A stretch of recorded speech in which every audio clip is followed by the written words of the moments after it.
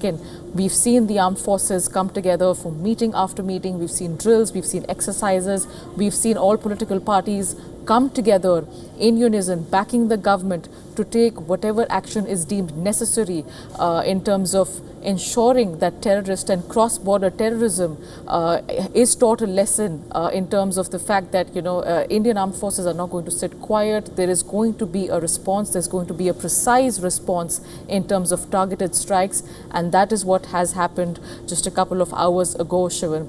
As I was mentioning to you, and we've been talking about this in the, before as well, the entire world and even India's attention and even India's neighbors' attention for that matter had been on more civil defense preparedness that we've been talking about for the past few days. That is what has been making headlines. We'd have diplomatic flurry of meetings going back and forth. We've had the mock drills that were being talked about for the past few days. And between all of this, while the attention has remained diverted, the Indian Armed Forces have carried out in the wee hours of night a precision strike on 9 sites. And these 9 sites, Shivan, I have to mention, these are something that the Indian Armed Forces have recognized. Some of these are in fact very old sites that had been recognized even years ago. Muzaffarabad, for example, these are terror launch pads and terror training camps of Jaish, Hizbul and the LET that Indian Army, Indian Air Force and the intelligence agencies had recognized and had marked in terms of what they need to do and how they need to carry out a precision strike on this. So clearly, as we're seeing from the statement of the Indian Army and from other officials, Shivan, this is not something the Army has done for the first time, or the Air Force or the Navy for that matter. We've seen this before. We saw this after Pulwama, we saw this after Uri, we're seeing this again now after the Pahalgam terror attack. So while the Indian Armed Forces are not initiating any sort of cross-border escalation or tension, they clearly are responding, and in their words, serving justice for what happened on April 22nd, Shivan. Justice has definitely been served at this point. The Indian Army has done exactly what the Indian leadership and what India had promised to every Indian and to everyone who lost someone in Baisaran Meadows on that fateful day on the 22nd of April. What we've also picked up are certain developments that suggest that certain number of missiles, now the exact number only Indian Armed Forces are going to confirm, we will not give out a figure before that, but missiles were fired on Masjid and Markaz-e-Taiba in Muridke. Muridke is a location in Pakistan in the Punjab region, and this is the information that we've picked up. These are locations which have housed. Now remember viewers, Punjab in Pakistan is where Lashkar-e-Toiba Supremo Hafiz Saeed has had his bastions. Muridke, this specific site which was struck, and a Masjid and Markaz-e-Taiba in Muridke was struck in that strike. These are locations which have housed the Lashkar chief Hafiz Saeed. Hafiz Saeed is the man who carried out deadly terror attacks in India like 26/11, which will forever be etched in India's memory as a day that India will always remember. He's the man behind it. And also, it has been claimed that he is in a Pakistani jail. Of course, that is something only that can never be confirmed, because that's something that Pakistan has said. This was the location which was struck. And targets would be, we had also mentioned that targets would be Bahawalpur and Muridke and Muzaffarabad. Now these are locations which have been struck. I'll just give you a quick understanding of the locations where these strikes took place. Muzaffarabad, which is in POK, Muridke, which is in Punjab. I just mentioned shortly before that Punjab is where Hafiz Saeed has had his bastions. That is the region which was targeted, Muridke being the exact location in Punjab in Pakistan. Kotli, which is in POK, Bagh, which is again in POK, Ahmadpura, Sharkia in Bahawalpur, which is again Punjab side in Pakistan, Bahawalpur, Muridke and Muzaffarabad. These were locations which we had mentioned earlier as well. These are some of the locations which have been targeted. I repeat them once again: Muzaffarabad POK, Muridke in Punjab, Kotli POK, Bagh POK, Ahmadpura, Sharkia in Bahawalpur, again Punjab in Pakistan. Those were the locations which were struck as part of Operation Sindoor. And this operation happened somewhere between 1 AM and 2 AM, because 1:44 is exactly the time when the Indian Armed Forces released that statement confirming Operation Sindoor, clearly saying that these are strikes which were measured, they were responsible, and they are not designed to be non-escalatory. I once again repeat to viewers, India is not looking for a war.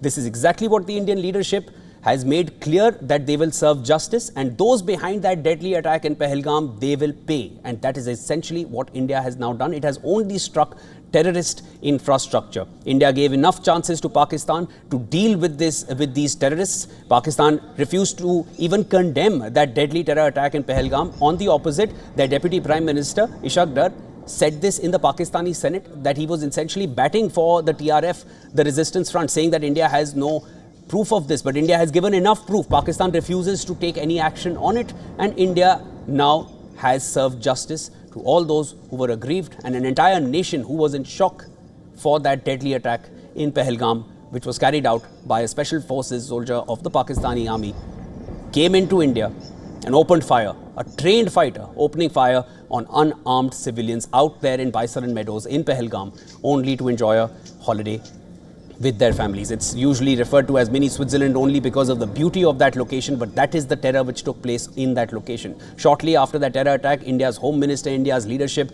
was in full swing. India's Home Minister was standing in Baisaran Meadows within 24 hours of that attack, and India's Prime Minister, who was in Saudi Arabia at that time on a state visit, cut short that state visit and came right back. This was never going to be something India was going to ignore, and it was clear from the first day and the first minute of that attack when it took place.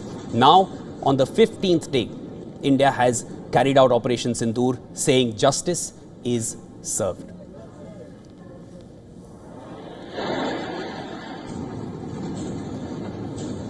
I'll cut across to Dharamjot, who's here with me in the newsroom. Dharamjot, it's about 4:20 a.m. We've been tracking all these developments in the wee hours of the night as the world is still waking up to what has happened in the Indian subcontinent. Nothing that India had hidden. India had made it clear, we are going to give a befitting reply. When it's going to come, Pakistan had been guessing all throughout. They said next 3-4 days, next 24 to 36 hours, from their defense minister, from their information minister. They were all guessing. Of course, all their guesses had to be wrong because the Indian armed forces were sure of what they're going to be doing, and they were given operational freedom by the Indian Prime Minister to decide where they want to strike and when they want to strike. And again, these strikes have been non-escalatory. They do not reckon a response from Pakistan because no military infrastructure in Pakistan has been struck.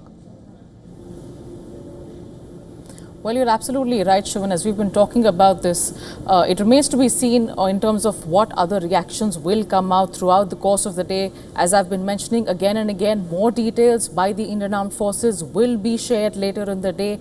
They will share more information with respect to what happened in the entire operation, how is it that they carried out, the exact timing, the locations, all of that we're waiting for to hear from the Indian Armed Forces, and that will be in addition to the statement that they've already put out when they put out the tweet. And when they said justice has been served. 9 terror locations in Pakistan's Punjab and POK have been struck in response to the April 22nd Pahalgam attack. And we've been talking about this a lot, Shivan. The Indian Armed Forces, I mean, they've been dealing with, and India has been dealing with, the neighbor for a very, very long time. We have over 3,000 kilometers of a border that we share with Pakistan.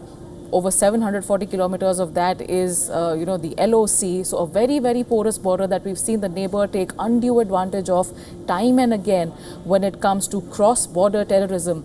It's something that India and Indian authorities have been dealing with for such a long time. And we have seen attacks like this before.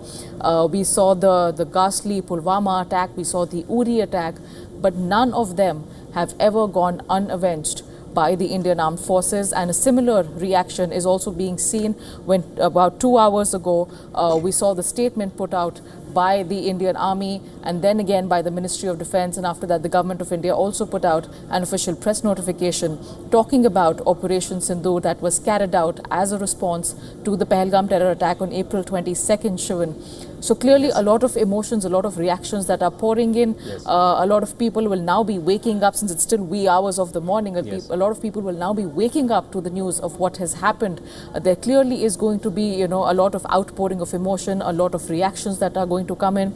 But what we can say about the situation politically, at least right now, Shivan, is the fact that all the reactions that have come in from political parties and their top leadership has been that of unison. We've heard everybody making statements in the same voice. They're all appreciating it. They're all acknowledging that justice has been served by the Indian Armed Forces. It's a stance that the political parties took shortly after the April 22nd Pahalgam attack when they said that they'll back the Indian government with complete they stand in complete unison with the Indian government with respect to whatever the leadership thinks is the correct course of action to react to that dastardly attack. And even today, 15 days after we lost 26 innocent civilians, the political parties are still standing united in India when they're talking about how justice has finally been served. Whether or not there's a blowback from this, whether or not there's going to be a different sort of reaction from Pakistan, that is something we will find out through the course of the day. But when it comes to the action of the Indian military, of the Indian armed forces, they have made it categorically clear, saying that this is a targeted strike on terror infrastructure. Does that really warrant an escalatory reaction from Pakistan? Logically, it doesn't. Is that going to happen? That remains to be seen. Because the porous border, Shivan, is already tense. We've been seeing it from the past few days. We've been talking to our correspondent as well, who's been telling us how there have been so many violations day in and day out ever since the Pahalgam terror attack. And those violations have only escalated and intensified. So where the situation goes from here, I think the ball is now in Pakistan's court to determine, because India has taken a restrained, a targeted, a precise action to avenge what happened in Pahalgam back on April 22nd. Right, Dharam. Pakistan had 2 weeks to take some action. Of course, nothing came from the Pakistani side. They even failed to condemn the terror attack in Pahalgam. And here we are at Operation Sindoor on the 15th night, precisely, to say the least. Now, just to quickly bring you an update as far as airspace is concerned in India, all our viewers in India must understand this, that there is going to be some halt of flights on Wednesday. Flight operations will be, there are going to be some disruptions in specific locations. I'll quickly go through them in Srinagar, Jammu, Amritsar, Leh, Chandigarh, Dharamshala and Bikaner. Now, most of these locations are towards the north, but Bikaner, towards in Rajasthan, it is very close to the Punjab side in Pakistan. It is in fact very close to Bahawalpur, which is again one of the locations where Indian armed forces carried out strikes as part of Operation Sindoor. Now, Bikaner, the airspace in Bikaner is also impacted.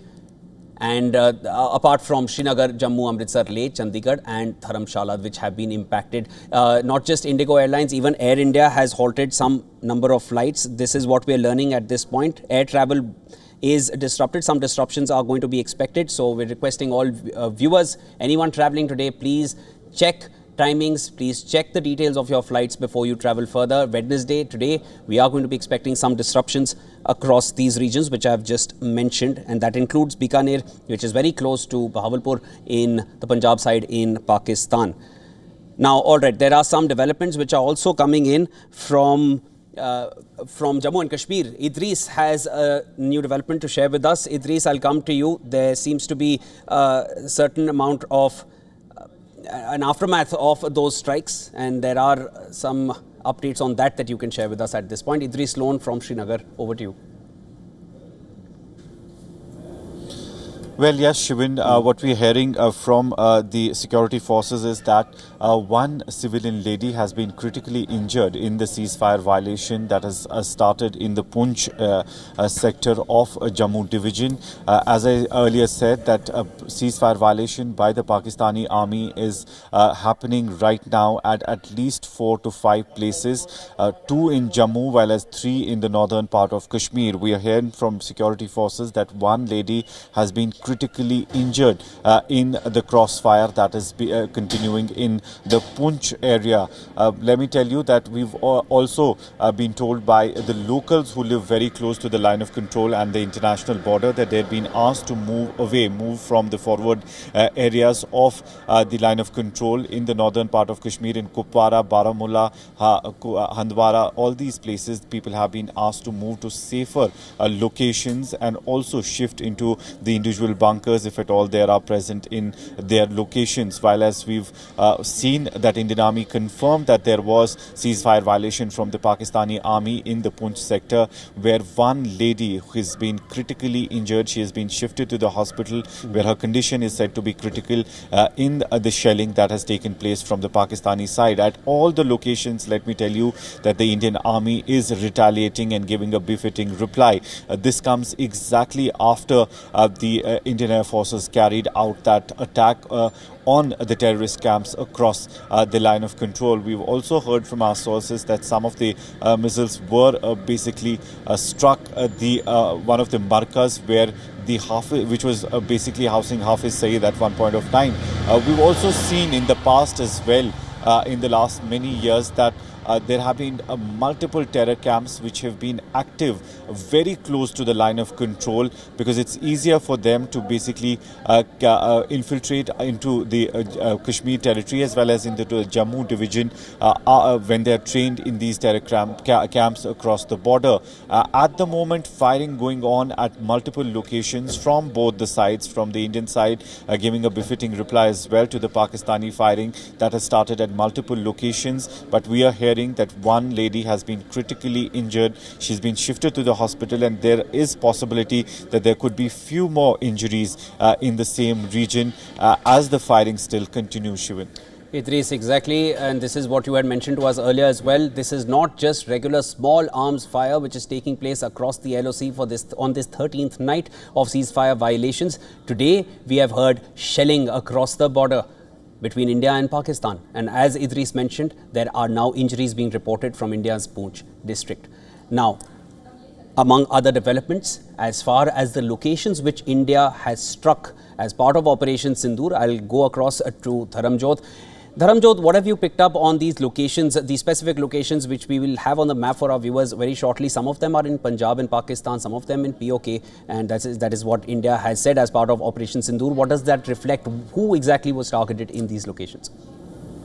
Well, Shivan, from what we're hearing, I mean, in terms of the estimation of the entire attack, we do know that as per the official statement, 9 official terror sites were targeted by the Indian Armed Forces.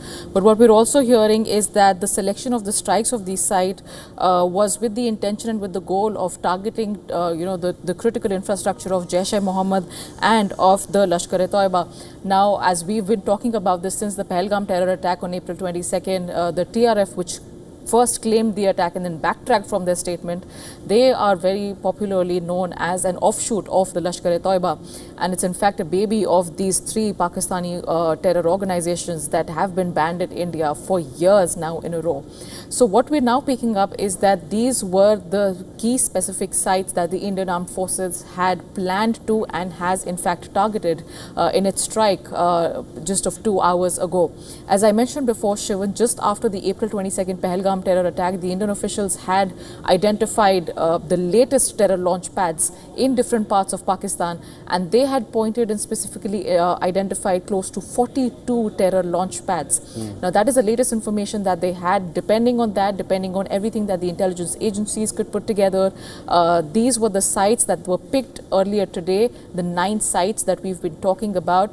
From the 42 launch pads, the earlier estimation that the Indian Armed Forces had was that they were roughly around 150 to 200 active terrorists across those terror launch pads in parts of Pakistan and Pakistan-occupied Kashmir. So clearly the Indian Armed Forces have taken all these factors, all this intelligence information into consideration before planning and striking the 9 sites that we've been talking about since the past 2 hours, Shivan. Clearly, as we've been saying, it's something the Indian Armed Forces have done before. It's something they've done again. We've seen this for years now, Shivan. We've seen cross-border terrorism affecting Jammu and Kashmir, affecting other parts of India for so many years in a row. A lot of rhetoric, a lot of narrative has followed around it, but we've seen so many civilian lives disrupted in the entire process.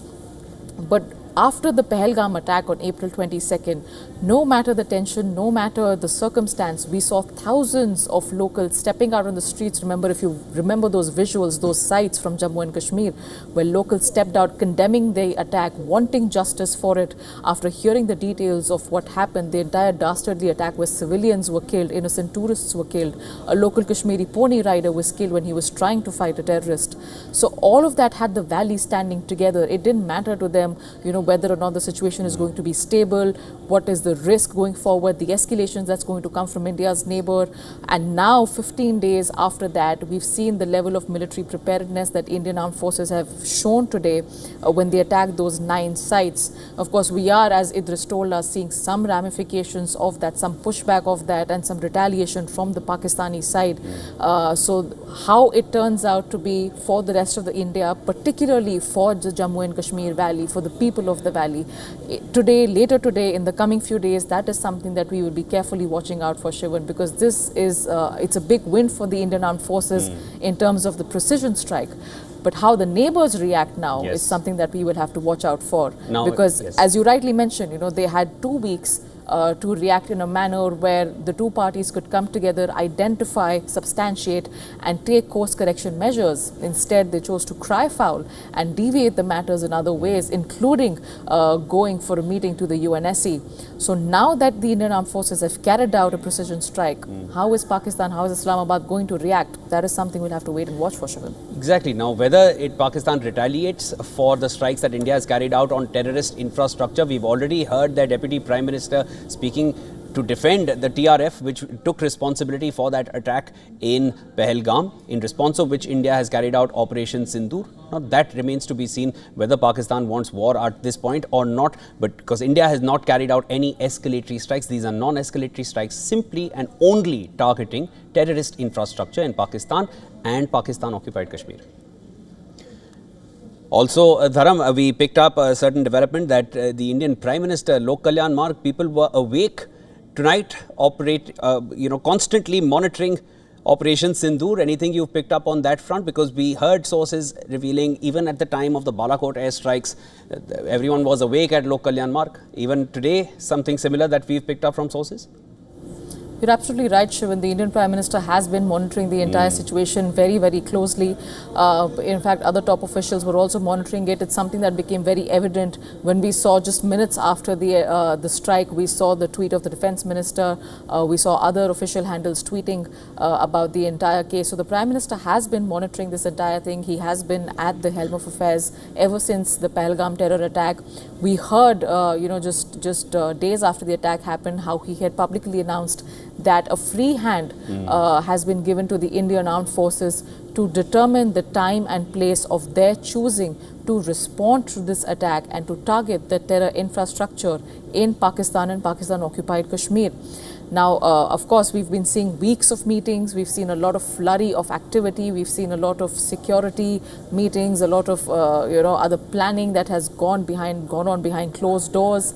And all of that has borne fruition today, which, of course, the Indian government has been watching on real-time basis, Prime Minister Narendra Modi included, and other top officials as well. Odds are we will be hearing from the leader later in the day. Of course, it's still very early hours. It's only 4:30 a.m. Shivan, but the expectation is that we will be hearing from the top leadership of the Indian government later in the day. We will also be hearing from the Indian Armed Forces when they will issue a press conference later in the day to share more details about Operation Sindoor. Shivan. Thanks, Dharam, for getting us the latest. These are the reactions which have come in from the Indian side. The Ministry of Defence making it clear that this was a precise and restrained response to the barbaric Pahalgam terror attack. And just to give you a map of the locations which India targeted 9 locations across Pakistan and Pakistan-occupied Kashmir. There you have Muzaffarabad in POK, Bagh, which is in POK, Kotli, which is in POK. Then there is Muridke in Punjab of Pakistan. Now, Muridke, viewers, this is where Hafiz Saeed has housed himself several times. Hafiz Saeed, the mastermind behind terror attacks in India, deadly terror attacks like the 26/11 and he's the leader of Lashkar-e-Toiba. This is a bastion for him in Punjab in Pakistan, Muridke being one of the locations. This location has strictly been targeted specifically as India targets terrorist infrastructure. And there is also Bahawalpur in Punjab, and right across the border from Bahawalpur, that is Bikaner in Rajasthan in India, that is where an airspace advisory has been issued by airlines already, because airspace has now been shut in those locations as things remain volatile. India has carried out Operation Sindoor. ये नुकसान ये 9 number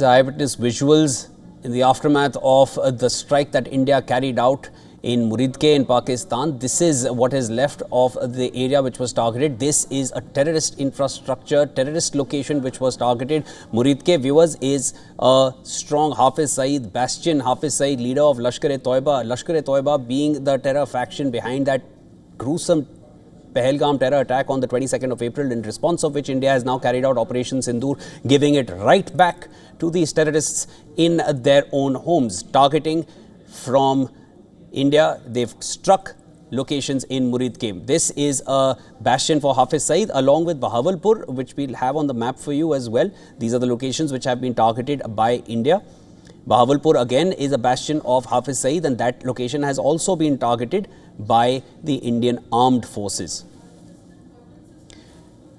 This is Muzaffarabad. This is in POK. Muzaffarabad is another location which India has targeted. India targeted a total of 9 locations in Pakistan and Pakistan-occupied Kashmir. Muzaffarabad being in POK. This is essentially where India also targeted. We'll bring you the map a little later. Let me now cut across to Susan Tehrani, who's joining me from New York. Susan, there are developments from the American side. They've had conversations with the Pakistani side. If you can get us the latest.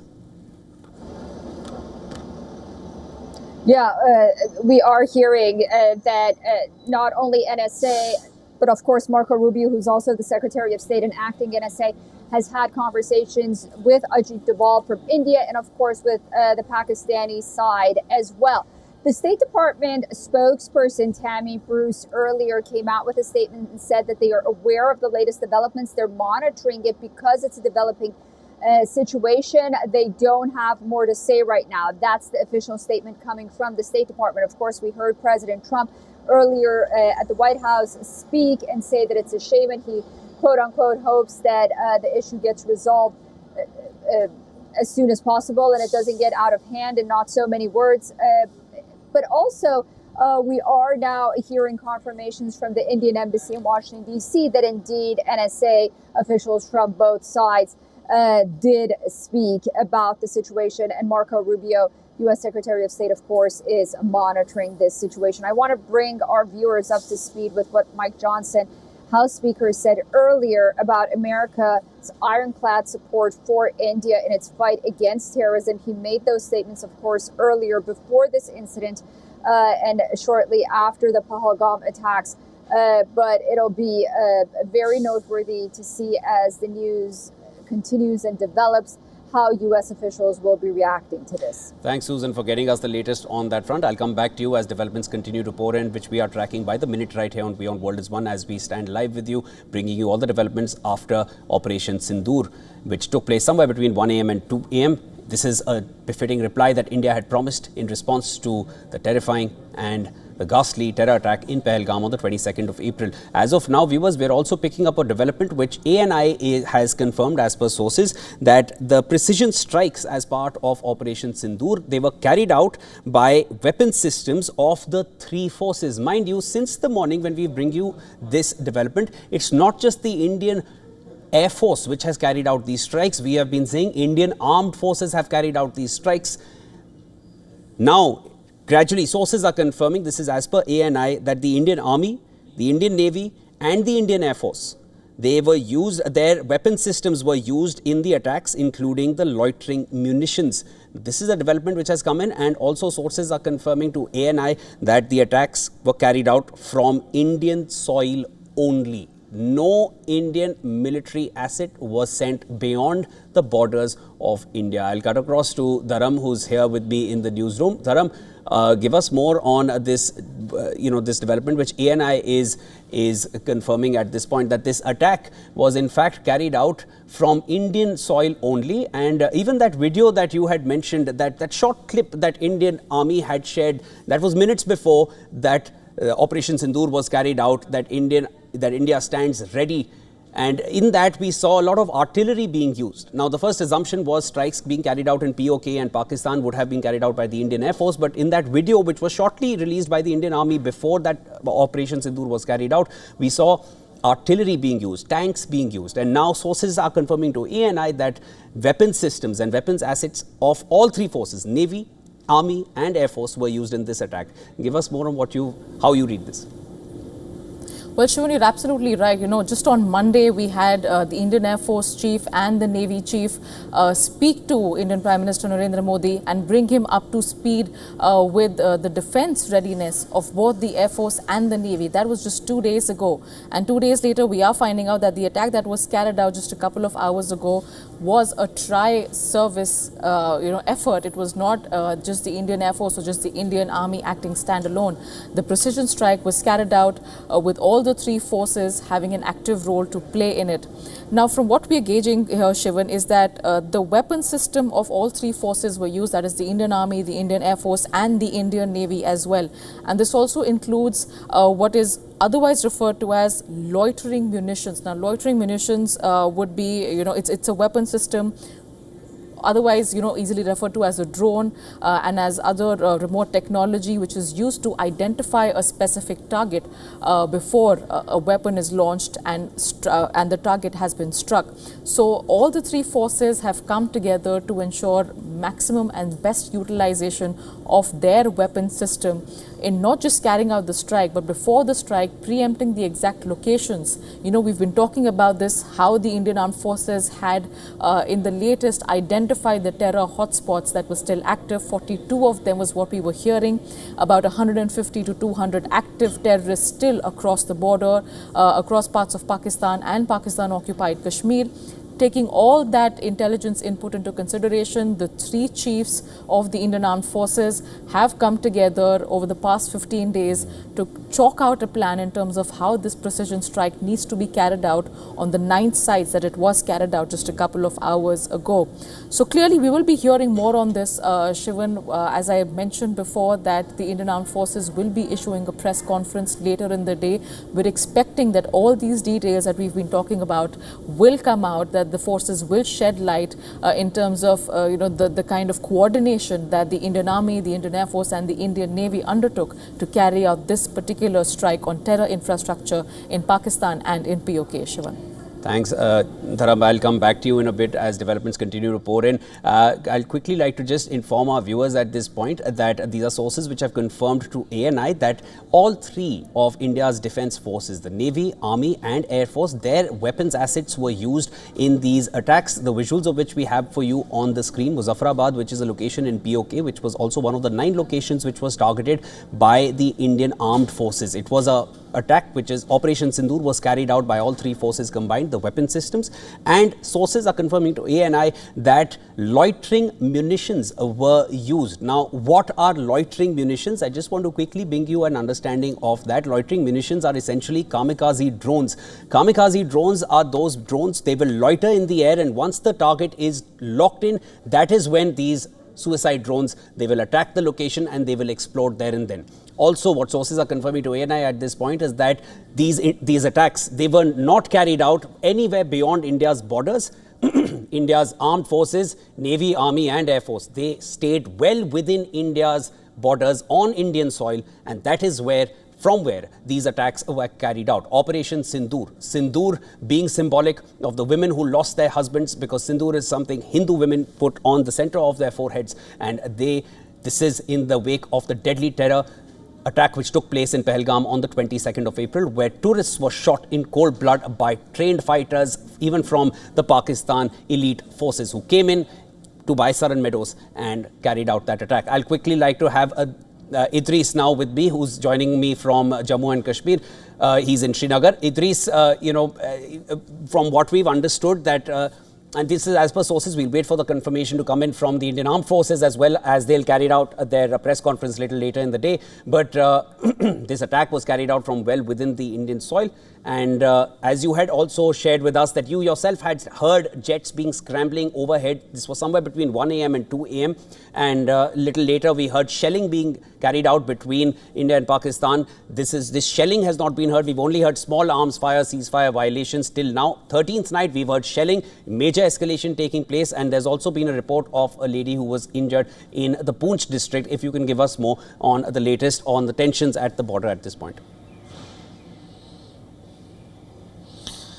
Well, Shivan, two updates I would like to give. The first one is about basically about the airports. The SpiceJet has just announced that due to the ongoing situation, airports in parts of northern India, including Dharamshala, Leh, Jammu, Srinagar, and Amritsar, are closed until further notice. Which means not only the Srinagar and Jammu airport, but the airports in Leh as well as in other parts of the northern India will be shut for at least a day. That is what has been told by the airline authority of India. On the other hand, what we are seeing, it seems to be a result of the continuous ceasefire violation also, which Pakistan is carrying out in different parts of northern part of Kashmir as well as in the Jammu division. We've also heard one lady has been critically injured in the crossfire in Poonch sector of the Jammu division. She's been shifted to the hospital where her condition is said to be critical. There are a few more injuries that are being reported from the same area.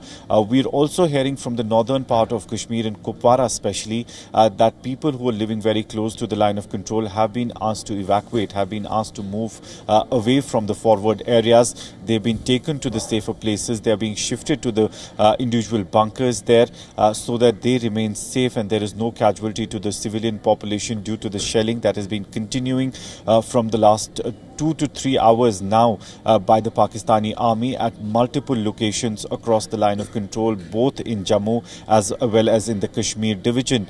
Indian Army also responding to it accordingly in a very calibrated manner. That's what the Indian Army has said. They've confirmed that there has been ceasefire violation in the Poonch sector, but in the northern part of Kashmir there has been no confirmation by the army, but the locals who live close to the border have been facing the shelling from across the border, and that's one of the reasons that they're moving moving away from these forward posts, away from their homes to the safer places.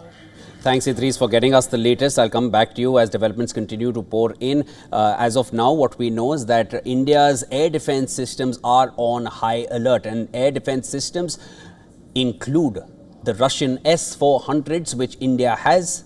These are high-precision air defense systems which can defend India against any airborne attack, whether that is a UAV, whether that is a fighter jet, whether that is any kind of munition coming India's way.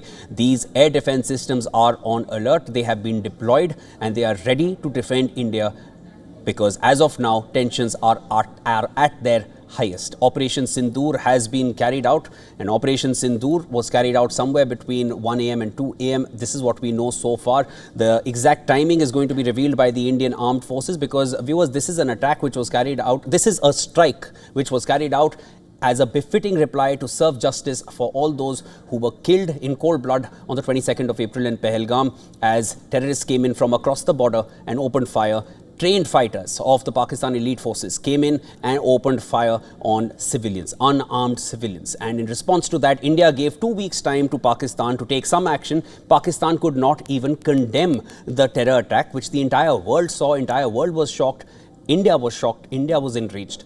Pakistan couldn't even condemn that attack. Instead, Pakistan stood in its Senate and said that the TRF, the Resistance Front, which is an offshoot of Lashkar-e-Toiba, they took responsibility. TRF themselves took responsibility, and then you have the Deputy Prime Minister of Pakistan standing in the Pakistani Senate saying that the TRF is not involved. Soon after that, we see the Pakistani Prime Minister asking for a neutral probe into the matter, and you see TRF saying that they did not carry out this attack. Now, on your screens, we have the map of some of the locations. These are 5 of the locations out of the 9 that we know so far where the strike was carried out. This is part of Operation Sindoor. Muzaffarabad, POK, Bagh, POK, Kotli, POK. Lot of these POK sites are where terrorist hideouts and infrastructure has been well known since a long time. Then there is also Muridke in Punjab and Bahawalpur in Punjab. Punjab, of course, on the Pakistani side. Both these locations that you saw on the map on the Pakistani side, these are locations which are bastions for Lashkar-e-Toiba and its leader Hafiz Saeed and also Jaish-e-Mohammed. Now, both these locations in Punjab, Muridke specifically, and we have visuals from Muridke at this point. This, what you can see, is an aftermath of the strike which took place. And this is where Lashkar-e-Toiba chief Hafiz Saeed has also, as per sources, this has been a resting place for him. This has been a place where he has housed and he has stayed here. As per Pakistan, he's in the jail, but definitely that's a Pakistani verdict, so one can lend as much credibility to it as one believes Pakistan deserves. And along with that, there is also Bahawalpur. Both these locations on Punjab side. Now, as per sources which they've confirmed to ANI, the Indian armed forces had carried out this attack. Since the beginning, we've been telling you, viewers, Indian armed forces carried out this attack. It was not just the Indian Air Force, it was a combined operation which was carried out using military assets and weapons assets belonging to all three forces, Army, Navy and the Indian Air Force. Now you see all three forces, their weapons systems being used. Along with that, loitering munition is again something that India used, because as per sources, India did not go beyond its soil to carry out these strikes. Now, as per now, what we know so far, India has issued a press release confirming these strikes. Those were the developments. Pakistan ISPR, that is the press release. Of course, they have addressed the media, the press relations and Public Relations Office for the ISI. Pakistan Prime Minister Shehbaz Sharif has reacted to the strikes. He's even called for a meeting at 10 a.m. in the morning. Trump, the US President, has called India's strikes on Pakistan a shame, and he hopes that this tension ends at the earliest. India's National Security Advisor Ajit Doval has spoken with the US Secretary of State and acting NSA of the US, Marco Rubio. They've had a detailed conversation, and India's NSA has made it clear of what India did. Pakistan has closed its airspace and it has cancelled several flights. A lot of those airspace advisories have been issued on the Indian side as well. India's Indigo says flights to and from Srinagar, Jammu, Leh, Amritsar, including Dharamshala and including Chandigarh. And there are also advisories which have been issued for Bikaner in Rajasthan. Now that is very close to Bahawalpur, which is across the border, of course, and that has also been targeted as part of Operation Sindoor. All defense units were activated along the India-Pakistan border, where tensions continue to exist. Shelling is being heard across the LOC. Heavy exchange of artillery fire is now taking place at LOC. Till now, we only heard of small arms fire, but now, as a major escalation along the line of control, shelling is being heard, and shelling basically means artillery fire is being carried out across the border between India and Pakistan as tensions have majorly escalated. India gave enough time to Pakistan to take some kind of action. When Pakistan refused to take any kind of action, instead Pakistan carried out its nuclear rhetoric against India. It constantly said that our nukes are pointing towards you and these are not for show. This is the response that came from the Pakistani side. They could not even condemn the attack, let alone take any kind of action against those who carried out this attack, in spite of all the details shared by the Indian side, credible evidence shared by the Indian side. Pakistan took no action, and now here we are on the 15th day. We've heard of Operation Sindoor, which has been carried out by the Indian armed forces together. I'll now cut across to Dharamjot. Dharamjot, you're there with me in the newsroom. It's about 4:55 a.m. local time here in India, and we've been up since early morning. I think around 1:30 a.m. is when we heard of the news that India has carried out certain number of strikes. 1:44 a.m. we heard that the Indian armed forces have confirmed Operation Sindoor, and ever since then it's been minute after minute of developments coming in. What do you have for us at this point? Well, Shivan, it's just more and more reactions coming in on social media where, celebrities, more political leaders, embassies are putting out, their statements in terms of acknowledging what India has done in terms of carrying out a precision strike on the 9 sites across Pakistan's Punjab province and Pakistan-occupied Kashmir. But as you rightly mentioned, 1:30, we heard of the attack. Around 1:44, 1:45, we saw the official announcement made by the Indian Armed Forces. 1:28 a.m. Shivan, 2 minutes or 3 minutes before the first thing that we heard, 1:28 a.m. is when the Indian Armed Forces put out their video showing military preparedness and ready to win and ready to strike and trained to win. That's what their official Twitter account says. And then within minutes, within seconds, we hear of the strike taking place where 9 spots, 9 terror infrastructure hotspots have been targeted by the Indian tri-service across Punjab and Pakistan-occupied Kashmir, as you've been rightly mentioning. Now, more details will come out eventually, Shivan, as more and more statements keep coming in. As we've been discussing, there were 2 weeks for Pakistan and for global readers to react to, for India and Pakistan to bilaterally solve this issue, for Pakistan to come on board and, respond positively to all the concern and all the evidence shared by the Indian side. While that did not happen, everything else except that took place in the past 2 weeks, Shivan, and we've been noticing that and keeping track of those developments. We saw diplomatic action from India being initiated with respect to the Indus Waters Treaty and other such deals that were put in abeyance. We saw a retaliation from the Pakistani side too, that was not willing to come on board to have a conversation about what exactly transpired in the Pahalgam attack and take course corrective measures within their own territory. But after that, again, we saw a flurry of diplomatic meetings. We saw big statements being made. We saw top political leaders from the Pakistani side preempting and putting out these claims that, the Indian side is going to attack. It's going to happen in 24 to 36 hours. It's going to happen in 2 to 3 days. None of that, of course, transpired. The Indian Armed Forces took action when they deemed it was correct, where they deemed it was correct, to take action and to serve justice for the April 22nd Pahalgam terror attack. We've also been talking about how this has been a tri-service effort, Shivan. As we just talked about it a few minutes ago, sources confirming to ANI how the Indian Army, the Indian Air Force and the Indian Navy have been involved in this precision strike carried out just a couple of hours ago. Loiter munitions being used in the process, suicide drones as they're more easily called, being used in the process to identify the specific targets and then carry out the strike. Again, it's going to be a long day, a long few hours going forward, Shivan, to see how India's neighbor actually reacts to this beyond the military escalation at the border, which has already been going on for the past 2 weeks, ever since the Pahalgam terror attack. So what more comes from the Pakistani side diplomatically in terms of more statements by the leadership, or what it is that they're now going to claim, what it is that they're now going to say, now that the Indian Armed Forces have carried out the strike that they wanted to. They've done it before, they've done it again. It's going to be a long day forward to see how this pans out at a global level, Shivan. We do know that the Indian Armed Forces will be sharing more details later in the day. We do know that the Indian Prime Minister Narendra Modi has been on top of the entire operation, supervising it and monitoring all the latest that's coming in on real-time basis. Yes. There are statements expected later in the day also with respect to this particular precision strike, but it's going to be an action-packed day ahead, Shivan. Let's see how this pans out. Definitely, and we are tracking the developments coming in by the minute.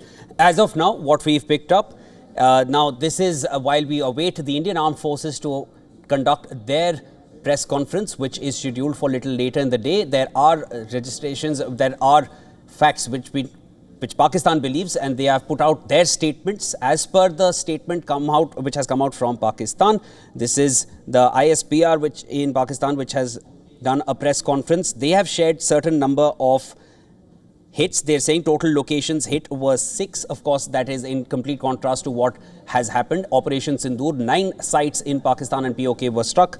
And as per Pakistan is what there were 2 locations in POK, Muzaffarabad and Kotli. They have not mentioned Bagh. Bagh is also where the strike took place.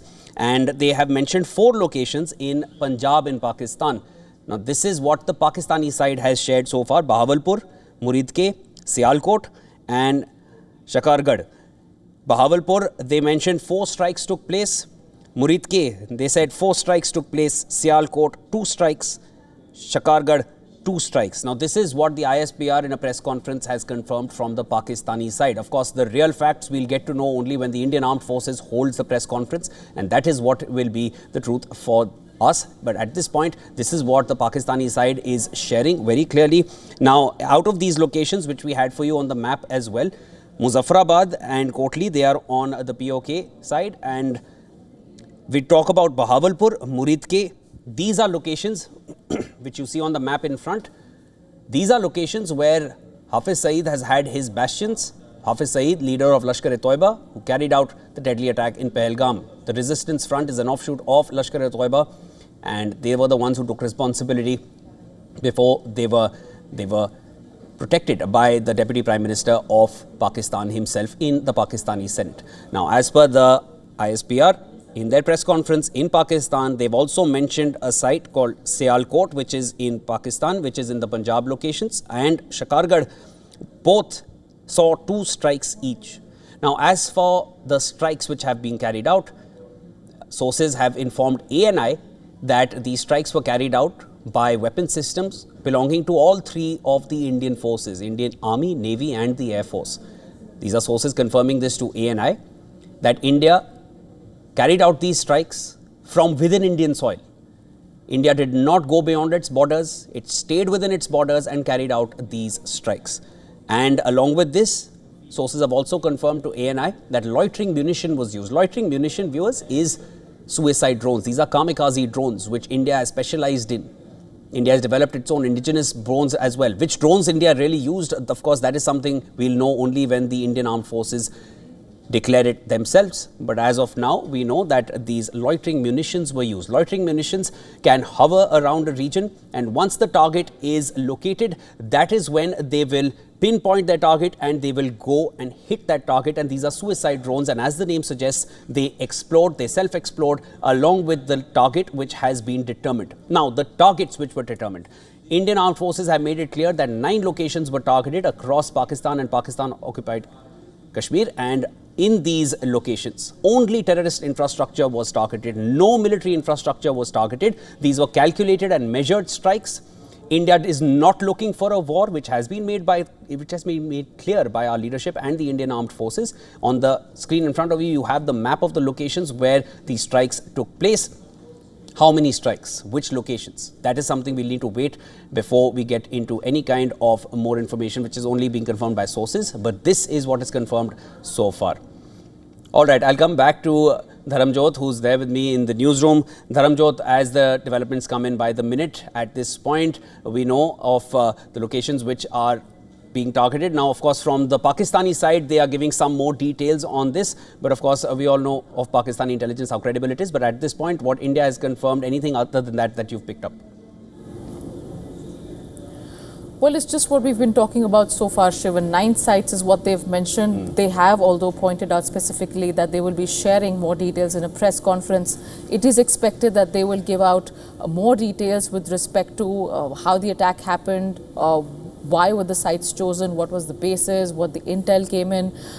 Clearly, this information is going to be slightly different, if I may say so, from what the Pakistani side is claiming to be at this point, which is why, all eyes are on the press conference that will take place later in the evening. Statements are also expected from the political parties and the Prime Minister too, Shivan, but it remains to be seen how that pans out. As and when the attack happened at around 1:30, 1:35 a.m., within minutes we saw a post put out. The PIB press release also just clearly mentions the 9 locations that were targeted. 9 out of 42, like I've been saying again and again, 42 terror launch pads and terror infrastructure that the Indian Armed Forces and intelligence agencies had identified right after the Pahalgam terror attack. Now, more information is expected. That is something that will come out over the course of the next few hours, the next few days, depending on the sensitivity of the situation, Shivan, because let's not forget, even our viewers need to be reminded of this, that the border still remains intense. There is a lot of crossfire, a lot of shelling that is going on at the LOC. And then the situation has been intense for the past 2 weeks, but it has also been very, very intense and escalated in the past couple of hours. So given the entire scenario, given the sensitivity of the situation, given the fact that the Indian Armed Forces will be bracing for any sort of retaliation from the Pakistani side, they will be sharing information depending on the sensitivity of the situation.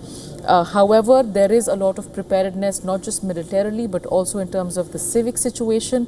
In the past few days, security officials have been briefing all the villages, all the civilians living near the India-Pakistan border in terms of how they should be prepared. In fact, I was speaking to some locals at the Rajasthan and the Punjab border that is shared with Pakistan, and how they were asked to stockpile 2 months of ration in their home and be prepared for any circumstance that may arise. So this was the briefing given to them last week, which is again a clear indication of the fact that the Indian Armed Forces were well prepared and had their plan in place to carry out this particular precision strike on terror targets in the middle of the night. How this pans out, again, a lot of these border villages, we'll be seeing that they'll be emptied. Civilians will be asked to push back and stay away from the border areas, because it is yet to be determined how the Pakistani side retaliates or reacts to this as the day further progresses, Shivan. Thanks, Dharam. I'll come back to you as the developments continue to pour in. I'll now cut across to our correspondent Idris Loan, who's there in Srinagar. Idris, as we've been discussing in the past as well, all the shelling which is taking place across the LOC. Tensions have majorly escalated across LOC. Till now it was only small arms fire, but now that we know of Operation Sindoor as well, and on the same night, whether it happened before or whether it happened after, but as of now we know that today has been the 15th day since that Pahalgam terror attack, and while India was counting the days, the Indian armed forces were preparing where they're going to attack and who they're going to attack, and exactly like the Indian Prime Minister had mentioned, India is going to carry out the attack and give a befitting reply to those who carried out the Pahalgam terror attack and their backers. But as of now, staying in Srinagar at this point, you saw jets scrambling over you, overhead, and you've also heard the shelling which is taking place. Give us more. You're very close to the border. What more have you picked up? Well, Shivan, at the moment, we're still hearing that there is continuous fighting going on at the line of control in the northern part of Kashmir, in Kupwara as well as in Baramulla district, while as there has been ceasefire violation from the Pakistani side in the Poonch and Rajouri belt, which was confirmed by the Indian Army, where we also heard that one lady has been critically injured during the crossfire, and she was shifted basically to a local hospital where her condition is said to be critical, while as there could be few more injuries to the civilian population, let me tell you, from because of the firing from the Pakistani side. On the other hand, if we talk about North Kashmir's Kupwara, Handwara, Baramulla district, people who are living very close to the LOC have been asked to move out, have been evacuated from the forward areas. They've been asked to move to the safer places. They've been also asked if there are some individual bunkers very close to their locations. They've been asked to shift into those because Pakistan has been continuously shooting and shelling towards the Indian side. We've seen also in the Jammu division there has been continuous firing from the Pakistani side, shelling going on, wherein on not only on the Indian armed forces or the Indian army post, but also on the civilian population, in which a few civilians have got injured. One lady critically injured, being treated at one of the hospitals very close to the Poonch area. So we've seen this whole escalation taking place after the Indian armed forces carried out that strike at 9 different locations on the terror camps across the line of control in the Pakistan occupied Kashmir as well as in Punjab of the Pakistan. We've also heard that after that there has been no stop in the firing incidents at multiple locations on the line of control from the Pakistani side. That is how they are retaliating at the moment from across the border at different locations in northern part of Kashmir as well as in the Jammu division, fighting continuously going on. But Indian Army has also said that they are giving a befitting reply to these violations. We've seen this is the 13th consecutive night, Shivan, where Pakistani forces have violated ceasefire at multiple places. But today, from the small arms fire, they've gone basically to the shelling, where not only are they targeting the Indian Army post, but the civilian population also living close to the line of control. That is a big development, Idris, and a major escalation, because till now, till the ceasefire violations which Pakistan was doing on a daily basis for, of course, it has been known very clearly that Pakistan carries out these ceasefire violations as a cover to other terrorist factions to get inside to the Indian side of the border. But as of now, we've seen today, this is a major escalation because it's no longer small arms fire. The big guns are out, artillery fire is taking place, and even civilians have been injured, as you mentioned clearly. At this point, we've been tracking this for a couple of hours now. It's 5:10 a.m. Indian Standard Time, and the shelling, as you mentioned, is still carrying on. It has not ceased. Till now, we saw shelling taking place, small arms fire taking place for a brief period, and we would get news in the morning. That would be the news alert that ceasefire violation took place again in the wee hours of the night. But as you mentioned, it is still taking place. The big guns are out. Artillery fire is taking place, and it's being carried out from both sides. Even civilians have been injured so far. Is this taking face-to-face conflict turn? Is what it is becoming at this point after Operation Sindoor, which Indian armed forces have carried out? Well, absolutely, Shivan. It looks like that only. It seems to be the first reaction of the Pakistan army to basically the precision attack that Indian armed forces carried out across various places in the Pakistan-occupied Kashmir and Pakistan. This seems to be the first reaction coming from the Pakistan army that they're violating ceasefire violation.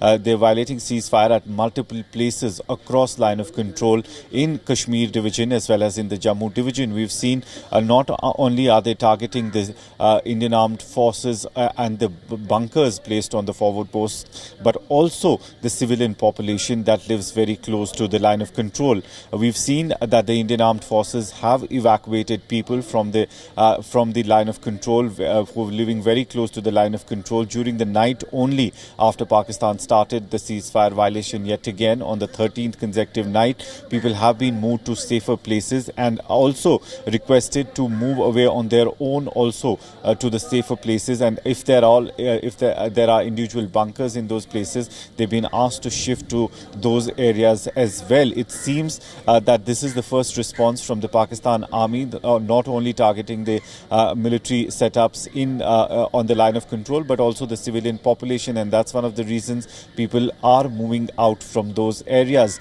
Whether we'll have to wait and watch whether there would be much more escalation on the line of control and international border from the Pakistani army. But let me tell you that the Indian army is all ready, is all set. They have been alert from the last 13 consecutive days on the line of control and international border. Both Indian Army border security forces who are deployed there are completely ready and are giving a befitting reply to the ceasefire violations that are being done by the Pakistan army at multiple locations across the northern part of Kashmir as well as in the Jammu division. Idris, as you mentioned, the evacuations which are taking place for the civilians, they've been asked to leave those regions, and you mentioned, listed out the regions as well. Where exactly are the people, are the evacuees being taken at this point? How far away from the valley are they being taken? If you can give us an understanding of that. Well, Shivan, during the night we were told that people were asked to go to the individual bunkers that are set up mostly in the areas which are close to the line of control, whether it's the Jammu division or the Kashmir division. We've seen in the past also, especially before 2021 when the ceasefire agreement was signed between the two countries. Before that, ceasefire violations were like happening on a daily basis at that point of time also, and that's one of the reasons that the government were put in action, and they made the bunkers in these areas which are very close to the line of control. So the first reaction whenever there used to be ceasefire violation was for people living in those areas to move into those bunkers, and that's what we have heard this time also, that all the people who are very close to the line of control were asked to move into those bunkers first. And with the first light now, as it's morning, the first light is here, so people would be asked to move from those areas to the safer places.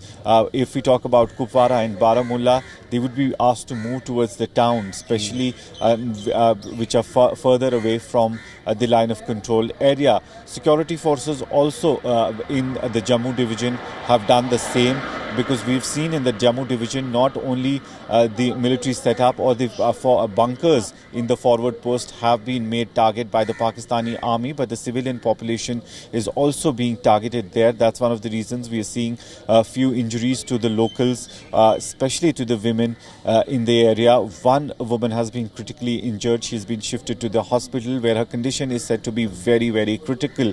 So, but the security forces on the line of control, on alert, they have two jobs. One, give a befitting reply to the Pakistan Army's ceasefire violations, and on the other hand, they also have to make sure that all the civilian population living close to the line of control and international border is safe, and they are moved to safer places as soon as possible.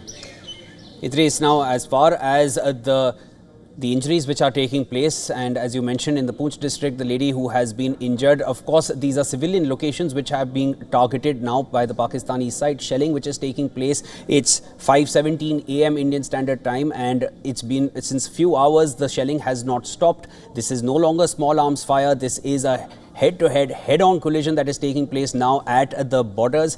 big guns are rolling out, the artillery fire is being carried out. It seems like a recap of something both countries are way too familiar with at this point, but all said and done, Operation Sindoor has been carried out, and this seems to be like the first reaction, as you very correctly mentioned. This seems to be the first reaction of Pakistan, which has been amassing all its military infrastructure and its military assets around the border, but much before Operation Sindoor, and within 2 days of the Pahalgam terror attack, Pakistan had been violating the ceasefire, but they were prepared for this kind of shelling. Do you feel so, Idris? Because this kind of artillery fire, it can't happen last minute. Both sides were ready with artillery fire to be carried out as soon as there is any kind of violation. Pakistan, of course, being the first to violate that. We've seen that since the last 12 days. And on the 13th day, they've started shelling as well as a first response to India's Operation Sindoor.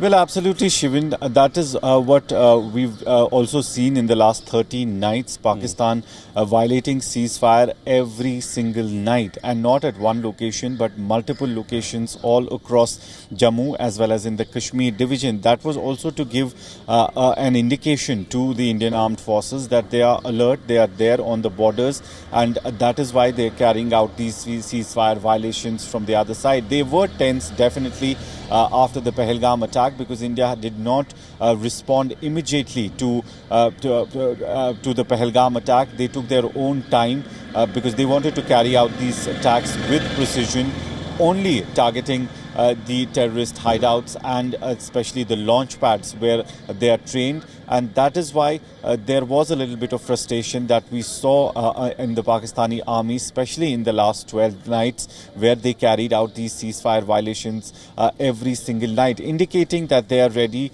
indicating that their forces are basically alert on the borders. But today, the whole table was turned basically when the Indian Armed Forces carried out this attack at different locations, at 9 different locations across the border.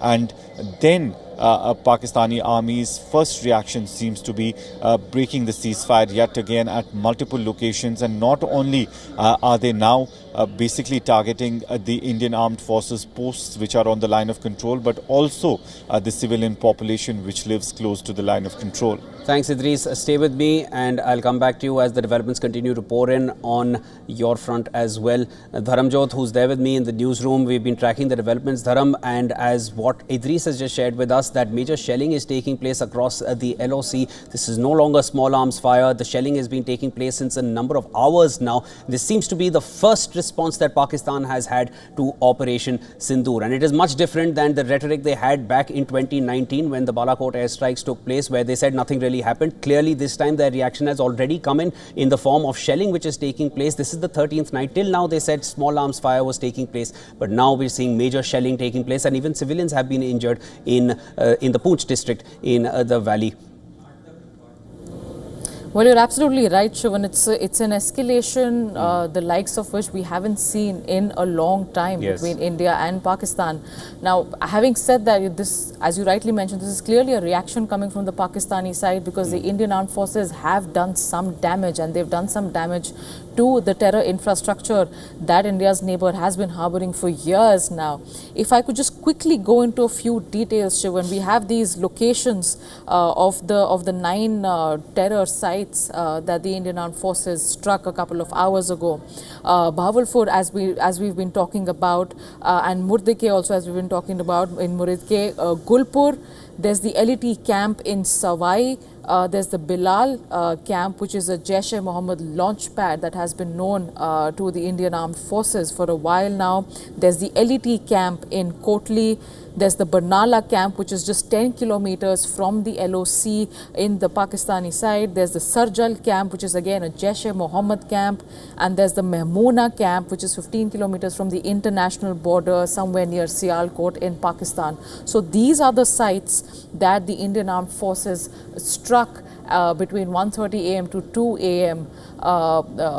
Just a few short hours ago, Shivan, and after which they announced that these 9 sites have been struck. Now, it is expected that the Indian Armed Forces will put out a more detailed statement and share more information during the press conference later this evening. But clearly, a lot has already developed on the ground, Shivan, as we've been hearing from Idris.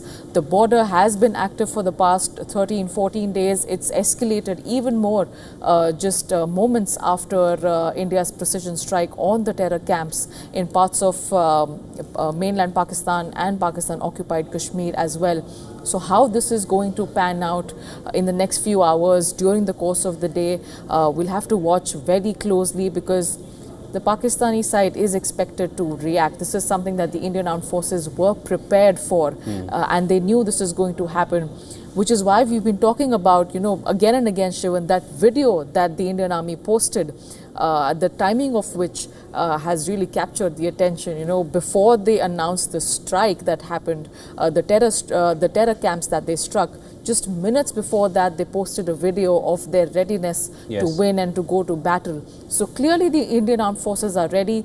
We know from sources that have been talking to ANI saying that this is clearly a tri-service operation that has been carried out. The Indian Air Force, the Indian Navy and the Indian Army are equally involved in carrying out this precision strike on terror camps on the other side of the LOC and the border.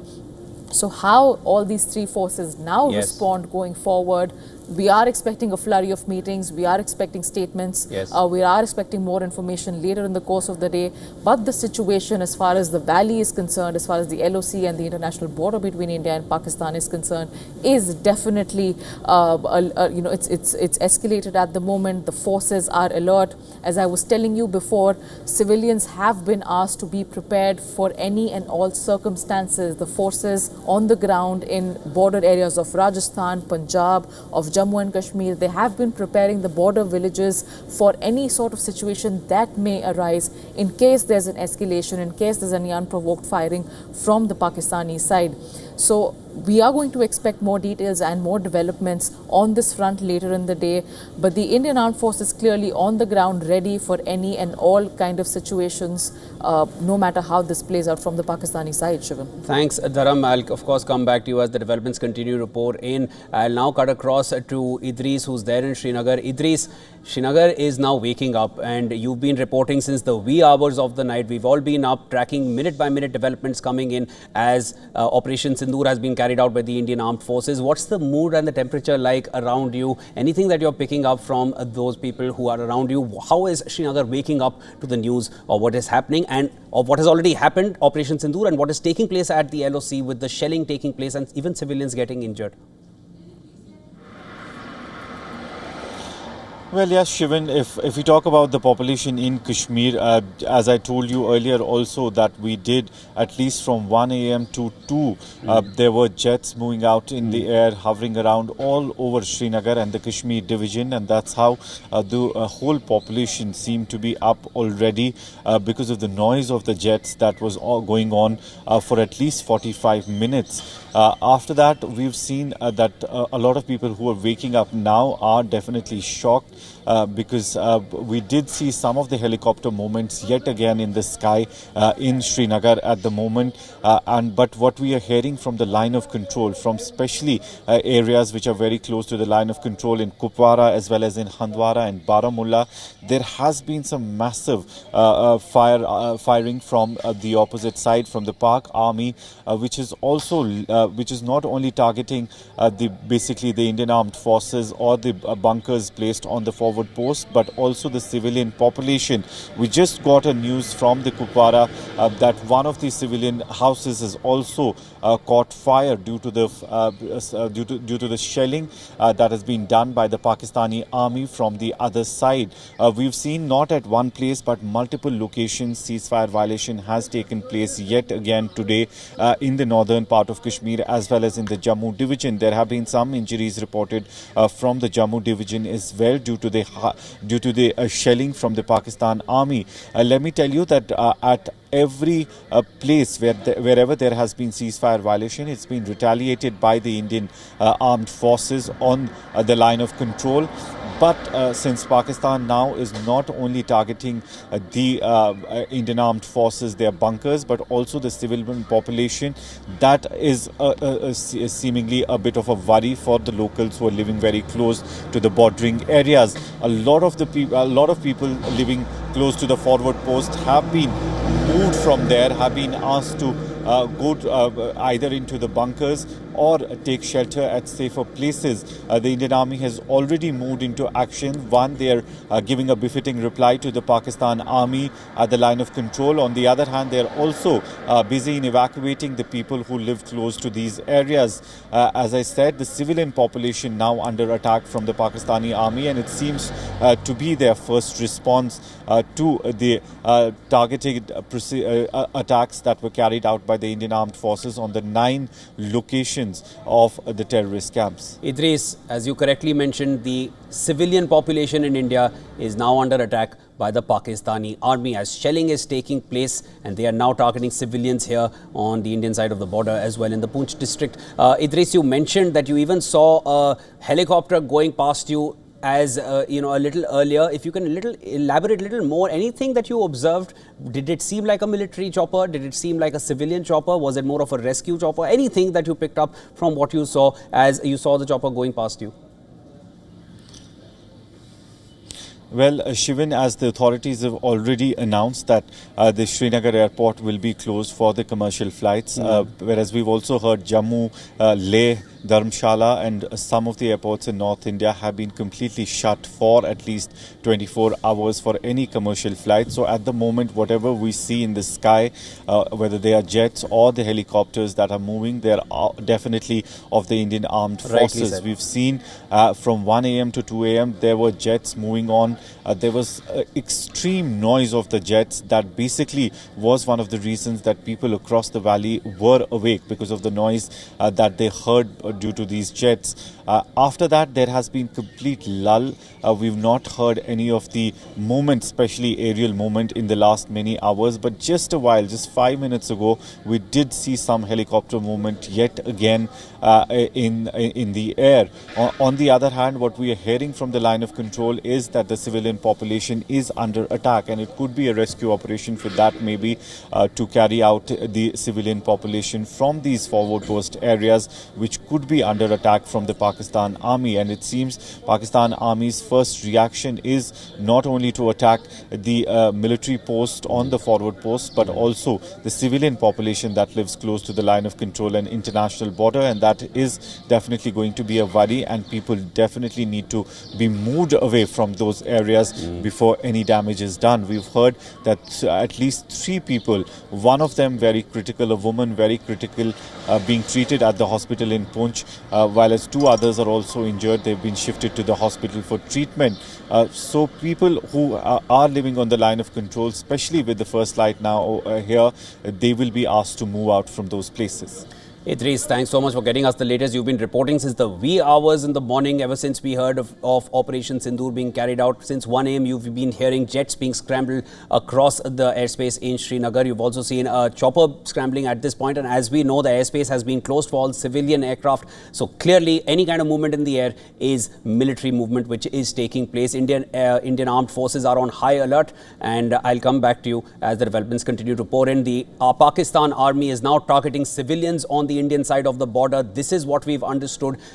Arms shelling which is taking place, artillery shelling is taking place across the LOC, and civilians are being injured on the Indian side is what we've understood. In the Poonch district there have been injuries which have been caused to civilians, and evacuations are taking place.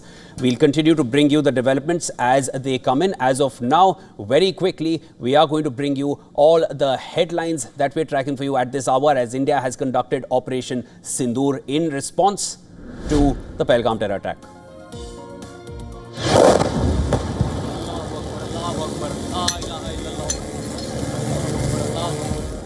Indian Armed Forces launch Operation Sindoor, hit terrorist infrastructure in Pakistan and POK. 9 sites targeted.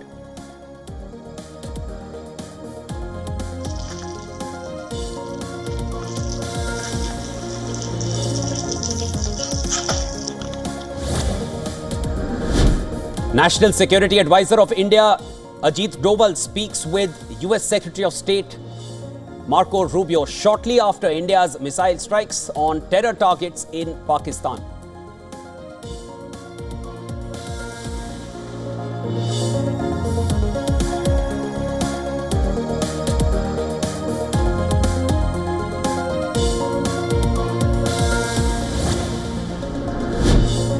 Air India cancels flights to and from Jammu, Srinagar, Leh, Jodhpur, Amritsar, Bhuj, Jamnagar, Chandigarh and Rajkot along with Dharamshala and even Bikaner till noon today. SpiceJet and Indigo flights to several destinations have also been impacted.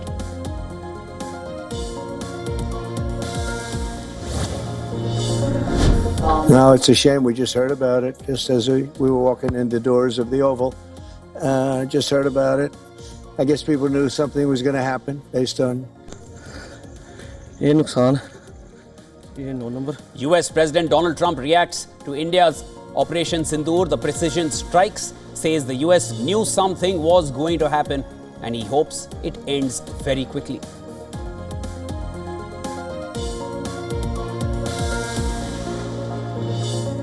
वो लाइटें बंद करना शुरू कर दी ये नुकसान ये 9 number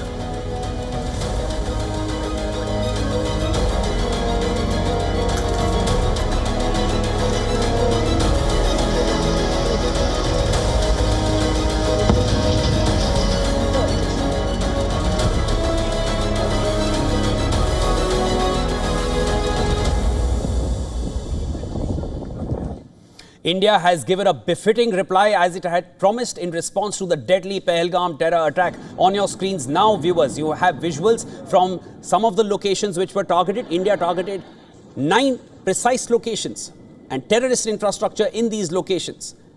As of now, you have visuals from 4 locations. 3 of these are where India carried out the precision strikes against terrorist infrastructure. I repeat, no military infrastructure in Pakistan was struck. 1, Bahawalpur in the Punjab side in Pakistan. This is clearly a bastion of Hafiz Saeed, Lashkar-e-Toiba, and this is one of the locations which has been struck. Muzaffarabad,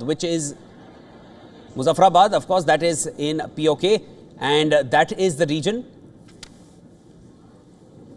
That is the region which has been struck by the strikes. On the map now, you see this. Muzaffarabad is POK, Pakistan occupied Kashmir, Kotli, POK. And then you have on the Pakistani side of the border, which is Buridke in Punjab, again a bastion for Lashkar-e-Toiba, Sialkot, Shakargarh and Bahawalpur, which is again on Punjab. In Punjab, Bahawalpur, and right across the border from Bahawalpur is Bikaner, where the airspace has been closed in India. Several airlines have issued advisories to people travelling today. Today being Wednesday, 7th of May, advisories have been issued. Now, also along with this, the reactions have been coming in very quickly. After Operation Sindoor was announced, the US President had a few words to share on this. Let's listen in. No, it's a shame. We just heard about it just as we were walking in the doors of the Oval. Just heard about it. I guess people knew something was going to happen based on a little bit of the past. They've been fighting for a long time. You know, they've been fighting for many, many decades and centuries, actually, if you really think about it. No, I just hope it ends very quickly. All right, we're now cutting across to our correspondent from New York, Susan Teherani. Susan, you've been tracking all the international developments coming in and the reactions which are coming in from, after Operation Sindoor. A lot of the leadership in the US has also had conversations in the Indian side and in the Pakistani side. Give us more. According to the Indian embassy in Washington, D.C., Ajit Doval spoke with his NSA counterpart, acting NSA Marco Rubio, who is also Secretary of State. We are hearing that the Secretary of State also spoke with the Pakistani side shortly after Operation Sindoor. And from Tammy Bruce, the spokesperson for the State Department, she said that their State Department is closely following the developments as this is a developing incident. They didn't have any official statement to share as of now, but that Marco Rubio and other U.S. officials are, of course, following it very closely. We did shortly and briefly hear from President Donald Trump. We'll have to wait and see if he'll make any further comments tonight. But as of now, those are the confirmed sound bites and reports and quotes that we're getting coming from the United States. Thanks, Susan. I'll come back to you as the developments continue to come in on the international front. That was Susan Tarani getting us the latest. The National Security Advisor of both US and India, they've had a conversation.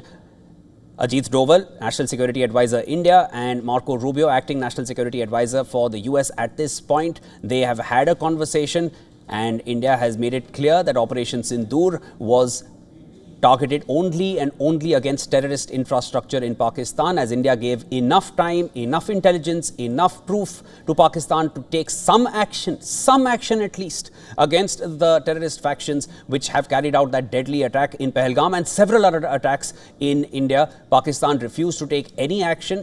Instead, it went and cried foul in front of the UNSC, where again it was shunned.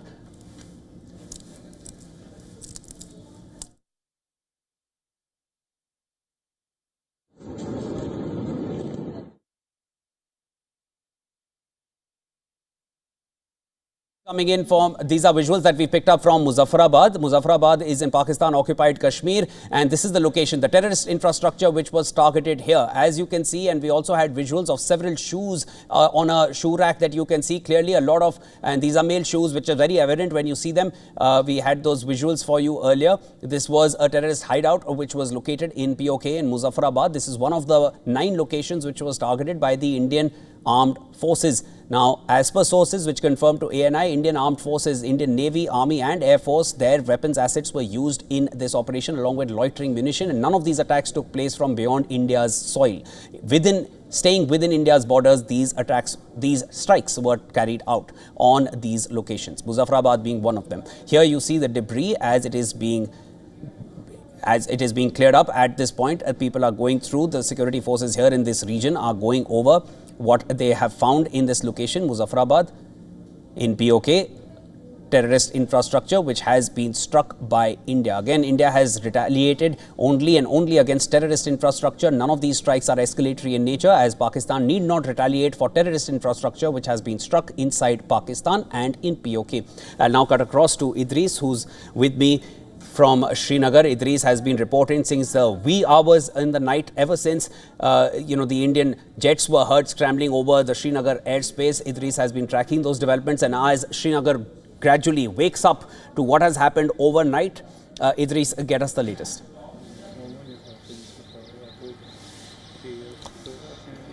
Well, Shivan, there's been escalation on the line of control, both in Jammu as well as in the Kashmir division. We are hearing from the locals who live very close to the line of control, especially in the Kupwara area, that the local population who are living close to the line of control are under attack. They have, the Pakistan Army has resorted to shelling all across multiple locations around the northern part of Kashmir in Kupwara, Baramulla district, while as the local population which live close have been under attack from the last many hours now. We've also heard from Jammu that 3 people, including one woman who's critically injured, has been under attack in the Jammu division as well. So clearly it seems to be the first response of the Pakistan Army, not only to attack the Indian Armed Forces bunkers on the forward post, but also the civilian population present along the line of control in both Jammu as well as in the Kashmir division. That is, we also heard that one of the houses belonging to the civilians in the Kupwara division caught fire due to the continuous shelling from across the border. People have been asked to move towards to the safer locations. If there are bunkers in their area, they've been asked to go into them. And with the first light now here, Shivan, a lot of people have been asked to move out of those places and go to the safer areas, especially in Kupwara, Baramulla, Poonch, Rajouri belt, especially in the Arnia sector as well. People have been asked to move back from their houses so that they can be safe. But clearly from the Pakistani side, now they're not only attacking the Indian Armed Forces bunkers or the post, but also the civilian population, which seems to be their first reaction to the attack that the Indian Armed Forces carried out on the terrorist camp across the line of control. We did, from 1 a.m. to 2 a.m., we did hear jets hover around all across Srinagar city, across the Kashmir division actually, and that's what kept the people awake all night. There has been a lull for many hours now. But just a while ago, there have been some movement, aerial movement. We did see some helicopters taking off. Could be for the rescue operation at the line of control, or could be also for the injured people who were basically became the victims of the crossfire, especially of the ceasefire violation that the Pakistan army carried on the line of control. As of now, there has been no confirmation with regard to the violation on the northern part of Kashmir, but Jammu division ceasefire violation was already confirmed by the army. They had also tweeted about it, but as they've been doing from the last at least 13 days now, Indian Army at exact 7 o'clock in the morning have been sending out a message of where exactly has Pakistan broken ceasefire and we've seen just yesterday there were 8 locations across the line of control, 2 in the Kashmir division, while 6 of them in the Jammu division where Pakistan had broken ceasefire. Yet again today, although they've shifted now to the shelling, and that is going to be a little bit of the problem for the locals, especially living in the areas, as they would come under danger. Idris, you had also mentioned of a military helicopter that was spotted a little earlier. Any other movement in the skies that you've picked up since between 1 and 2 a.m. a lot of military jets were spotted, and since then also the cross-border shelling which is now taking place. Of course, ceasefire violations which were small arms fires have now transitioned into full-fledged artillery fire which is now taking place between the two countries. It is a head-on collision which is taking place at the LOC. Is the shelling still taking place? It's now 5:43 a.m. Indian Standard Time. It's morning time and sunrise time. Till now, usually in the past 12 nights, we saw that it was happening during the course of the wee hours of the night. But now we're seeing even into the morning hours, the fire is taking place. Is it still continuing at your end, if there's anything further that you've picked up? Well, yes, we have spoken to the people who are especially in the Kupwara district. There are many people we've spoken to, and they're saying that it's been continuously happening from the last many hours, and it still continues. As I said, that earlier it was the Indian Armed Forces bunkers as well as their posts that were coming under the attack from the Pakistani side. But today, the civilian population living close to the line of control and international border has been targeted. There have been some houses which have been damaged, as well as some injuries in the Jammu region also been reported, and that is why we've seen a lot of people are being moved away, especially in those areas. They've been asked either to shift to the bunkers or move away to the safer locations. Now with the first light also, it will be easier for the armed forces to move the civilian population from these areas where they're being targeted by the Pakistani forces. During the night, as we know that they were told to shift to the bunkers, if at all there are any bunkers present in their locations, they were asked to move into those, and that's why we saw in the Jammu region there were 3 injuries. One of them a woman who's critically injured and is being treated at the hospital. While as in Kupwara district, we've heard that there are some houses of the civilian population which have been damaged due to the continuous shelling from the other side. On the other side, Shivan, if we talk about the aerial movement, at the moment it's very quiet. We've seen during 1 and 2, there was extreme movement of jets. There were lots of noise that the people of the whole Kashmir division, especially the Srinagar city, woke up to at 1 a.m. in the night, and it continued for at least 40 to 45 minutes, and that is how the whole city was awake. And after that, we've seen complete lull, complete silence in the air, which clearly means that Indian Armed Forces carried out that attack with precision during that particular time and came back, and after that they're not carrying any more attacks. They're not basically targeting any civilian population across the border, nor are they targeting the military facilities. The only target they had on their radar was these terror camps across the border, and they were targeted these 9 locations. And after that, we've not seen any of the movement, especially aerial movement, here in the Kashmir division.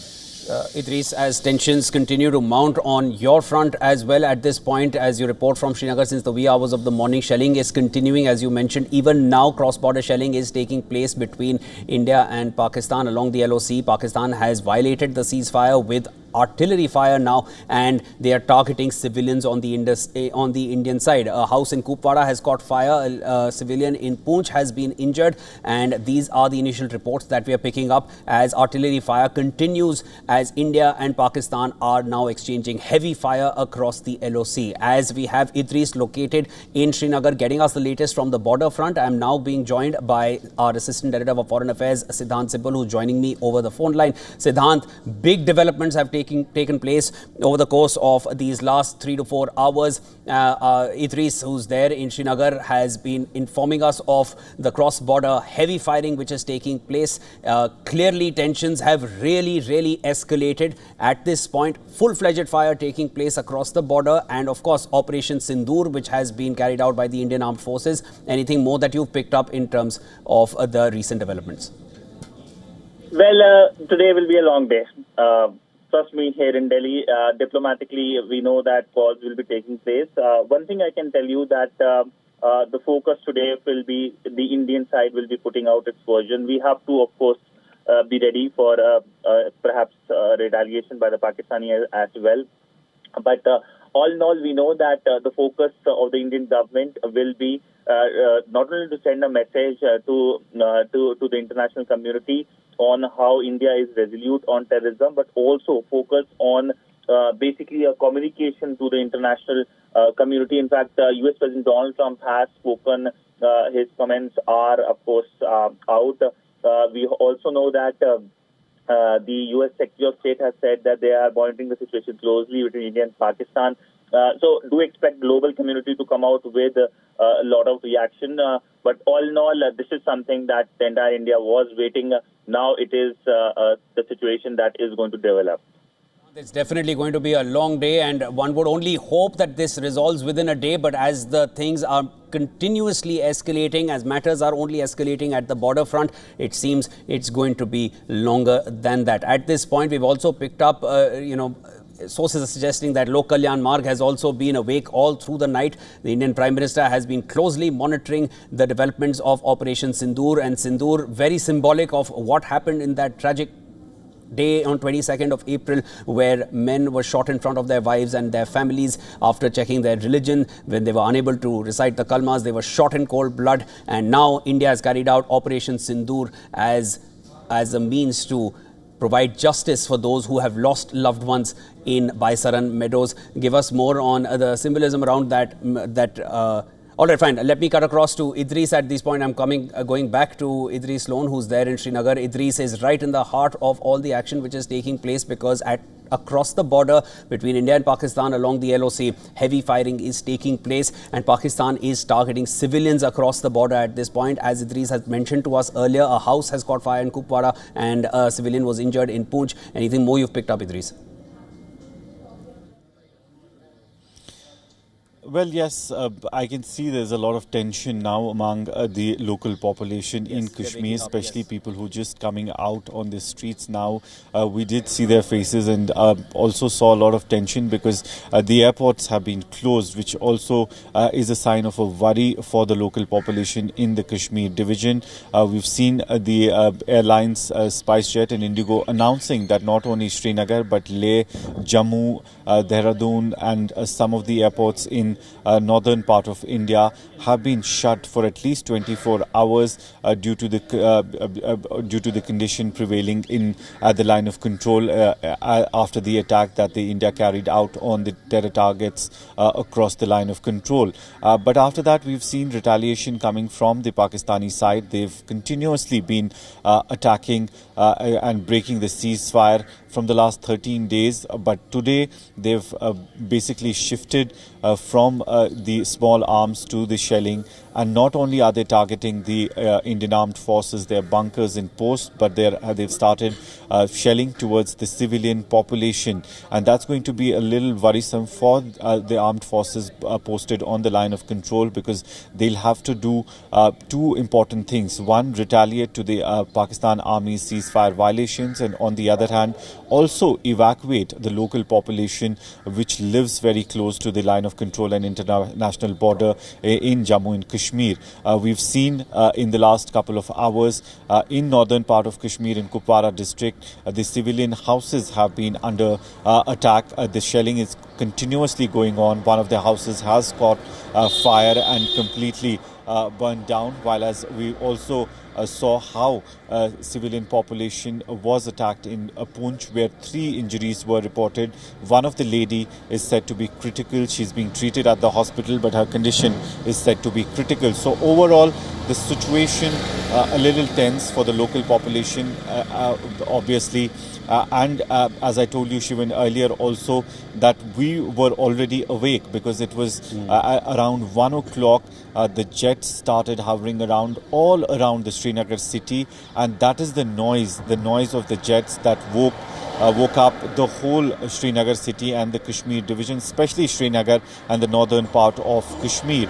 That was the time basically when the Indian Armed Forces were carrying out that attack on the targets, especially on the terror camps that are across the border, and they did seem to move from their bases towards the northern part of the Kashmir Valley, because according to the security agencies, they did not cross the line of control. It was done with precision, and the missiles were fired from the Indian territory and not by crossing over into the Pakistan territory. So that is why we heard a lot of noise and people were awake. And now whoever is coming out on the streets, we do see a lot of tension among the people, because generally people would have thought this is a time when school children are out on the streets going to their schools, and people are out on the streets buying bread in the morning. But right now whoever is out looks very tense, because they're now opening their phones, televisions, to see the news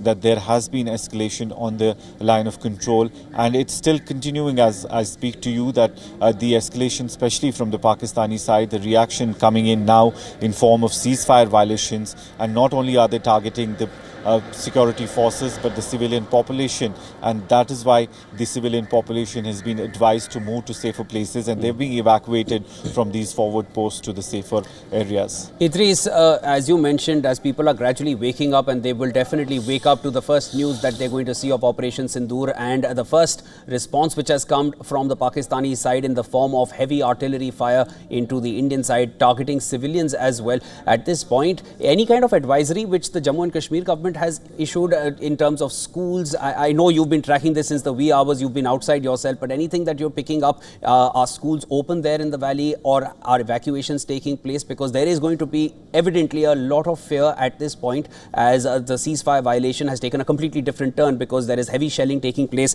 into the morning hours now, which we've not seen in the last 12 nights. Well, Shivan, as I said, there is a lot of tension on the streets. I can see that people seem very tense because of what has happened during the night. At the moment, there has been no official word from the government whether the schools will be open, but it seems because of the airports being shut, the schools definitely will be closed for today. There's 100% chances, likelihood that the government will announce it in some time. We are hoping that it happens soon, because the timing, if we look at it's around 6 o'clock, the schools open around 8 o'clock in the Kashmir division, and it might happen before that.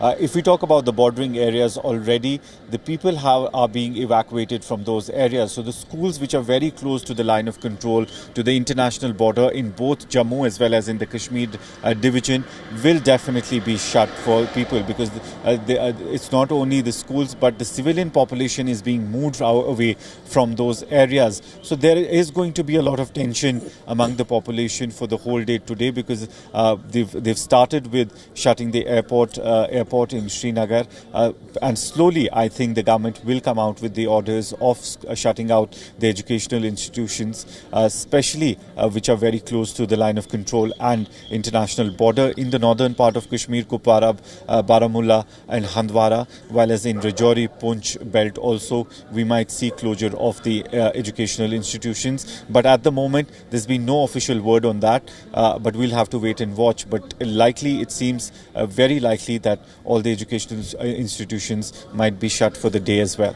Idris, I'll come back to you as you pick up more reactions of people around as gradually the valley is waking up to the developments which have taken place overnight. The Indian Armed Forces have taken a major step. They have delivered justice to all those who lost their loved ones and the entire country which was aggrieved after the 22nd of April Pahalgam terror attack. Now at this point, we are also picking up okay, very quickly, just to go over the map of the locations which have been targeted. 9 locations, and 6 out of these locations are placed on the map in front of you. Muzaffarabad and Kotli in Pakistan-occupied Kashmir. Then there is Muridke in Punjab, Sialkot, Shakargarh, and Bahawalpur again in Punjab. Now this is of course Punjab in the Pakistani side, the Punjab province of Pakistan. These are the 6 of the 9 locations which the Indian Armed Forces targeted. Now let us tell you again, Indian Armed Forces did not cross the border. They stayed on Indian soil and carried out these attacks. These are some of the visuals of what was left behind of the terrorist infrastructure after the attacks took place. This is of course full and complete debris, as complete annihilation took place. Loitering munitions were also carried out. This is what sources are suggesting so far. Loitering munitions are suicide drones. We'll bring you the latest on that, on how India carried out this attack when we have exact details which the Indian Armed Forces will declare in a press conference scheduled for little later in the day. Also, what is scheduled for little later in the day is the Cabinet Committee on Security, a CCS meeting which the Indian Prime Minister has been chairing ever since that Pahalgam terror attack, and these CCS meetings have been held in quick succession in the past as well. I'll quickly go across to Dharamjot, who's there with me in the newsroom. Dharam, we've been tracking this since the wee hours of the morning. Give me an understanding of what to expect. 11 a.m. I believe is when the CCS meeting is planned. That's right, Shivat. It's already 6 a.m. In 5 hours from now, there will be a cabinet meeting, security meeting, which will be chaired by the Indian Prime Minister Narendra Modi. Like we mentioned before, we were expecting an announcement like this to come later in the day, whereby a meeting is chaired, more statements come out from the Indian Armed Forces, also from India's political front. Now we have this development coming out that at 11 a.m. After Operation Sindoor, the Cabinet Committee meeting on security will be held. Now, we also know that the Indian Prime Minister has been tracking the entire operation that was carried out by the Indian Armed Forces on real-time basis. He has been on top of all the developments that have taken place overnight. We also heard earlier, just after the Pahalgam attack on April 22nd, the Indian Prime Minister had given what he called a free operational hand to the Indian Armed Forces to carry out response measures as they deem fit, where they deem fit, when they deem fit. So that is what we saw happening a few hours ago, Shivan, when the Indian Armed Forces confirmed that they have officially struck 9 terror strikes in different parts of Pakistan, not just Pakistan mainland in the Punjab province, but also terror camps in Pakistan-occupied Kashmir. Now, we've been talking about this for a few hours now, Shivan. There is a statement and more details that will be made by the Indian Armed Forces later in the day at a press conference. But we've been hearing from different reports and sources to the ANI who've been talking about how this has been a very integrated operation. It's been a tri-service operation carried out by the Indian Armed Forces. As we've been discussing, a lot of different technology deployed by the Indian Army, Indian Air Force and the Indian Navy have been used in this particular operation to carry it out in a smooth and effective manner. With respect to what's happening at the border, we've seen the border be active for the past 12 to 30 days already, as our correspondent Idris has been tracking for us day in and day out. But again, Shivan, this boils down to yes, how the day pans out now going ahead. Definitely, and it is going to be a day full of developments coming in. Dharamjot, I'll come back to you as you're here with me in the newsroom. As of now, we're going to quickly bring to our viewers the headlines that we're tracking for you at this hour. WION is live since the early hours of the morning as Operation Sindoor has been carried out by the Indian Armed Forces. Here are the headlines at this hour.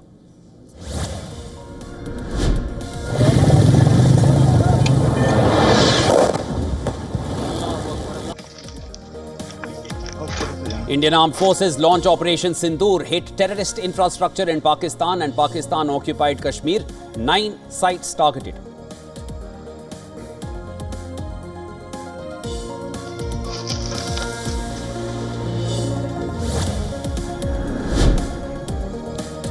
New Delhi says its forces targeted sites where terrorist attacks against India had been planned and directed. A detailed briefing on Operation Sindoor to be held later in the day today. Cabinet Committee on Security (CCS) to also meet today, scheduled at 11 a.m. local time.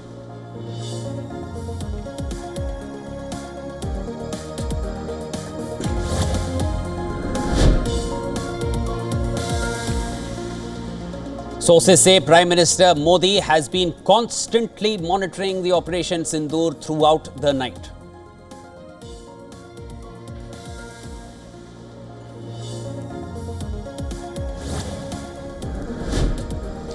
Pakistan violates the ceasefire in Jammu and Kashmir's Poonch-Rajouri area. Indian forces say they are responding to artillery fire this time. This is no longer small arms fire.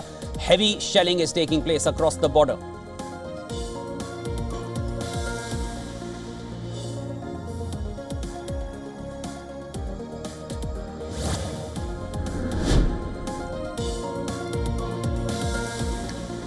Air India cancels flights to and from Jammu, Srinagar, Leh, Jodhpur, Amritsar, Bhuj, Jamnagar, Chandigarh and Rajkot, along with Dharamshala and Bikaner as well, till noon today. SpiceJet and Indigo flights to several destinations have also been impacted.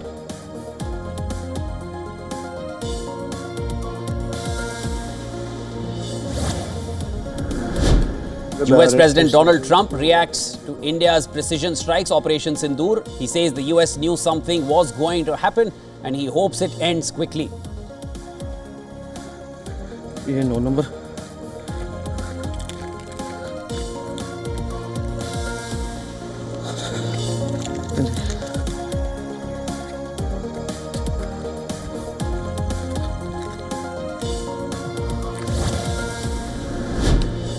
US Secretary of State Marco Rubio says he is monitoring the situation closely after India's National Security Advisor Ajit Doval briefed him about India's precision strikes.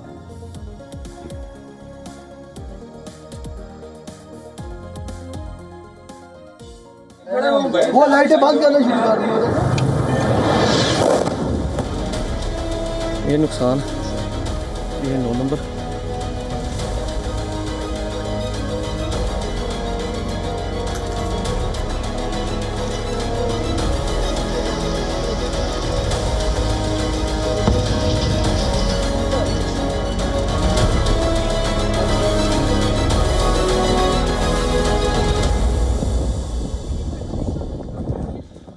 Operation Sindoor was carried out between 1 a.m. and 2 a.m. Indian Standard Time. This was on the 7th of May. India carried out precision strikes against 9 locations in Pakistan and Pakistan-occupied Kashmir.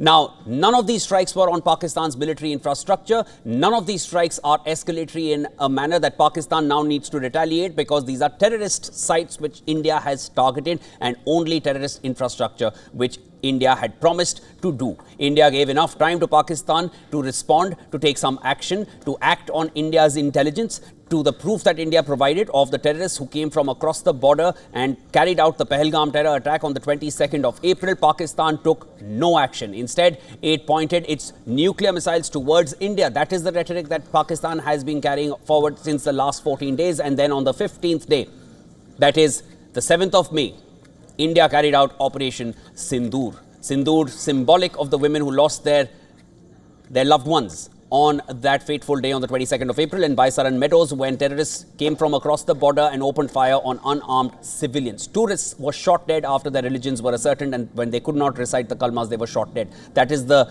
attack which took place in Pahalgam, and now here we are on the 7th of May when India has carried out Operation Sindoor. Now, along with the locations, there are few locations in Pakistan-occupied Kashmir, and then there are few locations in Punjab of Pakistan and inside Pakistan which have been targeted. As per sources, the Indian armed forces acted together in this strike. Their weapon systems were used from the Indian Navy, Indian Army and the Indian Air Force, and India did not step beyond its soil. Indian armed forces remained on Indian soil and carried out this attack. Now, this is what we know so far. Sources have also confirmed India used loitering munitions. Those are suicide drones, kamikaze drones, which loiter in the air, and when they decide, when their target is locked in, they will explode into that specific target, only targeting calculated and measured strikes. That is what India has carried out. This is what we know so far in terms of the developments that have come in. Of course, India's leadership has definitely hailed this operation, which has been carried forward by the Indian Armed Forces. To remind our viewers, the Indian Armed Forces were given complete operational freedom by the Indian Prime Minister at Lok Kalyan Marg when their meetings were held earlier. A number of Cabinet Committee on Securities, CCS meetings were held earlier, ever since the 22nd of April. And as of now, here we stand on the 7th of May when Operation Sindoor has been carried out. India never said it will go to war with Pakistan. India clearly said that India will give a befitting reply to those who carried out the Pahalgam terror attack and their backers. And this is what India has done. Now, immediately, as an instant and immediate response to the strikes which India carried out on terrorist infrastructure, we saw a major reaction which came in from the Pakistani side. Pakistan, ever since 24th of April, last 12 days, they have violated the ceasefire along the LOC and even violated the ceasefire along the international border with India. But on the 13th night, which was just last night, Pakistan resorted to heavy shelling across the LOC, and they are targeting civilians on the Indian side of the border. Let us make it clear to you, viewers, wee hours of the morning till early morning, shelling is continuing and taking place. WION is live at this point, getting you the developments as they're taking place, as we have our correspondents deployed on key locations, getting us the latest from the border front as well.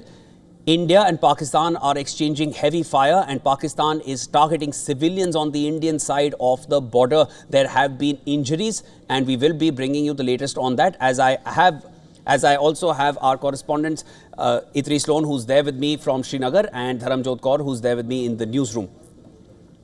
All right, now let me get you the latest that we're tracking for you. Breaking news coming in, viewers. Reports have just come in that during the night of the 6th and 7th of May, Pakistan Army resorted to arbitrary firing, including artillery shelling. This is heavy fire, viewers, from posts across the line of control and the IB opposite Jammu and Kashmir. Now, 3 innocent civilians have lost their lives in indiscriminate firing and shelling. This firing is coming from the Pakistan Army now. Pakistan Army is killing civilians on the Indian side, and Indian Army are responding in a proportionate manner. This is what we've picked up. This is breaking news coming in at this point as tensions across the LOC have mounted with heavy firing taking place. To get us an understanding of the developments along the LOC, our correspondent Itri Sloan is there in Srinagar. He's been reporting since the wee hours of the morning, ever since Operation Sindoor was carried out, and now hours later we see that reports are coming in of deaths which are being reported. Give us more, Idris. Well, Shivan, all the 3 people that we were told earlier who were injured have basically succumbed to their injuries, which also included the same woman who was critically injured during the ceasefire violation from the Pakistani side in the Poonch sector. The Indian Army has now confirmed that 3 civilians have lost their lives during the night when the ceasefire violation took place. These 3 people were taken to the hospital, taken to the Indian Army's base hospital, where all of them succumbed to the injuries. Pakistan Army has resorted to ceasefire violations at multiple locations across line of control as well as on the international border. We've seen in northern part of Kashmir, in Kupwara, the civilian population, their houses have been targeted, where one of the houses has completely been gutted in the shelling, although the people there had moved out of that house when the shelling took place. But reports from now being confirmed by the Indian Army that the shelling not only happening on the line of control but also on the international border, where people who live close to these areas have been advised to either go into the bunkers and to a safer places or shift out from those places. Now the challenge with the security forces is that they have to give a response to the Pakistani Army's ceasefire violations on one hand. On the other, they will have to evacuate the people who are living close to the line of control and international border safely out of those places. We've seen during the night there's been a lot of damage, especially to the civilian population. Their houses have been damaged. Shelling is being continuously being done not only on the Indian Armed Forces bunkers and posts, but also on the civilian population houses in northern northern part of Kashmir as well as in the Jammu division, and that's why the most important work at the end of the security forces is to evacuate all the people from these locations safely to safer places, and that's what's being done at the moment. But 3 people have lost their lives already in the ceasefire violation from the Pakistani side. Shivan, you asked me earlier also about the institutions and schools, especially whether they'll be open for the day. But we've just got news from the Jammu division, areas which are very close to the line of control. All the educational institutions have been closed for at least a day today, and then there'll be a decision taken after the situation, basically assessing the situation on the ground. Idris, very quickly, I just want to get more clarity from you. It's extremely unfortunate now that we are hearing of these 3 deaths that have taken place. It was just even 15 minutes ago we were speaking about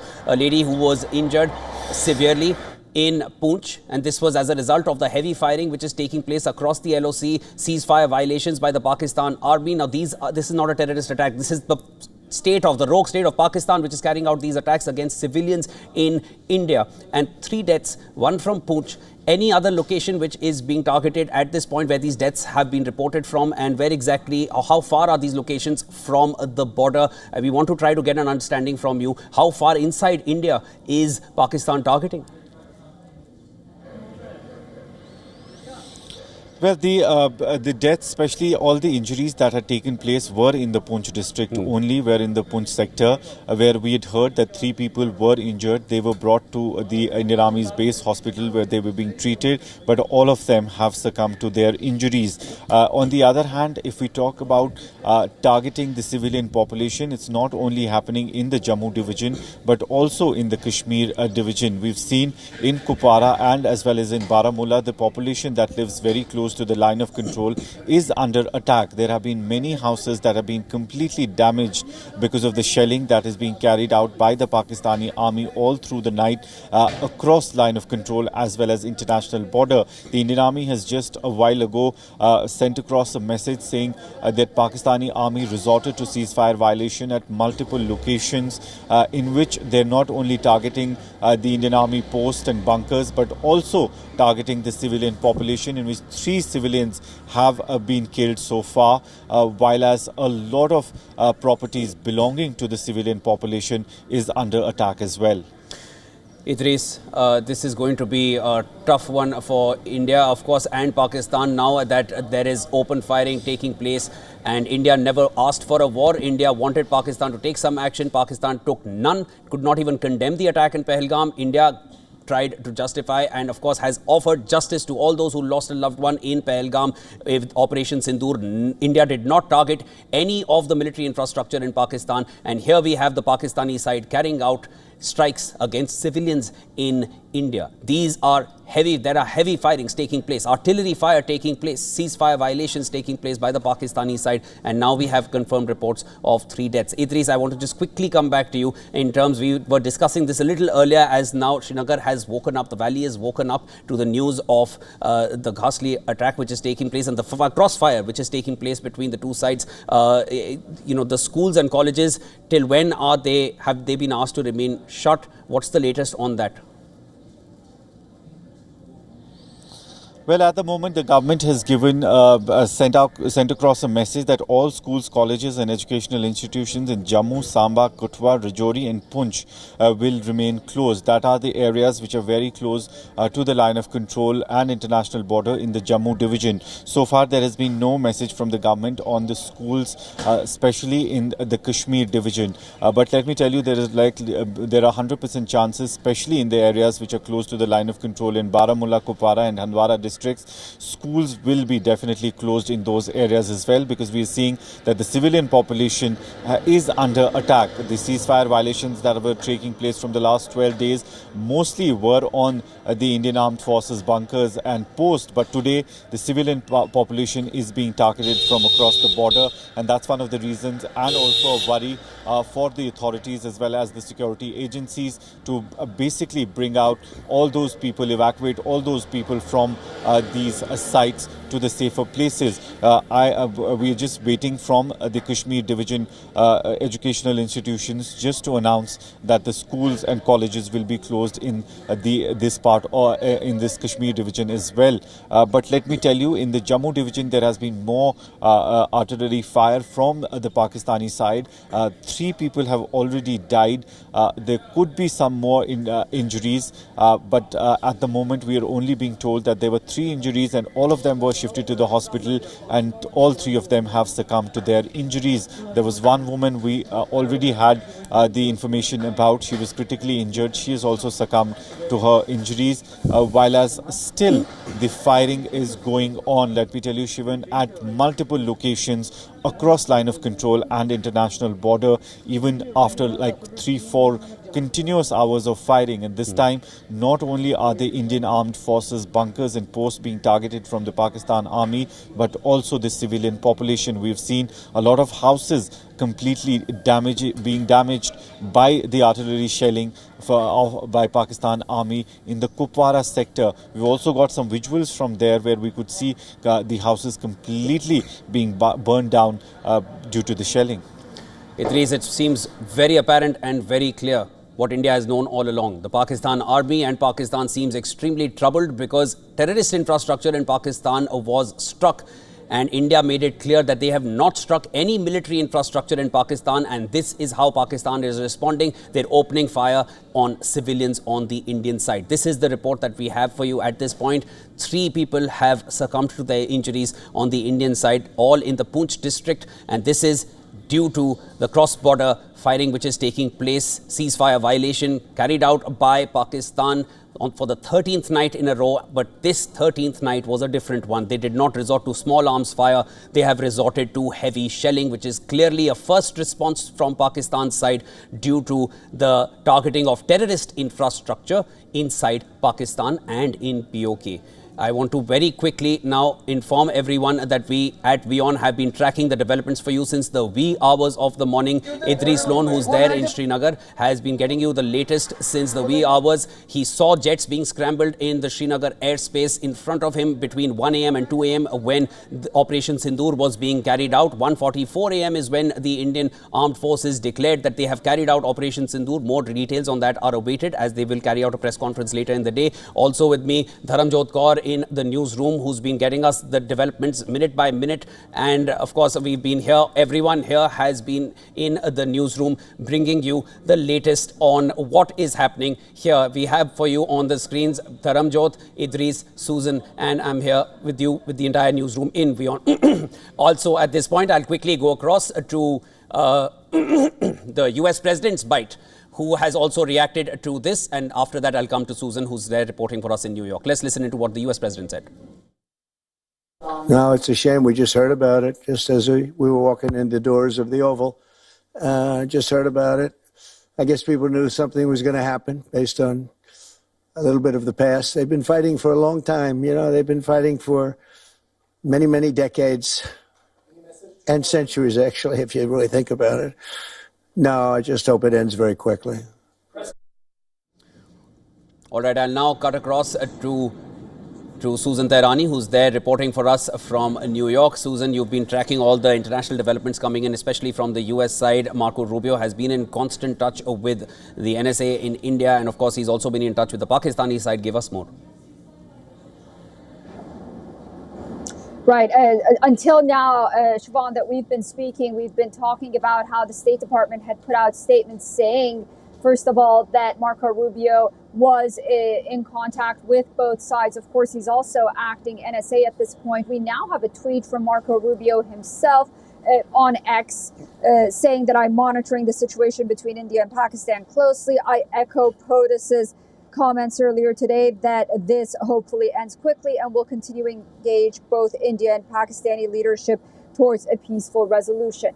We heard from the Indian Embassy in Washington, D.C. confirming that Ajit Doval did speak with Marco Rubio, who is his acting counterpart, and of course the Secretary of State. Earlier, we've been reporting on that. Tammy Bruce, the State Department spokesperson, also said that the State Department was monitoring the situation. But of course, now we are seeing that Marco Rubio decided to directly go on social media from his own account and confirm that as well. Of course, we'll be bringing you all of the latest from here in the United States. The United States is monitoring the situation very closely. I do want to bring our viewers up to speed with what Mike Johnson said earlier after the Pahalgam attacks, that the United States is going to stand by India with ironclad support in fighting terrorism. And I think we're going to be seeing more statements like that coming out as we move on. As you know, it's nighttime here in the United States now as we speak. And as the day winds up for you, Susan, the day has only started here on the Indian side. And of course, it has been a day of high tension. Ever since the wee hours in the morning, 1 a.m. Since that time, we have been tracking the developments right here in the WION newsroom. And at this point, as we stand at 6:21 a.m. Indian Standard Time, here we stand as the cross-border shelling is still continuing between India and Pakistan, beginning with Pakistan, who violated the ceasefire with heavy arms fire, artillery fire, shelling taking place. India is responding proportionately, but now there is extremely unfortunate news that Pakistan, this is the Pakistan army, viewers, this is not a terrorist attack. Pakistan army is now carrying out attacks against civilians in India. 3 people in Poonch district have succumbed to their injuries. They were heavily injured due to the firing taking place, and there are visuals, of course, that are coming up. We'll have them for you on the screens very shortly of the kind of attacks that the Pakistan army is carrying out, the rogue state of Pakistan, which is carrying out across the border in India in Poonch. I'll now quickly cut across to Dharamjot, who's there with me in the newsroom. Dharamjot, the developments since the time we've been tracking them, since the wee hours of the morning, it only seems to be escalating further and further. It only seems to be becoming more and more adverse at this point. Operation Sindoor, while we still await details from the Indian Armed Forces, what Idris has shared with us from the ground, it seems very grave. You're absolutely right, Shivan, and it seems that the work has been cut out for not just India's ruling party, India's government, but also the Indian Armed Forces. Although clearly they knew what they were stepping into, it's not the first time that the Indian Armed Forces have been dealing with the neighbor. This is something they've done before. This is something they do every single day, day in, day out. We've seen ceasefire violations before. We're seeing it again. Many times in the past, it's been completely unprovoked. It's been without any attack taking place on Indian soil. Now we're seeing it in the aftermath of the deadly Pahalgam terror attack. But now, everything that's shaping up now, it's going to determine how the next few days are going to be, how tensions are going to be on the border between India and Pakistan. But rest assured, the Indian Armed Forces have been prepared for this moment. They've been preparing for weeks. They knew exactly what they were stepping into when they carried out the precision strike on terror camps in POK and the Punjab province of Pakistan at around 1:30 a.m. to 2 a.m. earlier, today in the morning. So a lot of developments will be expected, Shivan. As we know, there is going to be a cabinet security meeting at 11 a.m. that will be chaired by the Indian Prime Minister. There's also going to be a press conference from the Ministry of External Affairs shortly later in the day, where they will be briefing the Indian media. There's going to be a press conference from the Indian Armed Forces to share more details and information on the entire strike that was carried out, Operation Sindoor, as it is being called. More details will be shared about that later in the day as well. But a lot of development, as Idris rightly mentioned, on the front lines. Villages, civilians now paying the price of a lot of attacks from the Pakistani side. A lot of villages, border villages in other states, including Rajasthan and Punjab, have also been put on high alert in the past few days. They've been asked to brace for any and all kinds of circumstances, and we've been talking about this for the past couple of hours, how villages and people living over there near the border areas have been preparing in case any sort of unprecedented or unprovoked escalation is witnessed from the Pakistani side. Now, as I mentioned before, locals and living in those, in those sensitive areas have been asked to be prepared for weeks and for months at a stretch. They're storing food supplies, emergency supplies, rations at their homes. Some of these homes even have bunkers underground to ensure that the families remain safe. So given the situation, what it is like now, I think the next few hours, the next few days are incredibly crucial with respect to how Pakistan's retaliation, how Pakistan carves out its retaliation further across not just the line of control but also the international border, and how the Indian Armed Forces respond to that during the day, Shivan. Dharam, and what is becoming more and more clear with the way Pakistan has chosen to retaliate and respond as a first reaction to Operation Sindoor is the fact that India did not target military installations, India did not target civilians in Pakistan, India targeted terrorist infrastructure, and then you see the Pakistan army coming out guns blazing, attacking Indian civilians in return.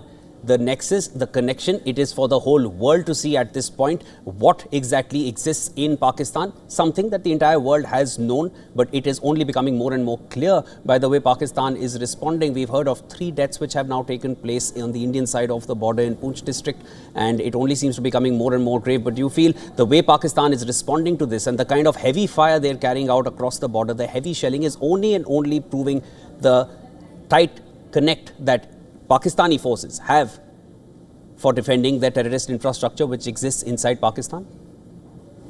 Well, Shivan, that has been the conversation for, I mean, not just the past few weeks, but for the past few years. And we've seen it with all the previous attacks that have been witnessed on Indian soil, be it the attack in Uri, be it the attack in Pulwama, be it this particular attack in Pahalgam. It's a pattern that we've seen over the past few years. Now, even though the Indian armed forces have taken retaliatory measures to ensure that cross-border terrorism is, capped and curtailed to a certain extent, these incidents keep happening again and again, and they do not happen in isolation. There is clearly a state-sponsored connect. There is state infrastructure involved, which is why for years we've been seeing this kind of cross-border infiltration year on year, season after season, and we've been seeing the Indian armed forces fight back against it for all these years. And you correctly pointed out, Shivan, in the past few weeks, in the past 2 weeks precisely, ever since the Pahalgam terror attack happened, as we've been discussing, Pakistan had many opportunities to try and work with India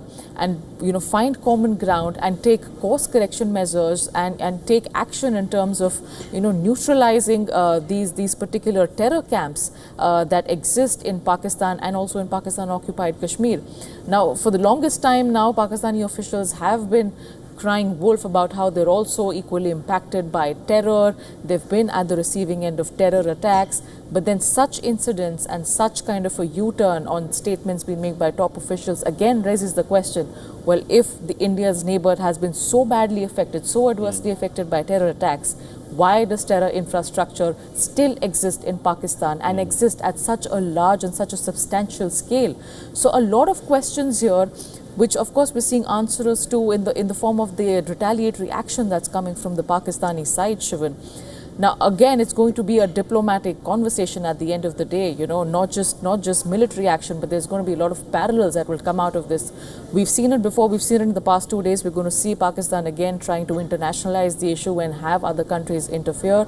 But the stance has been very clear, not just today, not just yesterday, but for years now, that this is a bilateral issue. This is something that India and Pakistan need to sort out. This is something where Pakistan needs to come on the table and help its neighbors try and identify all the spots on its own soil which is causing an issue, not just for its neighbors, but what it claims also for itself.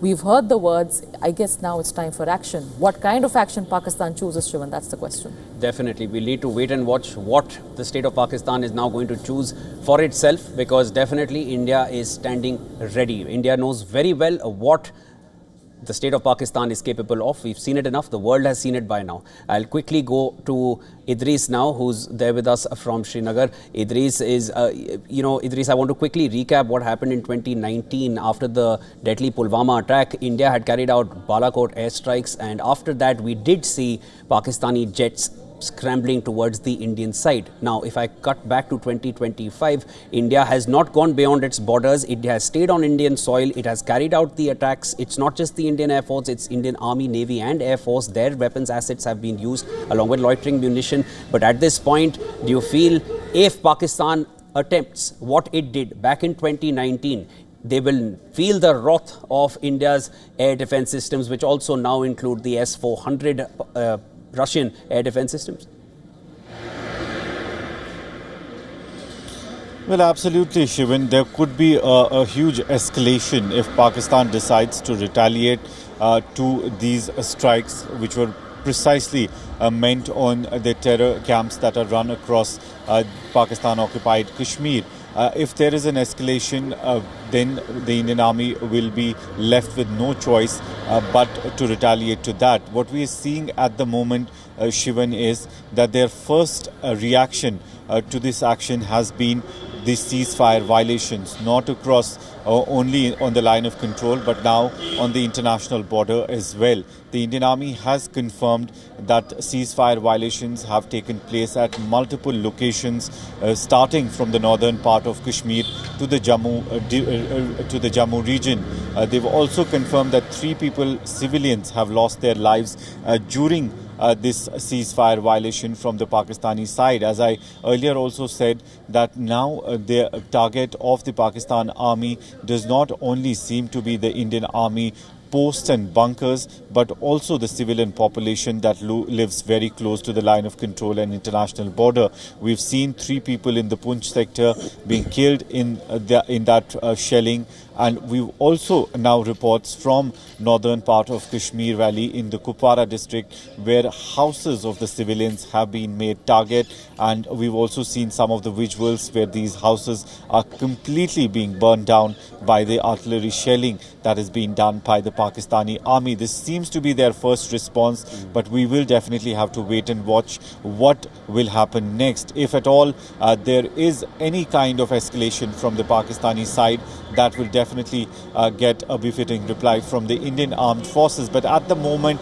there seems to be silence, especially if we talk about the aerial movement of the Indian Air Force that we saw during 1 to 2 a.m. in the night. There was noise, there was chaos in the air, and that is why the whole of Kashmir division was awake, because of the moving of these aircrafts and jets during the night.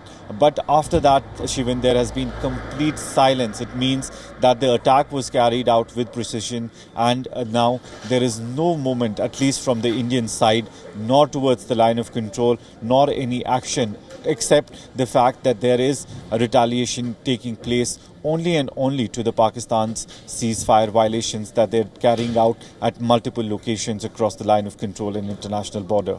Definitely, Idris, and as Srinagar has woken up, of course the valley has woken up to the news of what has happened over the night and what is continuing even now into the wee hours of the night into the early morning hours. Shelling is continuously taking place. There have been deaths which have been reported. We were reporting about injuries. Those have now transitioned into deaths. Very unfortunate. 3 deaths from the Poonch district.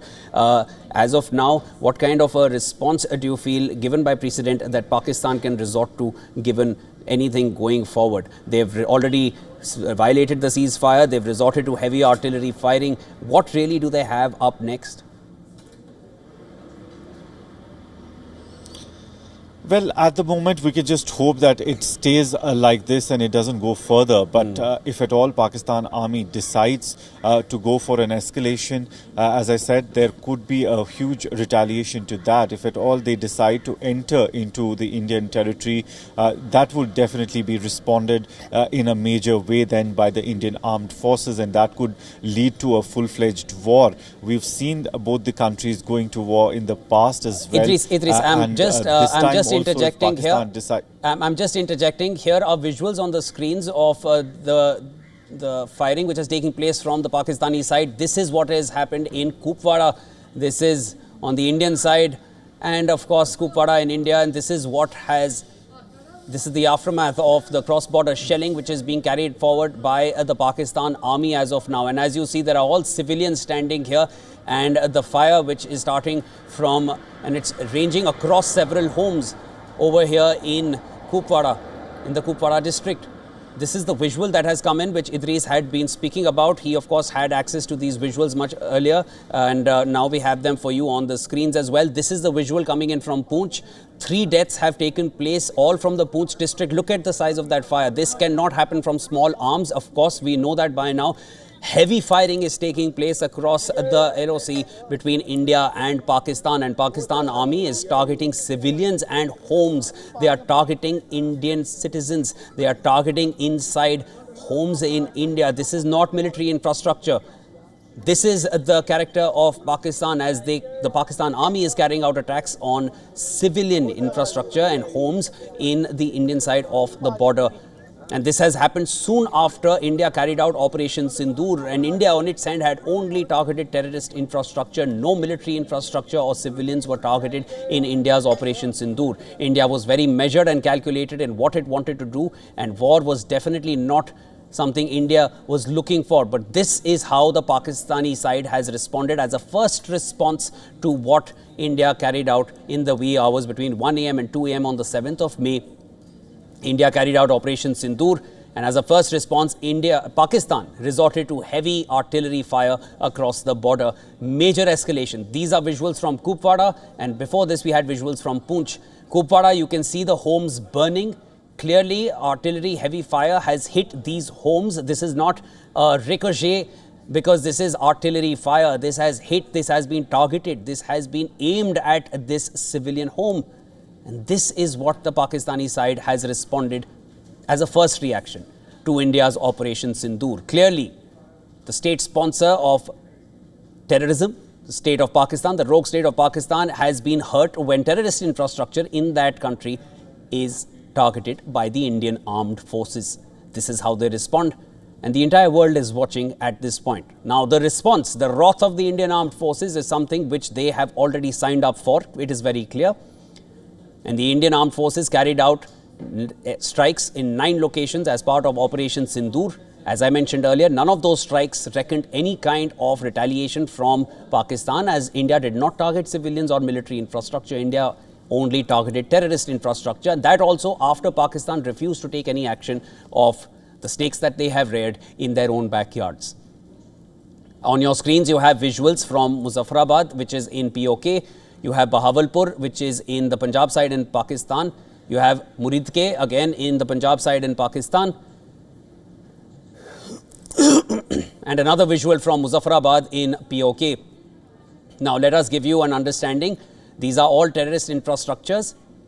Bahawalpur and Muridke specifically are bastions of Lashkar-e-Toiba. Lashkar-e-Toiba is, and the leader of Lashkar-e-Toiba, Hafiz Saeed, who has been the mastermind behind terror attacks in India like 26/11 and including the recent attack in Pulwama on the 22nd of April, which was claimed by the Resistance Front, which is an offshoot of the Lashkar-e-Toiba, which Pakistan seems to defend very, very carefully in its own Senate. And this is the first reaction which has come in from Pakistan. These are the visuals of the strikes which have taken place.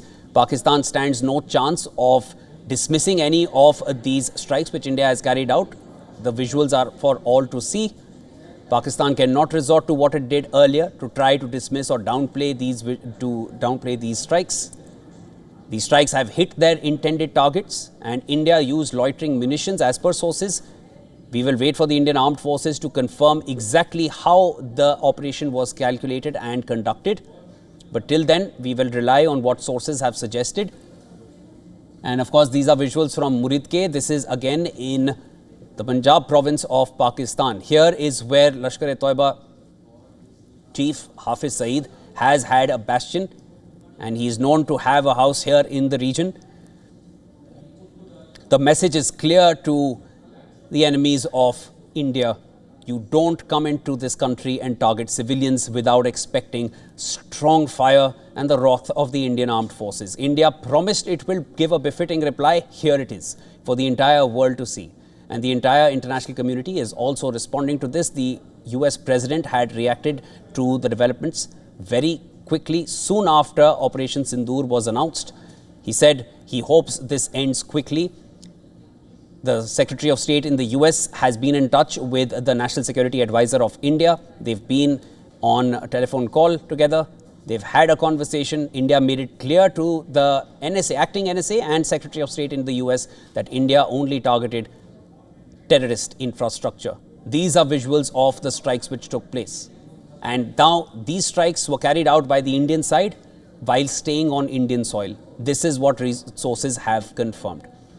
We are going by what sources are saying until we have a confirmation from the Indian armed forces, but the visuals are not debatable. Here is what, and here is how the operation took place. This is Operation Sindoor, blast for each one of the killings that took place in Pahalgam, the slaughter, the massacre which took place in Pahalgam when elite forces soldier among terrorists, and of course, a terrorist himself, came from across the border and opened fire on innocent civilians. ये 9 number.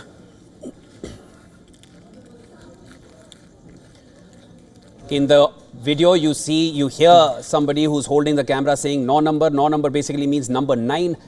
That could perhaps be the number of the house. That could perhaps be the number of the strike that the person has calculated. But number 9 has some significance here in that visual. ADGPI, the Indian Army, was quick to put out this message saying justice is served. Pahalgam terror attack. Jai Hind.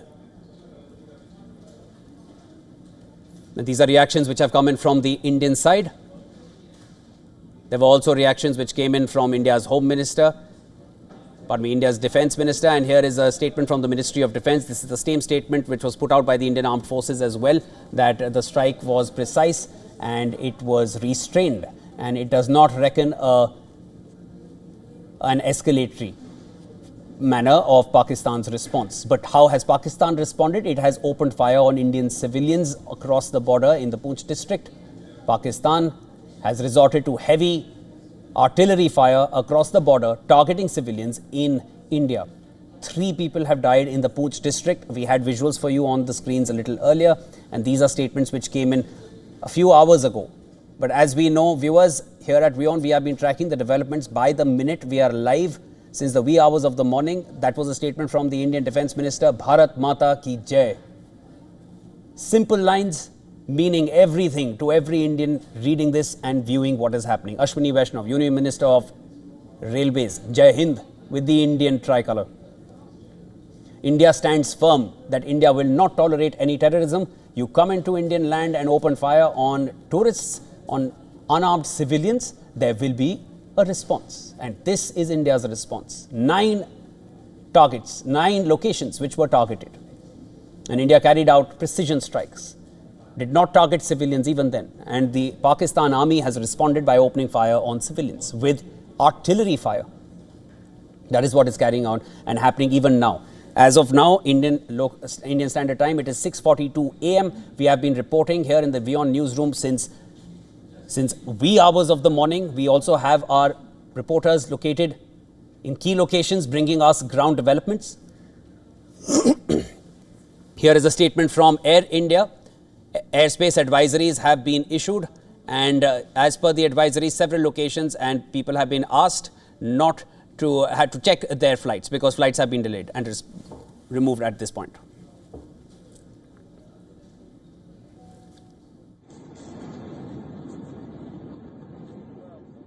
The POK, Bahawalpur in Pakistan, Muridke, Pakistan, and Muzaffarabad POK.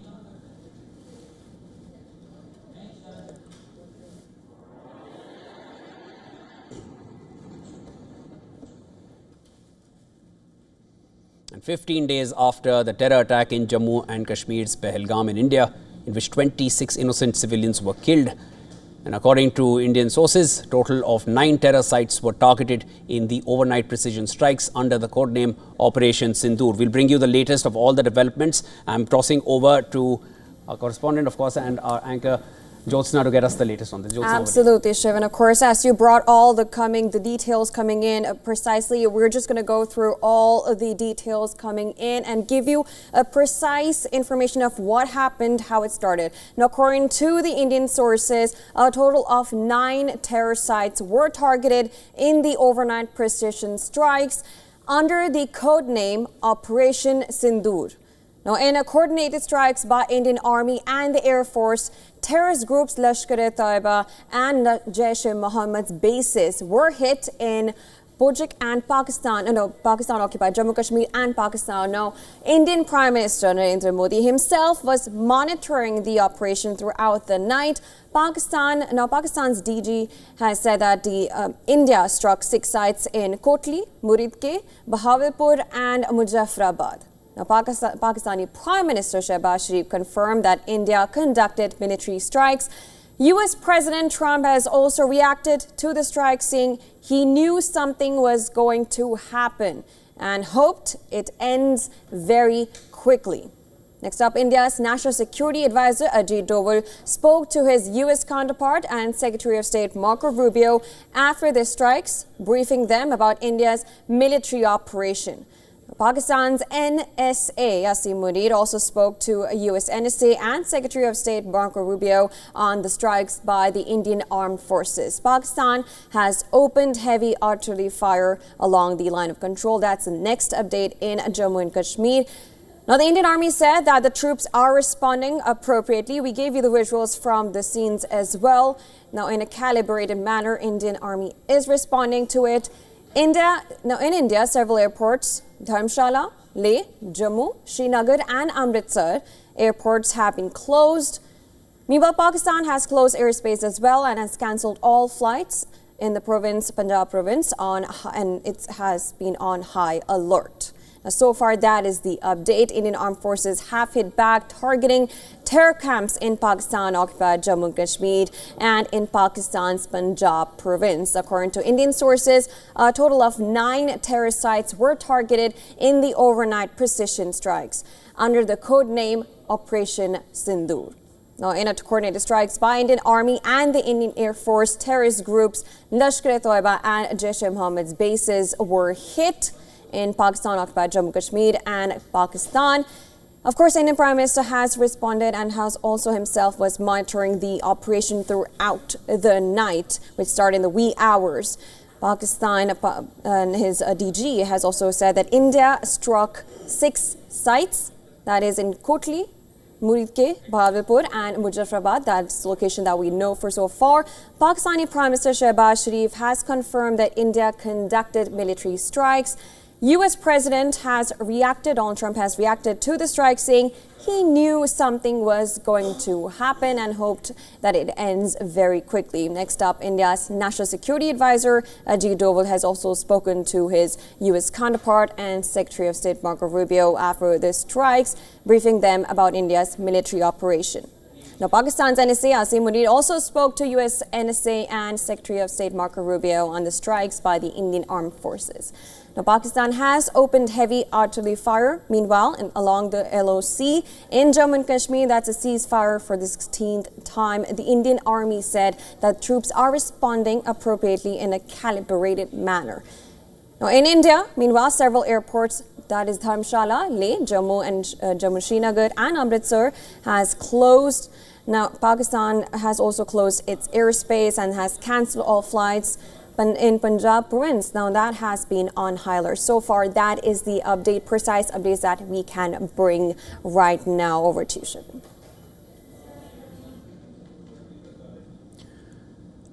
All right. Thanks, Jyotsna, for getting us the latest on that front. And of course, we are going to be carrying forward all the developments for you right here on WION World is One. As of now, since the wee hours of the night, we've been reporting to you from the WION newsroom. I'm joined by Dharamjot, who's right here in the newsroom with me. Dharamjot, the developments keep coming in. As of now, Jyotsna has given us, in a nutshell, of what exactly has transpired through the night for all our viewers.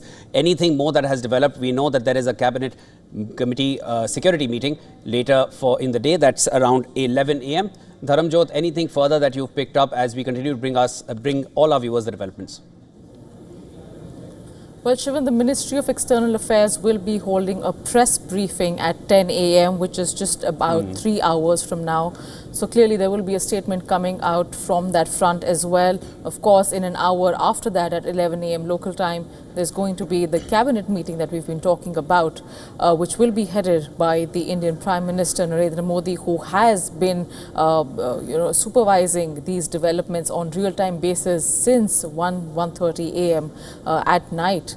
So clearly a lot of developments, a lot of statements will be coming in, Shivan. It's going to be an action-packed day, a lot of questions that we still seek answers to, because what the 7th of May, what Wednesday was supposed to be all about in India was a series of mock drills that authorities were going to conduct, the first since the 1971 war. For so many years, India has not seen civil defense preparedness and mock drills being carried out at this scale. That is something that was supposed to happen later in the day at 4 p.m. today. Whether or not it's going to happen, that is still an open-ended question, because because the last time we spoke about this, Indian Armed Forces joint strike had not been carried out yet. But as soon as the information and the announcement came on the wee hours at around 1:32 a.m. this morning, it's expected that a lot of changes will take place, a lot of developments will take place throughout the day. We're seeing a lot of escalation at the India-Pakistan international border and the LOC as well, as our correspondent Idris Loan has been rightly pointing out. A lot has intensified in terms of cross-border and artillery fire that is being witnessed, where 3 innocent civilians have lost their life from Pakistani fire. Now, how the situation further escalates and develops is something that we will be closely tracking here on the show. But again, big questions in terms of, one, military preparedness, civil preparedness along the borders, not just of Jammu and Kashmir, but also of Punjab, of Rajasthan, where exactly the situation stands. The Indian Armed Forces clearly have their hands full with respect to how this further develops, not just today, but also over the course of the next few days. Now, given this entire circumstance, again, it remains to be seen how a lot of international leaders and other communities would also respond to this. We already heard from the US President Donald Trump. Also, more statements will be expected throughout the day. The sun is rising, the world is waking up to this entire targeted strike that the Indian Armed Forces carried out on 9 key locations of terror camps in Pakistan's Punjab province and also in Pakistan-occupied Kashmir. A lot of developments we'll be tracking in terms of how they come in. We need to be hearing more in terms of exact information of this entire strike from the Indian Armed Forces. That press conference will be held later in the evening. Absolutely, Dharamjot, of course, I feel like the writing has been on the wall for all these past few days that we've been tracking developments. This was, of course, would have been an otherwise 13th night of Pakistani cross-armed ceasefire violations, but this was different, wasn't it? And how we've seen things pan out over the course of the wee hours of this morning, that really does raise the spectre of an all-out escalation going forward. Of course, we are waiting for how things will unfold. But just that being said, Dharamjot, if we were to look at the retaliation as well, we're seeing how Pakistan is targeting civilians, pretty much on script for them. What do you have to say about what we can expect, what's to come what's to come going forward? Well, Haim, I think the reaction that's coming from Pakistan is something that, they pretty much, sort of laid out for us in the last couple of weeks. Ever since the Pahalgam terror attack on April 22nd, we've seen all kinds of reaction coming out of, India's neighbor, from the officials and from other fronts.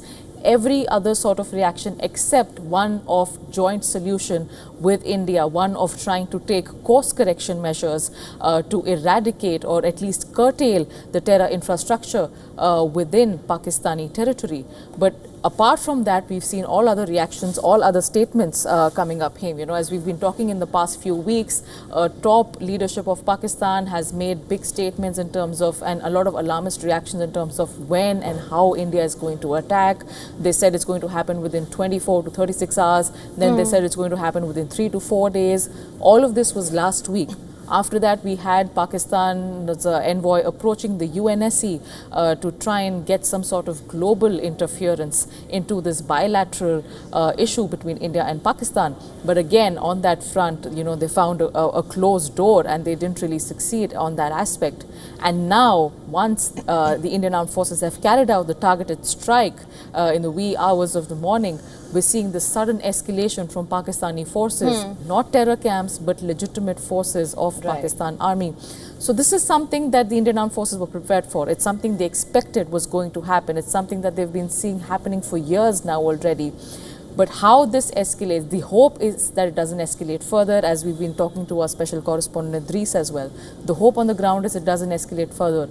If it does, when it does, rest assured, we've seen it before, we'll see it again. The Indian Armed Forces have always been prepared and are still prepared to ensure that the situation is dealt with. Absolutely, Dharamjot. Of course, you've mentioned some pertinent points there as well, how we are talking about the Pakistani forces here. Also, in the lead up to this entire episode, we have also seen that there were plenty of opportunities for Pakistan. One, to condemn the terror attack.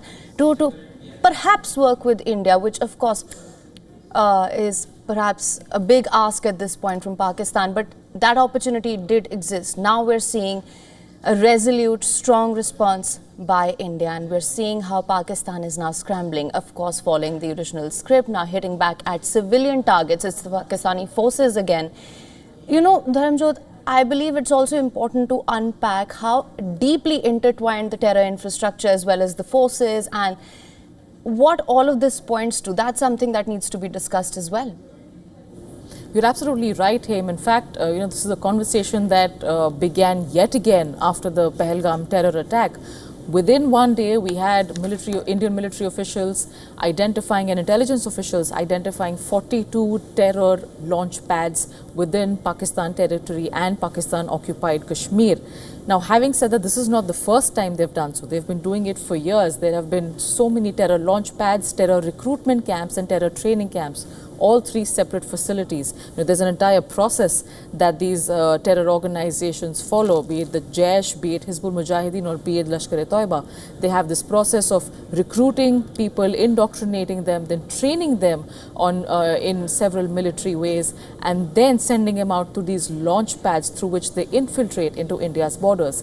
It's an apparatus we've seen, 2 weeks ago, it's an apparatus we saw 2 years ago, it's an apparatus we saw 20 years ago. It's been in existence for that long, and it's something that we've heard from Pakistani leadership confirming themselves on news channel interviews, where they've said that, well, we've been doing US's dirty work for the past 30 years in terms of the terror activities that I've been talking about. So it's all out there in the open. The point here is that at what juncture does Pakistan officially come and sit on the table with India, hash out these details, hash out these issues, and admit that yes, there is a terror infrastructure problem that they have, there is a terror financing problem that they have, and for so many years they've been talking about how it's something that has been affecting them within their own homes as well, that they've been victims of terrorism. But well, if Pakistan has been a victim of terrorism, at what point does Pakistan stop turning a blind eye to the terror infrastructure, and to say so, stop even actively giving support or any sort of state apparatus to these terror infrastructures? So that is a very crucial question, Haim. Unfortunately, we come back to this question every few years when a ghastly terror attack like this happens. We talked about this during Pulwama, we talked about this during other terror attacks, and Uri, for example, Pulwama in 2019, now in Pahalgam, and we're back, the circle, it comes full circle, we're back at the same conversation again. Absolutely. Now, of course, perhaps for some of our viewers who are just waking up to all that's happening, let's just bring them up to speed. At around 1:44 a.m. in the wee hours of Wednesday, India launched what it calls Operation Sindoor. This is the statement by the Ministry of Defence. I'm just going to read this out for all of our viewers to bring you up to speed with what's happened so far.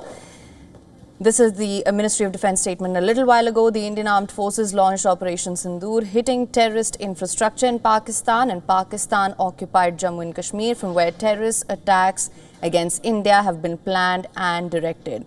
Altogether, 9 states have been targeted. Our actions have been focused, measured, and non-escalatory in nature. No Pakistani military facilities have been targeted. India has demonstrated considerable restraint in selection of targets and method of execution. These steps come in the wake of the barbaric Pahalgam terrorist attack, in which 25 Indians and 1 Nepali citizen was murdered, weighing up to the commitment that those responsible for this attack will be held accountable. Of course, there will be a detailed briefing on Operation Sindoor that will come later in the day as well, and we'll, of course, as and when the developments start to come in, we will be bringing you all of those updates on that as well. Now, of course,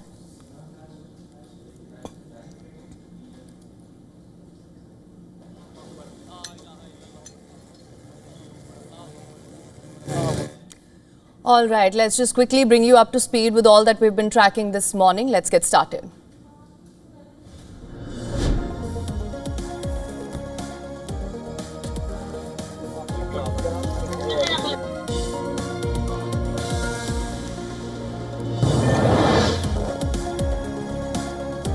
India launches Operation Sindoor, strikes 9 terror camps in Pakistan and Pakistan-occupied Kashmir in an expansive retaliation to the Pahalgam terror attack.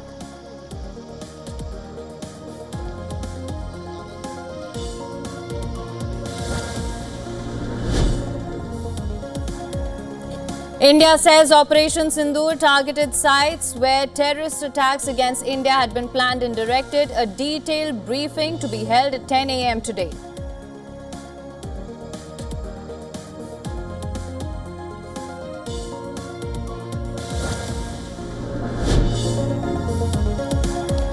Defence Minister Rajnath Singh talks to chiefs of all three armed forces on the phone. Cabinet Committee on Security to meet later in the day.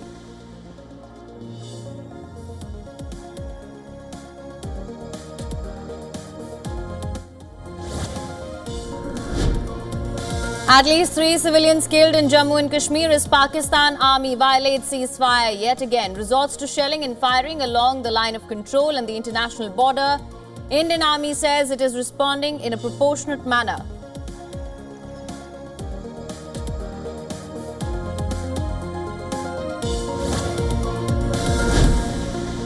Several airports in North India, including Leh, Jammu, Srinagar, Dharamsala and Amritsar closed. Air India, Indigo and SpiceJet cancelled flights to several destinations.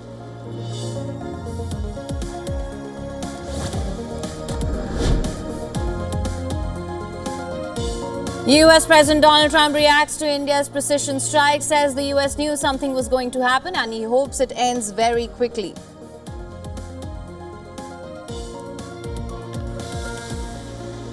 No, it's a shame. We just heard about it just as we were walking in the doors of the Oval. Just heard about it. I guess people knew something was going to happen based on.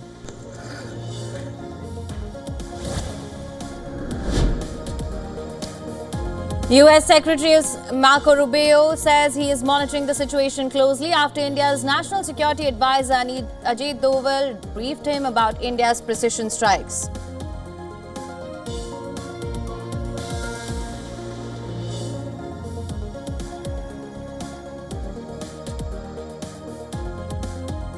वो लाइटें बंद करना शुरू कर दी ये नुकसान ये 9 number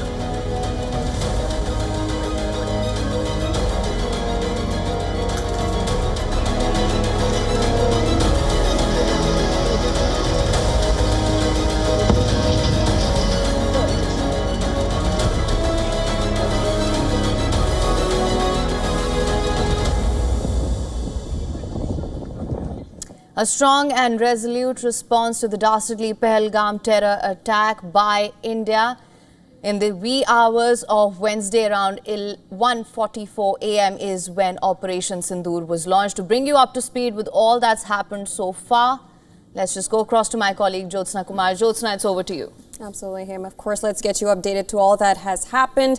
15 days after the terror attack in Jammu and Kashmir's Pahalgam, in which 26 innocent civilians were killed, Indian armed forces have hit back, targeting terror camps in Pakistan-occupied Jammu and Kashmir and in Pakistan's Punjab province. And according to the Indian sources, a total of 9 terror sites were targeted in the overnight precision strikes. We'll get the briefing at about 10 a.m. today. Now, under the code name Operation Sindoor was this strike that took place. In a coordinated strikes by Indian Army and the Air Force, terrorist groups Lashkar-e-Toiba and Jaish-e-Mohammed's bases were hit in Pakistan-occupied Jammu and Kashmir and Pakistan. Indian Prime Minister Narendra Modi himself was monitoring the operation throughout the night. Pakistan's DG has also responded saying that India struck 6 sites in Kotli. This is what they have claimed. Kotli, Muridke, Bahawalpur and Muzaffarabad. Now, Pakistan's Prime Minister Shehbaz Sharif confirmed that India conducted the military strikes. US President Donald Trump has reacted to the strike, saying he knew something was going to happen and he hoped it ends very quickly. Now, India's National Security Advisor Ajit Doval did speak to his US counterpart and Secretary of State Marco Rubio after the strikes and also briefed them about India's military operation. Pakistan's NSA Asim Malik has also spoken to US's NSA and Secretary of State Marco Rubio on the strikes by the Indian Armed Forces. Meanwhile, Pakistan has opened heavy artillery fire along the line of control in Jammu and Kashmir. Now, there has been casualties there. The Indian Army said that the troops are responding appropriately in a calibrated manner. Meanwhile, airlines in India have issued flight advisory for several airports, saying airports in Dharamshala, Leh, Jammu, Srinagar and Amritsar will remain closed until further notice. Now, in Pakistan, Lahore and Sialkot airports have been closed for the next 48 hours. Punjab CM has declared a state of emergency across the entire province. Of course, that's up to date. That all has happened. Over to him. All right, Josna, thank you so much for bringing us up to speed with all that has transpired so far. Of course, now to discuss this further, we're now being joined by our Assistant Editor for Foreign Affairs, Siddhant Sibal. Also, we're right now being joined by Lieutenant General Raj Shukla, former Army Commander and expert on strategic affairs. He is joining us live from New Delhi. Siddhant, let me just quickly come to you first. Let's just bring our viewers up to speed with all that's happened since 1:44 a.m. to right now it's 7:06 a.m. What can you tell us, Siddhant? Well, so far we have seen how there has been an Indian statement confirming the strikes in Pakistan-occupied Kashmir and Pakistan, and this was expected essentially in the aftermath of the Pahalgam terror attack. We have also seen confirmation by the Pakistan side as well that Indian strikes have happened, and so far diplomatically we have seen reaction coming from only one country, that is US. The US President, as have been informed, has of course commented on the development, but it is expected to be a long day here in Delhi. In fact, there will be a briefing at 10 a.m. Indian Standard Time over the developments that have happened overnight. And all in all, we know that focus will be on to make sure that there is no misadventure by the Pakistani side. Visuals have been coming in from Pakistan where strikes have taken place, and 9 areas have been the strikes have taken place by the Indian side. Now, essentially, there will be reactions coming in from across the world. In fact, this is the leading headline globally, internationally, as well as how India has made its strikes in Pakistan. Situation in, of course, the Indian subcontinent remains precarious, and focus remains essentially to make sure that there is no other misadventure by the Pakistani side, as we have been pointing since morning, that the airspace has been closed for Pakistan. In northern India as well, the airspace now stands closed. The developments that are expected to happen is that what measures India now puts in terms of how it is able to handle with the fallout of the strikes that India has made in Pakistan. Right. Now, Lieutenant General Raj Shukla, thank you so much for joining us on WION World is One. Of course, we know Operation Sindoor was launched at 11:44 a.m. on Wednesday morning. You know all that's transpired so far. You know, we did see that Pakistan in the days leading up to this did have the opportunity to perhaps at the very least condemn the terror attack in Pahalgam. The response, we've seen what it was, how it played out. How do you assess what's happened so far, and of course Pakistan's response to it, Pakistani forces targeting civilians in Jammu and Kashmir? What's your take on this, sir?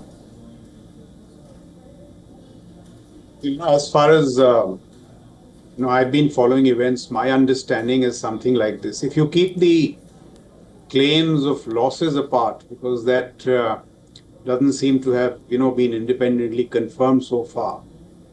In terms of the unfolding of calibrated military kinetics, I think we've seen some brilliant alchemy of India's power and purpose.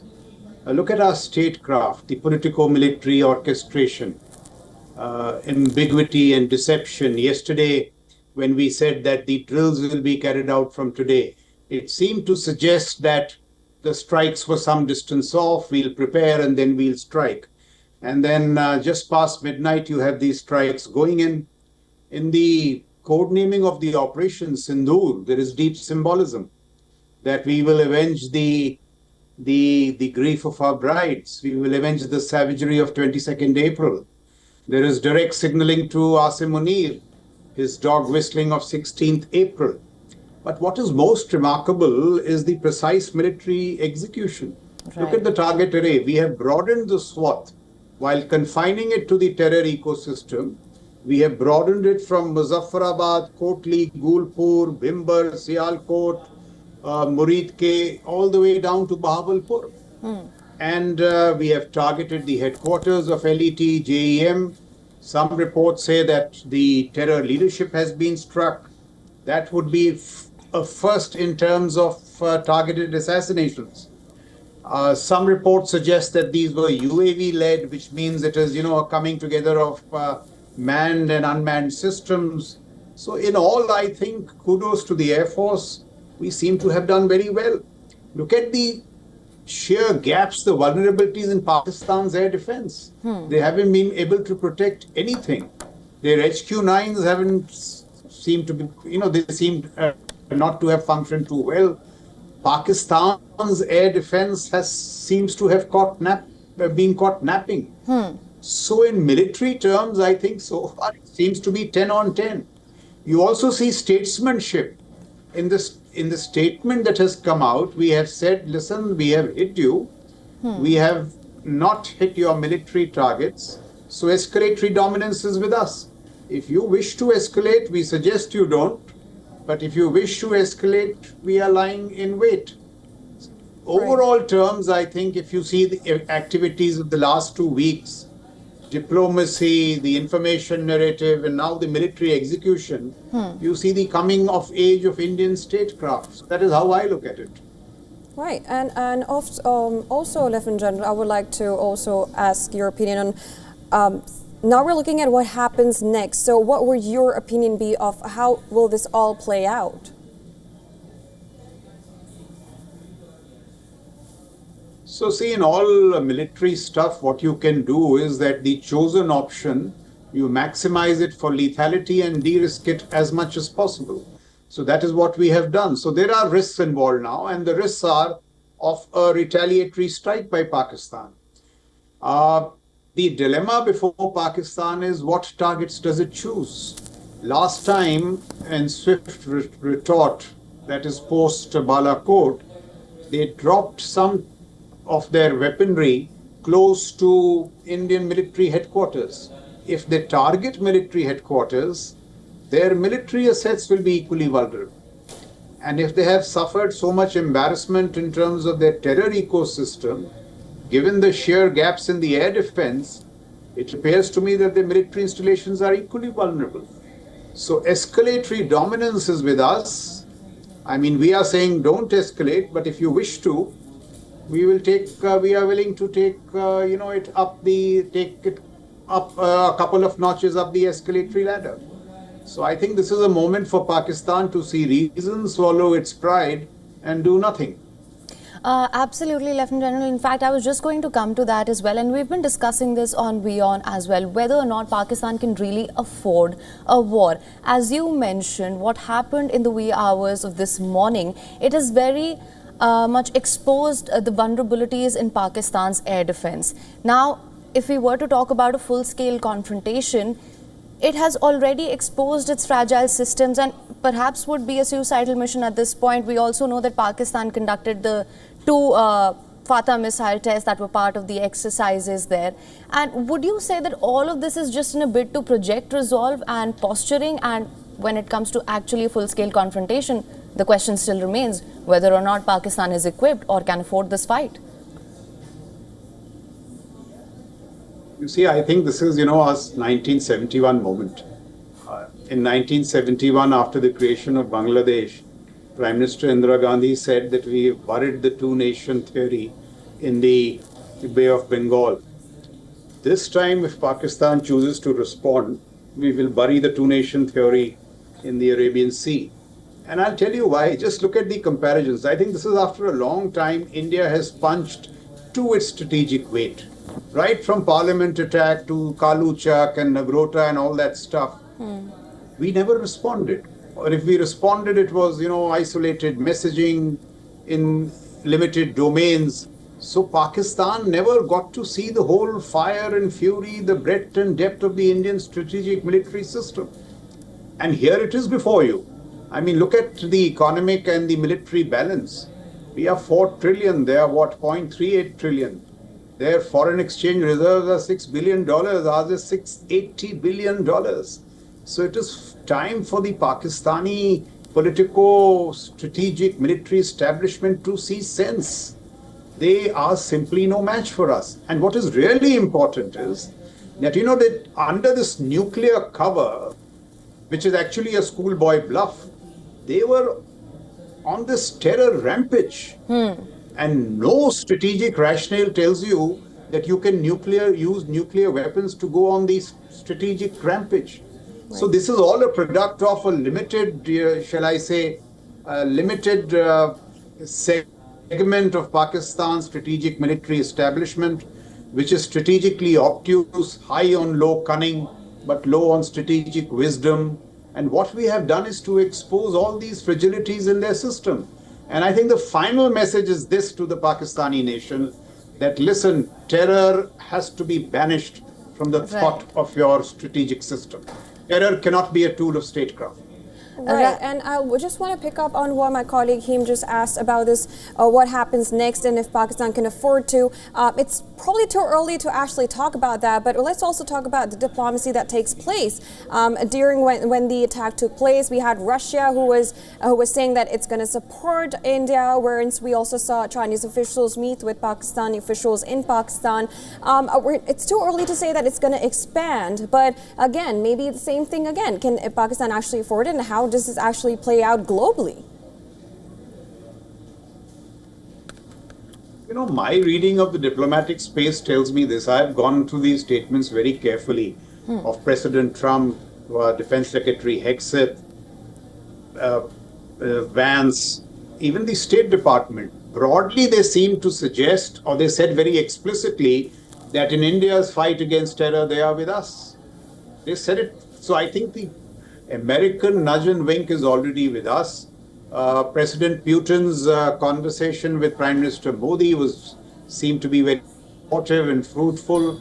The Israelis are with us. But listen, we know that in military terms, we have to act autonomously. We have done that.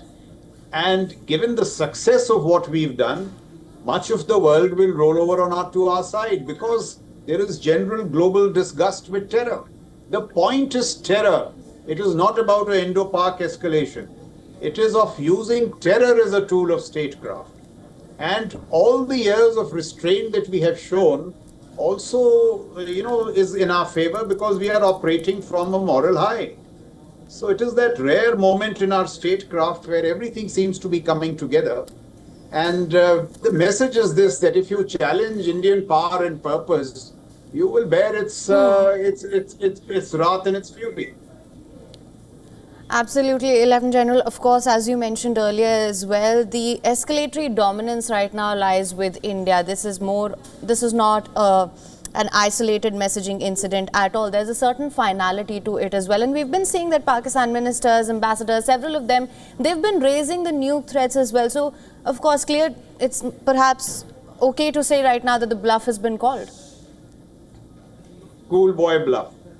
See, those who understand the nuclear paradigm, what is the nuclear paradigm? That you will use nuclear weapons when your existence is threatened. Right. Your large cities are... India is also... We are a nuclear weapons power. We are a triad, a nuclear triad. We never use this. We have had so many confrontations with China. We have never spoken nuclear. So these are low, silly minds who are talking of this nuclear stuff. As I said, it's a schoolboy bluff. And there we are showing it. And the point was this, I keep saying this, terror as a tool of statecraft under the nuclear umbrella is regression of the worst kind. But the larger point, and if I may end with this, is this, that, the international community has to persuade the Pakistan military to submit to civilian control. That's a fundamental principle of democracies and the international system. If that is done, these rogue elements, when they are under political control, you will not see terror being unleashed. So that is the larger purpose, and I hope this military strike, puts some sense into the wiser segments of Pakistani society. Absolutely, and it's very rightly, as you said, and the targets that we saw in the nine terror sites, we saw that India did attack. They were all home to terror camps. I mean, we've seen all of that response coming in for Pakistan. Now, they immediately started with the violation of ceasefire and LOC, where 3 civilians, 3 innocent lives were taken. So what are we looking at is actually a small kind of action from Pakistan, but India has been ready for it. So if it does escalate, how do we see it going forward? How do we see it? How do you look at it? We are prepared. Look at our options. We have got options across domains: land, air, sea, space, EW, cyber. What you've seen so far is only 10%. Look at our instruments. We have 2 aircraft carriers. He has none. Nuclear-powered submarines. We have a nuclear triad. On the land, we have pivot cores, which have considerable offensive potential. We have strike cores, which have even greater offensive potential. Rafales 4.5 with the Astra. We have a superior set of weapons. So Pakistan simply has to see sense. It makes no sense for Pakistan to escalate.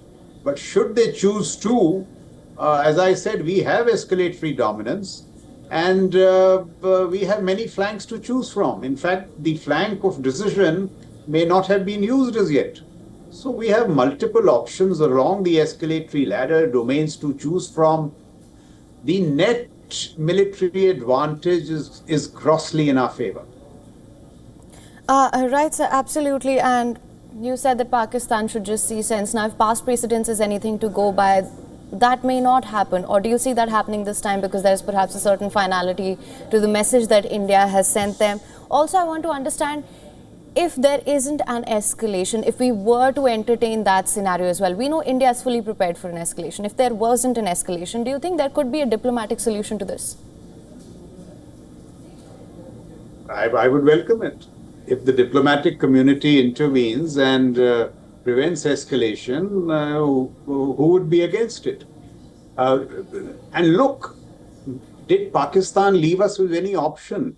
The sheer barbarism and savagery of 22nd April, communal terror, religious targeting, honeymoons being turned into funerals, fathers being shot in cold blood in front of their children.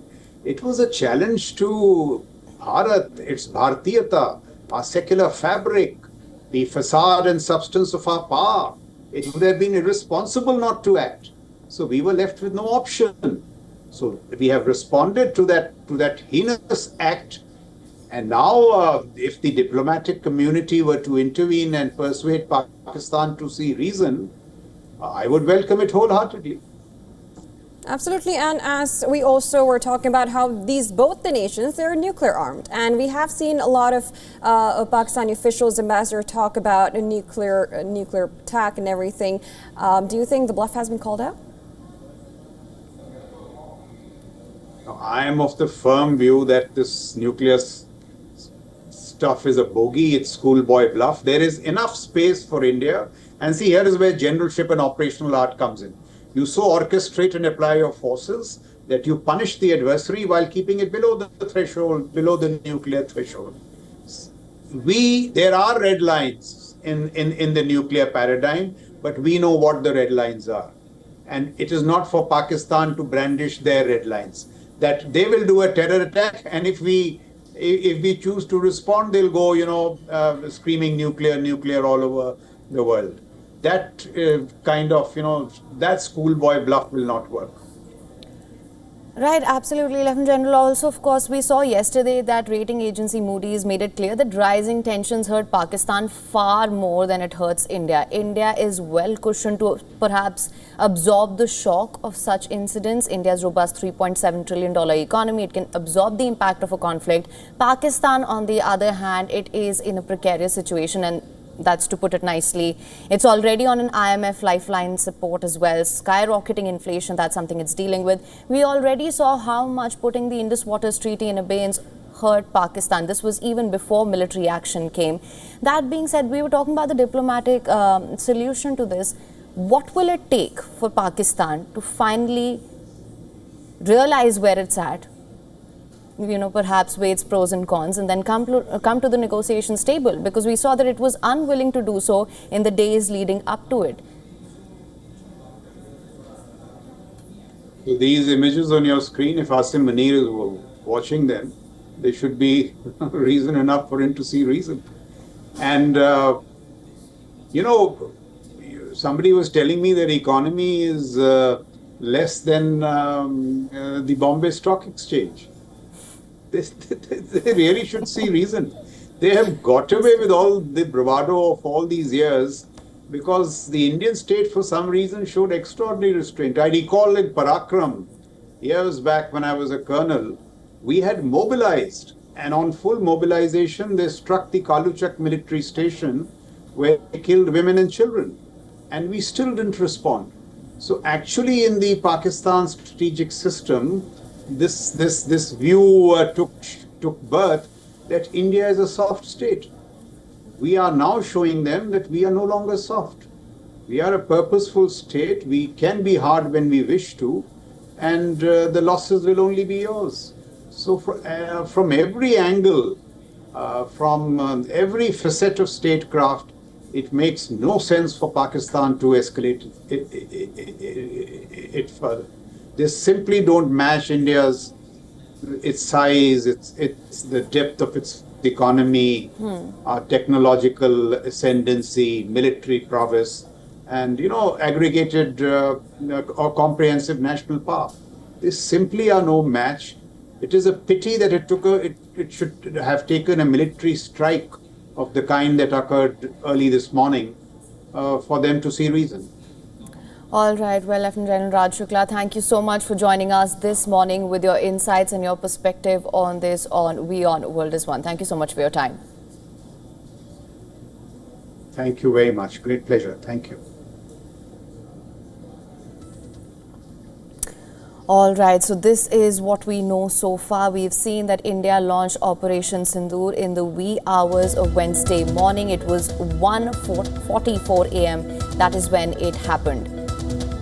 India has given a resolute response to the Pakistan terror infrastructure, and it was a measured and a very restrained response that came from the Indian side, after which we saw the Pakistani forces target civilians across the LOC. Absolutely. India has launched Operation Sindoor. It struck 9 terror camps in Pakistan and Pakistan-occupied Kashmir in an expansive retaliation to the Pahalgam terror attack.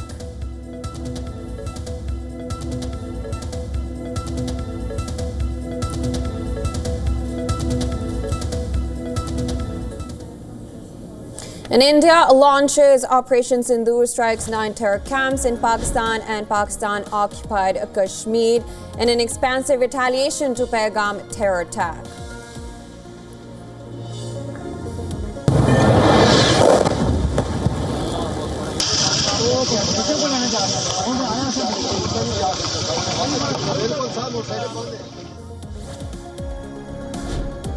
India says Operation Sindoor targeted sites where terrorist attacks against India had been planned and directed. A detailed briefing to be held at 10 a.m. today.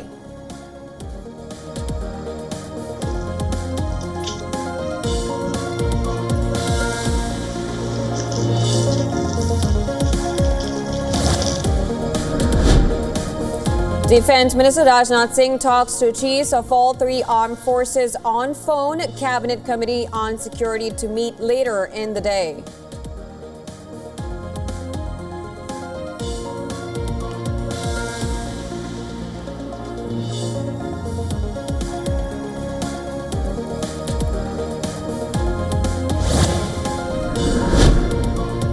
At least 3 civilians killed in Jammu and Kashmir as Pakistan Army violates ceasefire again. Resorts to shelling and firing along the line of control and international border. Indian Army says it is responding in a proportionate manner.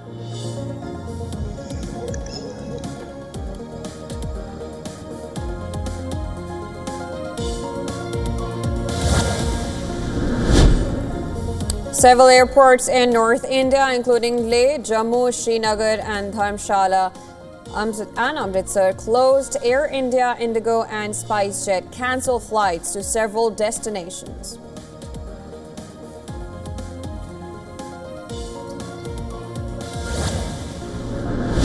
No, it's a shame. We just heard about it just as we were walking in the doors of the Oval. Just heard about it. I guess people knew something was going to happen based on. US President Donald Trump reacts to India's precision strike, says the US knew something was going to happen and he hopes it ends very quickly.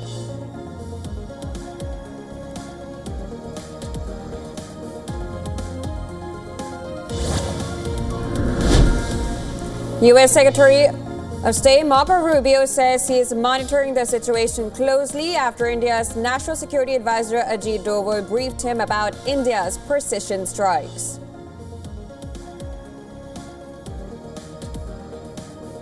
वो लाइटें बंद करना शुरू कर दी ये नुकसान ये 9 number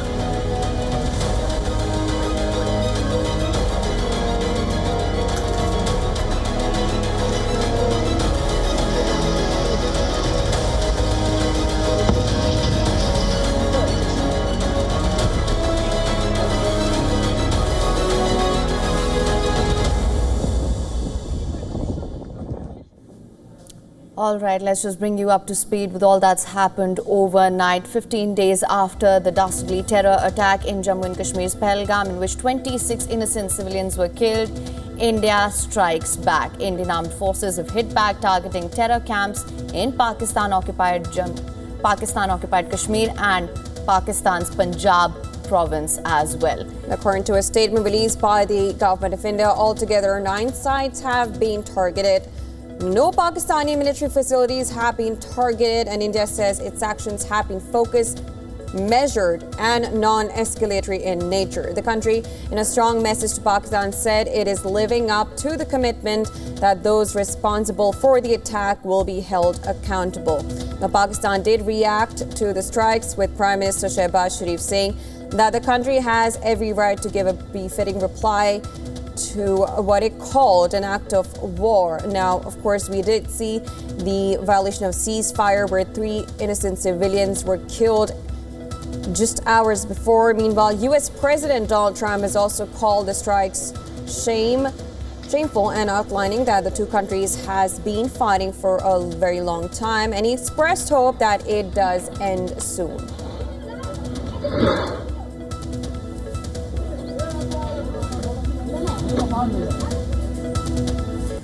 All right, to discuss more, we're now being joined by Lieutenant Colonel Daniel L. Davis. He is a military expert and host of Daniel Davis Deep Dive on YouTube. Thank you so much for joining us today. Now, of course, we know that, you're up to date with all the developments that are coming in. First of all, your reaction to it. Well, I think it's really concerning. Anytime you have 2 nuclear powers that are having conventional clashes, and you know, this is by far the biggest military clash that the two sides have had since 2019, and the concern is that there's more to come, because the very strong language used by the Pakistan side saying that they consider this an act of war and that they would respond at a time and place of their choosing. And of course, they're claiming that all of the claims by the Indian side are untrue. They said they had nothing to do with the terrorist attack, and they had nothing, and these places were hit were not terror camps, but they were civilian camps, at least according to what they're saying, that this was all, you know, completely wrong to do for the Indian side. So they may take even stronger steps afterwards. India, for its part, said that they thought it was a measured and a responsible response based on what this terrorist attack happened on the 26th. But, you know, it's in the eye of the beholder, because now then you have on the Pakistani side doesn't think that it was reasonable or measured. And what happens next is going to be really, really telling, because it depends on what Pakistan or India will do in response to that. So this is a very, very tense situation, which could escalate a lot. So I certainly agree with the President of the United States. This needs to get tamped down quickly. Absolutely. Now, we have seen that in the response to India striking back to the dastardly Pahalgam terror attack that happened on the 22nd of April, India has shown considerable restraint. It's been amazing how, with precision strikes that we've seen overnight.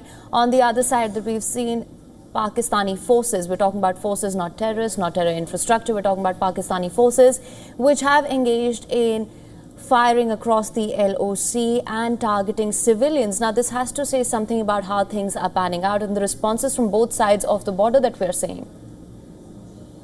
Well, it certainly does. And again, you know, it depends on which side of the line of contact that you're on, because each side is presenting itself as this version of things, which makes its side look like the right one. And, you know, gosh, I mean, there's truth is probably somewhere in between. But when you get emotions up like this, and especially on a situation like this, where there's a long history of antagonism and a lot of disagreements and disputes about what needs to happen, and, you know, one side doesn't have any trust in the other. They don't believe when they're told one thing on the other side. What is critically important is that this gets resolved diplomatically, that we don't escalate further, and that more innocent civilians on either side of the line get killed. Because I'm just, when you're talking about a situation where nuclear weapons are in the arsenal of both sides, you can never take for granted that they're not going to be used. And so I think that the stakes are extremely high here, higher than maybe it's been at any time, maybe in the whole experience of this whole conflict, because what could be coming next? That's the big unknown.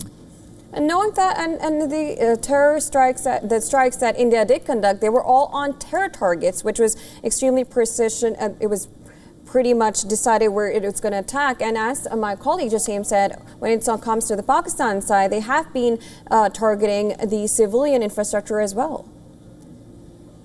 Well, they have, and of course, you know, the Pakistani side doesn't agree with that assessment. They said that no, they weren't terrorist attacks, and I'm honestly, I'm not in a position to be able to say authoritatively who's right or who's wrong. I just know that the stories being told by each side is very different, and it's just I can't overemphasize when emotions like this and strong nationalistic tendencies are at play here. It's even more important than normal to try and to say, all right, let's take some time here. Let's let some time go on, do some investigations. Let's authoritatively confirm what is and what isn't a terrorist situation. And if there are any ties from the Pakistani government to that terrible, slaughter that happened in April, then by all means, that needs to be addressed and people need to be held accountable. But we can't get to a situation, or at least the two parties need to make sure they don't get into a situation that escalates to even more innocent civilians on either side get killed, because that would be bad for everybody. Right. Now, Lieutenant Colonel Davis, I also want to understand, of course, we need to talk about the role of the United States, the approach that it will take. Some of the early reactions that we have seen has in fact come from the United States, of course, as and when the world wakes up, the reactions will start pouring in. I just want to understand, what do you think is going to be the U.S. administration's approach to this issue? Well, I think the administration, at least so far from what they've said, is very similar to what I'm saying right now, is that we have good relations with both Pakistan and India, and obviously we've been improving our relations with India for quite some time. So that's very valuable, and so I'm sure that President Trump is very keen to be able to balance the situation. And you heard Secretary of State Rubio said that he talked to both his counterparts on both sides of this line to try and say, hey, let's come to some kind of reasonable understanding. Let's de-escalate the situation here. Let some time pass so that there's not an immediate response. And I think that the ball's kind of in the Pakistan side right now, because they're the next one that they've claimed that they're going to do something. And this is a time where I think patience is definitely the call for. And I hope that Secretary of State is really trying to use his influence to say, don't do anything rash or do anything soon. Let's make sure some time and give people a chance to have their rational situation here before anything gets more out of hand. All right. Of course, at this point, I would also like to bring in our special correspondent Idris, who's there in Srinagar and has been tracking all this since the wee hours. We heard you say, Idris, that you heard the jets flying over in space, over in air. Now, several airports have been, of course, closed in Jammu and Srinagar and Leh. What is the latest that you can bring in right now, and what kind of situation is there on ground?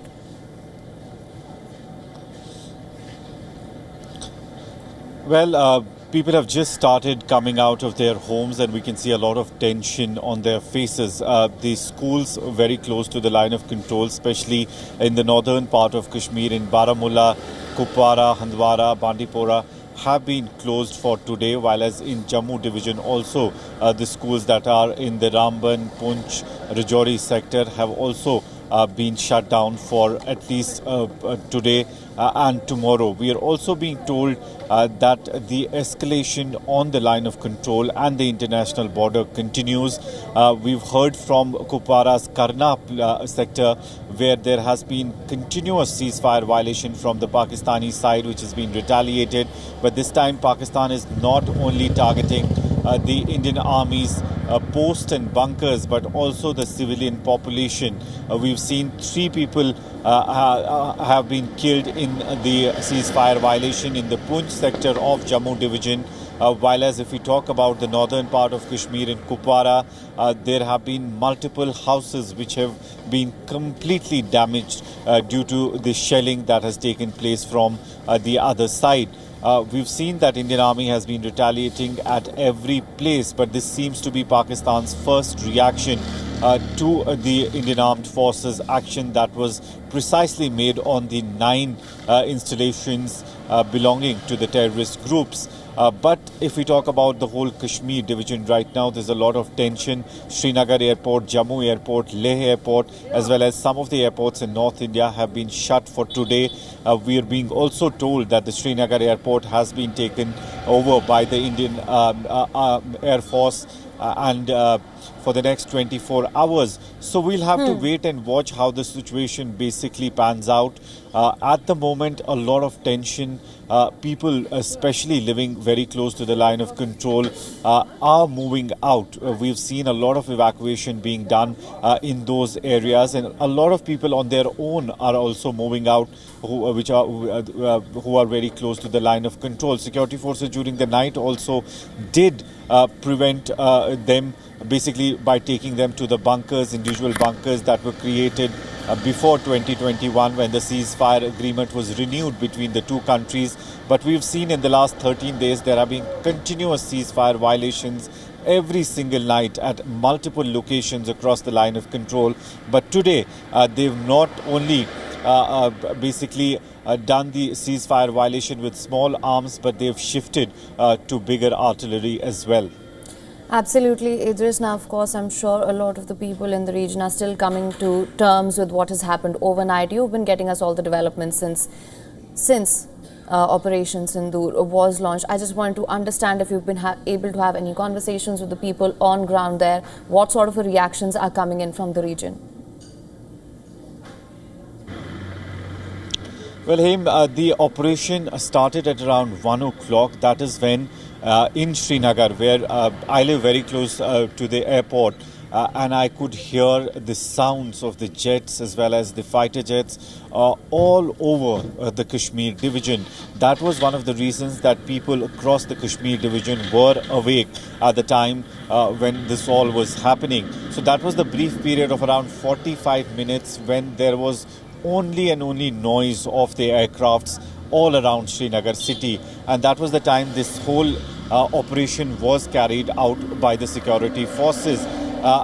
In the morning hours, when people started actually coming out, we got the information from the government authorities that one by one they've started closing the schools, especially which are close to the line of control, those districts starting from there. And now we've also heard that the schools in Srinagar city, which are very close to the airport, have also been shut for today. So slowly people are getting to know about it. But at the moment, as you see, there is zero traffic on the ground. People are not coming out at all as usual. They used to come. This is the time when schools open and the school buses are out on the roads. But today we are seeing very less motion outside on the streets of Srinagar, because people definitely knew that something is happening during the night because of the noise, because of the jets hovering around Srinagar city. We also saw after around 5 hours after the operation, around 5:30 in the morning, there were some moments, aerial moments of the helicopters. We did see some army helicopters moving at that point of time again, but maybe they were basically rescue operation that was carrying the civilians that were basically injured during the ceasefire violations in different areas. Right, Idris, of course, thank you so much for staying there and of course giving us the latest from the ground. Let me just go back to our guest now. As you saw, Mr. Davis, that we have our reporter on ground looking at the situation that seems to be tense. And now, I want your perspective on how this will play out globally, or what kind of impact do you see happening if this sort of escalates, and what kind of response will U.S. have on that? Well, I think you can't really separate it from what's going on in the Russia-Ukraine war, in the potential for war with Iran, because Russia and China are both involved with that. China obviously has a lot of interest in what happens with India. They have interaction with Pakistan as well. So there's a lot of interest on this from all the quarters. And the United States clearly has an interest in this because India is one of our biggest trading partners and one of our biggest democracy powers as well, and partners in the world. So, I mean, you have people, really all different kinds of governments and entities all over the world that have a lot of interest in seeing this not escalate. And I think it makes a lot of people really nervous. You can't get away from it when you're talking about two nuclear powers. And that's something that everybody's trying to keep a lid on. There's always this concern about the Russia-Ukraine war could possibly escalate into nuclear confrontation. You don't want to have a situation to where the NATO bloc in Russia have an issue like that, and certainly not Pakistan and India. Because if any nuclear threshold gets crossed anywhere, then the risk and the potential for it to get crossed elsewhere will continue to rise, and it'll just make people really, really scared about what happens, and for good reason.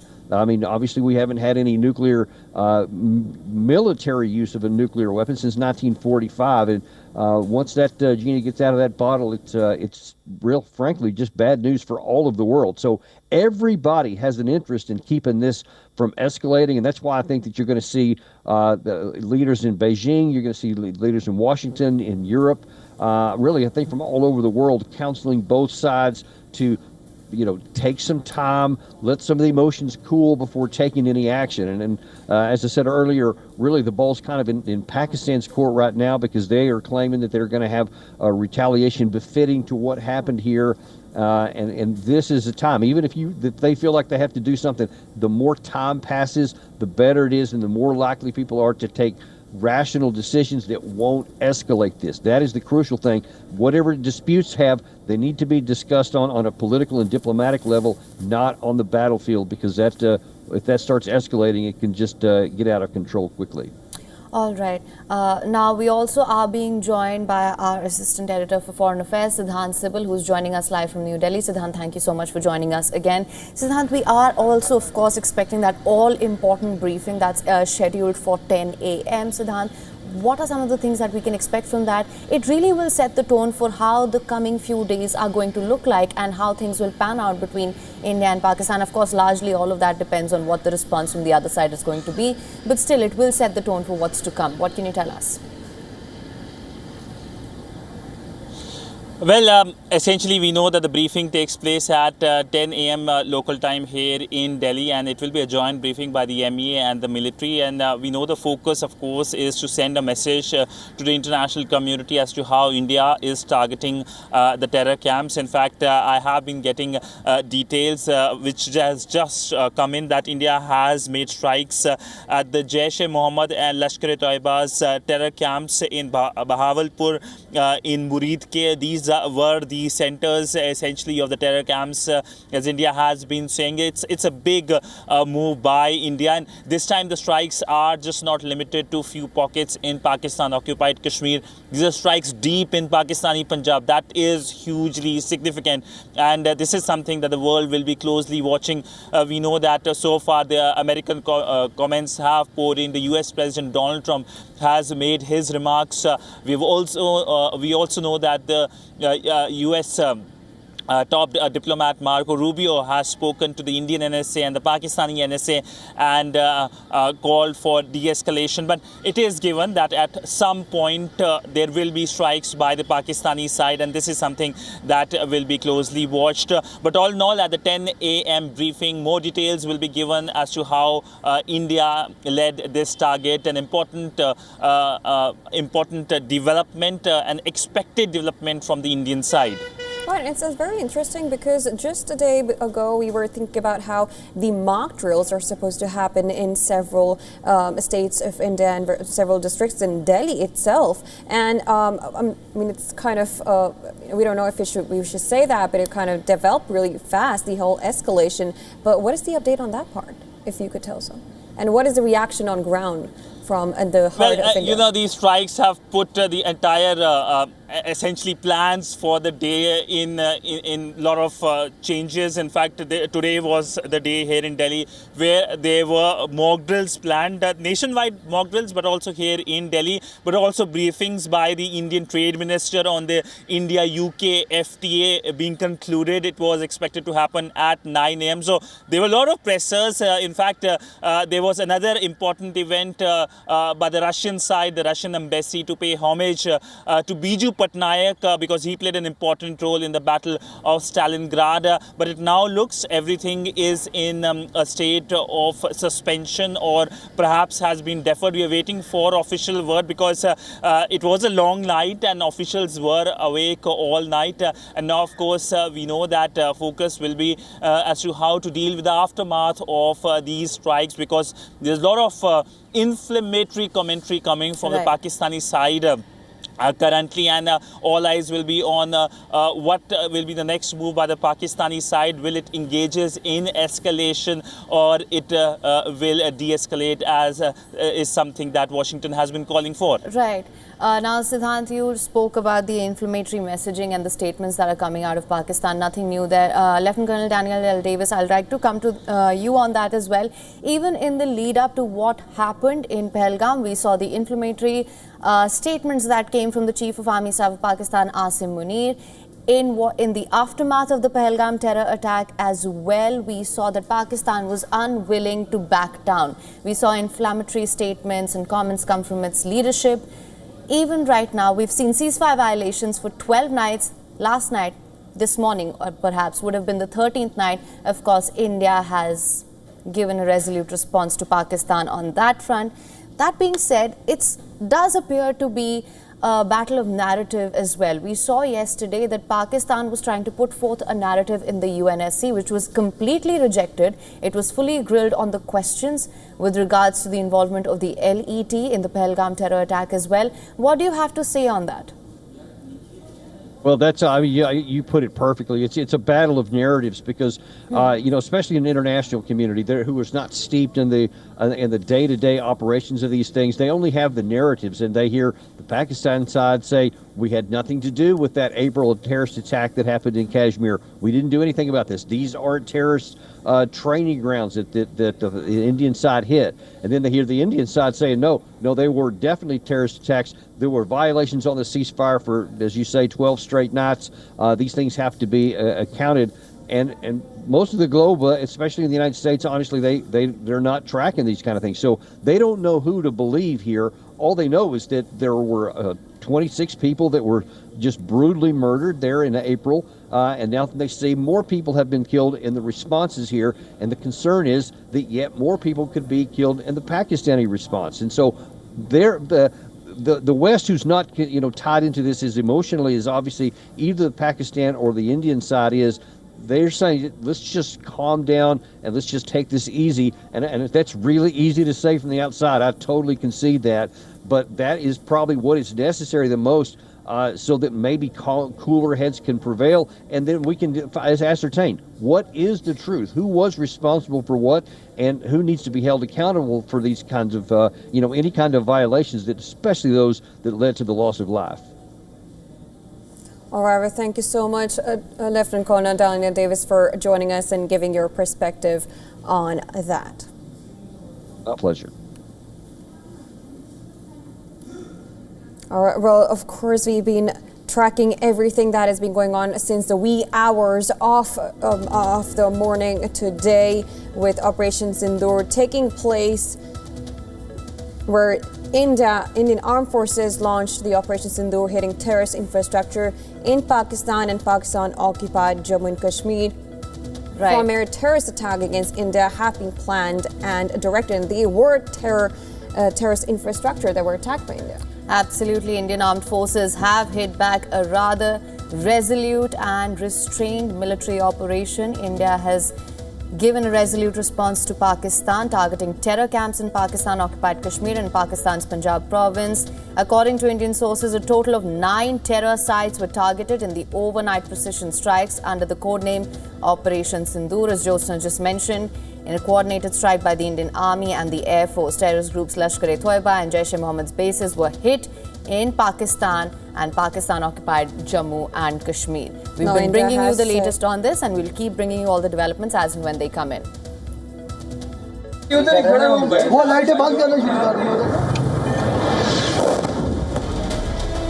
दी ये नुकसान ये 9 number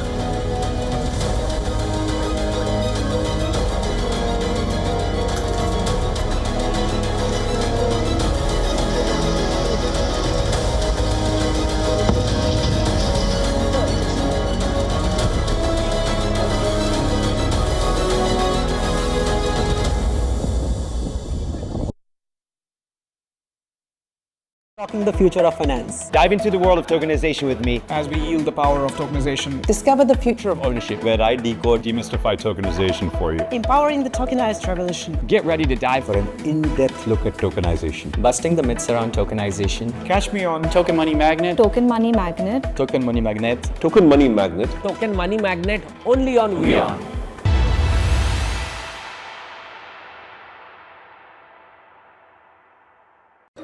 The stress of our world can take a toll on our physical and emotional health. Here, in New York's Catskill Mountains, lies a luxurious place of healing called WION Wellness Center. The WION Wellness Center provides 500,000 square feet of natural methods to manage diabetes, hypertension, chronic pain, obesity, depression, anxiety, and other conditions. We use the traditions of centuries-old natural science from India, yoga, Ayurveda, acupuncture, and naturopathy in personalized programs that help you take charge of your own health. A minimum 5-day stay is recommended for best results. Book now at yo1.com. From the bustling trading floors of Wall Street to the vibrant exchanges of Asian stock markets, WION breaks it down for you to make sense of what's happening, as we reveal the key factors behind events, strategic battles, and the game-changing business decisions that shape the world. We bring you all of this and more on World Business Watch. WION Health Resort is unique, the only one of its kind.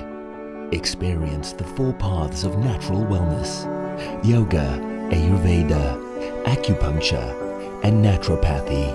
Each uniquely customized program improves the whole person to make every person whole. Come to WION Health Resort. Make your reservation at yo1.com. To bring the benefits of the Subhash Chandra Show to your educational institution, teachers and students, send an invitation to Juhi Jha at juhi@such.org.in.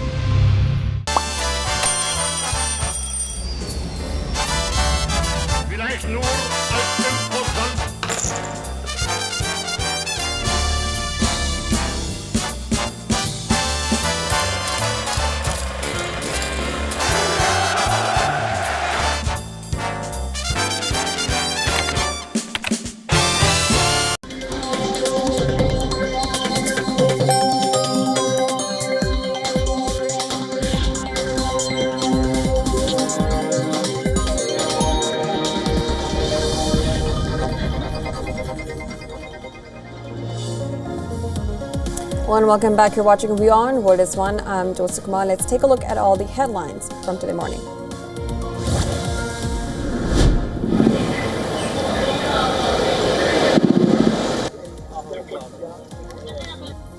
India launches Operation Sindoor, strikes 9 terrorist sites in Pakistan and Pakistan-occupied Kashmir, where attacks against India had been planned and directed.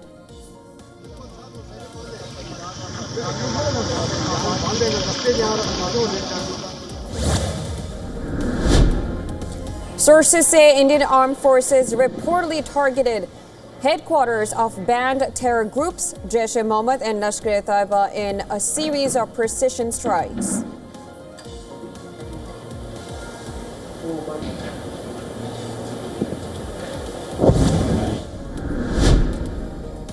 Defense Minister Rajnath Singh talks to chiefs of all three armed forces on phone. Cabinet Committee on Security to meet later in the day.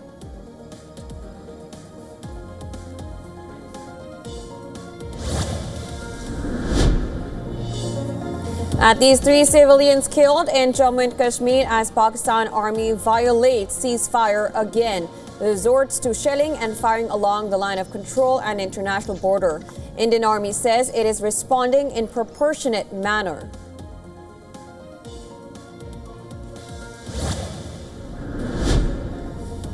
Several airports in North India, including Leh, Jammu, Srinagar and Dharamshala, as well as Amritsar, closed. Air India, Indigo and SpiceJet cancelled flights to several destinations.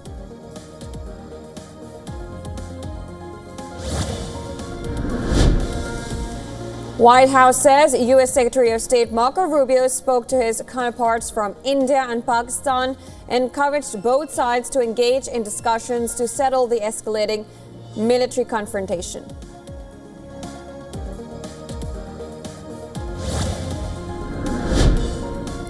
Rehearsal for civil defense drills underway in several places. The emergency drills, that is the first since 1971, will be conducted by most states later today.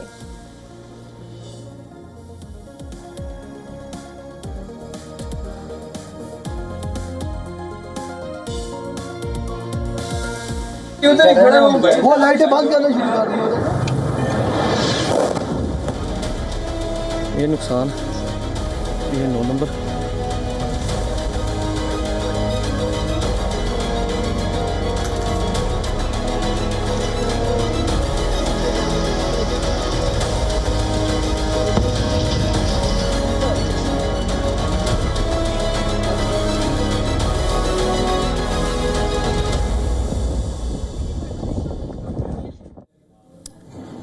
Well, top news today. India has hit back at Pakistan, hitting 9 terrorist sites in Pakistan and Pakistan-occupied Kashmir, targeting terrorist infrastructure there. Pakistani troops did resort to sharp escalation in ceasefire violations along the line of control. After that, what you see on your screen are the terror camps that was hit by India, Muzaffarabad in Punjab-occupied Kashmir. And of course, the Operation Sindoor is the one that India has taken against Pakistan. This comes after the Pahalgam attack that killed 26 civilians. India did say that it has targeted these 9 targets in Pakistan, Jammu, Kashmir. These are terrorist infrastructure. India's defense minister spoke to armed forces chief. That is the latest that we know as of now. This comes in the wee hours of today that India launches Operation Sindoor. 9 right after that, Indian armed forces reportedly targeted headquarters that are banned terror groups that Jaish-e-Mohammed and Lashkar-e-Taiba in a series of precision strikes. Now, Defense Minister Rajnath Singh did also talk to all the chiefs of the 3 armed forces on phone. And then this is, of course, going to come as the Cabinet Committee on Security is going to be meeting later in the day.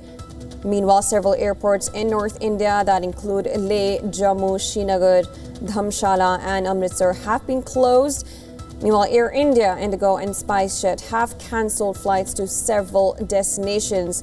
Meanwhile, the White House has also responded to these attacks, these strikes that India conducted against terror targets. U.S. Secretary of State Marco Rubio did speak to his counterparts from India and Pakistan and encouraged both sides to engage in the discussions to settle the escalating matter. Now, while the small arms of fire had been witnessed regularly in the wake of the Pahalgam terror attack, now Wednesday night also saw heavy artillery fire from the Pakistani side. Now, 3 civilians have been killed in those regions. And of course, this comes hours after India hit 9 sites in Pakistan and Pakistan-occupied Kashmir.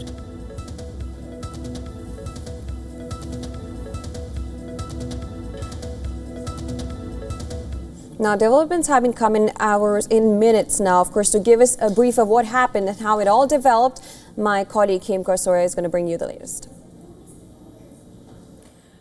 Now, 15 days after the terror attack in Jammu and Kashmir's Pahalgam, in which 26 innocent civilians were killed, Indian armed forces have hit back, targeting terror camps in Pakistan-occupied Kashmir and Pakistan's Punjab province. According to Indian sources, a total of 9 terror sites were targeted in the overnight precision strikes under the codename Operation Sindoor. In a coordinated strike by Indian Army and the Indian Air Force, terrorist groups Lashkar-e-Toiba and Jaish-e-Mohammed's bases were hit in Pakistan and Pakistan-occupied Jammu and Kashmir. Sources said Indian Prime Minister Narendra Modi himself was monitoring the operation throughout the night. Pakistan's DG Airspace said that India struck 6 sites in Kotli, Muridke, Bahawalpur and Muzaffarabad. Later, Pakistani Prime Minister Shehbaz Sharif confirmed that India conducted military strikes in the Pakistani territories. US President Trump also reacted to the strike, saying he knew something of this sort was going to happen and hoped that it ends very quickly. India's National Security Advisor Ajit Doval spoke to his US counterpart and Secretary of State Marco Rubio after the strikes, briefing them about India's military operation. Pakistan NSA Asim Malik also spoke to US NSA and Secretary of State Rubio on the strikes by the Indian Armed Forces. Pakistan opened heavy artillery fire along the line of control in Jammu and Kashmir. According to defense sources, the Pakistan Army suffered casualties in the strong Indian retaliation. 3 civilians were killed in Jammu and Kashmir in indiscriminate firing by Pakistan. Airlines in India have issued a flight advisory for several airports, saying airports in Dharamshala, Leh, Jammu, Srinagar and Amritsar will remain closed until further notice. In Pakistan, Lahore and Sialkot airports have been closed for the next 48 hours. Punjab Chief Minister has declared a state of emergency across the entire province. Indian Defence Minister Rajnath Singh spoke to chiefs of the Army, Navy and Air Force following the overnight missile strike on 9 terror targets in Pakistan and Pakistan-occupied Jammu and Kashmir. The Indian Army will address the media on the execution of the Operation Sindoor against the Pakistani terror groups at 10 a.m. today. This is what's transpired so far. Over to you now, Jyotsna. Well, let's get you the latest reactions that are coming in from for the families of the victims of the Pahalgam terror attack. Now listen to this. जे हे नाव दिलंय त्याच्यासाठी मी त्यांचे आभार मानेल, कारण त्यांच्या सगळ्या लेकींचं सिंदूर त्या दहशतवाद्यांनी मिटवून टाकले ना, आणि आज त्यांनी तेच नाव दिलं. मला ते नाव वाचल्यानंतर अतिशय डोळ्यात पाणी आलं की त्यांना जाणीव आहे आमची. तो बहुत धन्यवाद करती हूँ, उनसे बहुत थैंक यू कहती हूँ कि उन्होंने मेरे पति की मौत का बदला लिया है. जिस तरीके से हमारे पूरे परिवार को उन पे विश्वास था, उन्होंने उसी तरीके से जवाब देके हमारे विश्वास को कायम रखा है. And I am really thankful. Now, of course, these are the reactions coming in from the families of the civilians that became victims of the terror attack in Pahalgam in April. Now, right after that, India hit back with precision strikes. And hours after India hit 9 sites in Pakistan and Pakistan-occupied Kashmir, targeting terrorist infrastructure there, Pakistani troops again resorted to sharp escalation of ceasefire violations along the line of control in the adjoining Poonch district in Jammu and Kashmir, which has killed 3 civilians. Now, meanwhile, while the small arms fire had been witnessed regularly in the wake of the Pahalgam terror attack, Wednesday night saw heavy artillery fire from the Pakistani side. Of course, with Indian Armed Forces striking 9 sites Pakistan-occupied Kashmir, most international flights overflying Pakistan has been diverted away, and as well as many flights in Leh, Srinagar, Dharamshala have also been closed. Meanwhile, Defense Minister Rajnath Singh had spoken to the chiefs of all the 3 armed forces on phone. Meanwhile, the Cabinet Committee on Security will be meeting later in the day.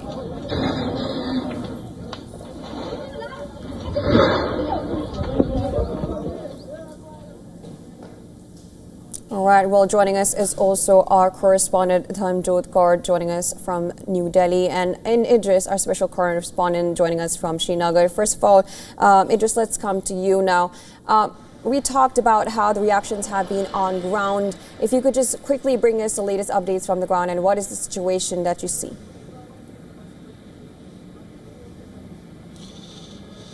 Well, the main updates from the Kashmir division as well as in the Jammu remain that all the schools, especially close to the line of control and international border, have been closed down. Majority of the schools in the Jammu division are shut for today, while as in the Kashmir division in North Kashmir's Baramulla, Kupwara, Handwara and Bandipora, all these districts, most of the schools have been closed for today as well. In Srinagar, schools that are close to the Srinagar airport have also been closed for a day.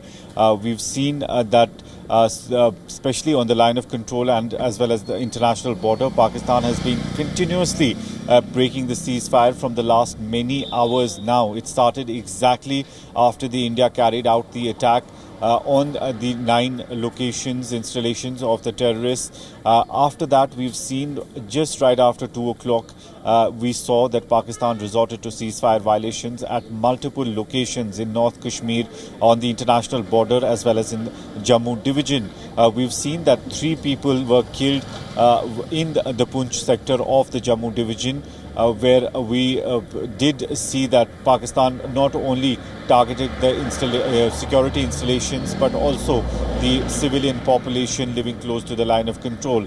In the similar case in the Kupwara district, we also saw Pakistan resorting to ceasefire violations and also targeting the houses of the civilians. We also saw the visuals of how the civilian houses basically were attacked by the artillery, and they completely burned down due to the ceasefire violations. At every location we are being told that Indian Army is retaliating, but on the other side Indian Army is also making sure that the civilian population is basically shifted from these areas to the safer areas. During the night we saw them shifting them to the bunkers specially made in the areas which are very close to the line of control. But with the first light, we've seen that people are slowly moving out of these places. On the other hand, Srinagar airport, Jammu airport, Leh airport, as well as some of the airports in the northern part of India have been shut for today as well for the commercial flights.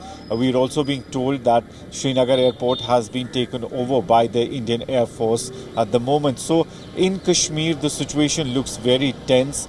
People just coming out of their houses looking very tense. We don't see a lot of people on the road as of now, although this is the time when most of the people, and especially kids, go to school, but we don't see many of the school buses out on the roads as well. It seems that people have opened up their television sets and mobile phones, and they've got to know about the situation, and that's why they're keeping to their houses.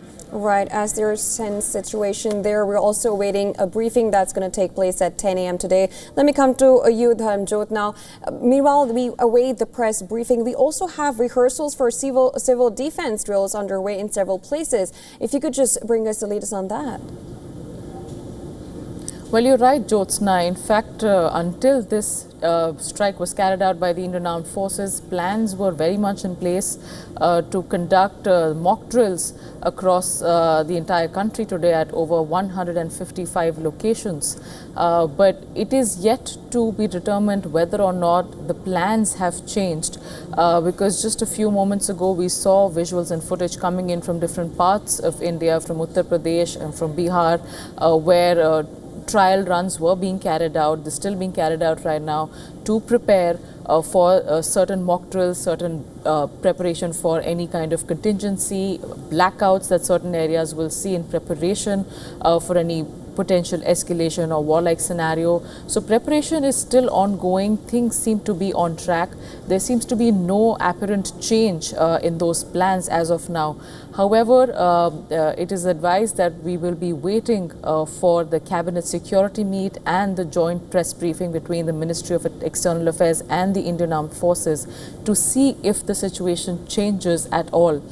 Given the nature of what's happening, Jyotsna, we saw shortly after the Indian Armed Forces carried out a targeted strike on 9 terror infrastructure spots in Pakistan and POK.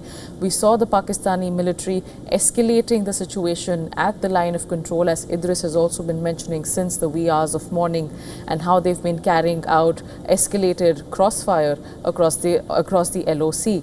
Now, given this situation, given the escalation, given how locals will now be dealing with this situation of uncertainty and heightened tension in Jammu and Kashmir, in other bordering villages of Rajasthan and Punjab, it remains to be seen if security officials and the central government takes any decision in order to change the plan or keep it intact, as it may in fact help the civil population of the country to in fact be better prepared in case the days ahead are slightly more uncertain. Jyotsna? Absolutely. Now, we're also being joined by our Assistant Editor of Foreign Affairs, Siddhant. We just heard Dhamjot talking about how India is also being preparing on the other side. You're in New Delhi, the capital. A press briefing is to take place at 10 a.m. If you could just bring in some more reactions from the capital, and if you've seen any kind of security situation in Delhi, and what kind of environment do you assess there in New Delhi?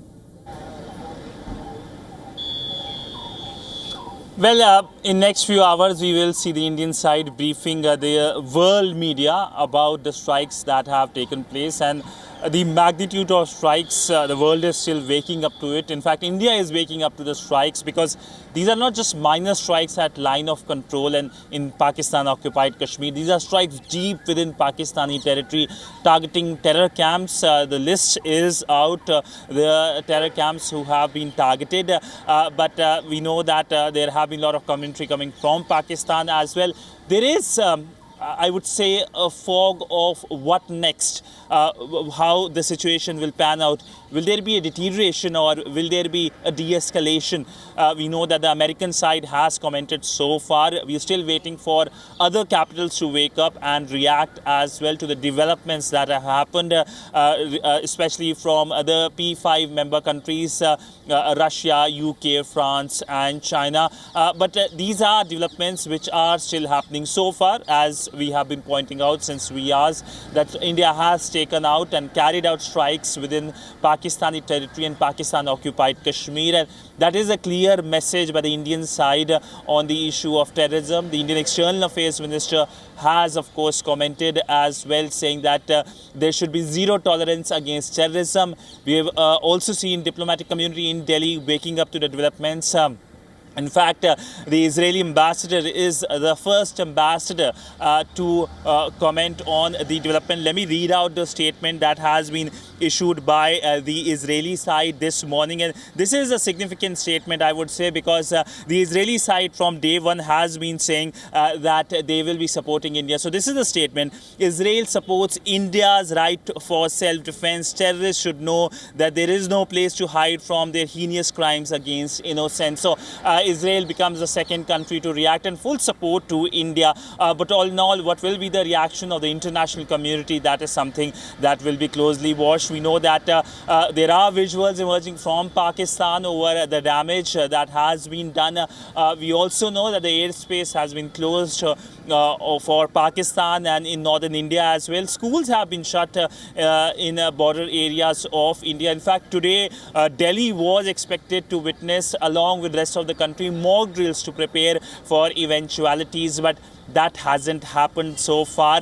It clearly looks like things will be for suspension for some time. In fact, the Indian Prime Minister was expected to travel to Europe next week, to Netherlands, Norway and to Croatia. I do not think so that under present conditions circumstances visit will now take place, but diplomatically and military, both sides, the developments will be awaited. On the diplomatic front, we know that the reactions of the global community will be awaited. On the military front, what next is a big question. There are a lot of misinformation also coming from the Pakistani side as well. But all in all, here in Delhi, so far it's a calm morning. People are waking up to the development.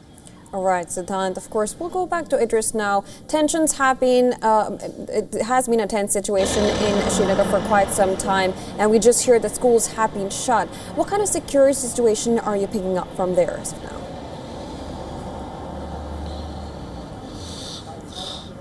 Well, security has been put on high alert right after the Pahalgam attack, whether it's the Srinagar city or the other districts of Jammu and Kashmir. There have been multiple operations that have been carried out by security forces across various districts, especially in the south of Kashmir, in Anantnag district, where the attack had taken place. There were 4 major combing operations of the security forces already on in the forest area of Pahalgam, where security forces still believe that the terrorists who carried out the Pahalgam attack are still hiding. They've cornered them from all the 4 sides and are carrying out the combing operation there. On the other side, we've also seen how the line of control from the last 13 days has been volatile. There's been ceasefire violation every single day from the Pakistani army side. We were thinking that they're basically giving an indication that they are alert on the borders. That was the indication Pakistan army was sending through these ceasefire violations in the last 12 days. But they were carrying on with them. But today, after India basically carried out the attack with precision, it was right after that at around 2 o'clock, Pakistan again broke the ceasefire violation on the 13th consecutive night, not at one place but multiple places across the Kashmir division as well as in the Jammu region. And this time not with small arms but with heavy artillery. On the other hand, they've also, what they did this time was that not only target the Indian armed forces bunkers and posts, but also the civilian population living across the line of control and international border. We've seen that Indian Army and border security forces have continuously been retaliating to these escalations by the Pakistan Army on the border. But since Pakistani Army has targeted the civilian population in Jammu, where 3 people were killed, as well as in northern part of Kashmir in Kupwara, where there's been a lot of damage to the houses, although the people were evacuated from those places before the shelling started. But all the houses in those areas close to the line of control completely burned down due to the heavy shelling from the Pakistani side. So a lot of tension right now all across Jammu and Kashmir. People really waiting that whether this would convert into something or there would be more escalation. If Pakistan really escalates this, then India is left with no choice but to retaliate in a bigger way, and that could actually mean a war. And nobody, at least in these bordering areas in Kashmir and Jammu, wants that, because they're the ones who are basically in the center of it. Absolutely. Now, there are tensions in Srinagar. Then, of course, we're looking at reactions that we just got from the world that our Assistant Editor of Foreign Affairs just briefed us upon. Dhamjot, if I can just come to you, if you could just brief us on the reactions that you have picked up from India. Well, Jyotsna, political parties are beginning to now react on social media and are putting out their official statement of how they unilaterally back the operation carried out by the Indian Armed Forces. When we first heard of the attack at around 1:45 a.m. Earlier this morning, we had quick reactions coming in from the Defence Minister, followed by other top leadership of the Indian government. But soon as the day broke, as more and more, leadership of the country woke up to the news of this, of Operation Sindoor being carried out successfully, we're seeing, the similar mood, a similar mindset, a similar statement being put on across party lines. Everyone is saying the same thing. They're proud of the targeted attacks that the Indian Armed Forces have carried out. There is a zero tolerance policy that India follows when it comes to terrorism, especially cross-border terrorism, and that the opposition and all parties stand in unison behind the government. In fact, the party president for Congress, Mallikarjun Kharge, just tweeted a few minutes back where he said that national unity and solidarity is the need of the hour, and the Indian National Congress stands with our armed forces. Our leaders have shown the path in the past, and national interest is supreme for us. So clearly there is no divide when it comes to political unity in India, Jyotsna. That is clear for sure. Other parties also from the opposition bloc have also tweeted in the same breath.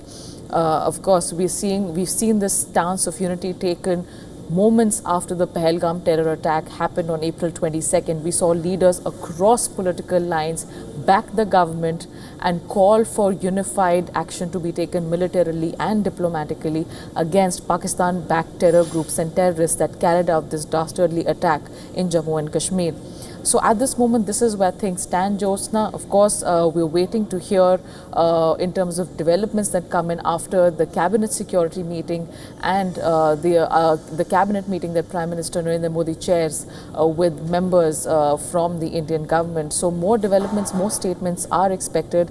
But in the past few hours, ever since the targeted strike was carried out, it has only been a unified front that India has put forward politically. Jyotsna? All right, absolutely, Dharamjot. And of course, let's come back. Let me go back to Idris now.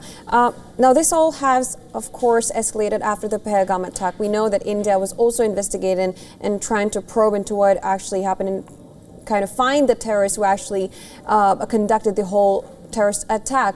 If you could just brief us upon what has been the latest news on that part so far. Well, Jyotsna, we've seen from the last many days now, security forces are carrying out the combing operation in south of Kashmir. There are 4 operations that security forces have been carrying out in the Anantnag district only. Let me tell you that it's a joint operation of the Indian Army, Jammu and Kashmir Police and paramilitary forces along with their commando wings. At one of the places, they did come in close contact with the terrorist group where there was a brief gunfire for a while. But after that, again, the terrorists managed to escape from that spot. But the whole area, the whole forest area has been cordoned off from all the 4 sides. Now, security forces have been using helicopters, drones to basically locate those terrorists. But we also have to understand that these terrorists are very well trained, especially in the mountain warfare. We've seen in the past 6 months, there have been multiple attacks in the Jammu division where the terrorists basically carried out attacks on security forces and also managed to go back into the forest areas of the Jammu division. These are the same the terrorists who came from that side of the mountain range towards the South Kashmir and carried out this attack in the Pahalgam. Security forces basically have been in the last 1 week trying to break the over-the-ground worker network in Jammu and Kashmir. There were around 2,500 people detained by the security forces for questioning. A lot of them still with the security agencies. They're being interrogated. We have also seen how around 90 over-the-ground workers were slapped by, under Public Safety Act as well as under UAPA. So basically the focus of the security agencies, especially the investigative agencies, has been to break the over-the-ground worker network. We've been told that around 15 over-the-ground workers were in constant touch with the terrorist group. They were the ones who helped them with the logistics as well as a recce of 3 spots only in Pahalgam, Baisaran, Adu and Betab Valley. These were the 3 places which were on the target of the terrorists. But later on, they decided that Baisaran would be easier for them because there was least presence of security forces in the area, while as it was also easier for them to escape from the forest region. While as the combing operation of security forces to look for those terrorists is still continuing. Absolutely. Now, of course, thank you so much, Idris, for bringing us that. Now, of course, news and just coming in, all the 3 service chiefs, that is CDS and NSA, were present in the MOD war room till 3 a.m. Now, this precision strike that we call on terror targets, this has been taking place since wee hours today. And we just got to know that all the chiefs were present in the war room since 3 a.m. This operation launched by India, Operation Sindoor, struck 9 terrorist sites in Pakistan and Pakistan-occupied Kashmir. Let me come back to Dharamjot now.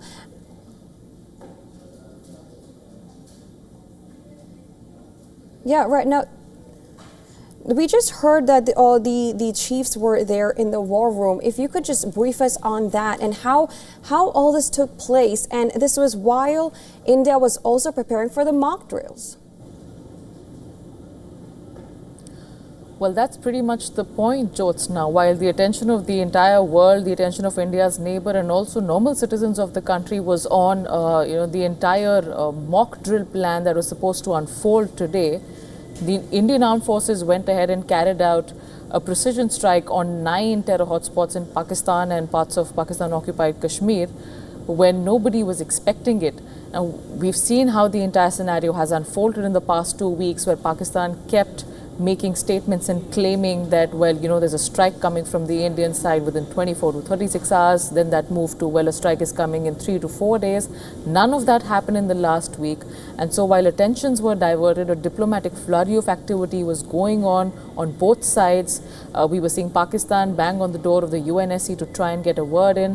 While all of that was happening, hours after that, we see the Indian Armed Forces put out a statement in the wee hours of the morning today, confirming that they have successfully carried out these strikes under the code name of Operation Sindoor.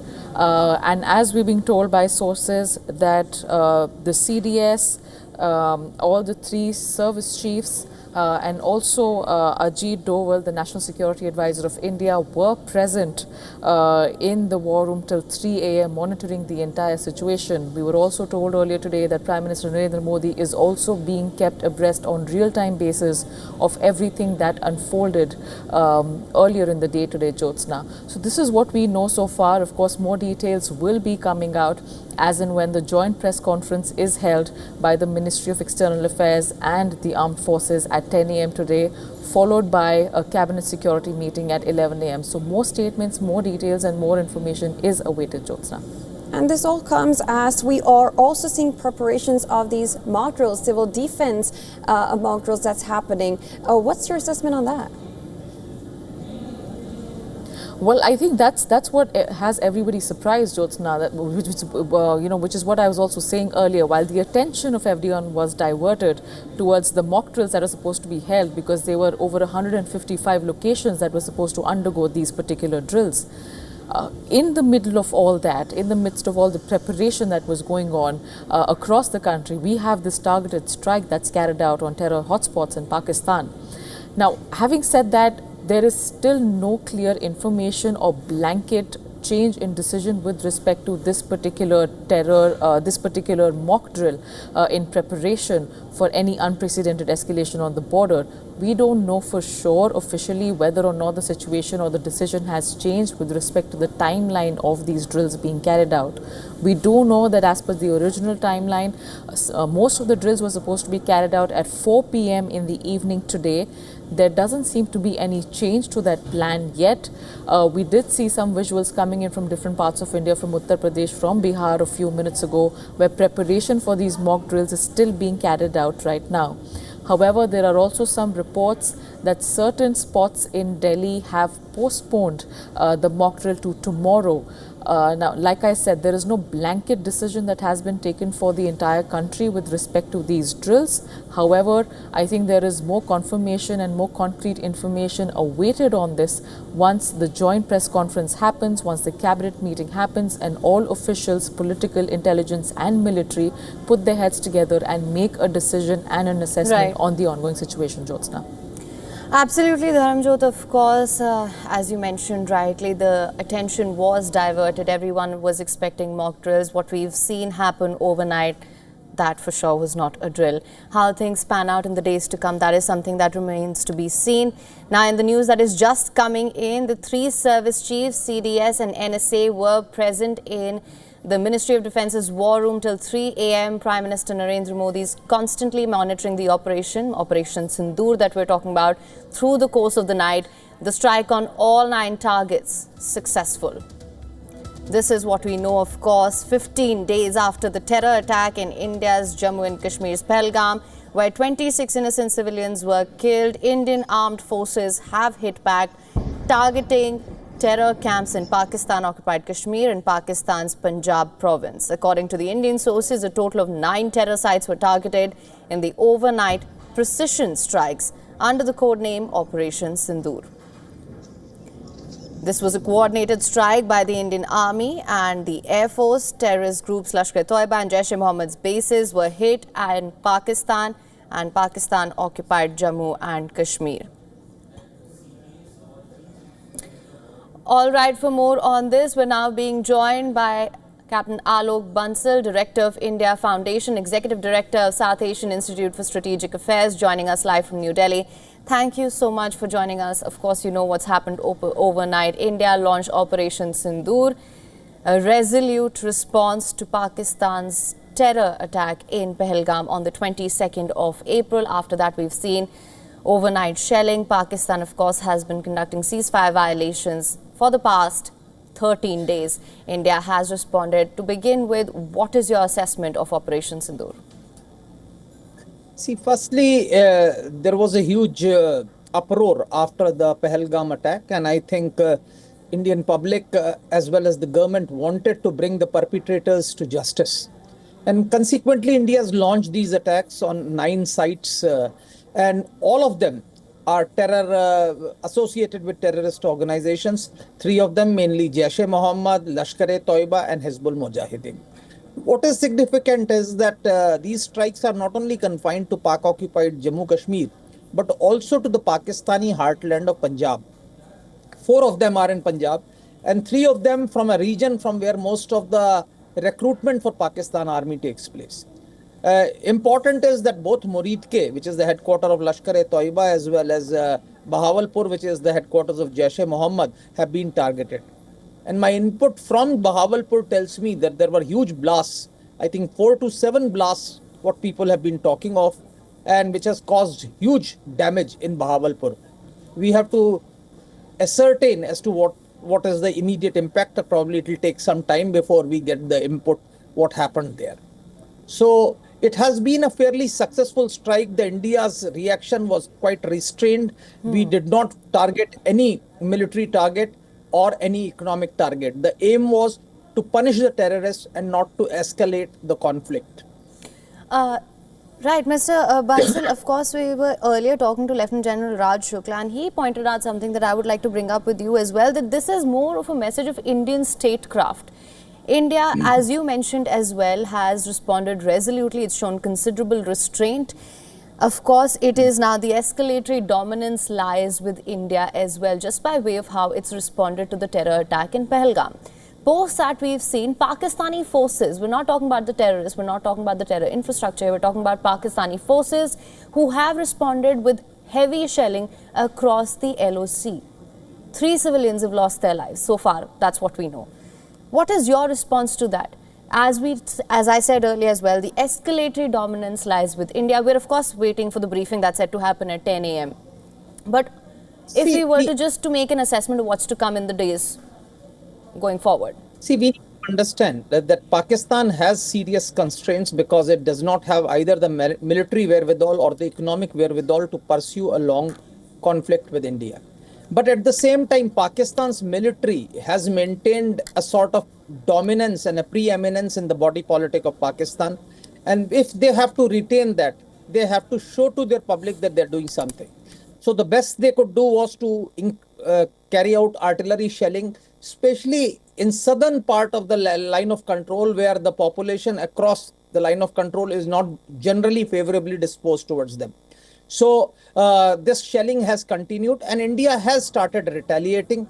But I can tell you that Pakistan will not be able to pursue this because according to my inputs, a large chunk of Pakistan's ammunition was transferred to Ukraine in recent past. And as a result, Pakistan's armed forces are quite low as far as artillery ammunition is concerned. And I think it will be difficult for them to continue this sort of tit-for-tat offensive. Consequently, what Pakistan is doing is that they have launched a propaganda drive where their defense minister is saying that they have brought down 5 Indian planes, they have destroyed a brigade headquarters, they have captured Indian troops, etc. So on. I think this narrative might probably assuage public for some time, but eventually it will fall flat because they'll have no evidence to show for it. And that's the problem. What also remarkable is that as per my input, that all attacks that were carried out were standoff attacks, where the aircraft remained within Indian airspace and launched standoff weapons to target these targets, which have been associated with terror outfits. we did not strike at any other civilian, economic or military target. So if Pakistan has to retaliate, there are no terrorist camps in India. They are only in Pakistan and Pakistan occupied territories. So if it has to retaliate, it will have to retaliate on some military target or something where the escalation could be severe, and it could come both either in land, sea or air. So that sort of a retaliation is likely, and Pakistan will find it very difficult to take any action as far as this issue is concerned. And international community by and large has been supportive of India. They want peace to be restored, and as a result numerous countries are in touch with both India and Pakistan. All right, absolutely. Please do stay on with us, Mr. Bansal. Of course, we're now being joined by our Assistant Editor for Foreign Affairs, Siddhant Sibal. Siddhant, thank you so much for joining us. Of course, we're all just awaiting with bated breath for that 10 a.m. briefing that's set to happen. We were also discussing with Mr. Bansal how the night has played out, how we've seen the Pakistani forces target civilians across the LOC. Siddhant, what is the latest that you can get us? Well, it is going to be a long day, I can say, for this for sure. And I'm here in Delhi, and Delhi is waking up. It is, of course, looking like a quiet morning, but it could be a very heavy day. The pressure starts in approximately 1.5 hours from now. It will be a press statement. It looks like now that a press statement will be jointly given by the Indian military along with the ME officials who will be present as well. And focus, of course, from the Indian side will be to tell to the world that when it comes to the issue of terrorism, there is a zero tolerance policy. Now, what one can expect in next 12 to 24 hours is first, of course, the global reactions. In fact, even as we speak, Panama has reacted. Now, why Panama is important is because it's a non-permanent member of the United Nations Security Council. And in a statement, it has said that it stands in solidarity with India in this tragic loss and in the ongoing fight against terrorism. That is a full-fledged support by Panama. Before that, we have seen the statement from UAE, which is called for restraint. We have also seen the statement by the Israeli ambassador to India, who has said that they support India's right to defense, even as the US NSA has been in touch with both Pakistan and India. But other than the calls for de-escalation, focus, of course, will be to make sure that there is no misadventure from the Pakistani side as well. We have seen a lot of information coming from Pakistan as well, but so far there is no clarity because there have been a lot of back and forth by the Pakistani establishment. But all in all, here in Delhi, the focus and the clear message to not only Pakistan but to the international community is that when it comes to terrorism, especially cross-border terrorism, India will have zero tolerance policy. All right. Well, Siddhant, thank you so much for bringing us the latest on this. We'll, of course, continue to track all developments as and when they come in closely with you. Coming back to you now, Captain Bansal, of course, you were talking about the narrative earlier, and this is something that we've been discussing as well. We saw how Pakistan was trying to push its version of events at the UNSC yesterday as well.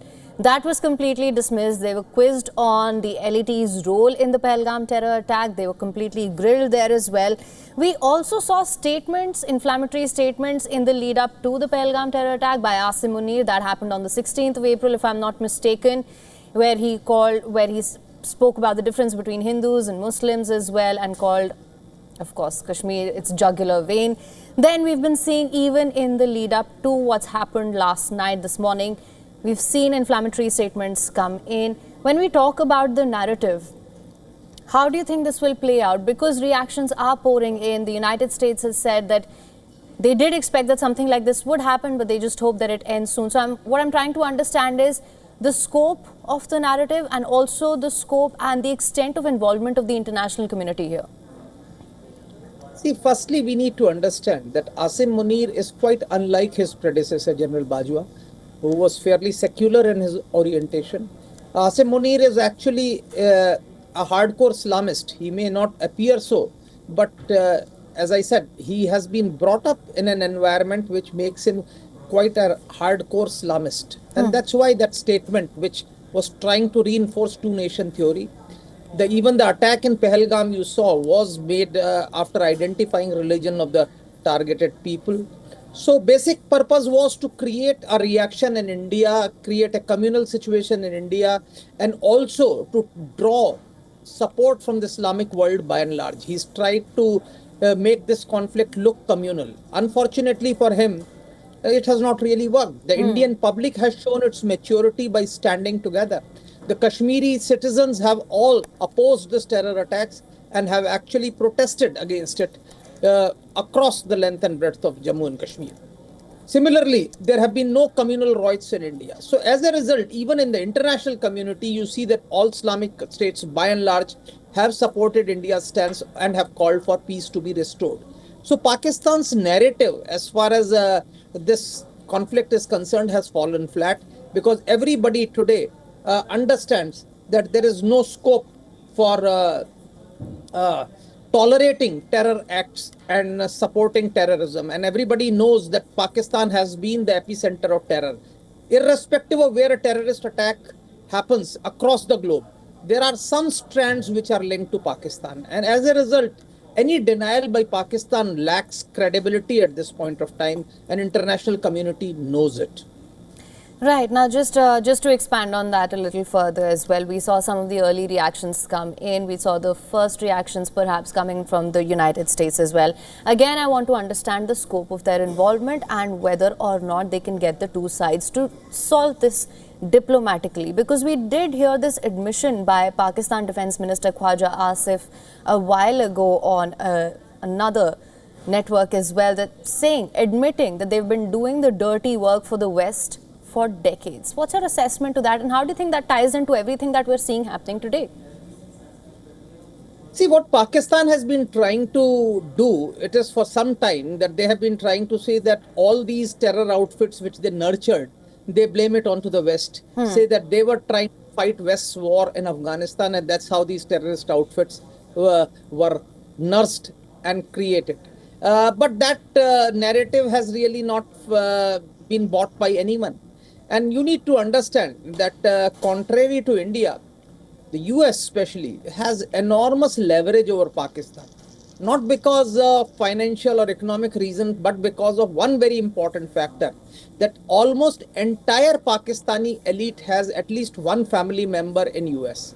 And the US arm twisting in terms of denial of visa has a personal impact on these people. And as a result, the Pakistani elite, because Pakistan in any case is not a genuine democracy that we have seen in the last elections and subsequently, because the most popular leader continues to remain in jail. The elite drives the narrative, and especially the military elite. And virtually every one of them has a relative in US or the West.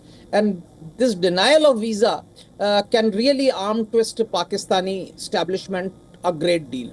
And we have seen that Pakistani establishment sues for peace the moment West uses this ultimate weapon. And as a result, I have a feeling that US would be able to pressurize Pakistan to some extent to sue for peace. Although, as I told you, that for domestic audience, Pakistan will have to show that they have taken a stance. Otherwise, Pakistan's military, which is already on the firing line by people in Balochistan and Khyber Pakhtunkhwa, will start getting more brickbats even from Sindh and Punjab. Right. Now, when we talk about the United States leverage, I also wanted to talk about China here. We saw a couple of days ago it threw its weight behind Pakistan, saying that it stands firmly with Pakistan. What is your assessment of that? How do you see China's role here? See, China, as I said, and I again repeat, China would really not come out openly in support of Pakistan. China at this point of time wants to improve its relations with India. It has to make certain statements in support of Pakistan because of its historical reasons, because of its commitment in China-Pakistan economic corridor, and the fact that a large number of Chinese citizens are living in Pakistan and working in an environment where they could easily be targeted by terrorist outfits and are being targeted, and they need security from Pakistani security forces. So China, to my mind, whatever is my assessment is, at the most would make some statements, but would rather try and maintain a neutrality, would request both the countries to come and negotiate. That is likely to be the Chinese stance. I don't think so China would come out actively in support of Pakistan. All right. Now, of course, this operation, it's called Operation Sindoor. How do you assess the significance of this name? See, Sindoor, as you know, in India, the Hindu ladies actually put it on their forehead to symbolize their married status.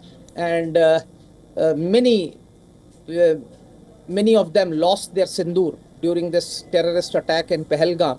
And I think the nomenclature Operation Sindoor is to say that we have tried to make amends for their loss. Of course, their loss can never be made good, but we have tried to avenge their sense of grief to some extent by taking actions against the perpetrators of this heinous terrorist attack. And that's why I think symbol of Operation Sindoor makes a very, very deep impact as far as Indian society is concerned. Right, Captain Mansal, also, would you say that Pakistan is playing with fire? We've been discussing this as well. Do you think Pakistan can afford this gamble that it's taken on India? Because India has time and again exposed the vulnerabilities. If we were to just go back and just talk about this operation alone, it has exposed the vulnerabilities, the fragile system Pakistan's air defense as well.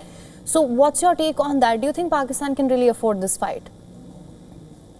See, I have no doubts that Pakistan is a very fragile state, and we saw that. Internally, we saw that. What happened is, when this tension was going on, you saw Quetta-Karachi highway was blocked.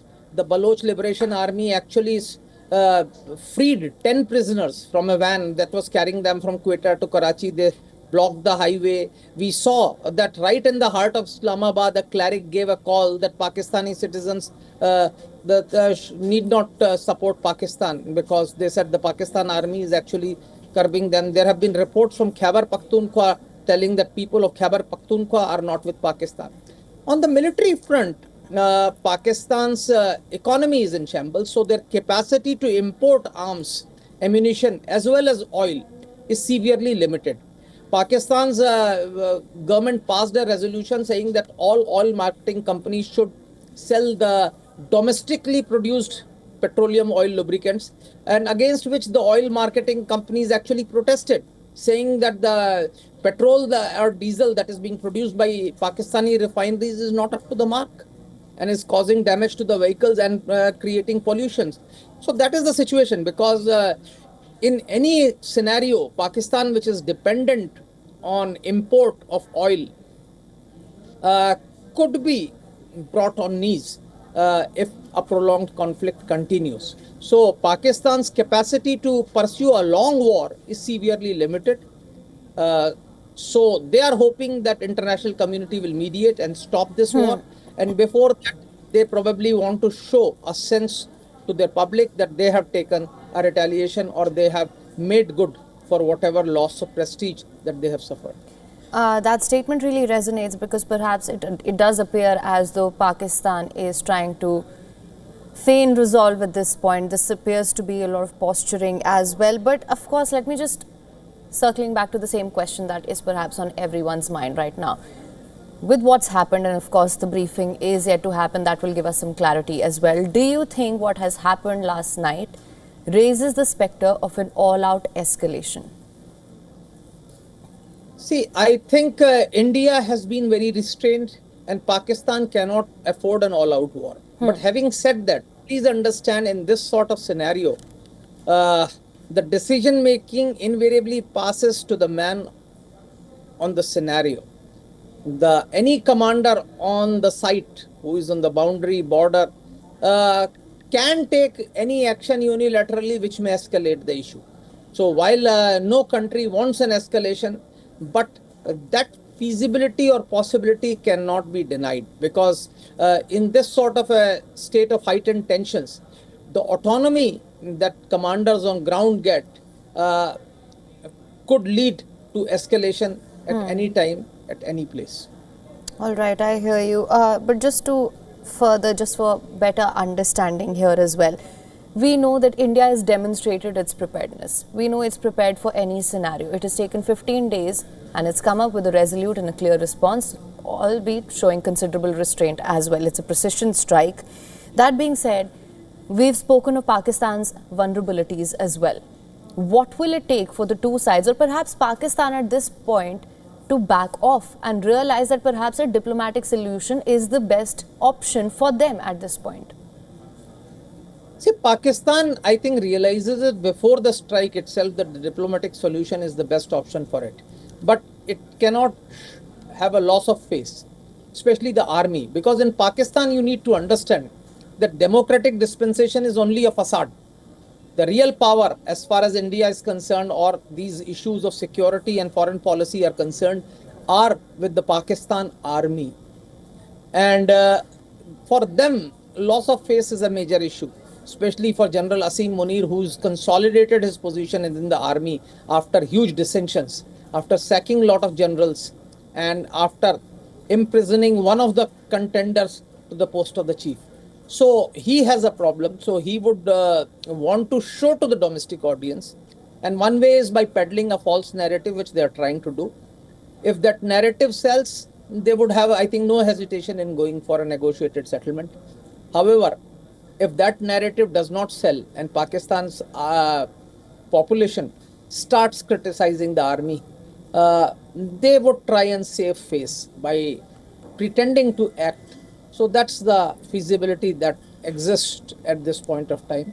As I said, Pakistan cannot afford a war. So that's why they are talking about nuclear saber rattling and all those issues, which they keep repeating time and again. I'm glad that you've mentioned that as well, because we've been seeing that this nuclear bogey, we've been hearing about it. Pakistan has been talking about raising the nuclear threat as well. Do you think their bluff has been called? See, I think there is no doubt that Pakistan's statement was if there is a threat to their existence or something like that. In any case, Pakistan is an occupation of a huge territory of India. And if India has to give a military response, there are numerous ways which it can be given. And I think their nuclear bogey has definitely been called. Nuclear weapons are not for use. So all these bunkum about tactical nuclear weapons, etc., I think it's unusable, because India's nuclear doctrine is very clear that use of any nuclear weapon against Indian troops or Indian territory anywhere of any type will elicit a massive retaliation. So with that sort of a nuclear doctrine, I personally feel Pakistan would not be able to cross the Rubicon. This is just an ideal threat, basically to pressurize the international community to act. From India's point of view, a prolonged state of tension where Pakistan can be starved is a better option than probably escalating the tensions. All right. Well, Captain Alok Bansal, thank you so much for joining us on WION World is One with your insights and your perspective on this. We'll, of course, continue to track the situation very closely, and there'll be lots more to discuss going forward as well. Thank you so much.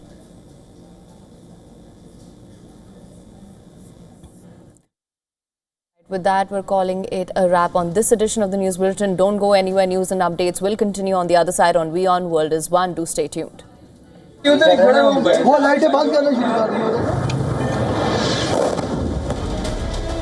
ये नुकसान ये 9 number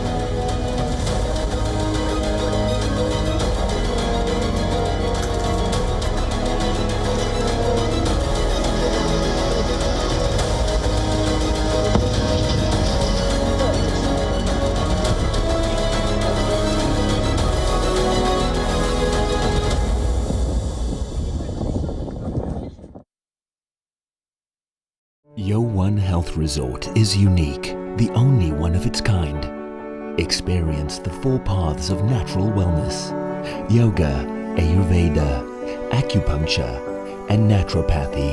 Each uniquely customized program improves the whole person to make every person whole. Come to WION Health Resort. Make your reservation at WION.com. From the bustling trading floors of Wall Street to the vibrant exchanges of Asian stock markets, WION breaks it down for you to make sense of what's happening.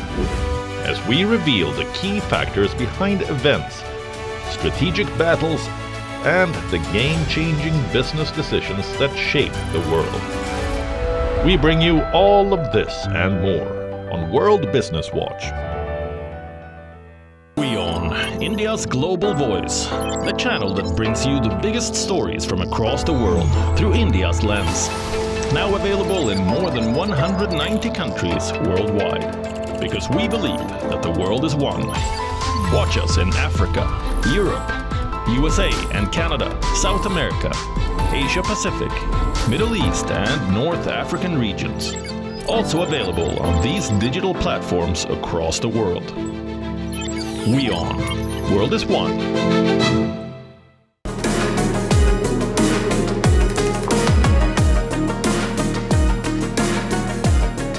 Dive into the world of tokenization with me on Token Money Magnet, only on WION.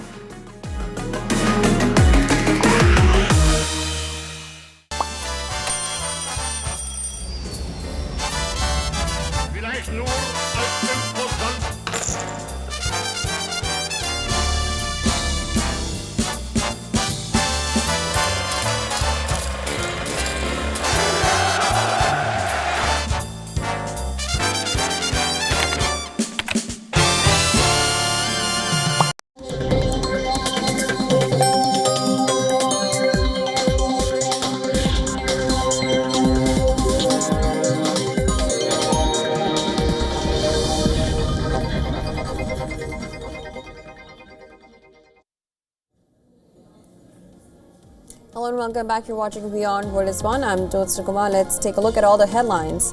Breaking news.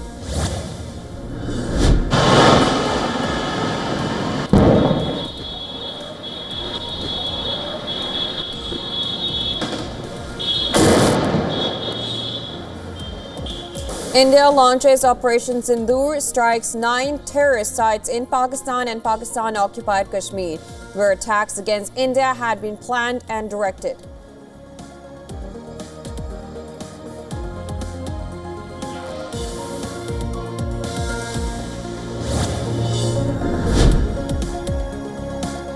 Sources say Indian armed forces reportedly targeted headquarters of banned terror groups Jaish-e-Mohammed and Lashkar-e-Toiba in a series of precision strikes.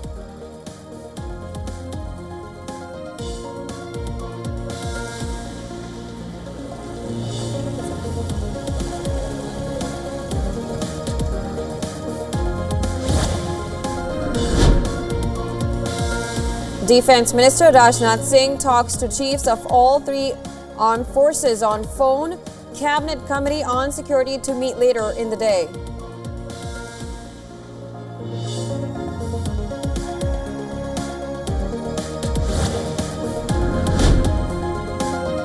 At least 3 civilians killed in Jammu and Kashmir as Pakistan Army violates ceasefire again, resorts to shelling and firing along the line of control and international border. Indian Army says it is responding in proportionate manner.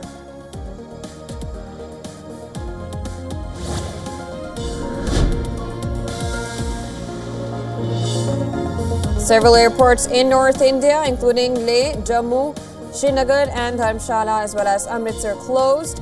Air India, Indigo and SpiceJet cancelled flights to several destinations.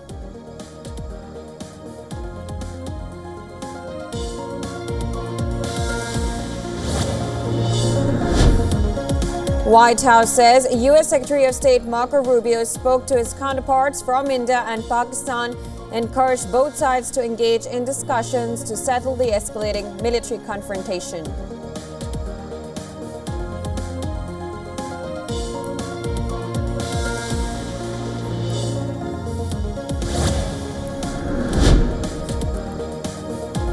Rehearsal for civil defense drills underway in several places. The emergency drills, the first since 1971, will be conducted by most states later today.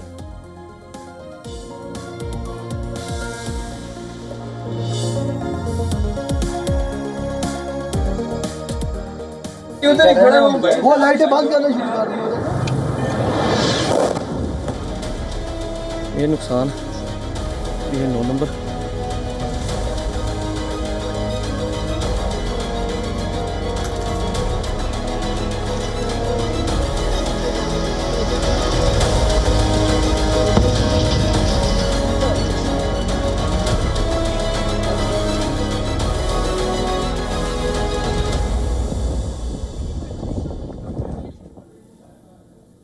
Indian armed forces have avenged the barbaric terror attack in Pahalgam, which claimed 26 innocent lives.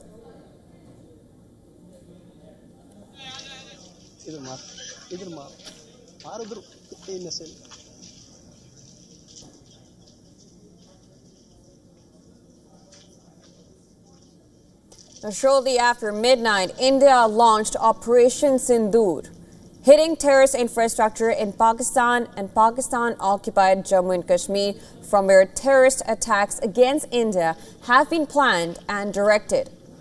Now, a total of 9 sites were targeted. The Indian response was focused, measured, and non-escalatory in nature, and no Pakistani military facilities were targeted. The sources indicate that Prime Minister Narendra Modi was monitoring the Indian strikes throughout. Now, shortly after the attacks, India's National Security Advisor Ajit Doval spoke to his American counterpart Marco Rubio and briefed him on the actions taken. Later, Rubio put out a statement saying that he was monitoring the situation closely and urged both sides for a peaceful resolution. Now, senior Indian officials also spoke to their counterparts in the US, UK, Saudi Arabia, UAE and Russia to brief them on the steps taken by India against Pakistani terror infrastructure. In the aftermath of the attack, the IAF confirmed that Srinagar airport would remain closed for domestic operations today.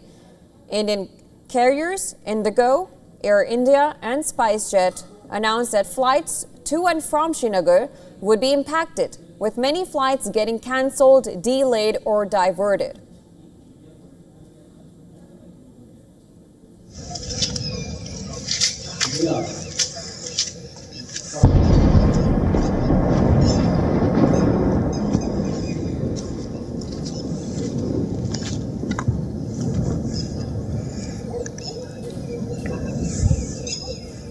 Meanwhile, the line of control continues to be tense, with heavy exchange of fire being reported. At least 3 people have died in firing from Pakistan in Jammu and Kashmir's Poonch. Meanwhile, Pakistan's Prime Minister Shehbaz Sharif confirmed that India conducted precision military strikes and has called for a National Security Committee meet at 10 a.m. today.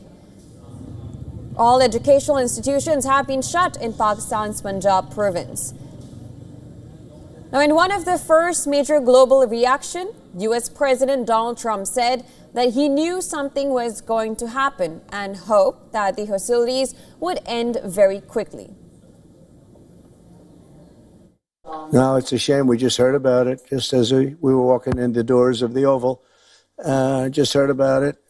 I guess people knew something was going to happen based on a little bit of the past. They've been fighting for a long time. You know, they've been fighting for many, many decades and centuries, actually, if you really think about it. No, I just hope it ends very quickly. United Nations Secretary General Antonio Guterres has also reacted to Indian strikes and called for exercising maximum military restraint. The UN chief added that the world cannot afford a military confrontation between India and Pakistan.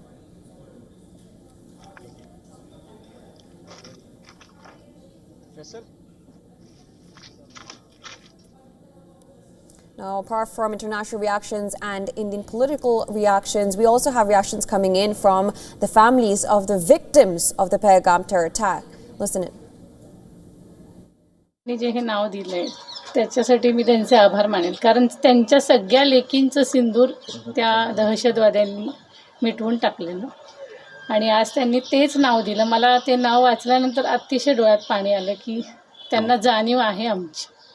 तो बहुत धन्यवाद करती हूँ, उनसे बहुत thank you कहती हूँ कि उन्होंने मेरे पति की मौत का बदला लिया है. जिस तरीके से हमारे पूरे परिवार को उन पे विश्वास था, उन्होंने उसी तरीके से जवाब देके हमारे विश्वास को कायम रखा है. And I am really thankful.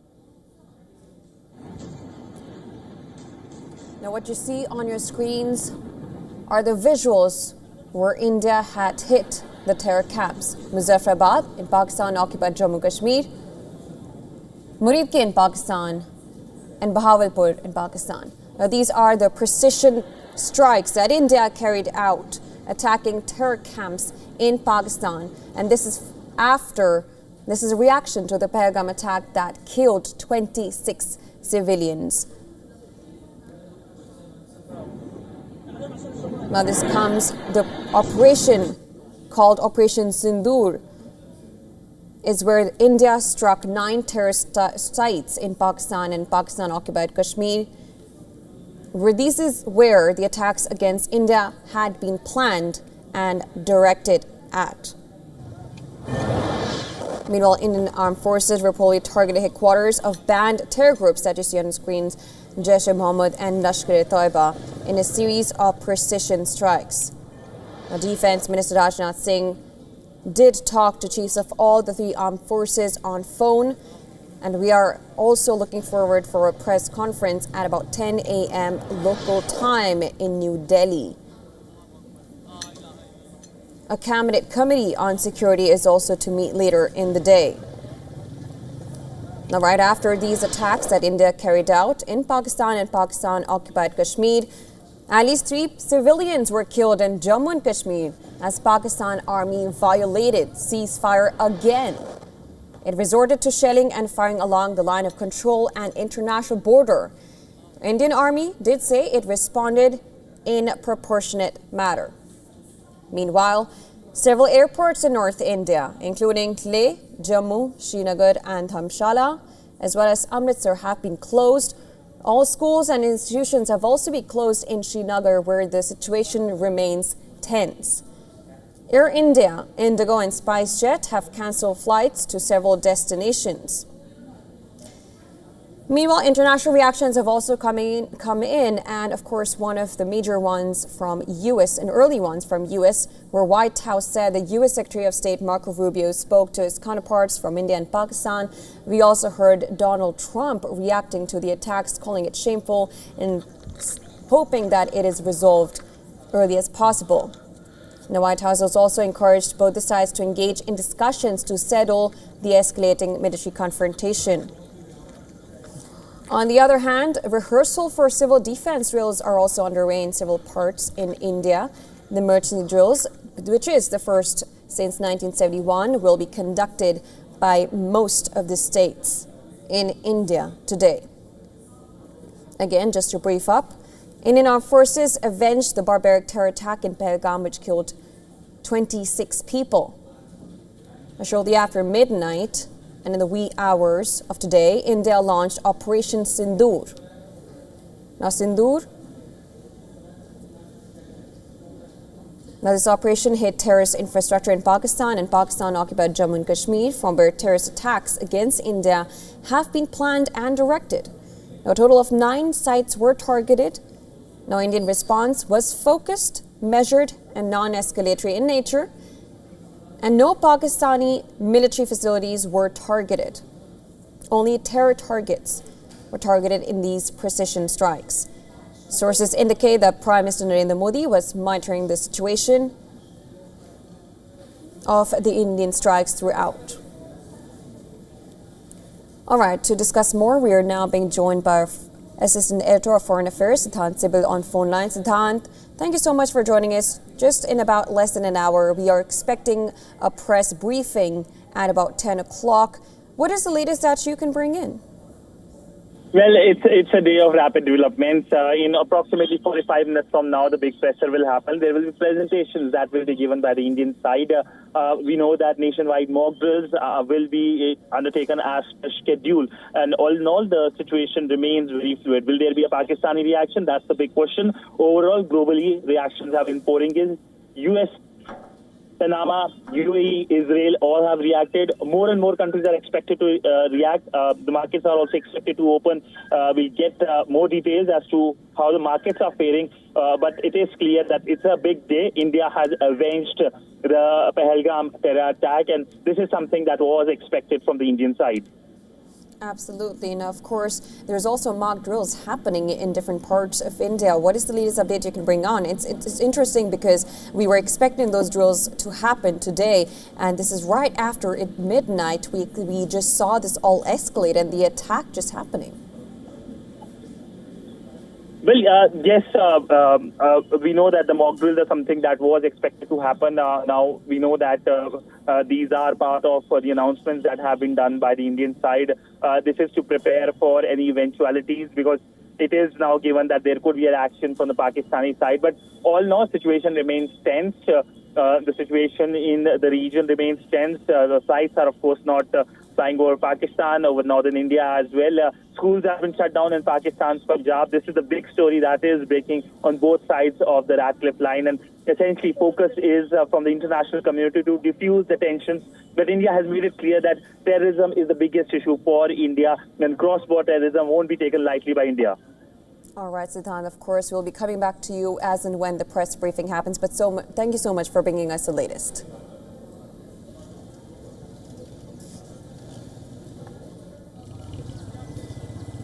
All right, now to discuss more, we are now being joined by Major General Rajesh Arya, former Chief of Staff of Kashmir Corporations and defense expert. Thank you so much for joining us this morning. Good morning. Good morning. Now, let me just begin by asking you your first reactions to the strike, and are we looking at a broader conflict? Very good morning to your viewers, and it is a lovely day, and we all been waiting for last 2 weeks for this day to happen. As I said about a week back when I was asked on one of the channel that we needed to trust our government, trust our services, and trust our Prime Minister. It was not easy to avenge what happened on 22nd April.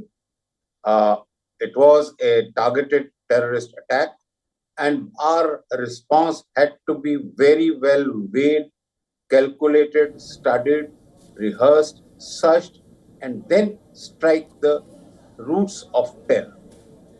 When you strike respond to such terror attacks, you see what the world saw what happened in Gaza. So Gaza is a very, very small area as compared to Pakistan. We Indian, as a very mature country and a very, peace-loving country, we wanted the least amount of collateral damage. And if the news have come into you, right, that we have purely targeted terrorist bases in different forms, the terrorist hideouts, the terrorist launch pads, and the terrorist headquarters of Lashkar-e-Toiba and Jaish-e-Mohammed. We have not targeted any civilian target, any military target, any economical target. So it required a lot of preparation, and that is how we have gone. Yes, I personally feel it is not enough, but then yes, just from short of war, I think this is the best could have been done. Now it is up to Pakistan.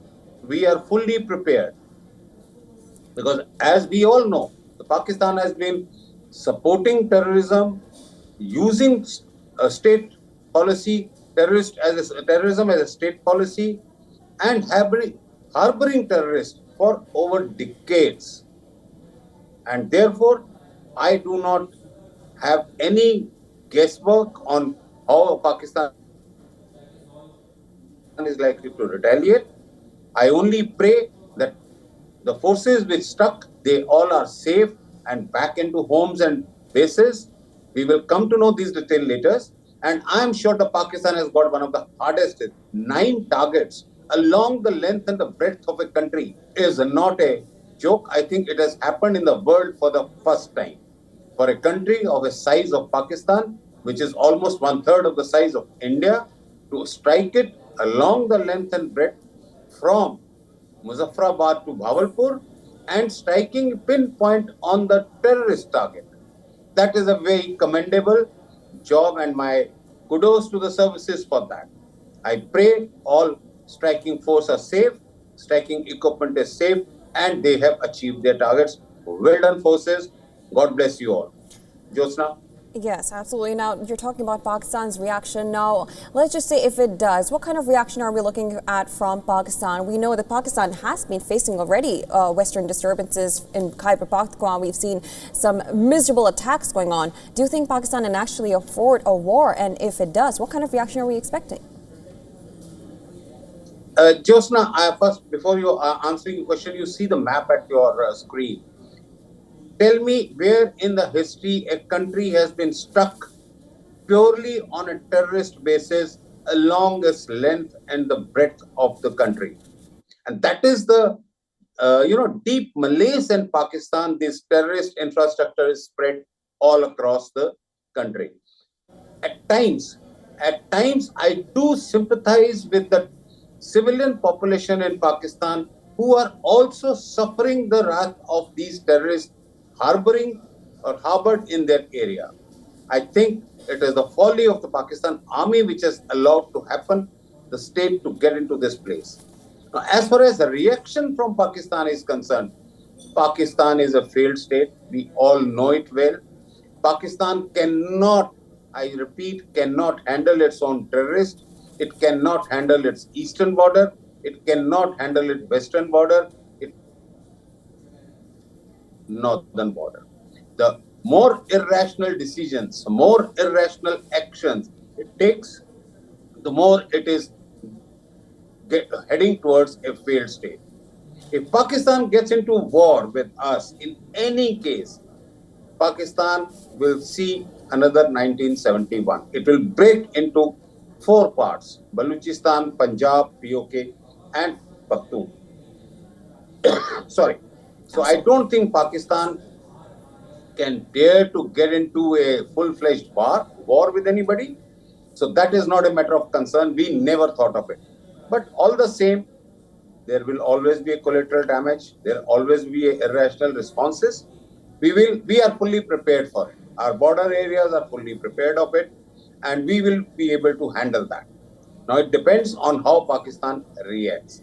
We have, I think, our Prime Minister and our forces have shown tremendous restraints at the cost of not satisfying our emotional pain which we have been suffering since April 22.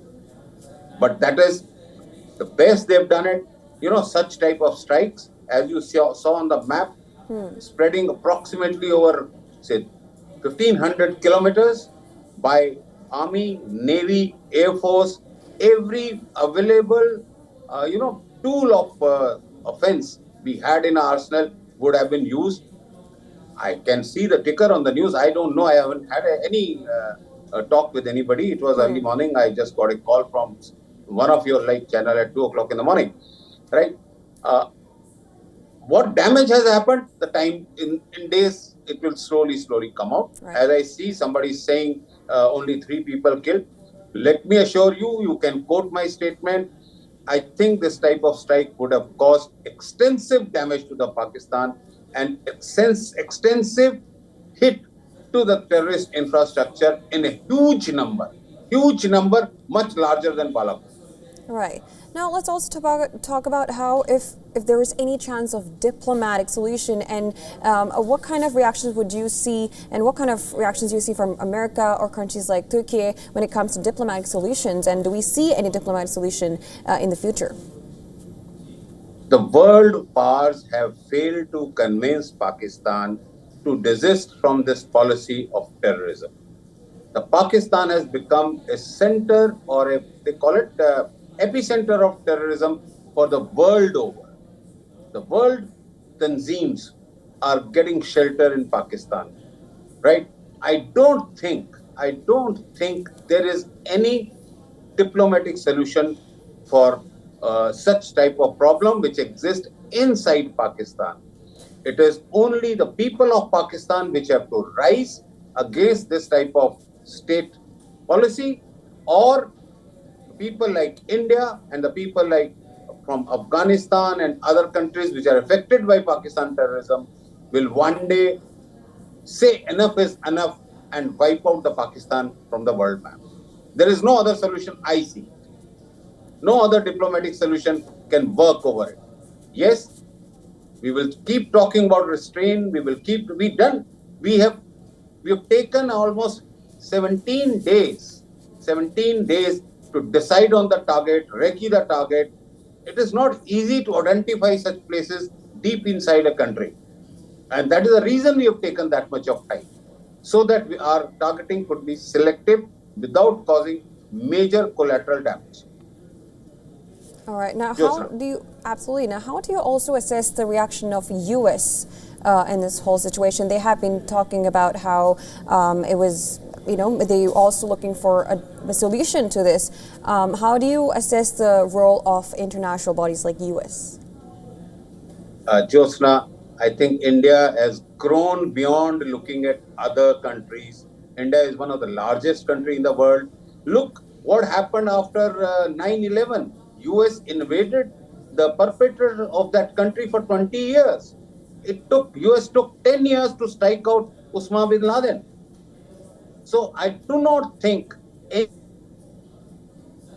any country has a moral high ground to give a sermon to India.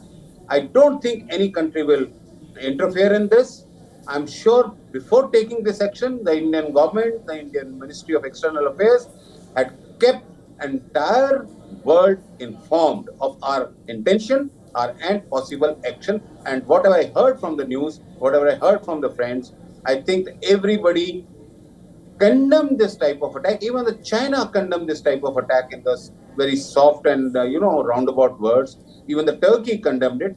So that's a symbolic one ship of Turkey lurking around in the Pakistan waters, or one aircraft coming and landing for refueling in the Pakistan airspace. Those are just semantics. I don't think any country is standing behind Pakistan on this. Right. Jyotsna. Absolutely. Now, these are two nuclear-armed nations we're talking about, and somehow Pakistan has also been talking about nuclear power. How do you look at that, and do you think it would ever escalate to that extent, where the countries do bring in nuclear power, and how do you assess Pakistan using the nuclear power?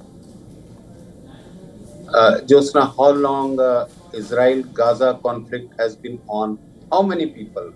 Millions of people have died. Look at Russia, Ukraine. Almost 3 million people have died. Has anybody used nuclear weapon? It's not a joke to use nuclear. There are, I think, tens and thousands of nuclear weapons in the world today. After Hiroshima, it has never been used. It is a weapon of deterrence. It is a weapon of deterrence. It is a weapon for peaceful utilization of energy. Pakistan is used to loose language. I wish they use it. Rest assured, in next 10 minutes, the Pakistan will be obliterated from the world map by India's reaction. They don't have a reason to use it, and they don't have courage to use it, and they don't have strength to use it. But we are prepared. As I said, Pakistan is just 1/3 or 1/4 the size of India. Can it take the India's wrath? No. The earlier Pakistan realized this, the better it is. So I am not scared even one bit of a nuclear bogey by Pakistan. Right. I'm just not scared. All right. Well, Jyotsna. Of course, we'll be looking at, absolutely. Now, as you said, of course, it's interesting to see how this all pans out, but thank you so much for joining in and giving your perspective on this. Thank you, Jyotsna, for having me. All right, well, with that, we call a wrap to this bulletin, but don't go anywhere. We'll be right back with more news and updates. You're watching WION The World. Stay tuned. वो लाइटें बंद करना शुरू कर दी उधर। ये नुकसान, ये 9 number.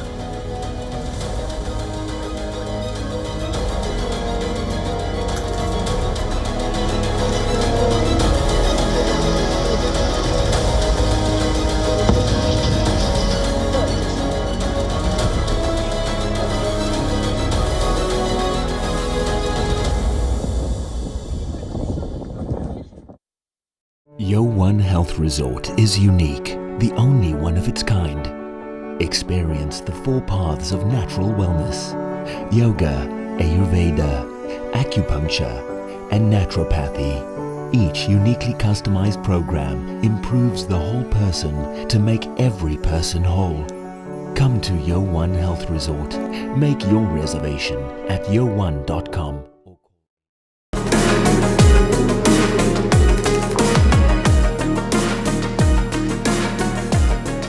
Dive into the world of tokenization with me on Token Money Magnet, only on WION.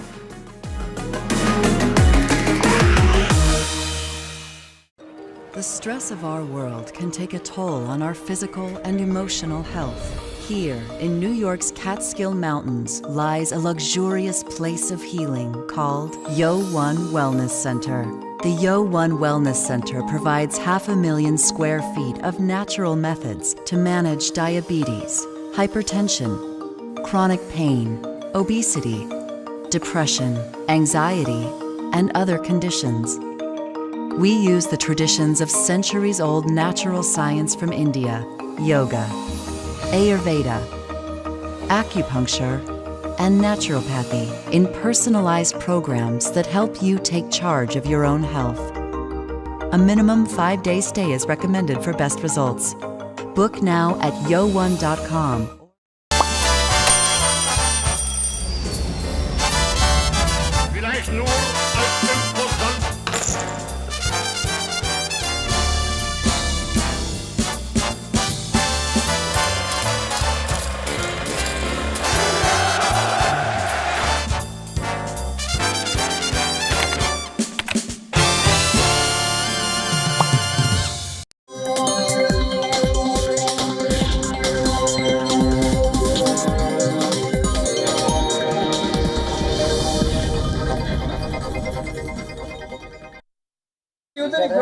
वो लाइटें बंद करना शुरू कर दी उधर।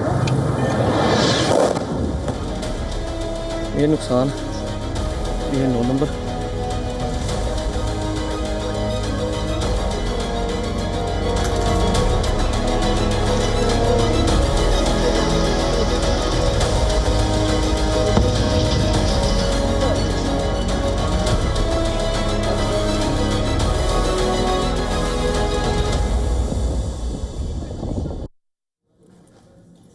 Hello and welcome. You're watching WION World is One. My name is Hem Kaur Saroya. Of course, on WION World is One today, our top focus remains on Operation Sindoor. We will be bringing you up to speed with all that has transpired since 1:44 a.m. Indian Standard Time. Let's get started with all the top stories that we're tracking at this hour.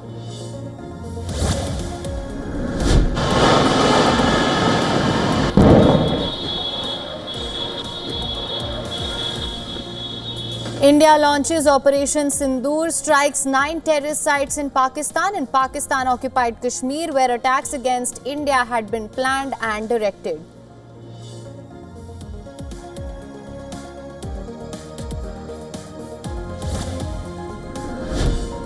Sources say precision strikes by Indian armed forces targeted sites related to terror groups Jaish-e-Mohammed, Lashkar-e-Toiba and Hizbul Mujahideen in a series of precision strikes.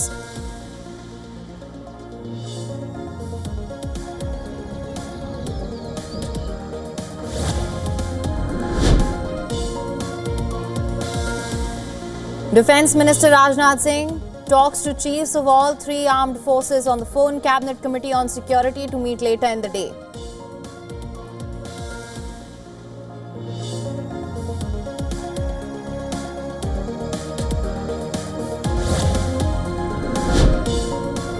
At least 3 civilians killed in Jammu and Kashmir as Pakistan Army violates ceasefire again, resorts to shelling and firing along the line of control and the international border. Indian Army says it is responding in a proportionate manner.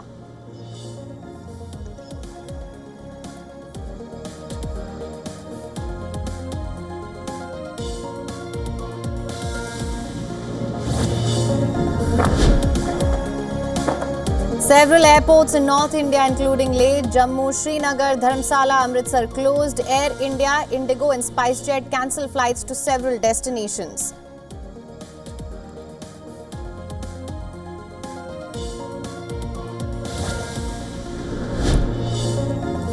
White House says U.S. Secretary of State Marco Rubio spoke to his counterparts from India and Pakistan and encouraged both sides to engage in discussions to settle the escalating military confrontation.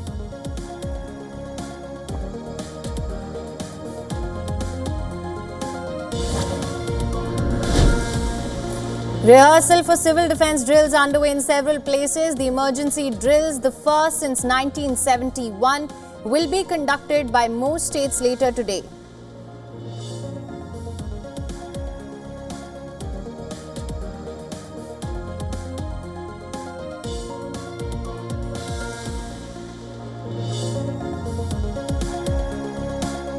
वो लाइटें बंद करना शुरू कर दी। ये नुकसान, ये 9 number.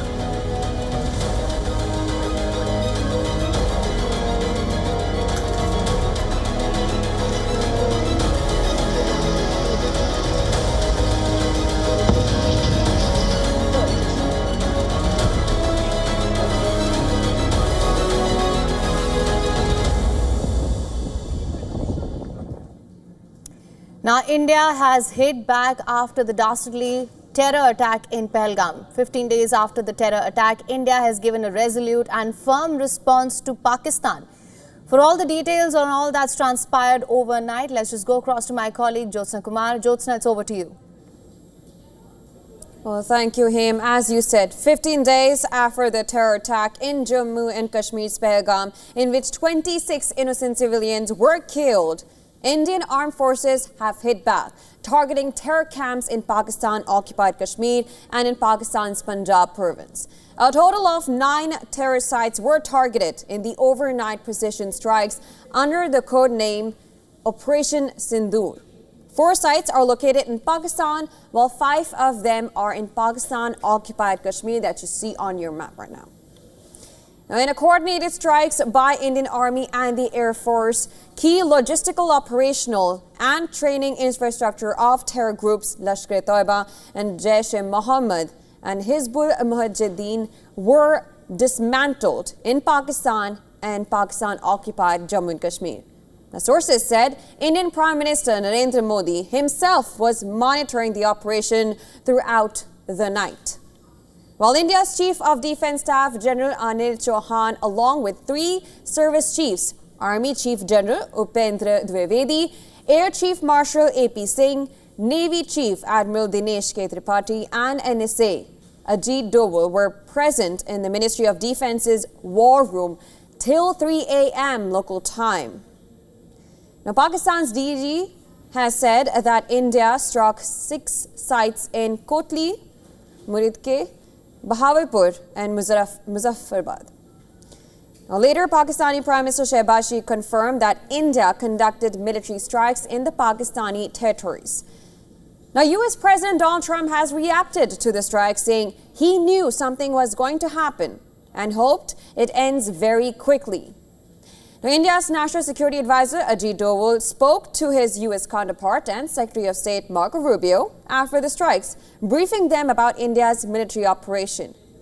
Meanwhile, Pakistan's NSA Asim Malik also spoke to U.S. NSA and Secretary of State Marco Rubio on the strikes by the Indian Armed Forces.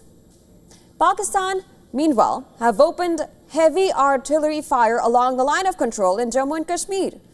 Now, according to the defense sources, Pakistan Army suffered casualties in the strong Indian retaliation. Unfortunately, 3 civilians were killed in Jammu and Kashmir in this indiscriminate firing by Pakistan. On the other hand, airlines in India have issued a flight advisory for several airports, saying airports in Dharamshala, Leh, Jammu, Srinagar and Amritsar will remain closed until further notice. Meanwhile, in Pakistan, Lahore and Sialkot airports have been closed for the next 48 hours. Meanwhile, in Punjab province, CM has declared a state of emergency across the entire province. Now, Indian Defence Minister Rajnath Singh has spoken to the chiefs of Army, Navy and Air Force following the overnight missile strike on 9 terror targets in Pakistan and Pakistan-occupied Jammu and Kashmir.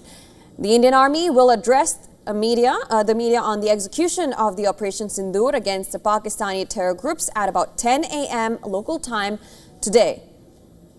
Now, well, that's all the updates so far from wee hours of today, overnight and wee hours till right now. We're awaiting what happens in the press briefing. Well, so far, over to you, Him. Thank you so much for all the updates on that, Jyotsna. So this is what we do know so far. India has hit back. It has targeted 9 terror sites.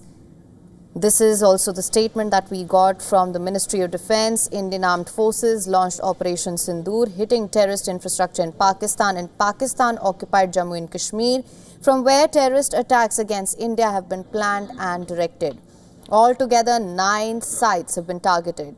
Our actions have been focused, measured and non-escalatory in nature No Pakistani military facilities have been targeted. India has demonstrated considerable restraint in selection of targets and the method of execution. Very important to note here.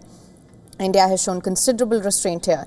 These steps come in the wake of the barbaric Pahalgam terrorist attack in which 25 Indians and one Nepali citizen were murdered. We are living up to the commitment that those responsible for this attack will be held accountable. Of course, the Ministry of Defence has also announced a press briefing on Operation Sindoor, which is to be held at 10 a.m. That's what we're expecting, about 20 minutes from now. It's 9:40 a.m. at the moment. Details regarding the operation are expected to be shared during this briefing. The strikes, as you know, were carried out to avenge the victims of the Pahalgam terror attack and to eliminate Jaish-e-Mohammed and Lashkar-e-Toiba terror sites here as well. India identified 9 terror sites. These hold major significance as well. This was the Markaz Subhan Allah Jaish-e-Mohammed Bhavalpur. This was one terror site. Another one being the Markaz Taiba Lashkar-e-Toiba Muridke. Then we have the Sarjal Tehra Kalan facility, the Jaish-e-Mohammed in Punjab, Pakistan. Mehmoona Joya facility, Hizbul Mujahideen, Head Mirala Sialkot. Markaz Ahle Hadith Barnala, Lashkar-e-Toiba, Bhimber district of Pakistan occupied Jammu and Kashmir. Markaz Abbas, Jaish-e-Mohammed in Kotli. Askar Rahil Shahid, Hizbul Mujahideen, Kotli, Pakistan occupied Jammu and Kashmir again. There was also the Shawai Nala camp, Lashkar-e-Toiba, Muzaffarabad, Pakistan occupied Jammu and Kashmir. Then there was the Saidna Bilal Markaz, Jaish-e-Mohammed, Muzaffarabad, Pakistan occupied Jammu and Kashmir.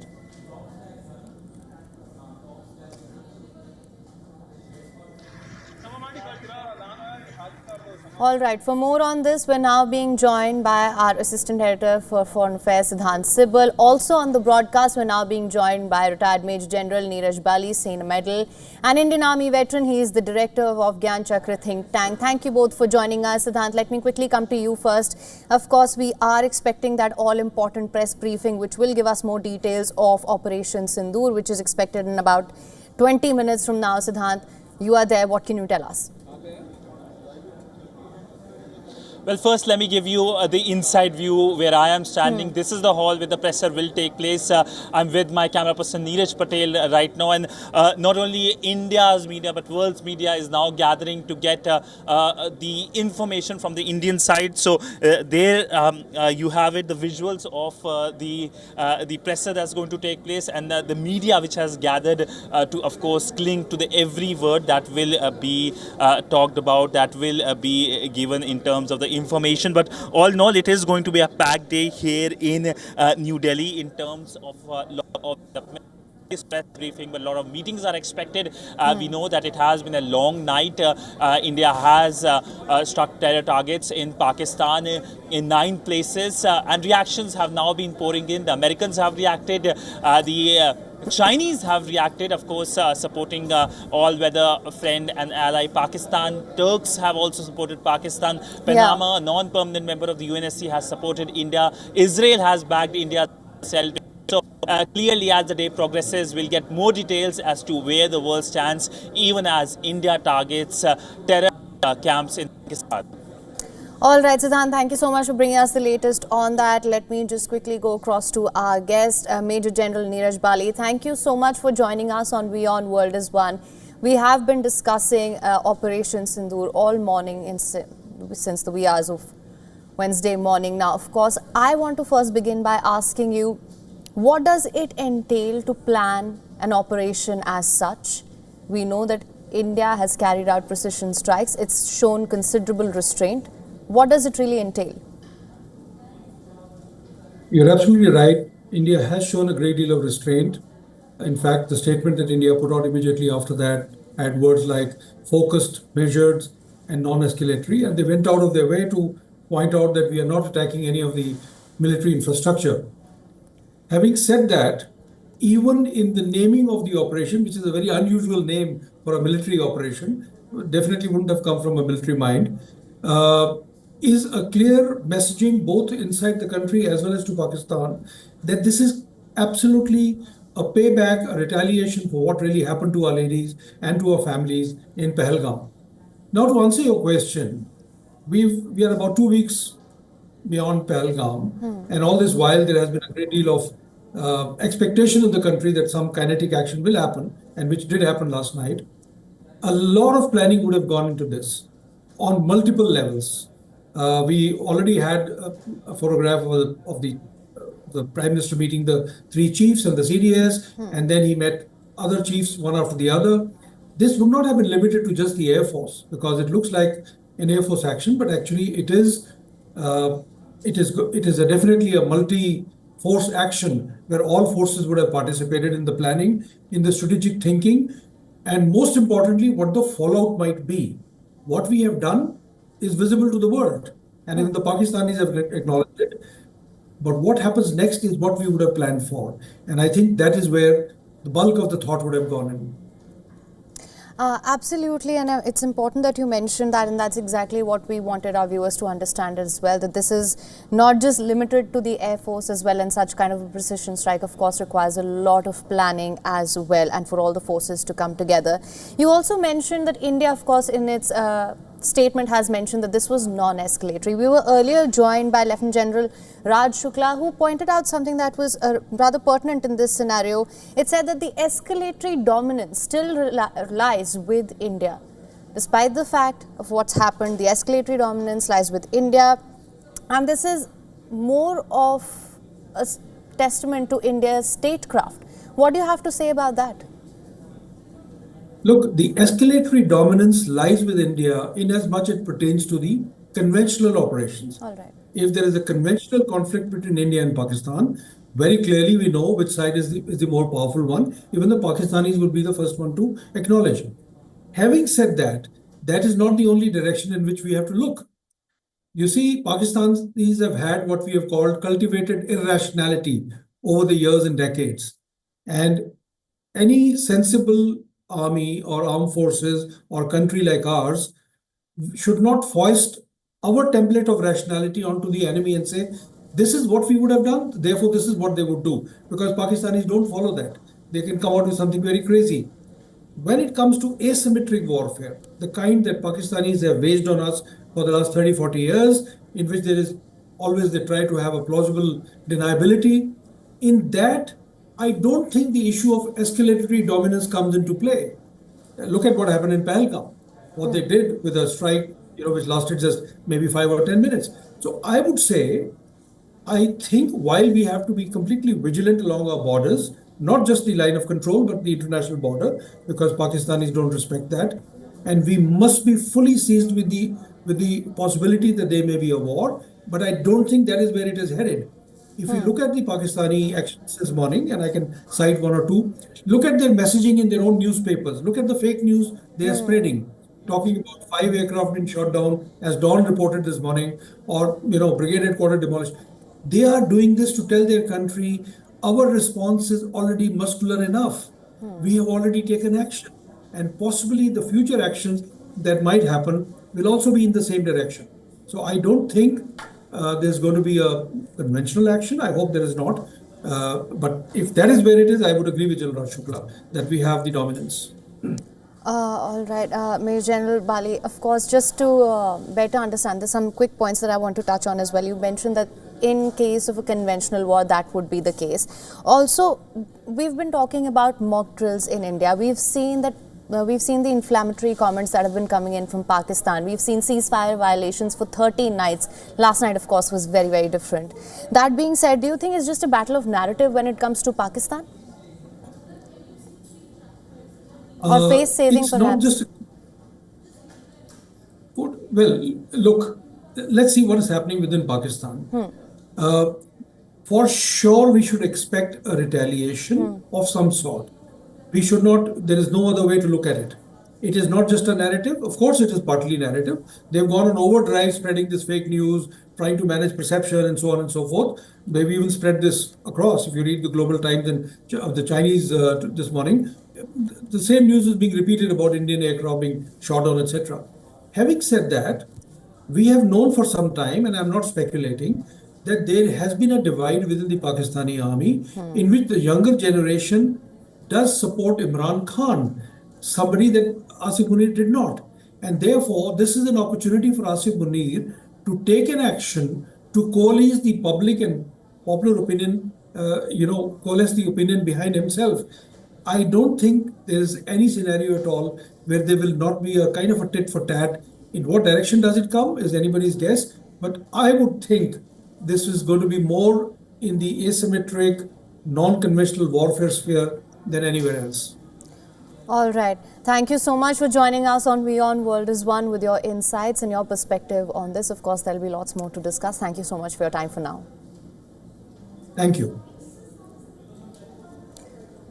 So this is the latest that we are getting right now. Of course, we're all waiting for the all-important press briefing that is scheduled for 10 a.m. About 10 minutes from now, that's where perhaps more understanding of what it actually happened on ground will come from.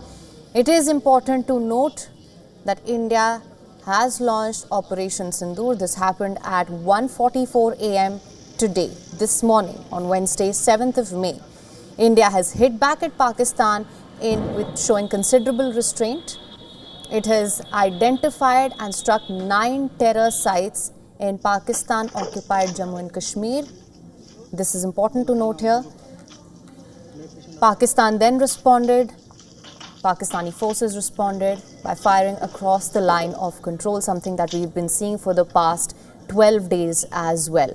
This is the latest that is coming in right now. This is all that's transpired so far. Indian armed forces hit back targeting terror camps in Pakistan-occupied Kashmir and Pakistan's Punjab province.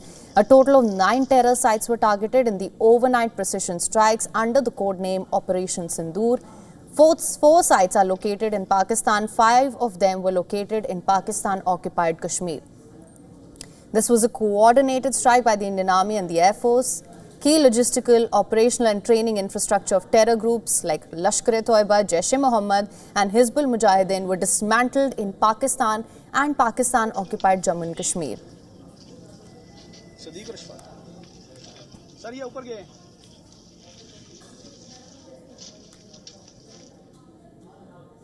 Reactions have slowly started pouring in as well.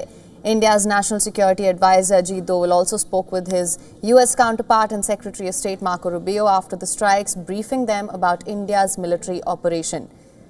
Let me also tell you about the statement that has come in from the Ministry of Defense that India carried out, it launched Operation Sindoor, showing considerable restraint, and this was a non-escalatory strike. For more on this, we're now being joined by Lieutenant General Dr. Subrata Saha, former Deputy Chief of Army Staff and currently a member of the National Security Advisory Board,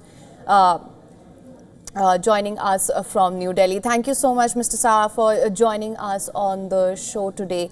Of course, let's just start by talking about Operation Sindoor. How do you assess the significance of the name and in the way that it was carried out? How measured and controlled, and what sort of restraint do you think India has shown here? Okay, so firstly, the name, which you very correctly point out, the significance of Sindoor in India, is well known. And the way this barbaric attack was carried out by the terrorists by singling out the targets and killing them in front of the wives. So as the ADGPI tweet puts it, that justice has been served. I think the name is very significant, and I'm glad that you have chosen to, highlight that fact, number one. Secondly, if you see the targets that India has chosen, frankly, they are, if you were to compare it with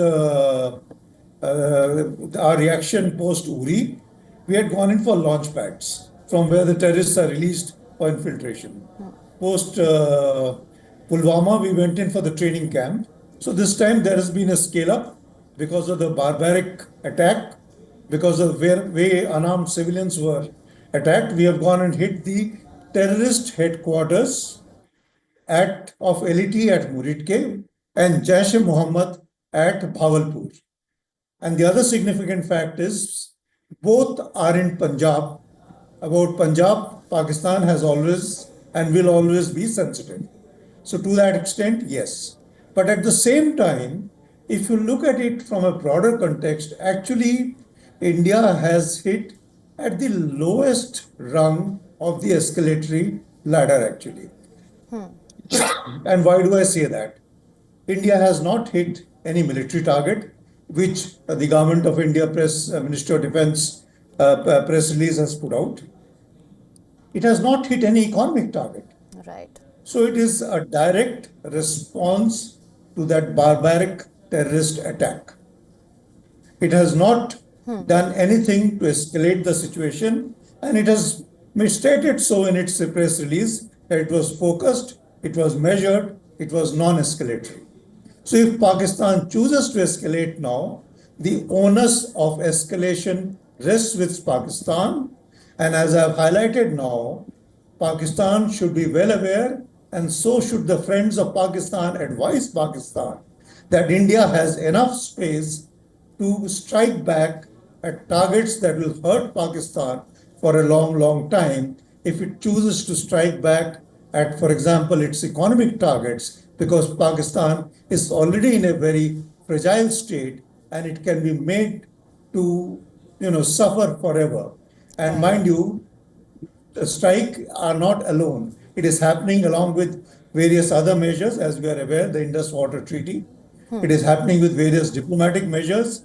It is happening along with other efforts that India is making by a combination of diplomatic and economic measures directed against Pakistan.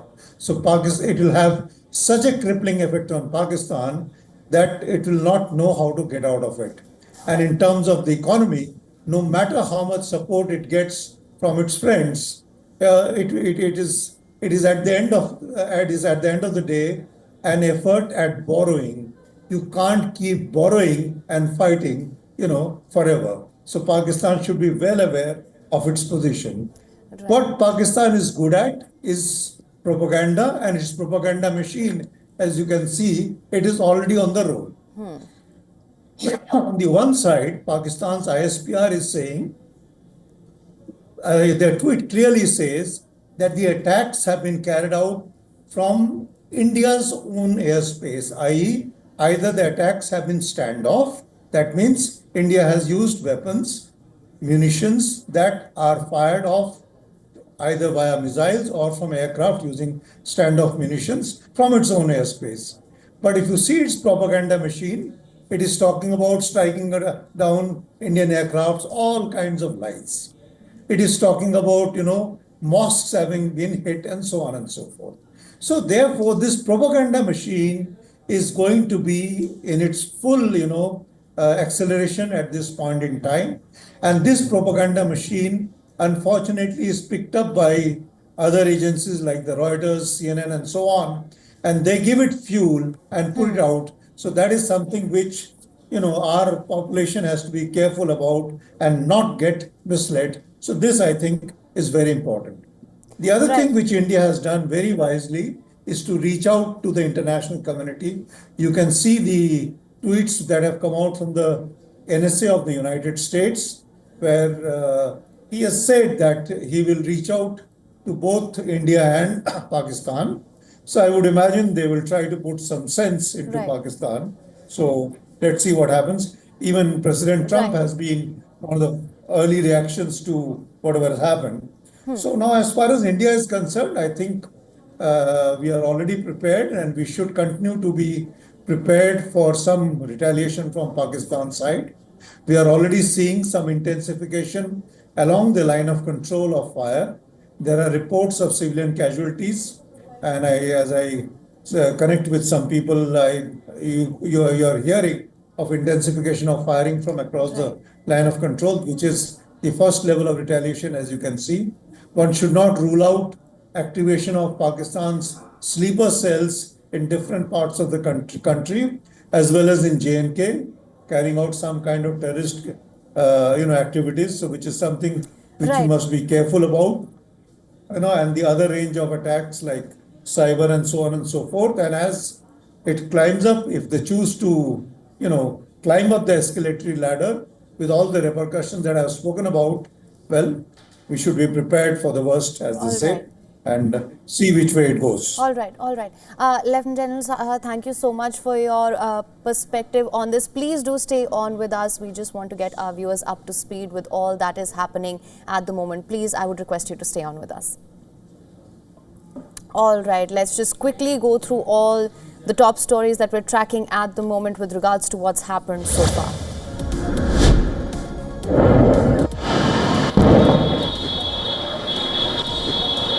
India launches Operation Sindoor, strikes 9 terrorist sites in Pakistan and Pakistan-occupied Kashmir, where attacks against India had been planned and directed.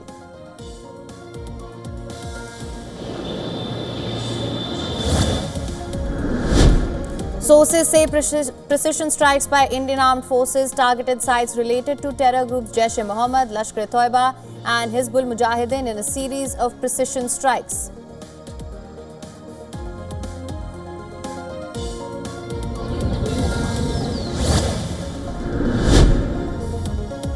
Union Home Minister Amit Shah says Operation Sindoor is a response to the brutal killings in Pahalgam.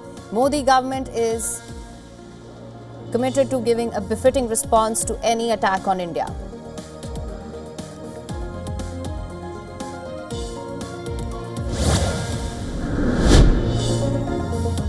India's army to hold a briefing on Operation Sindoor shortly to provide comprehensive information about the military action targeting terrorist infrastructure in Pakistan and Pakistan-occupied Kashmir.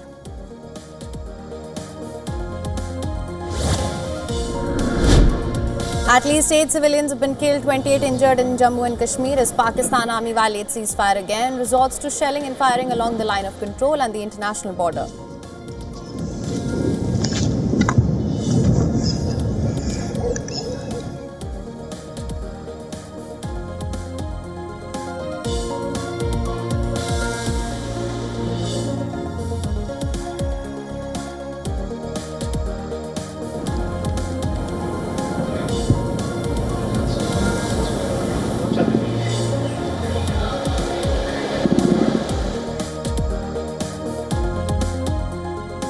उधर ही खड़े हो, वो लाइटें बंद करना शुरू कर दी उधर। ये नुकसान, ये 9 number.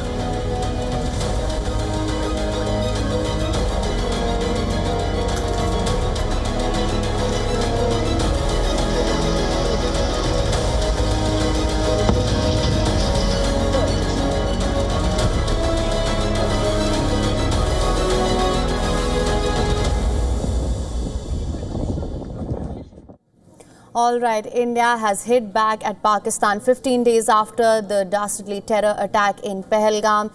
The Indian forces have hit back at Pakistan, targeting terror camps in Pakistan-occupied Kashmir and Pakistan's Punjab province. A joint operation between the Indian Army and the Indian Air Force as well. A total of 9 terror sites were targeted in the overnight precision strikes under the code name of Operation Sindoor. 4 sites located in Pakistan, 5 of them were in Pakistan-occupied Kashmir. Coordinated strikes by the Indian Army and the Indian Air Force, key logistical, operational and training infrastructure of the terror groups Lashkar-e-Toiba, Jaish-e-Mohammed and Hizbul Mujahideen were dismantled in Pakistan and Pakistan-occupied Jammu and Kashmir. Sources said that the Indian Prime Minister was himself monitoring the operation through the course of the night.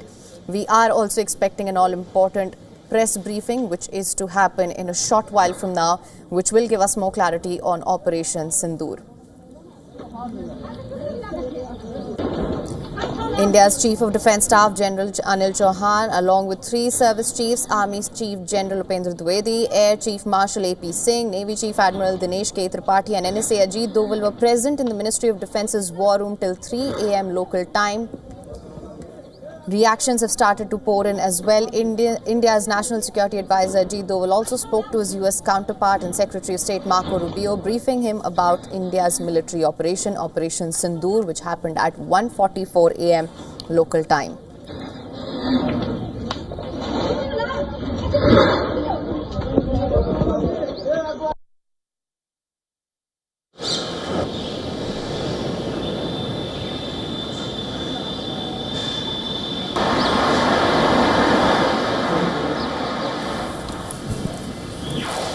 Eight civilians have been killed in Pakistan fighting. Of course, these are cross-border tensions which have escalated drastically in the course of the last 8 to 10 hours.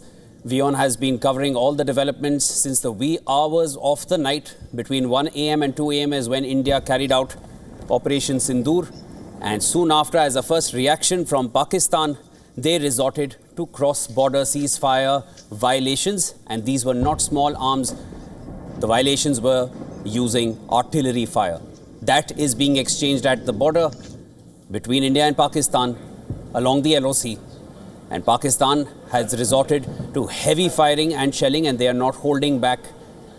When India conducted Operation Sindoor, India ensured that India does not target any military infrastructure. It only targeted terrorist infrastructure. Pakistan Army, on the other hand, as a first reaction to Operation Sindoor, opened fire with artillery and shells and targeted civilians on the Indian side. There have been deaths which have been reported in the Poonch district, and there have also been houses which have been put on fire because of the explosions and fire which is coming from the Pakistani side. This is a first reaction from Pakistan so far. As far as the international community is concerned, they're all on India's side. They make sure that they have all condemned the Pahalgam terror attack, because Operation Sindoor has been a direct response from India after April 22nd, when 26 civilians were killed in cold blood in Baisaran Meadows, which is a tourist location. Terrorists came from Pakistan. They were backed by Pakistan, and they opened fire on tourists. Now, as a response to that, India had promised a befitting reply, and here it has been. Today being the 15th day since that ghastly attack in Pahalgam, and since the morning, Srinagar Valley, the entire valley region has been on high alert. Air advisories have been issued. Airspace has been closed. Most civilian aircraft, they've all abandoned their daily routes, at least for today. Schools are on hold. Schools and colleges, at this point, students, they are on a leave. And India has targeted 9 locations as part of Operation Sindoor. Now, these 9 locations were across POK and also in Pakistan. Again, I repeat, these were all terrorist infrastructure and terrorist locations which were targeted. India has ensured that it made clear that these strikes are not escalatory in nature. So the ball essentially now is in Pakistan's court, how they decide to get back towards India, whether they choose to or whether they not.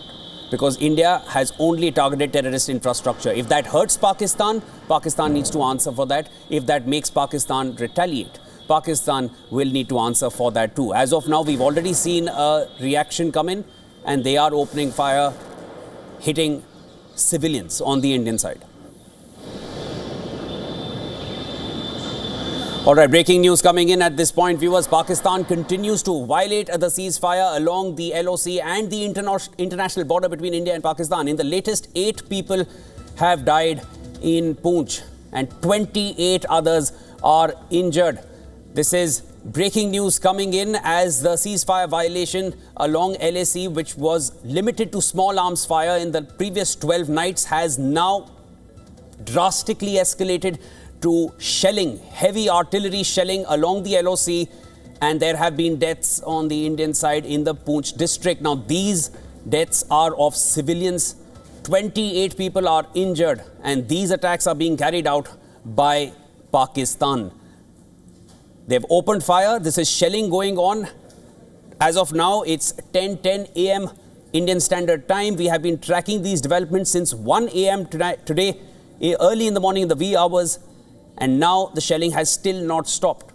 It is continuing, and we have our reporter getting us exactly what is happening as there is high alert in the valley in Srinagar.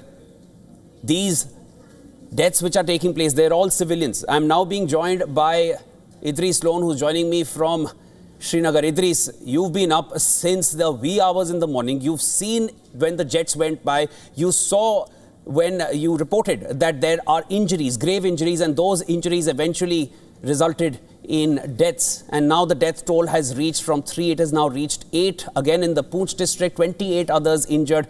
Give us a better understanding as you're right there near the border. Well, Shivan, the Pakistan Army has been massively breaking the ceasefire at various places across the line of control as well as on the international border. We've seen since early morning today in the Poonch sector as well as in the Kupwara district at both the places, they have basically not only used small arms but also massive artillery has been used not only to attack the Indian security forces, bunkers or posts, but also the civilian population. We've been told by the security forces that 8 civilians have been killed in the Poonch sector so far, while as around 30 people are injured. People have been evacuated from the forward areas in across the line of control and international border in the Jammu division. People are still being evacuated from other places as well. But Pakistan directly now shooting and firing at the civilian population areas as well.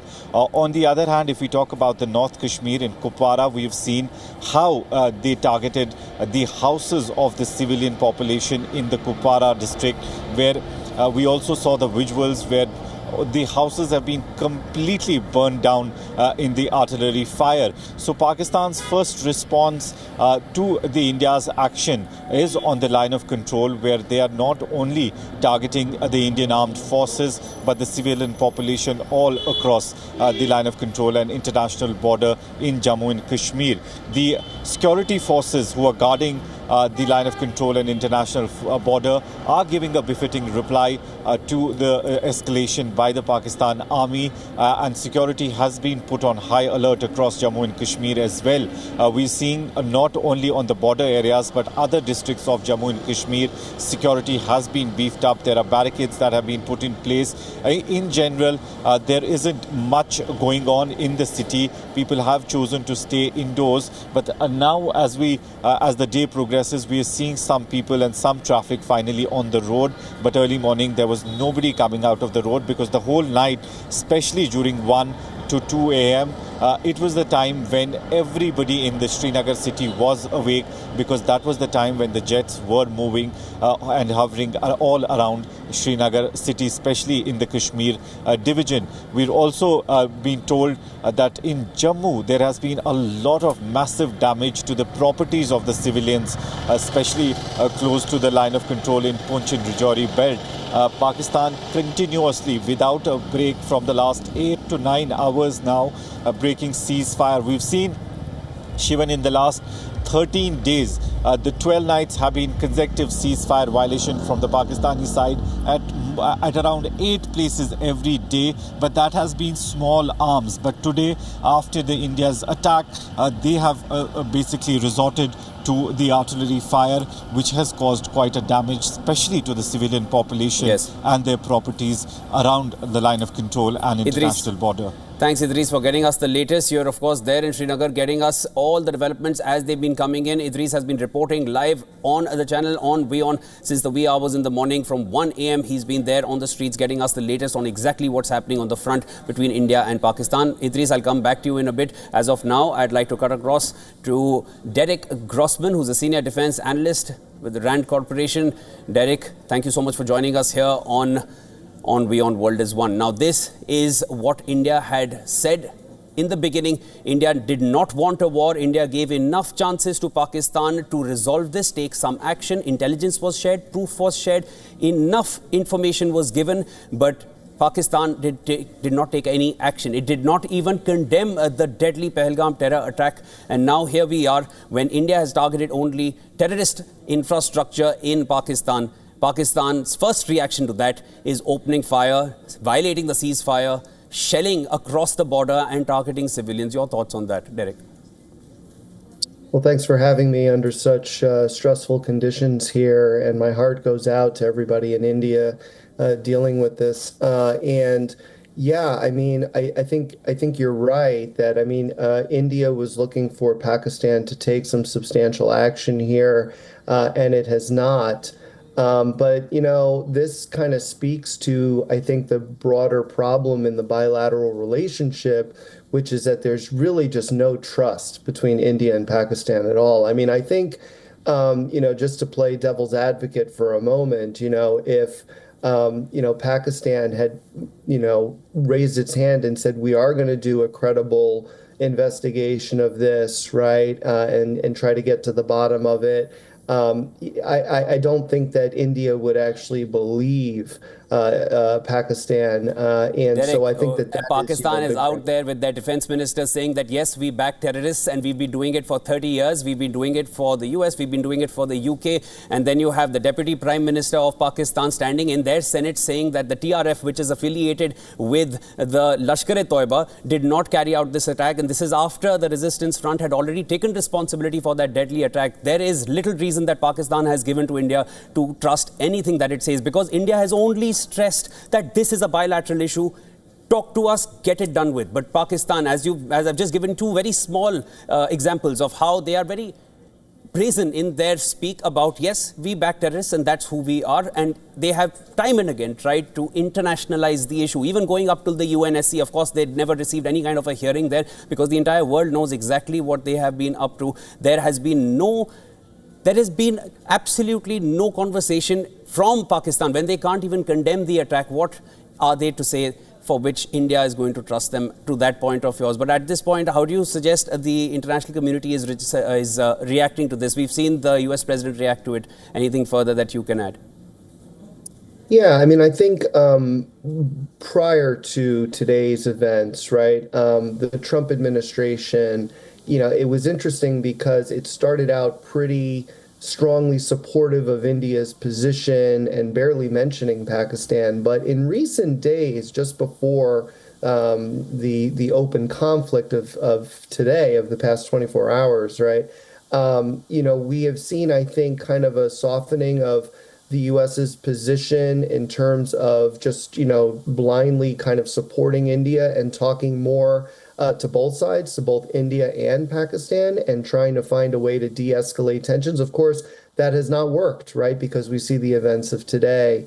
And so I think the U.S. position going forward, and, we've already seen this from Secretary of State and Acting National Security Advisor Marco Rubio, is that they're going to continue to push for a de-escalation in the conflict now. That's not to say that the U.S. is going to take on a All right, Derek, mediating. I have a breaking news coming in. I'll have to cut short the conversation. Would like to continue this with you a little later. That was Derek Grossman joining me here on the broadcast. Thanks, Derek. I'll cut right across to the breaking news that is coming in. A high alert has been sounded. Viewers, breaking news coming in. High alert has been sounded in all border areas of Rajasthan after India's airstrikes on Pakistan-based terror bases. Bikaner and Jodhpur airports have now been closed. Now, at the same time, a holiday has been declared in schools today in border cities, and that includes Bikaner, Barmer and Jaisalmer.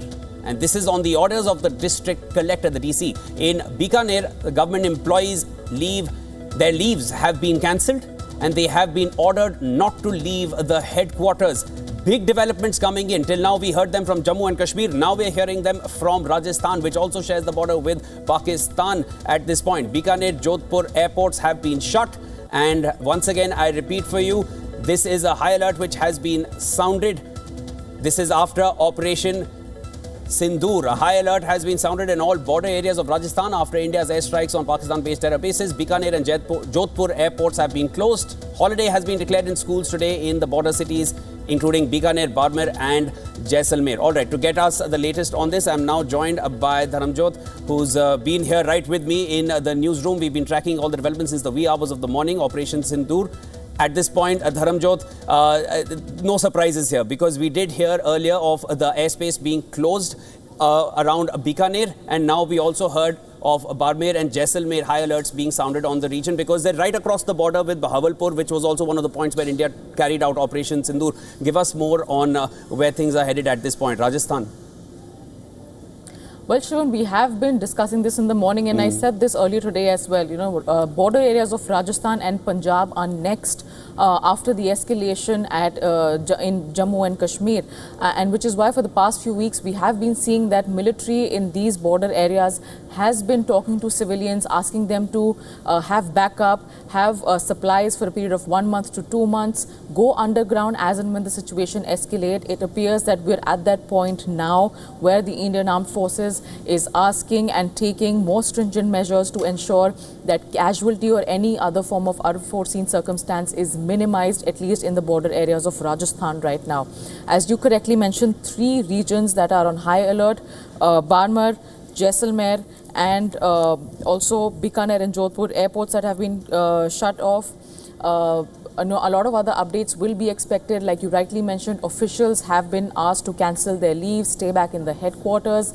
The situation is clearly escalating, at least in the valley. The armed forces and security officials want to ensure that it does not trickle down further to other neighboring states, especially to Rajasthan, that also shares a fairly porous border with Pakistan. Now, having said that, we are expecting more reactions, more details to come in during the press conference, which is about to start in a short while from now, the Joint Services press conference, which will give us more information about Operation Sindoor, also give us more information about what is to be expected next, as we're talking about the shelling that is already going on at the Jammu and Kashmir border. Dharam, I'll interject there. There's another breaking development coming in at this point. India is briefing on Operation Sindoor. As per this, 2 young women officers will brief world media. Colonel Sophia Qureshi and Wing Commander Vyomika Singh. Foreign Secretary Vikrant Misri will be present here as well. This is part of the briefing by the Indian Armed Forces. India will be briefing on Operation Sindoor, which was carried out earlier in the wee hours of the morning today. 2 young women officers will be briefing world media. Colonel Sophia Qureshi and Wing Commander Vyomika Singh. Foreign Secretary Vikrant Misri is also going to be present here in this press briefing. Operation Sindoor, where 9 specific terrorist infrastructure locations were targeted by the Indian Armed Forces. And now, soon enough, in this press briefing, we will finally hear from the Indian Armed Forces of what exactly India did, and it will now depend on what kind of details come out from this press briefing, because this will really throw a lot of light onto what exactly happened in Operation Sindoor. Colonel Sophia Qureshi, Wing Commander Vyomika Singh. These 2 names, and of course Foreign Secretary Vikrant Misri. They're going to be presiding over this press briefing. They will be interacting with world media, and we are going to be tracking all those developments here. Dharam, again, I think this press briefing is going to really shed a lot of light on what exactly happened, because there is a lot of hearsay coming in, and as truth is seldom to be believed when there are so many sources providing so many different accounts of what really happened. This is where we will finally know what the Indian Armed Forces were able to achieve in Operation Sindoor. Absolutely, Shivan. We saw that the operation took place in the wee hours just before 2 a.m., approximately 1:44, 1:45 a.m. This morning. Now, after that, we have been hearing so many different versions, like you rightly said. But now is the time when the Defence Forces will be putting out a joint statement, giving more details and information in terms of, 1, what transpired in the operation that was carried out in the wee hours earlier this morning, and 2, also any other form of action or any other instructions, if I may say so, that the armed forces would want to issue in public interest, any other clarification that they want to issue to Indian and the world media to ensure that the facts is separated from the rhetoric and the hearsay that we've been hearing from different sides of the country coming in. Having said that, I think some clarity is also expected later in the day with respect to how these border areas which we were talking about, how the circumstances will pan out over there, what the security officials are doing to ensure minimal impact to civilian life, to property and to infrastructure. We're already hearing tragic news coming in from Jammu and Kashmir Valley, where 8 were killed in Pooch during artillery and shelling from the Pakistani side into the Jammu and Kashmir territory. Now, The force's main aim after carrying out a successful strike is going to be to ensure that this does not escalate further and there is no trickle-down effect into the states of Punjab and Haryana, Punjab and Rajasthan, which also share a fairly porous and a long border with Pakistan, Shivan. Thanks, Dharam. I'll come back to you just to give you a better understanding of the two young lady officers who are going to be presiding over this briefing on Operation Sindoor. One of them is Colonel Sophia Qureshi. Now, Lieutenant Colonel Sophia Qureshi, just to give you a little understanding, she created history as the first lady officer to lead an Indian Army contingent at a multinational military exercise. And she is at the young age of 35. She's broken barriers, and of course she's one of the two young lady officers, along with Wing Commander Vyomika Singh and Foreign Secretary Vikram Misri, who are going to be presiding over this press briefing. Operation Sindoor. Now, what exactly happened in Operation Sindoor is what we will finally get to know.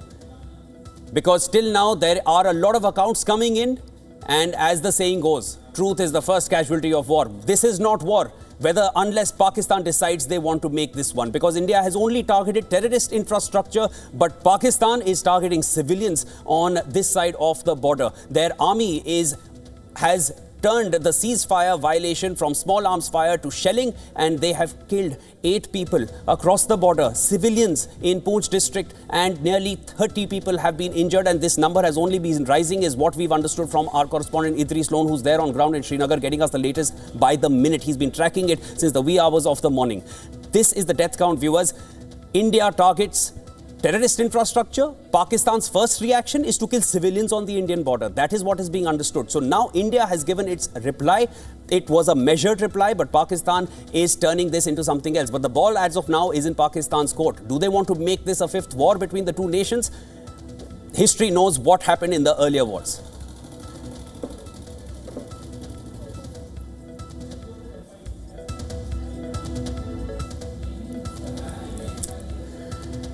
Operation Sindoor, viewers. The press briefing is going to start any time now. Two young lady officers, Colonel Sophia Qureshi, Wing Commander Vyomika Singh, are going to be briefing media. And this is world media that they'll be briefing. Vikram Misri, the Foreign Secretary in India, will be present in the briefing. Operation Sindoor, two women officers will be briefing world media. As you see, the stage is set. There are 3 chairs here that we see. 2 for the young lady officers and Foreign Secretary Vikram Misri. They are going to be presiding over. World media is waiting to hear exactly what Operation Sindoor was all about. And just to give our international viewers an understanding of what Sindoor really means, Sindoor is the red tilak which is put by Hindu women at the center of their foreheads. And this is married women who put the Sindoor. And this is an ode to all the women who lost someone close in their families, the male figures in their families who were killed on the 22nd of April in that ghastly Pahalgam terror attack. And this is now the Indian befitting reply. All right, I'll quickly go across to Dharamjot once again. Dharam, we're trying to get a better understanding of the young lady officers who are going to be presiding over. Interesting choice of of the officers who are going to be presiding over this. Give us more. Well, Shivan, it's clearly a message right from the name of the operation to the officers who are now going to be leading this press briefing. Clearly, this is about the women, the families who have lost the men who were singled out in that terror attack on April 22nd, tourists who were singled out, in the name of religion, community, gender. And we saw how that entire incident transpired. We saw how it shook the nation. So clearly, over the course of the 15 days that we've seen, armed forces, they came together, they put their heads down, they negotiated, figured out a plan to give a befitting reply to the terror organizations that carried out this cross-border terror attack. Now, from that to naming the Operation Sindoor, as we've been talking since morning, to now having 2 women officers tell the entire world, including the media, what exactly transpired at 1:45 a.m. early this morning in terms of the joint operation carried out by the Indian Army, the Indian Air Force and the Indian Navy. A lot of details are awaited, Shivan. A lot of clarity is awaited. As we've been discussing constantly, there are so many different versions we're hearing. There's so many personal accounts that we're hearing. At this point, at this juncture of escalation, at a point where a lot of civilian lives are at risk, where there's cross-border escalation happening, there's a lot of uncertainty, not just in Jammu and Kashmir, but also in the border states of Rajasthan and potentially in Punjab. the armed forces are giving this clarity to ensure that, there's a single linear information line that trickles through the entire country and also to global media, to ensure that everybody knows what exactly happened, how it happened, and maybe potentially what the next course of action is, Shivan. Thanks, Dharam. Of course, stay right. You're right here in the newsroom getting us the latest. I'll quickly cut across now to Idris Lone, who's there in Srinagar. He's been there out on the streets getting us the latest minute by minute. Idris, the last count, we've seen the death toll mount in the Poonch district due to Pakistan's violation of the ceasefire with heavy artillery fire. We started with a death count of 3. It started with injuries, then those who succumbed to those injuries, that death toll became 3. Now we've seen it turn into 8. The death toll has mounted. 8 people, 8 civilians have been died due to Pakistan armies firing across, and this is firing using shelling. This is firing using artillery fire. Give us more on what is transpiring there at the borders, because it's been nearly 8 hours now and the ceasefire violation has not stopped. It has only escalated. Well, yes, Shivan, what we are told at the moment is that 8 civilians have been killed so far. There are around 30 who are injured and being treated at the hospital. 2 of them are very critical. So the number of fatalities might increase in the Poonch sector, where the Pakistan has been continuously violating the ceasefire, not with small arms but with the heavy artillery. We have seen since early morning today, right after the India's attack, we've seen Pakistan's first response and reaction has been to break the ceasefire all across the line of control and international border. There's been massive damage, videos coming in from both Kupwara in North Kashmir as well as in the Poonch sector. We've seen houses completely damaged, burned down because of the massive artillery being used by the Pak army to basically target. They're targeting civilian population. And as we talk, Shivan, we're getting to know that over 30 people are injured. Some of them are critical, and there are chances that the fatalities will increase, which means that the Indian Army as well as the security forces on the border are trying their best to evacuate the civilian population from these areas so that they don't come under the fire. But it might take a while because the area is huge, whether it's in North Kashmir's Baramulla, Kupwara, Handwara, Bandipora district, or whether it's in Poonch, Rajouri belt in the Jammu region. So it might take security forces quite some time to evacuate people to the safer zones. But so far we have seen massive damage. A lot of people injured, but properties worth crores have been damaged due to the heavy firing coming in from the other side. Security, on the other hand, has been responding to it, giving a befitting reply. But since they are not only attacking the army installations only, they have started attacking the civilian population, and that is something which is concerning. Well, Idris, I'm just going to quickly stop you there. We have more information coming in. India's Home Minister Amit Shah has directed all paramilitary officials to cancel the leave of all the forces. This is coming in the wake of the escalation that we're seeing at the LOC and the India-Pakistan international border. All the escalation that we're seeing, the 8 people who were killed in Poonch, the 25 to 30 people who have been injured. Also, the high alert now issued in 3 districts of Rajasthan. So this is the latest that we have coming in, Shivan. Amit Shah has directed that all leaves will be cancelled for paramilitary personnel. Clearly, the armed forces and security officials are ramping up security, are ramping up their efforts to ensure that this does not escalate any further. Latest coming in, Home Minister Amit Shah is directing all paramilitary officials to cancel the leave of the forces as this continues to escalate at the international India-Pakistan border and also the line of control, Shivan. Yes, Dharam, and that only goes to say what Idris has been sharing with us from the front, that the death toll has been mounting. Pakistan has violated the ceasefire, leaving no scope anymore, because it's been nearly 10 hours since that ceasefire has been violated, and this time it's not using small arms. They are killing civilians on the Indian side, and now India will have all hands on deck. And as Dharamjot just mentioned, that the Amit Shah, the Home Minister, has directed all paramilitary DGPs to cancel their leaves. There were earlier also reports a few days ago, ordnance factory workers were also asked to cancel their leaves. India is now projecting all its might and force towards dealing with Pakistan, which seems to be choosing a war which India has not asked for. India only targeted terrorist infrastructure, but now you have Pakistan taking these kind of measures against India. All right, cutting across to the press conference which we have been waiting for, you have the two young lady officers, Sophia Qureshi and Vyomika Singh, sitting right there, one from the Air Force, Wing Commander Vyomika Singh and Lieutenant Colonel Sophia Qureshi, along with Foreign Secretary Vikrant Misri. 3 chairs for the 3 individuals who will now be interacting with the media. Let's listen in.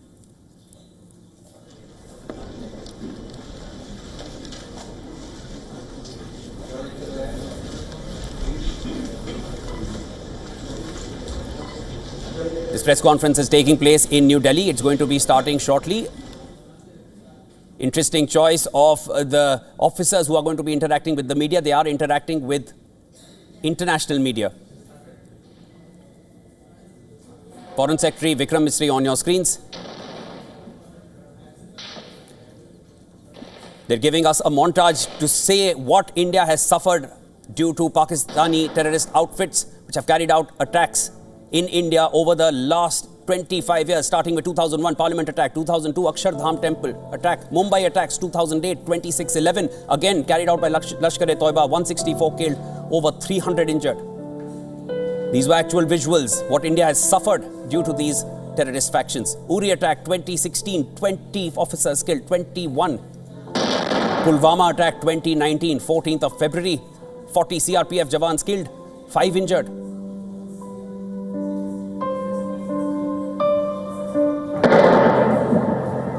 And Pahalgam 2025, 26 civilians killed, cold blood.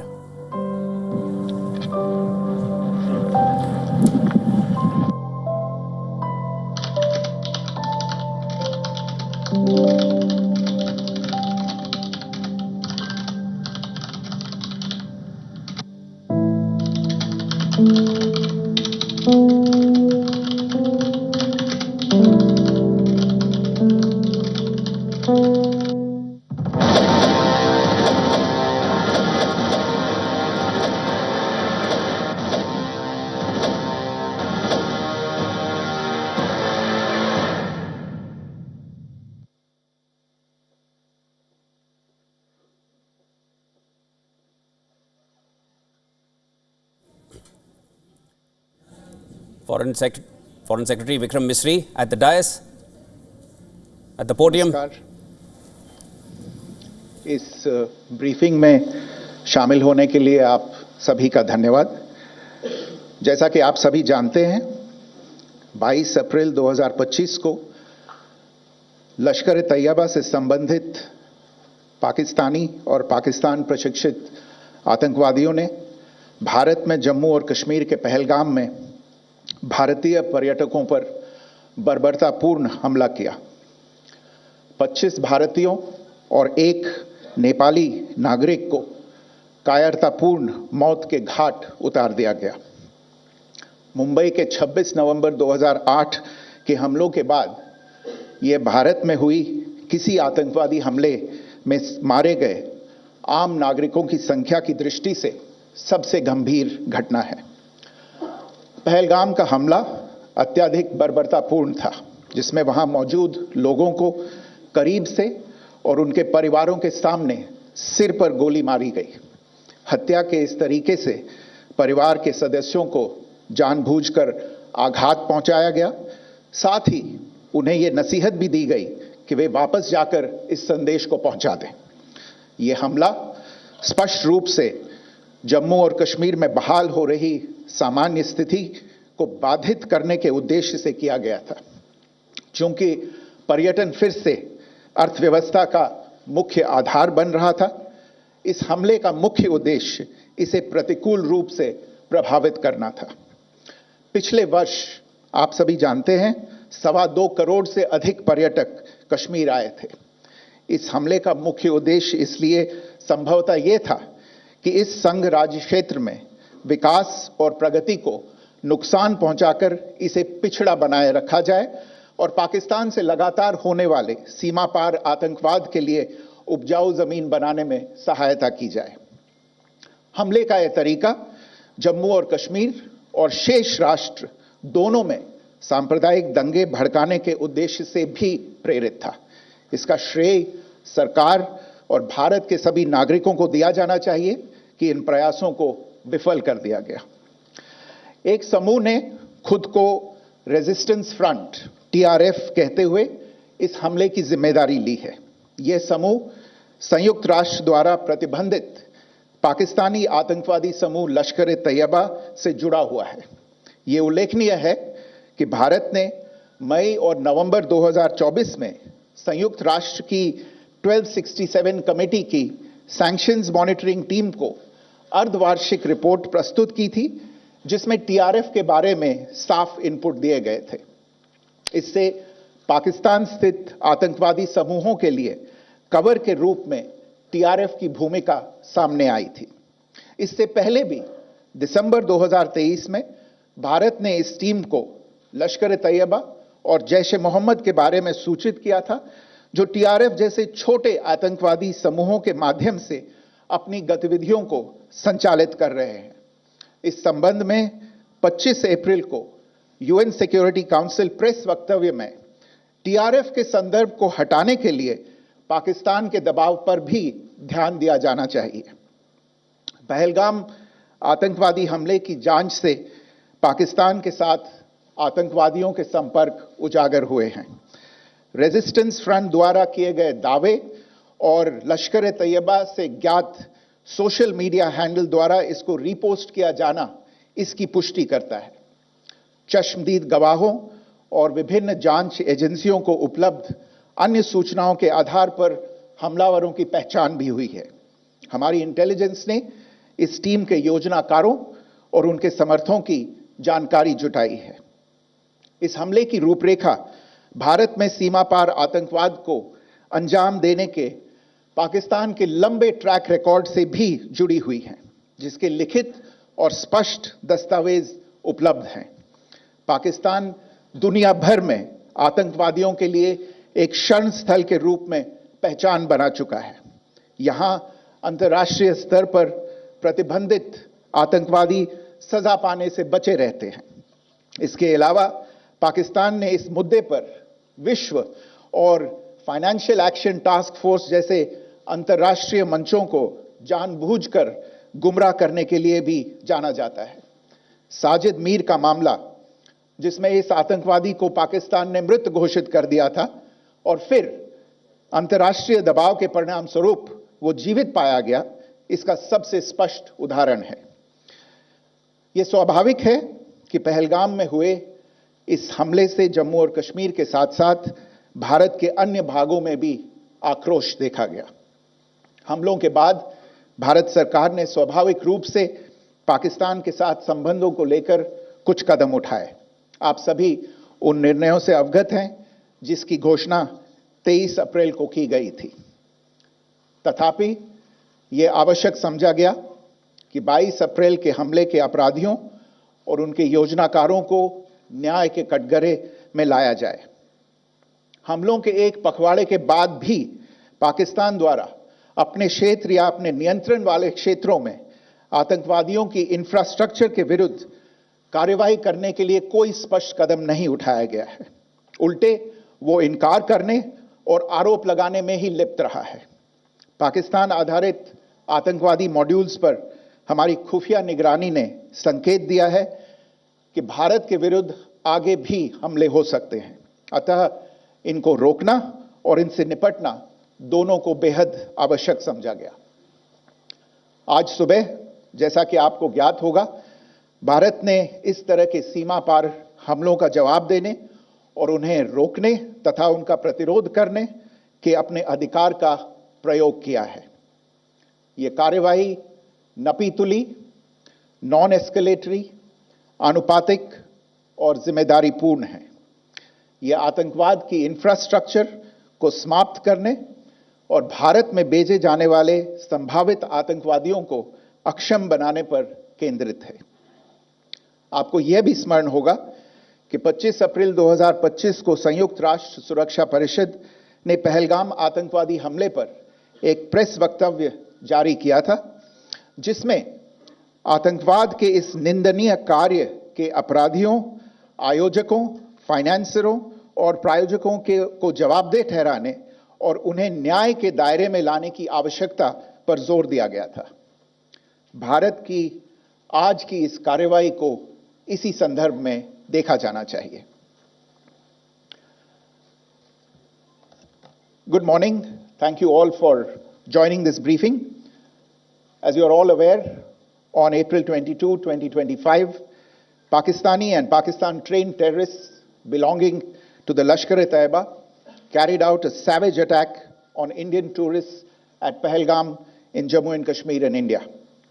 They murdered 26 people, including one national of Nepal, causing the largest number of civilian casualties in a terrorist attack in India since the 26 November 2008 attacks in Mumbai. The attack in Pahalgam was marked by extreme barbarity, with the victims mostly killed with headshots from close range and in front of their families. Family members were deliberately traumatized through the manner of the killing, accompanied by the exhortation that they should take back the message. The attack was clearly driven by the objective of undermining the normalcy returning to Jammu and Kashmir. In particular, it was designed to impact the mainstay of the economy, tourism, with a record 23 million tourists visiting the valley last year. The calculation, presumably, was that harming growth and development in the Union territory would help keep it backward and create fertile ground for continued cross-border terrorism from Pakistan. The manner of the attack was also driven by an objective of provoking communal discord, both in Jammu and Kashmir and the rest of the nation. It is to the credit of the government and the people of India that these designs were foiled. A group calling itself the Resistance Front has claimed responsibility for the attack. This group is a front for the UN-proscribed Pakistani terrorist group Lashkar-e-Taiba. It is notable that India had given inputs about the TRF in the half-yearly report to the monitoring team of the UN's 1267 Sanctions Committee in May and November 2024, bringing out its role as a cover for Pakistan-based terrorist groups. Earlier too, in December 2023, India had informed the monitoring team about Lashkar and Jaish-e-Mohammed operating through small terror groups such as the TRF. Pakistan's pressure to remove references to TRF in the April 25 UN Security Council press statement is notable in this regard. Investigations into the Pahalgam terror attack have brought out the communication notes of terrorists in and to Pakistan. The claims made by the Resistance Front and their reposting by known social media handles of the Lashkar-e-Taiba speak for themselves. Identification of the attackers based on eyewitness accounts as well as other information available to law enforcement agencies has also progressed. Our intelligence has developed an accurate picture of the planners and backers of this team. The features of this attack also tie in with Pakistan's long track record of perpetrating cross-border terror in India, which is well documented and beyond question. Pakistan also has a well-deserved reputation as a haven for terrorists from around the world, with internationally proscribed terrorists enjoying impunity there. In addition, Pakistan has been known to willfully mislead the world and international forums, such as the Financial Action Task Force, on this issue. The Sajid Mir case, in which this terrorist was declared dead and then, in response to international pressure, brought back to life, found alive and arrested, is the most glaring example. The latest attack in Pahalgam has understandably generated deep anger in Jammu and Kashmir and in other parts of India. Following the attacks, the government of India naturally responded with a set of initial measures relating to our engagement with Pakistan. You're all aware of the decisions that were announced on the 23rd of April. However, it was deemed essential that the perpetrators and planners of the 22nd April attack be brought to justice. despite a fortnight having passed since the attacks, there has been no demonstrable step from Pakistan to take action against the terrorist infrastructure on its territory or on territory under its control. Instead, all it has indulged in are denials and allegations. Our intelligence monitoring of Pakistan-based terrorist modules indicated that further attacks against India were impending. There was thus a compulsion both to deter and to preempt. Earlier this morning, as you would be aware, India exercised its right to respond and preempt as well as deter more such cross-border attacks. These actions were measured, non-escalatory, proportionate, and responsible. They focused on dismantling the terrorist infrastructure and disabling terrorists likely to be sent across to India. You would also recall that the Security Council on 25th April 2025 had issued a press statement on the Pahalgam terror attack, underlining, and I quote, the need to hold perpetrators, organizers, financiers, and sponsors of this reprehensible act of terrorism accountable and bring them to justice, unquote. India's latest actions should be seen in this context. Joining me for this briefing on our actions earlier this morning are Colonel Sophia Qureshi and Wing Commander Vyomika Singh. I will request them to share some details regarding Operation Sindoor with all of you.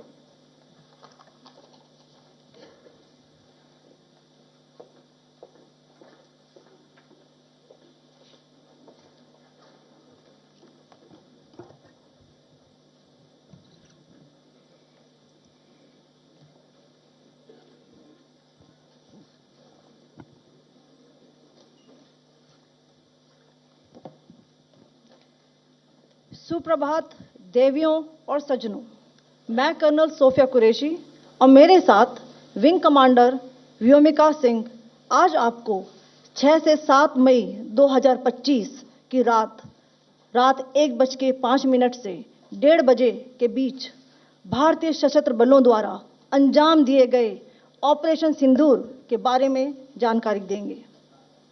Operation Sindoor 22 April को पहलगाम में हुए विभत्स आतंकवादी हमले के शिकार मासूम नागरिकों व उनके परिवारों को न्याय देने के लिए लॉन्च किया गया था। इस कार्रवाई में 9 टेररिस्ट कैंप्स को टारगेट किया गया और पूरी तरह से इसे बर्बाद किया गया। पाकिस्तान में पिछले 3 दशकों से टेरर इंफ्रास्ट्रक्चर का निर्माण हो रहा है। इसमें recruitment, indoctrination centres, training areas व लॉन्च पैड शामिल थे, जो पाकिस्तान और पाक अधिकृत जम्मू कश्मीर POJK दोनों में फैले हैं। Operation Sindoor was launched by Indian Armed Forces to deliver justice to the victims of Pahalgam terror attack and their families. 9 terrorist camps were targeted and successfully destroyed. Over the last 3 decades, Pakistan has systematically built terror infrastructure. It is a complex web of recruitment and indoctrination centers, training areas for initial and refresher courses, and launch pads for handlers. These camps are located both in Pakistan as well as Pakistan-occupied Jammu and Kashmir areas. Some of the well-known training camps are located, as you can see on the screen. They are distributed from Savai Nala in the north, counting to approximately 21, ending at Bhagalpur to the south. इन लक्ष्यों का चयन विश्वसनीय intelligence सूचनाओं के आधार पर हुआ ताकि आतंक गतिविधियों की रीढ़ तोड़ी जा सके, और यह खास ध्यान दिया गया कि निर्दोष नागरिकों और सिविलियन इंस्टॉलेशन को नुकसान न पहुंचे। The selection of these targets for Operation Sindoor was based on credible intelligence inputs and role of these facilities in perpetrating the terror activities. The locations were so selected to avoid damage to civilian infrastructures and loss of any civilian lives. This was done with due diligence, and the camps selected for targeting and their engagement will now be shown to you one by one. PoJK के target मैं आपको बताना चाहूँगी। सबसे पहले सवाई नाला camp Muzaffarabad, जो कि पीओजेके के लाइन ऑफ कंट्रोल से 30 किलोमीटर दूर है। यह एक लश्कर तोयबा का ट्रेनिंग सेंटर था। 20 अक्टूबर 2024 सोनमर्ग, 24 अक्टूबर 24 गुलमर्ग, 22 अप्रैल 2025 पहलगाम, इन हमलों के आतंकियों ने यहीं से प्रशिक्षण लिया था। सैयदना बिलाल कैंप मुजफ्फराबाद, यह एक जैश ए मोहम्मद का स्टेजिंग एरिया है। यह हथियार, विस्फोटक और जंगल सर्वाइवल ट्रेनिंग का केंद्र भी था। गुलपुर कैंप कोटली, यह एलओसी से 30 किलोमीटर दूर था। लश्कर तोयबा का बेस था जो रजौरी, पुंछ में सक्रिय था। 20 अप्रैल 2023 को पुंछ में और 9 जून 2024 को तीर्थ यात्रियों के बस हमले में यहीं से आतंकी को ट्रेन किया गया था।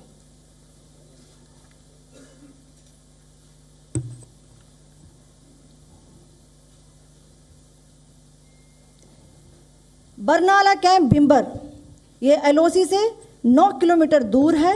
यहाँ पर हथियार, हैंडलिंग, आईईडी व जंगल सर्वाइवल का प्रशिक्षण केंद्र था। अब्बास कैंप कोटली,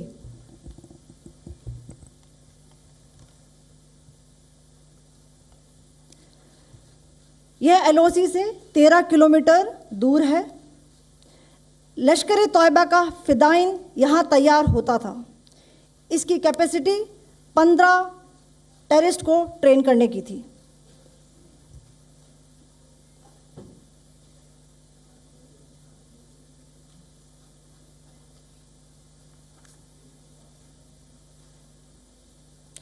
अब मैं पाकिस्तान के अंदर के टारगेट से अवगत कराना चाहूंगी।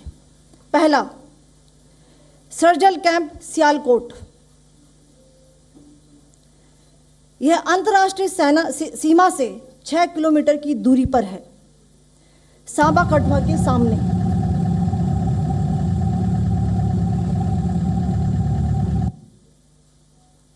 मार्च 2025 में जम्मू एंड कश्मीर पुलिस के 4 जवानों को की जो हत्या की गई थी, उन आतंकवादियों को इसी जगह पर ट्रेन किया गया था। दूसरा, महमूना जाया कैंप सियालकोट, यह 18 से 12 किलोमीटर आईबी से दूर था। हिजबुल मुजाहिदीन का बहुत बड़ा कैंप था। यह कठुआ जम्मू क्षेत्र में आतंक फैलाने का नियंत्रण केंद्र था। पठानकोट एयरफोर्स बेस पर किया गया हमला भी इसी कैंप से प्लान और डायरेक्ट किया गया था। मरकज ताइबा मुरीद के, यह आईबी से 18 से 25 किलोमीटर दूरी पर है। 2008 के मुंबई हमले के आतंकी भी यहीं से प्रशिक्षित हुए थे। अजमल कसब व डेविड हेडली भी यहाँ ट्रेन हुए थे।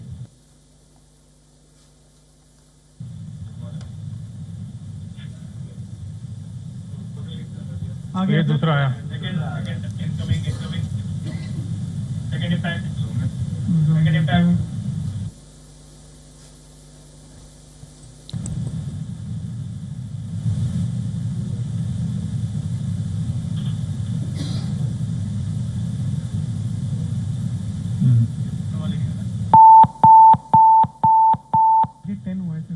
टारगेट 10 हुआ, एंक्लोजर सेम ही है। 7 it is hit the target. हाँ हाँ।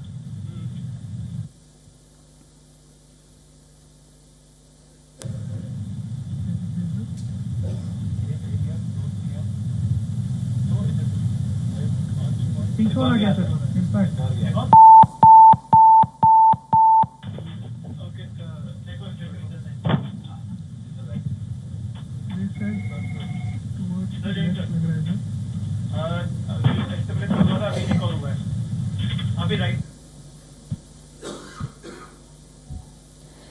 मरकज सुभान अल्लाह भावलपुर, यह इंटरनेशनल बाउंड्री से 100 किलोमीटर दूर है। जैश ए मोहम्मद का मुख्यालय था। यहाँ पर रिक्रूटमेंट, ट्रेनिंग व इंडॉक्ट्रिनेशन का केंद्र भी था। शीर्ष आतंकी अक्सर यहाँ आते थे। मैं आप सबको बताना चाहती हूँ कि किसी भी सैन्य ठिकाने का निशाना नहीं बनाया गया और अभी तक किसी तरह की नागरिक क्षति की रिपोर्ट नहीं है। धन्यवाद। जय Hind. The strike on the terror camps were undertaken through precision capability, as shown to you. A niche technology weapons with careful selection of warheads was ensured so that there will be no collateral damage. The point of impact in each of the target was a specific building or a group of buildings. All the targets were neutralized with clinical efficiency, and the results reiterate the professionalism of the Indian Armed Forces in the planning and execution of their operations. No military establishments were targeted. India has demonstrated considerable restraint in its response. However, it must be said that the Indian Armed Forces are fully prepared to respond to Pakistani misadventures, if any, that will escalate the situation. Jai Hind, and thank you very much. Ladies and gentlemen, friends in the media, I ask your indulgence today in view of the fact that this is still an evolving situation. We will therefore not be able to take questions and answers today, but we will come back for more updates and more briefings shortly. Thank you all very much for joining us this morning. Thank you. Jai Hind.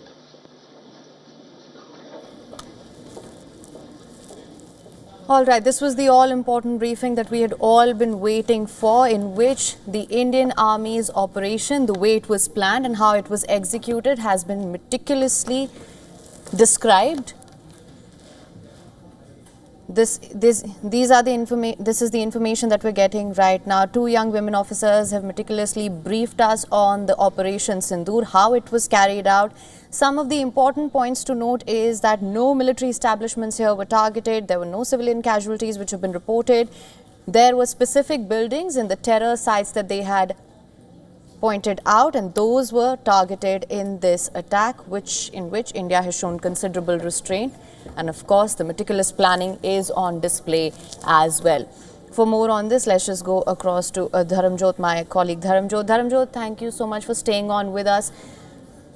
You know, just a while ago, I was talking to Major General Bali, and we were talking about what it actually entails, what such a plan and what such sort of precision strikes entail. And that right now, Dharamjot, was on full display. We heard the 2 officers as well who have detailed the plan, detailed the Operation Sindoor that was launched at 1:44 a.m. this morning. Absolutely, Haim, and we haven't really seen anything like this in the past. You know, we've heard of surgical strikes done before. We had one that was carried out after the Pulwama attack. Then there was, after the Uri attack, then there was the Balakot strike after the Pulwama attack. But we haven't seen a press briefing of this scale, of this detail magnitude, where there being visuals and proper footage displayed, every single camp mapped and listed out, details of how the attack was carried out, what were the targets. It was very, very elaborate, to the extent that both the young women officers who came to the dais gave a very, very meticulous description, as you rightly mentioned, of the entire attack that was carried out, what was the intention behind it. They explained that out of the 21 targets that were listed, the terror camps that were listed before, these 9 were chosen for certain specific reasons to minimize any sort of collateral damage, to ensure that there is no loss of civilian life, to ensure that there is no loss of civilian infrastructure, and that is why these were the targets that were selected. Now, Haim, if I could just quickly walk our viewers through the camps that the armed forces just listed out. 5 are from Pakistan-occupied Kashmir, 4 are from Pakistan, and these are the following camps. We have Savai Nala camp in Muzaffarabad, that's about 30 kilometers from the border. Saidna Bilal camp, again in Muzaffarabad. The Gulpur camp in Kotli, again a part of Pakistan-occupied Kashmir. The Barnala camp in Bimbar, again in Pakistan-occupied Kashmir. The Abbas camp, again in Kotli, which is also part of Pakistan-occupied Kashmir. And then we have 4 camps that were listed from mainland Pakistan. That is the Sarjal camp in Sialkot, the Maimuna Joya camp in Sialkot again, the Markaz Taiba camp in Muridke in Pakistan, and this, the armed forces officers mentioned, is the same terror camp from which Ajmal Kasab and David Headley, the 2 main conspirators and terrorists who had a key role to play in the 26/11/2008 Mumbai terror attacks. And finally, the Markaz Subhanallah camp in Behlpur in Pakistan. So these are the terror camps that were clearly identified, isolated, where these joint operations were carried out at 1:44 a.m. today here. Right, Dharamjot, absolutely. In fact, it just goes to show how much India is prepared. We've been talking about this. India's preparedness is on full display. We've been seeing a lot of saber rattling from the Pakistani side. We've been seeing a lot of inflammatory comments that have been coming in from the Pakistani side as well. We've seen, in fact, 12 whole nights of ceasefire violations. Last night, of course, being very, very different. From the name, Operation Sindoor. Then, of course, we had 2 young women officers that briefed the world media. Colonel Sophia Qureshi, Wing Commander Vyomika Singh, who conducted the briefing, who've given us, who've laid out the plan as to how this was done as well. Important to note, 9 terrorist camps targeted and destroyed. The selection of these targets were taken from credible intelligence, locations selected to avoid damage of civilian infrastructure and civilian life. Everything was planned to the T, as of course one would expect. On the Pakistani side, however, we see the response, it's been botched. It appears to be a narrative battle for them at this point. We've been seeing fake news reports that are coming in. Also, we saw how Pakistan has been engaging in cross-border violations, targeting civilians. Just the contrast of the 2 responses, Dharamjot, that pretty much gives us an understanding of how things are at the moment. What's your take on that, Dharamjot? Well, you're absolutely right, Haim. And the fact that the contrast in the 2 stances between India and Pakistan, this is not the first time we're seeing it. It's something we've been seeing in the past. It's a trend that somehow, unfortunately, continues, despite the fact that India has always made it very clear it is interested and it prioritizes bilateral negotiation, and it prioritizes a policy, a conversation and agreement that gets rid of any and every possible terror threat to Indian soil and Indian territory. Now, Pakistan, again, it has been playing victim in the entire case, not just for the Pahalgam attack, but also the previous terror attack.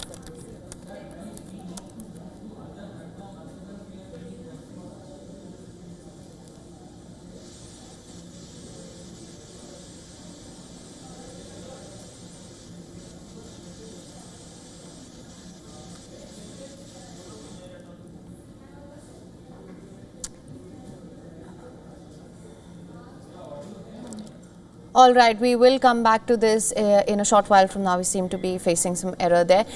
We are also now being joined by Assistant Editor for Foreign Affairs, Siddhant Sibal. Siddhant, you are there. You have seen how the plan was just laid out. Please, Siddhant, can you hear me? I hope you can hear me, Siddhant.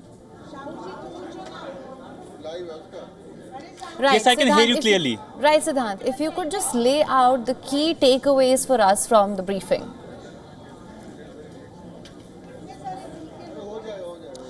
Well, yes, the key message from the briefing was that if there is a terror attack in India, India will respond. India has a right to defend itself. And that message was clearly stated by not only the Foreign Secretary, but 2 women officers from the Indian military. They detailed the operation. In fact, the Foreign Secretary detailed India's larger diplomatic focus and essentially how India has been targeted by Pakistani terrorists. And there are intelligence reports that Pakistan could plan future attacks as well. But the briefings by the Indian military personnel, the women personnel, was about the targeting. And what is significant in my view is that the pictures and the videos of the Indian strikes deep inside Pakistan have been released. The videos showed that how there were terror camps who were neutralized later on. But before I continue, let me show you the place where I'm standing, because this was the place where all the developments happened just few the briefing happened here, and of course not only Indian media but the world's media has gathered here because this is a global story right now. The big question is, two questions stand right now. The diplomatic moves, who are India's friends and who will stand by India and who won't. The second, of course, is on the military escalation. Will Pakistan for the escalation ladder or not? Have been a lot of provocative statements, but of course the world will be making sure or sending messages to Islamabad that should not indulge in escalatory behavior. Right, Siddhant, I believe we should also focus on India's measured and controlled response, how meticulously it was planned. If we were to just go by the statements that we just heard, the attack was aimed at disturbing the social situation in Jammu and Kashmir that was witnessing progress and development. These are the statements that we heard from Foreign Secretary Vikrant Misri right now from the press briefings. Another thing that stood out to me was that he said that this was done to keep Jammu and Kashmir backward and provide fertile ground for terror and terror operations. These actions were measured, non-escalatory, proportionate and responsible. They focused on, of course, this is from the response of the Indian side. They focused on dismantling the terrorist infrastructure and disabling terrorists likely to be sent across to India. Siddhant, what do you have to say about this? Well, I would say that India's approach has been measured and mature. The Indian Foreign Secretary clearly first outlining that how India has been victim of terrorism. In fact, the entire presser started, the briefing started by playing off videos of how the terror attacks have been happening here in India for last 2 decades with linkages to Pakistan. Now, the Indian Foreign Secretary pointed out first that this is in response of the terror that how India hasn't targeted military installations. India has basically targeted the installations, the terror infrastructure essentially, and military installations haven't been targeted. And India's move is a right of self-defense largely. The videos showed that how essentially India targeted these terror camps, and the focus of course for India will be to convince the global community that how basically that India is doing what it is doing because of the terror attack in India. Now, we have seen since morning the reactions have been pouring in. China, of course, has backed Pakistan. Turkey has backed Pakistan. Israel has backed India. There are statements from non-permanent members of the UNSC, including Panama. What I expect in the next few hours is that Pakistan, as a non-permanent member of the UNSC, to rake the issue at the high table. Right, absolutely. And just to bring our viewers up to speed with what was detailed in the press briefing, the government has said that the points of targets were specific buildings or a group of, was a specific building or a group of buildings. And this was to ensure that there was no collateral damage. All the targets were neutralized with clinical efficiency as per the government. And they've also shared the targets in the Operation Sindoor. These were the following places that were attacked. That's the Sarjal camp in Sialkot. Terrorists who killed 4 Jammu and Kashmir police personnel in March 2025 received their training at this camp. It's important to note these things just to understand the significance of the sites that were identified for Operation Sindoor as well. So this was the Sarjal camp in Sialkot. There was the Mehmoona Joya camp in Sialkot. The Pathankot Air Force base camp attack was planned and carried out from this particular terrorist camp. There was the Markaz Taiba camp in Muridke. Terrorists who participated in the 2008 Mumbai terror attacks were trained here. Ajmal Kasab and David Headley received training here. Markaz Subhanallah in Bahawalpur. This is the headquarters of Jaish-e-Mohammed. Recruitment, training and indoctrination carried out here. All of these terror sites were neutralized with clinical efficiency by the Indian Armed Forces. For more on this, we're now being joined by Idris Lone. Idris, thank you so much for joining us. We just heard the press briefing. It's made clear what actually happened on the ground and how meticulously each and every terror site was picked and how meticulously the operation was conducted. We also see the significance of the name here, Operation Sindoor. Then we heard the briefing by 2 young women officers, Colonel Sophia Qureshi and Wing Commander Vyomika Singh, who conducted this briefing. Idris, what can you tell us? Well, absolutely. The attack from the Indian side has been very precise on the 9 locations which were on the target, precisely targeting these terror camps. But what we are seeing as a retaliation from the Pakistani army on the line of control and in international border is massive destruction. We've seen from the last at least 7 hours there has been continuous shelling going on at various locations across the line of control in northern part of Kashmir as well as in the Jammu division. We've also seen skirmishes, ceasefire violation by the Pakistani army on the international border as well. Let me tell you that 8 people have been killed so far in the Poonch district. All of them are civilian. They also include women, while as we are told that over 30 people are injured. They've been shifted to the hospital. 2 of them are critical while others are being treated at the Indian Army's base hospital. The situation is absolutely grim, especially for the people. Idris, I just wanted to clarify these 30 injuries. We're talking about 8 people killed in the Poonch district and then 30 injuries. That's what you're hearing at the moment. I just wanted to clarify. Yes, 8 civilians have been killed in the park firing from across the border in the Poonch sector, while as over 30 people are injured in the same firing incident. We've seen properties of the civilians completely dismantled and damaged in the shelling that has been done by the Pak army in the last 5 to 6 hours continuously in the Poonch region.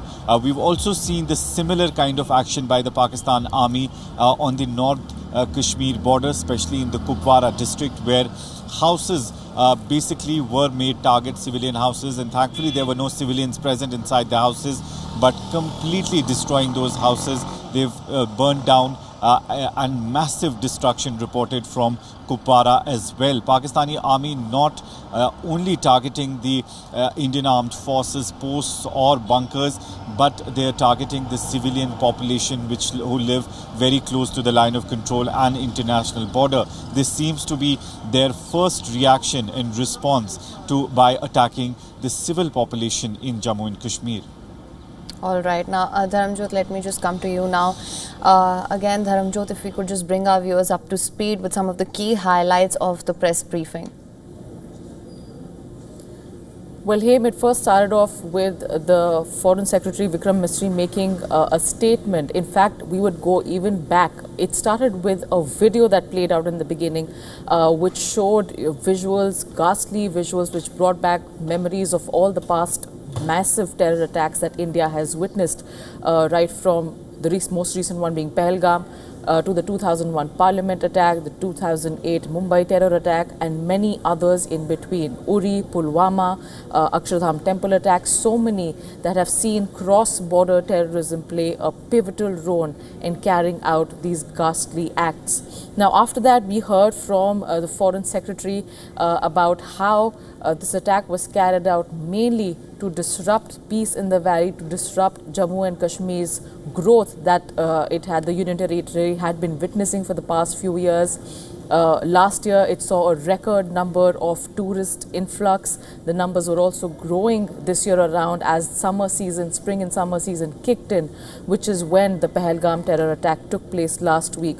From that, we move on to the 2 young women officers who then shared a detailed account of Operation Sindoor, how it was carried out, how the 9 sites that were mentioned they were isolated from the list that was provided by intelligence agencies, how the armed forces in a joint operation tried to ensure that the strikes were precise, it was a quick operation, and that there was minimal damage to civilian life and civilian infrastructure. Right. They also clarified that no Pakistani military bases and military infrastructure was targeted. It was solely terror camps that Pakistan has been harboring for years now.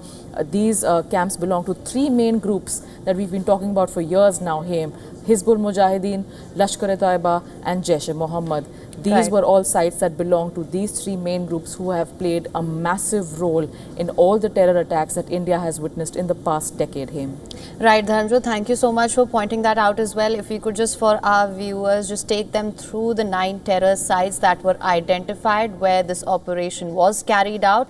I want to start by the sites in Pakistan, and Dharamjo, stay with me there, just let me know if I'm getting this right. There was the Sarjal camp in Sialkot, terrorists who killed 4 J&K police personnel in March 2025. They'd received training at this particular camp.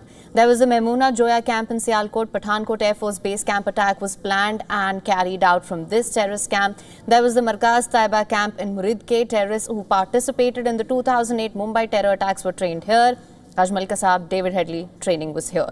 Markaz Subhanallah in Bahawalpur, this is the headquarters of the Jaish-e-Mohammed. Recruitment, training, indoctrination, that's what was being carried out here. Then if we were to talk about the targets in Pakistan-occupied Jammu and Kashmir, Sawai Nala camp in Muzaffarabad, this was a training center for Lashkar-e-Toiba. Terrorists involved in October 20th, 2024 attack in Sonmarg. October 24, 2024 attack in Gulmarg. Then the April 22nd, 2024 attack in Pahalgam. All of them trained here. There was a Sadna Bilal camp in Muzaffarabad. This was a staging area for Jaish-e-Mohammed. This was also a weapons, explosives and jungle survival training center. There's the Gulpur camp in Kotli. This was a base camp of the LET that was active in Rajouri and Poonch areas of Jammu. Attacks in Poonch on April 20, 2023 and June 9, 2024 were carried out by terrorists who were trained here specifically. Barnala camp in Bhimber. This was also a weapons handling, explosives and jungle survival training center. And the Abbas camp in Kotli, the dyno of the LET were prepared here. It had a capacity to train 15 terrorists. Dharamjot, I hope I'm getting all of those right. Absolutely, Haim. In fact, these were all the ones that you've rightly listed out. We first saw a list of about 21 terror camps that had been identified on the slideshow that was being shown. And out of them, these 9 were listed out. And the reason was given, well, there are 5 in Pakistan-occupied Kashmir, 4 in mainland Pakistan that were targeted for the fact that the armed forces wanted to ensure that there is minimal collateral damage when they're trying to carry out these precision strikes on the terror camps. But as you rightly listed them out, these are the camps that had been identified via multiple intelligence agencies, after which we saw an elaborate plan over the past 15 days. We've been talking, in the past 2 weeks, how there's been a flurry of meetings, closed-door meetings, a lot of exercises and drills being carried out, a lot of deployment and redeployment, after which, and all of which has culminated into this precision strike that we are now calling as Operation Sindoor. All right. Well, Idris, let me just come across to you now. You mentioned how there have been 8 people killed in the Poonch sector and at least 30 people injured.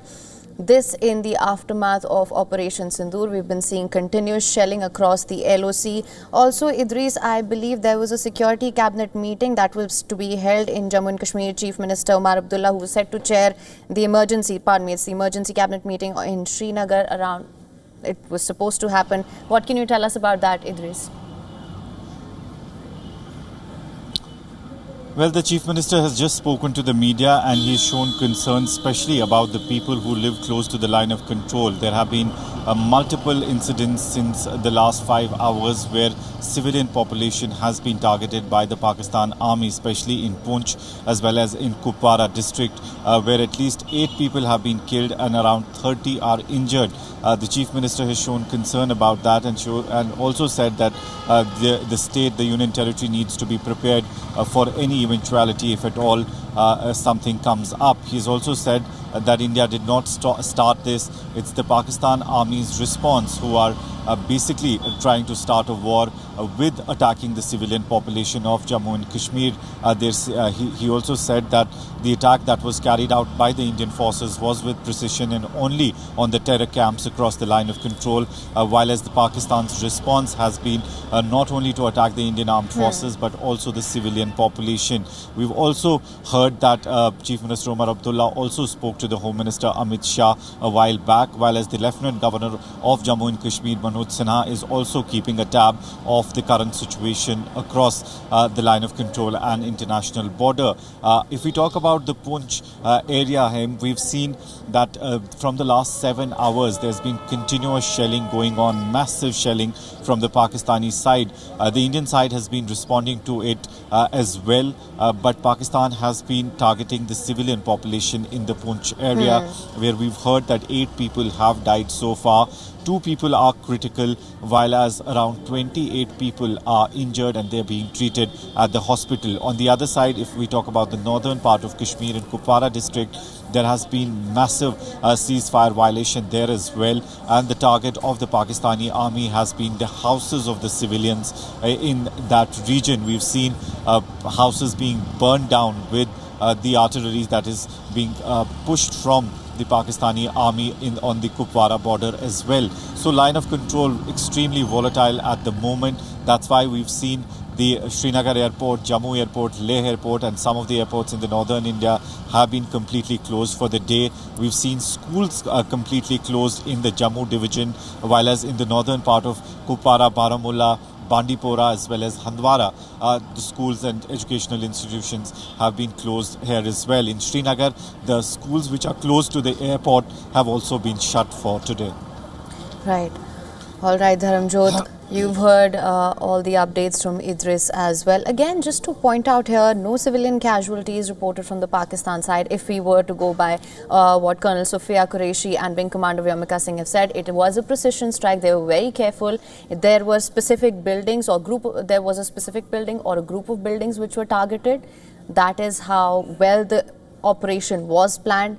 No military establishments were targeted here. Though the nature of these attacks were non-escalatory, they are, of course, Indian side has shown that it is prepared for any sort of a misadventure or any sort of an eventuality. We circle back to the same question here. What will happen in the days to come and how will this unfold going forward? Does this really raise the spectre of an all-out escalation? And if so, does Pakistan realize that at this point it's a tough gamble for Pakistan and it cannot afford this fight perhaps? Well, that would be the logical conclusion here, but then if we go by past precedents, escalation, border escalation has always been a route that India's neighbor has chosen, despite better understanding and better alternatives available.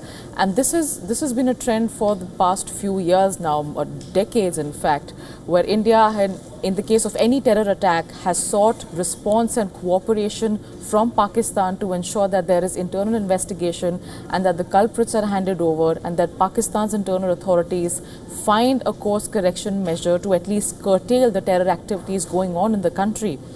But has that happened over the past few years? It hasn't, which is why we are back to where we were at square one when the Pahalgam terror attack happened. The cross-border infiltration, the cross-border terror activities do not end. And instead of coming to the table and solving it in a bilateral manner, we're seeing Pakistan take the same old route where one, it cries foul over the fact that, well, we're just as affected as you are. And two, it always tries to seek international intervention, which time and again has been reiterated by India and many of India's allies as well, that this is a bilateral issue. Absolutely. You're right, Dharamjot. Of course, we've been discussing this with experts as well. For some, they say that this is a face-saving battle. For some, it may appear to be a narrative battle. But we do know one thing for sure, Pakistan for sure cannot afford this fight. That being said, a retaliation, that is something India is prepared for. All right, with that, we call it a wrap on this edition of the News Bulletin. Don't go anywhere. We will be back with all the developments on this. Stay tuned to WION World is One.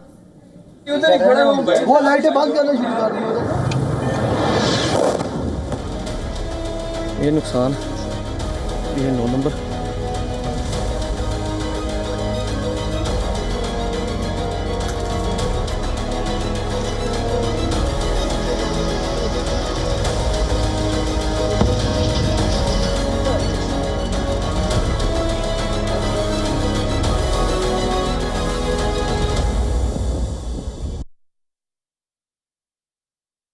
WION Health Resort is unique, the only one of its kind. Experience the 4 paths of natural wellness: yoga, Ayurveda, acupuncture, and naturopathy. Each uniquely customized program improves the whole person to make every person whole. Come to WION Health Resort. Make your reservation at WION.com. From the bustling trading floors of Wall Street to the vibrant exchanges of Asian stock markets, WION breaks it down for you to make sense of what's happening. As we reveal the key factors behind events, strategic battles, and the game-changing business decisions that shape the world.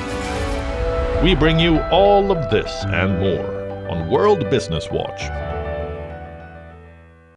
The stress of our world can take a toll on our physical and emotional health. Here, in New York's Catskill Mountains, lies a luxurious place of healing called WION Wellness Center. The WION Wellness Center provides 500,000 square feet of natural methods to manage diabetes, hypertension, chronic pain, obesity, depression, anxiety, and other conditions. We use the traditions of centuries-old natural science from India, yoga, Ayurveda, acupuncture, and naturopathy in personalized programs that help you take charge of your own health. A minimum 5-day stay is recommended for best results. Book now at WION.com.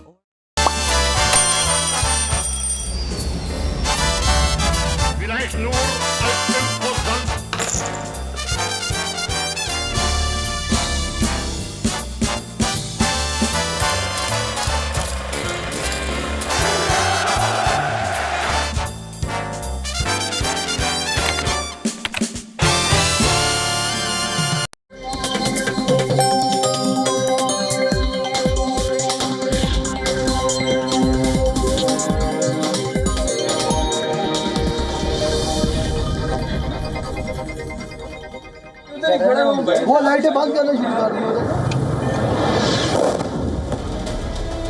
ये नुकसान ये 9 number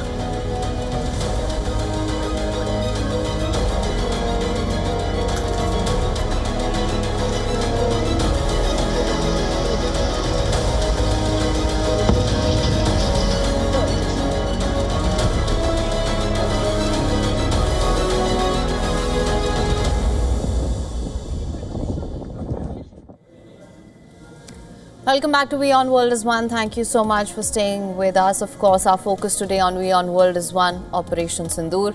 Let's just begin with all the highlights that we're getting right now.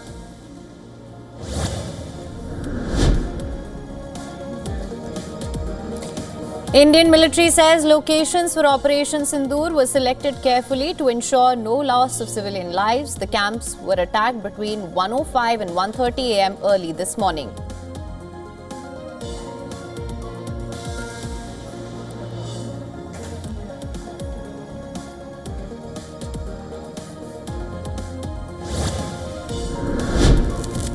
Indian military says Lashkar-e-Toiba terrorist training base in Muridke targeted during the attack. This base had trained Ajmal Kasab and David Headley, terrorists behind the Mumbai attacks.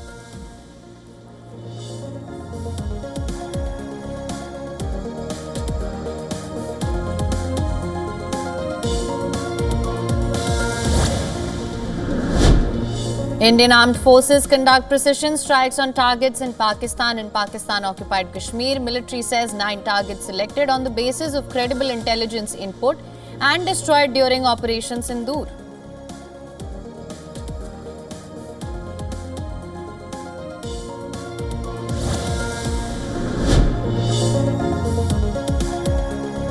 Union Home Minister Amit Shah says Operation Sindoor in response to the brutal killings in Pahalgam. Modi government is resolved to give a befitting response to any attack on India.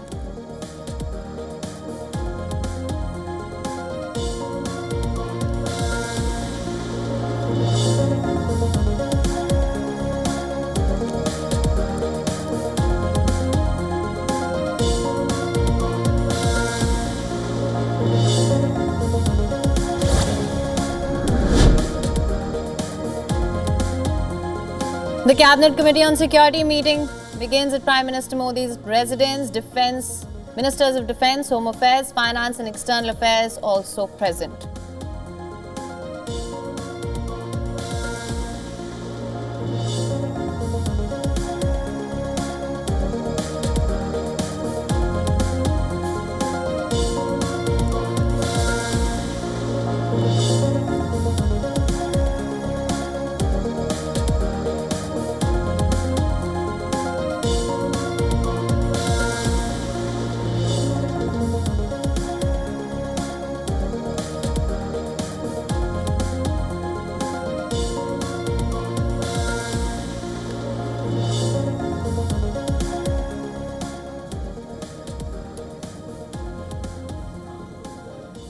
Of course, our focus today remains on Operation Sindoor, carried out by India at 1:44 a.m. on Wednesday morning. That's the 7th of May this morning.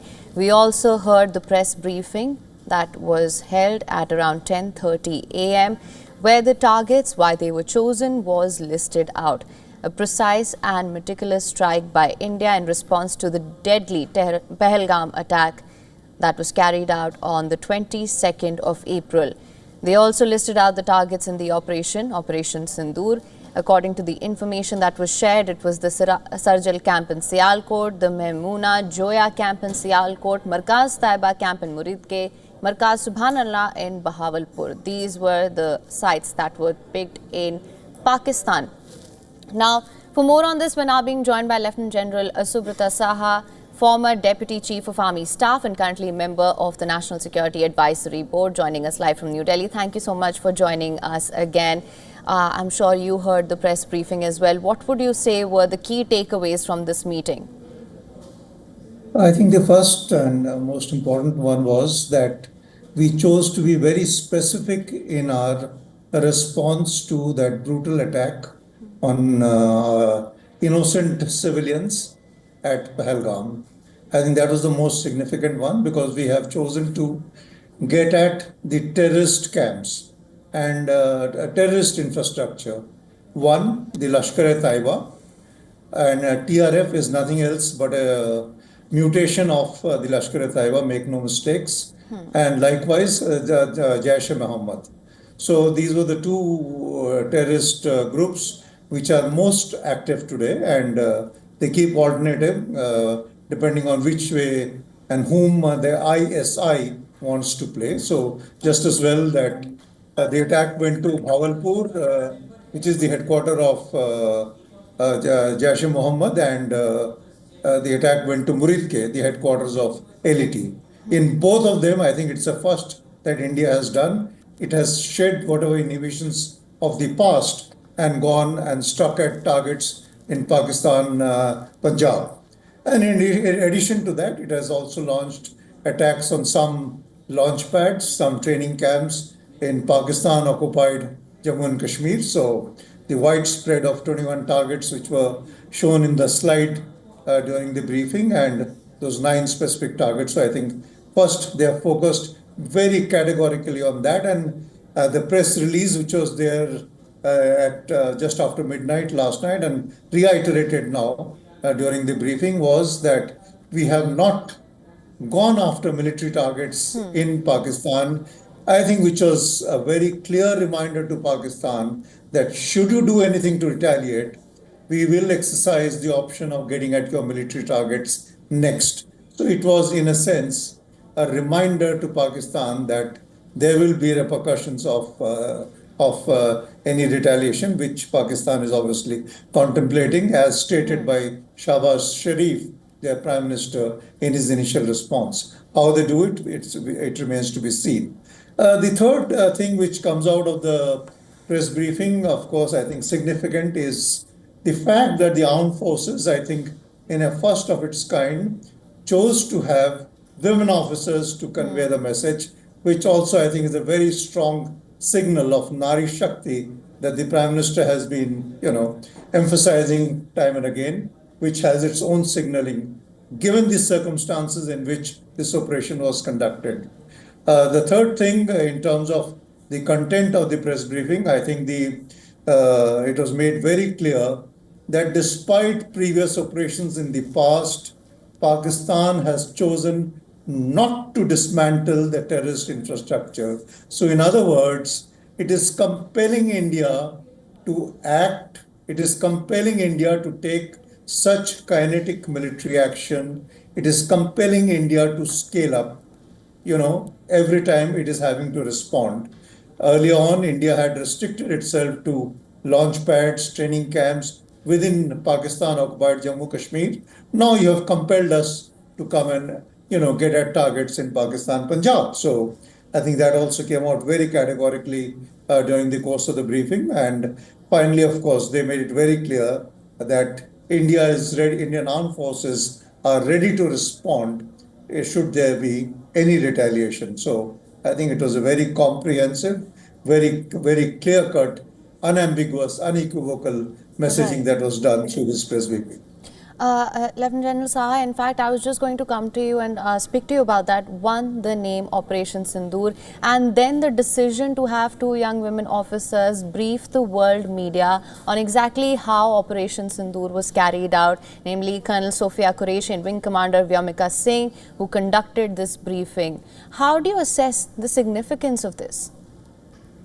Well, as I was talking to you just before the press briefing also, the name that the government of India has chosen to give this Operation Sindoor is absolutely significant because in India, the word Sindoor has great significance. And in this context, the way in which the terrorists singled out their targets, killed them in the presence of their wives so brutally. So just as well that this operation has been named Operation Sindoor, and as the ADGPI tweet brought out, in the middle of the night, that justice has been served. I think it clearly shows that the whole operation was intended for taking revenge of what has been done by these, barbaric people and their perpetrators and their handlers and their supporters. It was meant to seek revenge of this kind of an act, which was performed. And the precision with which it has been done, the preciseness, and I should think the spread across all of Pakistan, occupied Jammu and Kashmir and Punjab, all of which has been behind this complete, machinery of terror has been dealt with in this, short 25 odd minutes of blow that was served in the middle of the night, says it all. Right, Lieutenant General Saha, also we have our reporter who's been reporting from Srinagar. He's been getting us all the on-ground updates as well. Pakistan continues to flex its military muscle. There's been continuous shelling across the LOC. From what we do know so far is 8 people killed in the Poonch sector. About at least 30 have been injured here. We saw this even in the run-up to what happened in Pahalgam. Then after that, in the run-up to what happened this morning, we have seen Pakistan keeps flexing its military muscle. If past precedence is anything to go by, Pakistan continues to take the same route. It's a rhetoric to mask perhaps its fatal vulnerabilities, which I'm sure it's very well aware of. However, if you were to go by the fake news, the narrative that's coming out of Pakistan, some also delusional comments that we've been hearing, some even calling it unprovoked attack by India. Do you think Pakistan is at this point a victim of its own delusions of grandeur? It's a very, very pertinent point to bring out. First of all, I don't call it flexing of muscles. It is an act of a very weak and a very feeble mind, which is responding the way it is responding. First, you strike with your, so-called so-called strategic assets. Terrorists, nowadays I don't see this terminology very commonly. About a decade back, terrorists were always addressed by Pakistani establishment as their strategic assets. First, they would use their terrorist so-called strategic assets to strike at unarmed, helpless civilians. And now when you get it back, what do? You again start harming unarmed civilians by reckless, firing from across the line of control. At the end of the day, what is it? I mean, you're firing continuously and causing damage to unarmed civilians and provoking the government of India to retaliate. You're asking for more. And as you say, it is completely delusional to think that you're going to achieve anything worthwhile out of it. In fact, Mr. Munir, General Munir is digging his own grave, let me tell you this, because the way they are going, and given the state of the country, given the state of the economics of the country, given the state of the poor politics in the country, my sense is it's only a matter of time when someone sensible in the country will come and upstick him from wherever he is. He is hoping somehow that, by this war rhetoric, he is going to be able to unite his country, which, given the circumstances, well, it remains to be seen where is it headed, because you can't be fighting wars by being continuously by begging from others. Today there may be some who are showing support for you, but this support can't be continuous. You can't be holding a begging bowl on the one hand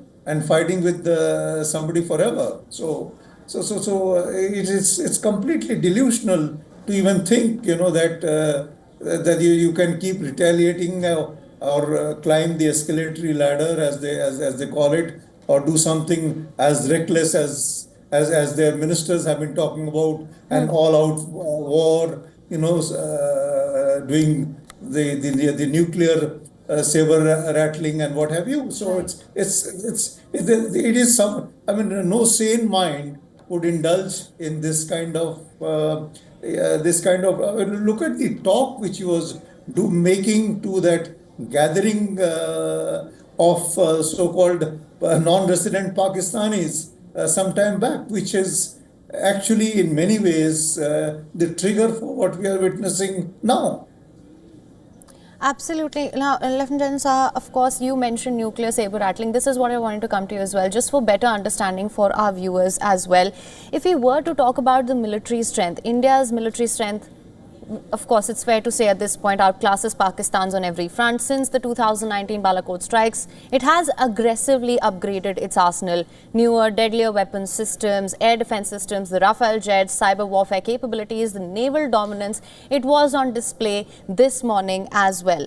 And then we heard Pakistan and the nuclear bogey on that front. We did talk about how that bluff has been called now. But when we talk about nuclear options or military options, if you could just lay it bare as to the scope and the extent of these from both sides.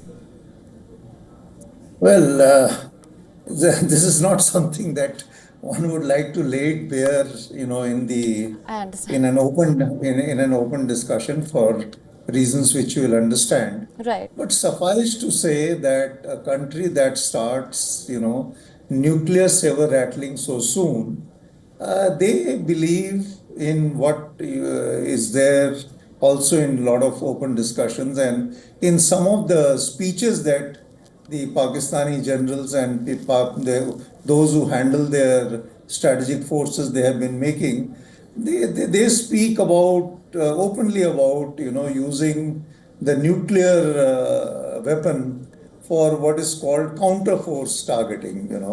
So that is the kind of strategy that they talk about, and they have nothing like what India believes in. What India in India we talk about no first use and all that. So whereas in India the philosophy is different, and we don't usually talk about counter force. We are more about counter value, and that's how we perceive things. So I think suffice to say that this nuclear saber rattling, frankly speaking, we have called that bluff during Kargil. I think, and we said enough is enough, and we achieved what we wanted to achieve. The same thing post Uri, we call that bluff. Post Pulwama, we call the bluff. And once again, we will see, So all this is part of a larger game of trying to show more than what you really are. Right. Now let's talk about conventional weapons, since you highlighted this point that it has used the period post Balakot to arm itself. Very jolly good. It may have used this period to arm itself and made itself better prepared. Jolly good, that time will tell. But the point is, how good or how strong are its reserves in terms of ammunition. And when we talk about ammunition, particularly artillery, air defense, the aerial power and so on and so forth.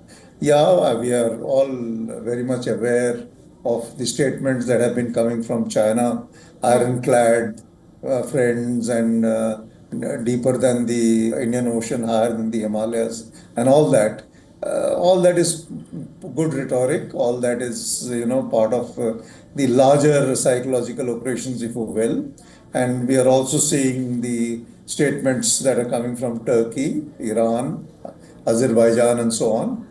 Let's see how does it all play out, and it doesn't happen overnight. Okay.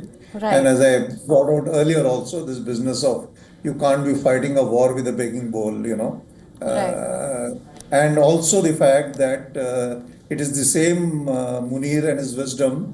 He went and has sold a lot of his munitions to earn some money to support the war that is taking place between Ukraine and Russia. So, Right.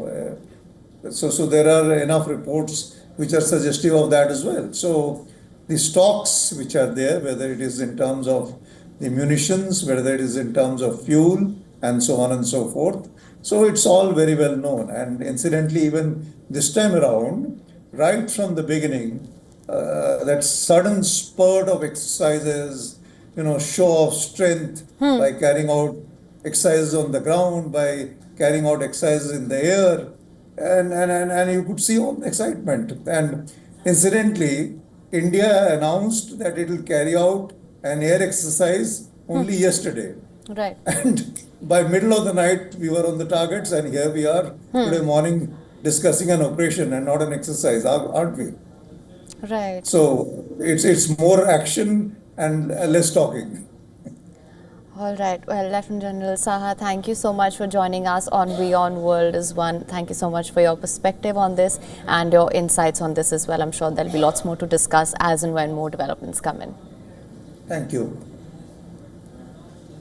All right, we also have with us our correspondent Idris Loan, who is joining us live right now. Idris, thank you so much for staying on with us. We know you've been reporting for us since the time Operation Sindoor was launched. You've been getting us all the on-ground updates. Idris, just to bring our viewers up to speed, what is happening there at the moment? What is the mood like on ground, if you've had any interactions? And if you could tell us about the operations which are underway currently.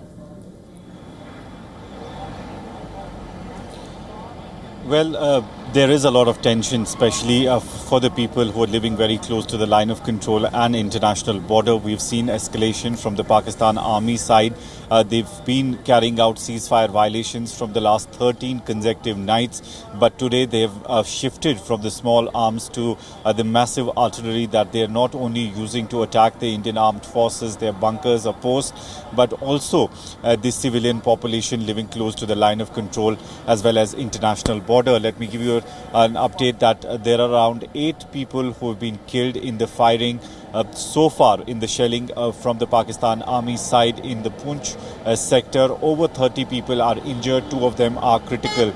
While as if we talk about the northern part of Kashmir, Kupwara, we've seen escalation there as well. Pakistan Army has been targeting the civilian houses in that area. Multiple houses have been completely dismantled and damaged during the shelling that continues for over 7 hours. It still is continuing, let me tell you, not at one place but multiple places across the line of control and international border. Security forces are giving a befitting reply to these escalations, but on the other hand, they also have to manage to safely evacuate all the civilians from these areas close to the forward posts, whether it's in Kupwara or whether it's in Poonch. We've seen that people were basically in last night only. I beg your pardon. They were shifted to the individual bunkers during the night only in the dark. But later on, with the first light in the morning, the security forces were working on shifting them to the safer location. But since the firing was on, the shelling was continuously going on, it was very difficult for the forces to bring out the people who are very close to the line of control in the forward post areas. So Pakistan started targeting them, and that has caused a little bit of a damage, especially in the Poonch area as well as in the Kupwara area. Meanwhile, we've also heard that the Chief Minister of Jammu and Kashmir has spoken to the Home Minister Amit Shah. He's given him a brief about the current situation in Jammu and Kashmir. Umar Abdullah has also said this was quite expected that after the Pahalgam attack there would be a military attack from the Indian side, but he has also mentioned that it has been very precise and it's only been on the terrorist camps and launch pads across the line of control, and the Indian armed forces have made sure not to attack the civilian population as well as the military targets of the Pakistan army, while as what seems to be the first response of the Pakistan army on the other hand is they're attacking not only the armed forces deployed on the line of control and international border, but also the civilian population. Right, Idris, of course, I know you've covered pretty much everything. You've summed it up for us pretty well here. I just wanted to understand one. There are several meetings, high-level meetings, which are taking place at the moment as well. Then, of course, we know about the mock drills, which is what everyone thought would be the agenda for the day. Things definitely did not go as we thought they would. So, what are the updates on those things?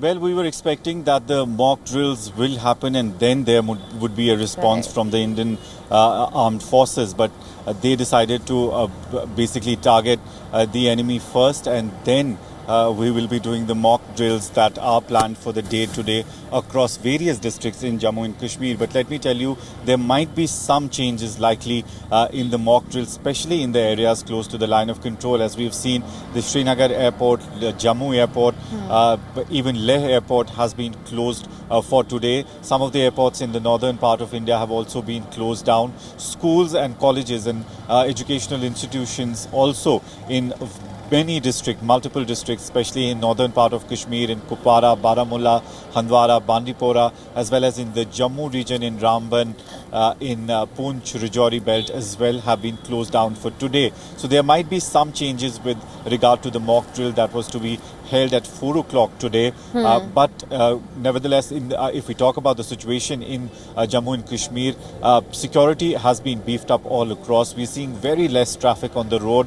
People are not coming out in huge numbers outside their houses. We've seen since morning, even schools in Srinagar have very little attendance. We saw very few kids coming out and boarding those school buses. They were mostly empty because people woke up basically. Let me give you a brief that around 1 to 2, that was the time when the jets were hovering around for the whole of Srinagar city as well as the northern part of Kashmir, and that's the time the whole Kashmir was awake because there was so much of noise, so much of tension in the air at that point of time that everyone knew that something is going to happen at that point of time. And later on, when everything was clear to people, they decided that most of the people have decided to stay indoors and not come out.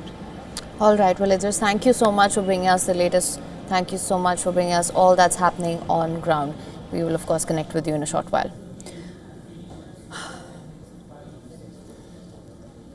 All right.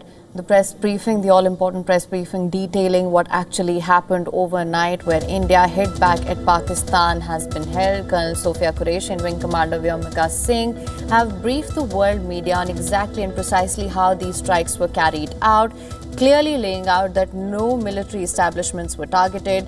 They made sure that there were no civilian casualties. It was either a specific building or a group of buildings which were targeted in these attacks. There were about 9 terror sites which were identified and targeted. The entire operation lasting about 25 minutes.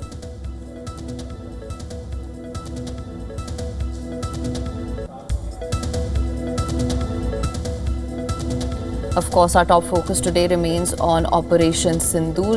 That is what we have been covering so far. It's very important, the significance of the operation's name, the code name, which is Operation Sindoor. Sindoor, which is a sacred mark worn by married Hindu women, a tribute to the victims of the Pahalgam terror attack. Terrorists targeted Hindu men, sparing women and children.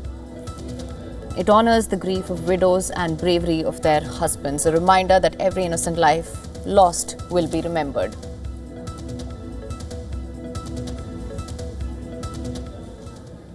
And with that, we call a wrap on this edition of the News Bulletin. Don't go anywhere. News and updates will continue on the other side on WION World is One. Stay tuned.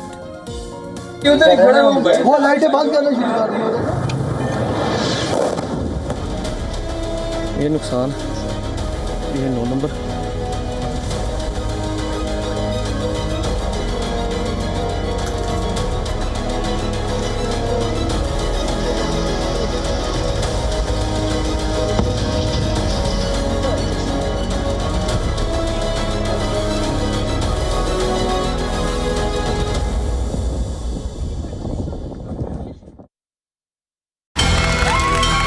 From the bustling trading floors of Wall Street to the vibrant exchanges of Asian stock markets, WION breaks it down for you to make sense of what's happening. As we reveal the key factors behind events, strategic battles, and the game-changing business decisions that shape the world. We bring you all of this and more on World Business Watch.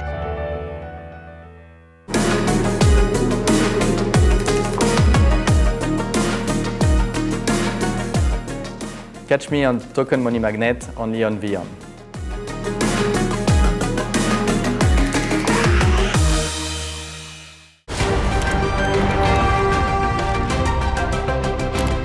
Ready to dive into your daily dose of news? Bringing you what's trending in the West and all that's setting trends in the East. And all of this served up with a side of insightful banter. We don't just bring you the latest stories. We bring you your talking points for the day. And while you do that, from the busy streets of New York, I will provide you with deeper insights on the developments through the course of the day in the U.S. The show that keeps you ahead of the global curve. A conversation you'd want to be a part of. A place where news becomes an engaging exchange. We bring you stories that impact your present. This is World DNA. Join the conversation.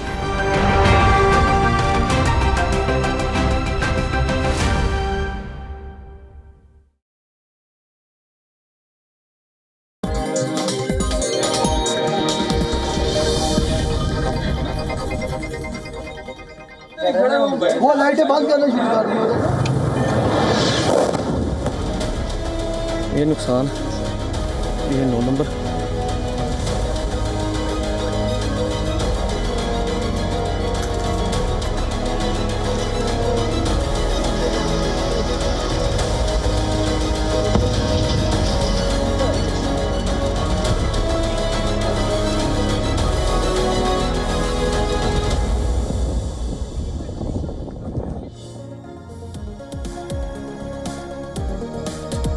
Welcome back to WION World is One. Thank you so much for tuning in. Our top focus on WION World is One today, Operation Sindoor.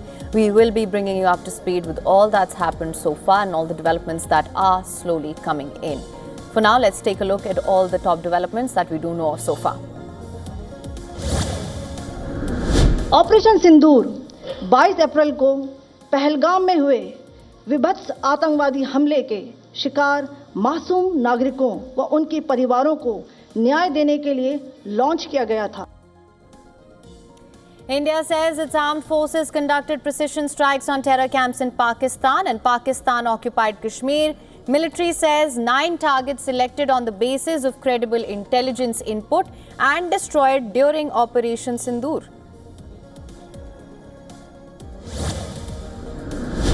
It must be said that the Indian armed forces are fully prepared to respond to Pakistani misadventures, if any, that will escalate the situation.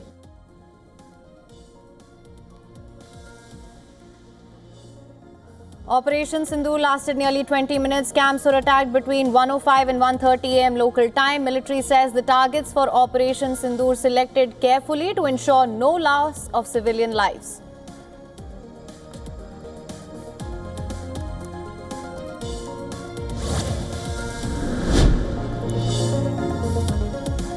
Indian military says Lashkar-e-Toiba terrorist training base in Muridke targeted during the attack. This base had trained Ajmal Kasab and David Headley, terrorists behind the Mumbai attacks.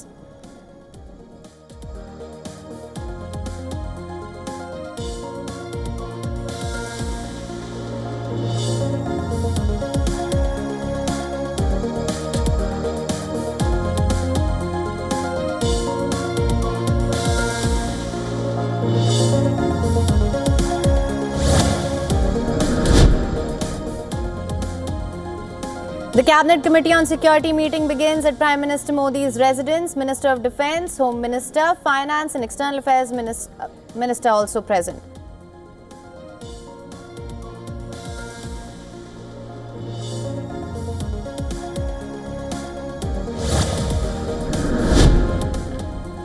France calls on India and Pakistan to show restraint. Foreign Minister Jean-Noel Barrot says France understands India's desire to protect itself against the scourge of terrorism.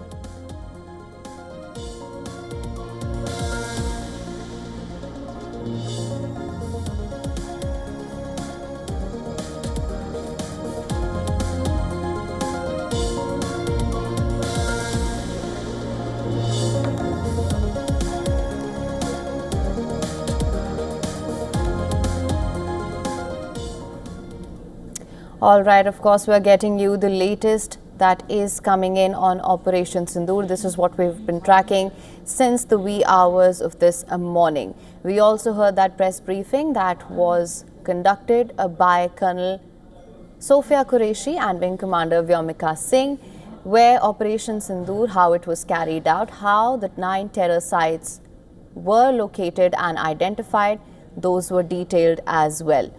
So these are the visuals and the reactions that have been coming in so far. We heard that press briefing a short while ago as well.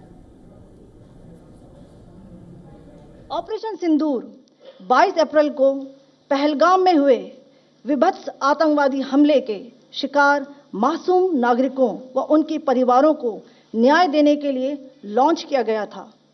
इस कार्रवाई में 9 terrorist camps को target किया गया और पूरी तरह से इसे बर्बाद किया गया।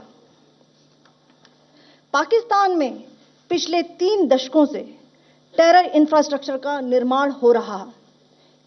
इसमें recruitment, indoctrination centres, training areas व लॉन्च पैड शामिल थे, जो पाकिस्तान और पाक अधिकृत जम्मू कश्मीर POJK दोनों में फैले हैं। A niche technology weapons with careful selection of warheads was ensured so that there will be no collateral damage. The point of impact in each of the target was a specific building or a group of buildings. All the targets were neutralized with clinical efficiency, and the results reiterate the professionalism of the Indian Armed Forces in the planning and execution of their operations. No military establishments were targeted. India has demonstrated considerable restraint in its response. However, it must be said that the Indian Armed Forces are fully prepared to respond to Pakistani misadventures, if any, that will escalate the situation. दूर है लश्कर-ए-तौबा 15 terrorist को train करने की थी।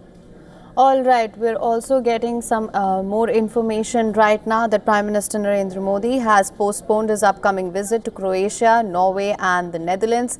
This is the latest that we're getting at the moment in light of Operation Sindoor, which was carried out by the Indian Armed Forces this morning on the 7th of May.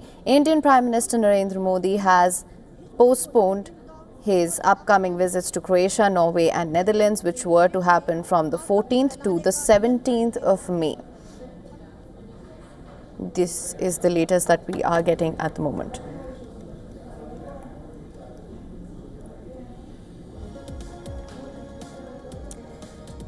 Now, as you know, this morning at 1:44 a.m. on the 7th of May, India hit back at Pakistan in response to the deadly terror attack in Pahalgam, which was carried out on the 22nd of April, post which we saw nightly cross-border violations from the Pakistani side. Last night would have been the 13th night. There is continuous shelling that we're still getting reports of from across the line of control in Jammu and Kashmir. From what we do know from the latest reports as well, there have been about 8 fatalities in the Poonch sector. This is the indiscriminate shelling that is coming from the Pakistani side. About at least 30 people who've been injured here as well. And in the latest, we've also heard that Prime Minister Narendra Modi will be postponing his visit to Croatia, Norway and the Netherlands, which were to be conducted from the 14th to the 17th of May. Operation Sindoor was launched by the Indian Armed Forces to deliver justice to the victims of the Pahalgam terror attack and their families. 9 terrorist camps were targeted and successfully destroyed. Over the last 3 decades, Pakistan has systematically built terror infrastructure. It's a complex web of recruitment and indoctrination centers, training areas for initial and refresher courses and launch pads for handlers. This is the statement that we heard from Colonel Sophia Qureshi as well in that press briefing. For more on this, we're now being joined by Assistant Editor for Foreign Affairs, Siddhant Sibal. Siddhant, thank you so much for joining us. This is the latest that we're getting right now in light of all that is happening at the moment. Prime Minister Modi has postponed his Croatia, Norway and Netherlands visit, which I believe was from the 14th to the 17th of May, if I'm not mistaken, Siddhant. Well, yes, Haim, that visit now stands postponed. That basically means it now stands cancelled. It was expected when the first news broke of the Indian Operation Sindoor, and it is a very packed day here in Delhi. In fact, in every 1 hour there is a big ticket development coming. In fact, even as you were asking me question, a statement has now been issued by the Australian government, which has said that basically that there should not be any escalatory action when it comes to the ongoing tensions. So far since morning, we have seen reactions by the Americans, Chinese, Turks, also from Panama, from UAE, Australia, France, and it looks like that the world will be urging for restraint. But as the dawn breaks in Pakistan, visuals are now coming in as to how essentially we know that the Indian strikes have happened. India has also now released visuals of strikes in the terror camps in Pakistan. This is for the first time a clear visual has been released from the Indian side in terms of the strikes that have taken place. The operation lasted for approximately 35 to 30 minutes and it started at 1 a.m. in the morning. We know that India has not only targeted terror camps in POK but also Pakistan's Punjab province. Now, this is significant in every sense possible. Perhaps since 1971 war, this is the first time that India has made such a deep strike inside Pakistan at terror camps this time around. And now we know that focus will be as to what will be the messaging from the Pakistani side. Will Pakistan go for escalatory steps or not is the big question. The Indian side has made it clear that it is ready for any eventualities. All right, Siddhant, of course, India has made it rather clear that it is prepared for any sort of eventuality or misadventure. Thank you so much for joining us, Siddhant. Of course, there'll be more to discuss as and when more developments come in.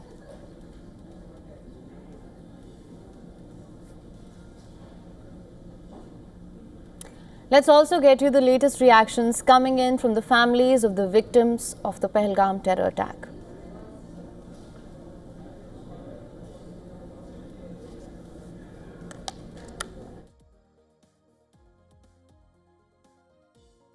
जे हे नाव दिलंय त्याच्यासाठी मी त्यांचे आभार मानेल कारण त्यांच्या सगळ्या लेकींचं सिंदूर त्या दहशतवाद्यांनी मिटवून टाकलेलं.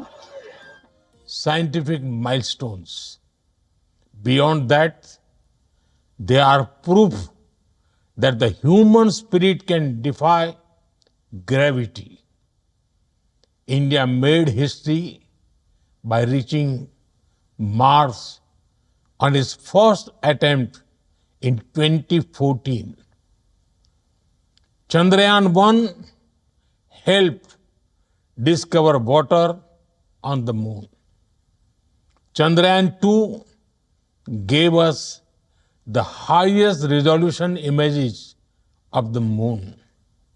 Chandrayaan-3 increased our understanding of the lunar south pole. We built cryogenic engines in a record time. We launched 100 satellites in a single mission. We have launched over 400 satellites for 34 nations on our launch vehicles. This year, we docked 2 satellites in space, a major step forward.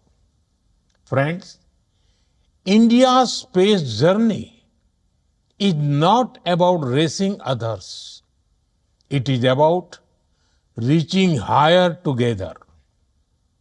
Together, we share a common goal to explore space for the good of humanity. We launch a satellite for the South Asian nations. Now, the G20 satellite mission announced during our presidency will be a gift to the global South. We continue to march ahead with renewed confidence, pushing the boundaries of scientific exploration. Our first human space flight mission, Gaganyaan, highlights our nation's rising aspirations. In coming weeks, an Indian astronaut will travel to space as part of a joint ISRO-NASA mission to the International Space Stations. By 2035, the Bharatiya Antariksh Station will open new frontiers in research and global cooperation. By 2040, an Indian's footprints will be on the moon. Mars and Venus are also on our radar. Friends, for India, space is about exploration as well as about empowerment. It empowers governance, enhances livelihoods, and inspires generations. From fishermen alerts to Gati Shakti platform, from railway safety to weather forecasting, our satellites look out for the welfare of every Indian. We have opened our space sector to startups, entrepreneurs, and young minds. Today, India has over 250 space startups. They are contributing to cutting-edge advancements in satellite technology, propulsion systems, imaging, and much more. And you know, it is even more inspiring that many of our missions are being led by women scientists. Friends, India's space vision is grounded in the ancient wisdom of Vasudhaiv Kutumbakam. That is, the world is one family. We strive not just for our own growth, but to enrich global knowledge, address common challenges, and inspire future generations. India stands for dreaming together, building together, and reaching for the stars together. Let us together write a new chapter in space exploration, guided by science and shared dreams for a better tomorrow. I wish you all a very pleasant and productive stay in India. Thank you. That was Prime Minister Narendra Modi's address and the message for Global Conference on Space Exploration. As you know, of course, our top focus remains Operation Sindoor, which was carried out in the early morning hours today at around 1:44 a.m. India hit back at Pakistan. We are now being joined by Dr. Tara Kharta, former Director of National Security Council Secretariat, former Senior Fellow at U.S. Institute of Peace. Thank you so much for joining us on WION World is One. Doctor, if I could just get straight to it, I hope you can hear me right now. Yeah, I can hear you loud and clear. If I could just get straight to it, I want to first begin by asking you, what is your assessment of India's measured and controlled response and its precision strikes that were carried out this morning? See, to be honest, this option has been with us for a long time. I mean, we knew precisely where the camps are. I mean, you heard the briefing by the lady officer, this camp associated with this attack, this camp with this attack. All this was known and we shared it with Pakistan. So they, during this long period of lull between the Pahalgam attack and now, they had the option of closing these camps down. They didn't. So you are forced to do an attack. I mean, that's why one of the main reasons for that lull was precisely that. Listen, how about you doing something against these guys? So that is one. Number two is, I can hats off this time because these exercises have been done over and over again within various organizations as to what options we have, what target, what kind of weapon systems we have. But nonetheless, hats off to the armed forces for such precise striking. You know, that too without going into the Pakistan territory at all. And most of all, I think the best move of all is the statement which was made saying these are non-escalatory. We have hit only terrorist camps. That sense gives Pakistan the option. Do you want to escalate? If you escalate, then we are ready because we've got the drills going on, you know, all that messaging is going on that we are prepared for all-out war if you want to take this higher. But there is also the option for you to cooperate and shut down. I mean, they keep saying, right? Pakistan guys keep saying that we are the biggest victims of terror. How about doing something about that? Right. Absolutely, Doctor. In fact, this is what we've been discussing since morning as well, that Pakistan was given plenty of opportunities to perhaps choose a different route this time around. If past precedence is anything to go by, we perhaps knew that that wasn't going to happen. That being said, we knew that option existed for Pakistan, and the way in which the plan was detailed at the press briefing as well, it clearly shows India's preparedness and how meticulously this operation was carried out. That being said, I also wanted to speak to you about the significance of the name of this operation and the fact that the lady officers did brief the world media and how meticulously it was carried out. I think I loved the name Operation Sindoor. I think that was brilliant, right? And the fact that that message is sending out that our women are important to us, whether they are officers, their wives, they are everything. This is a country which values all its citizens.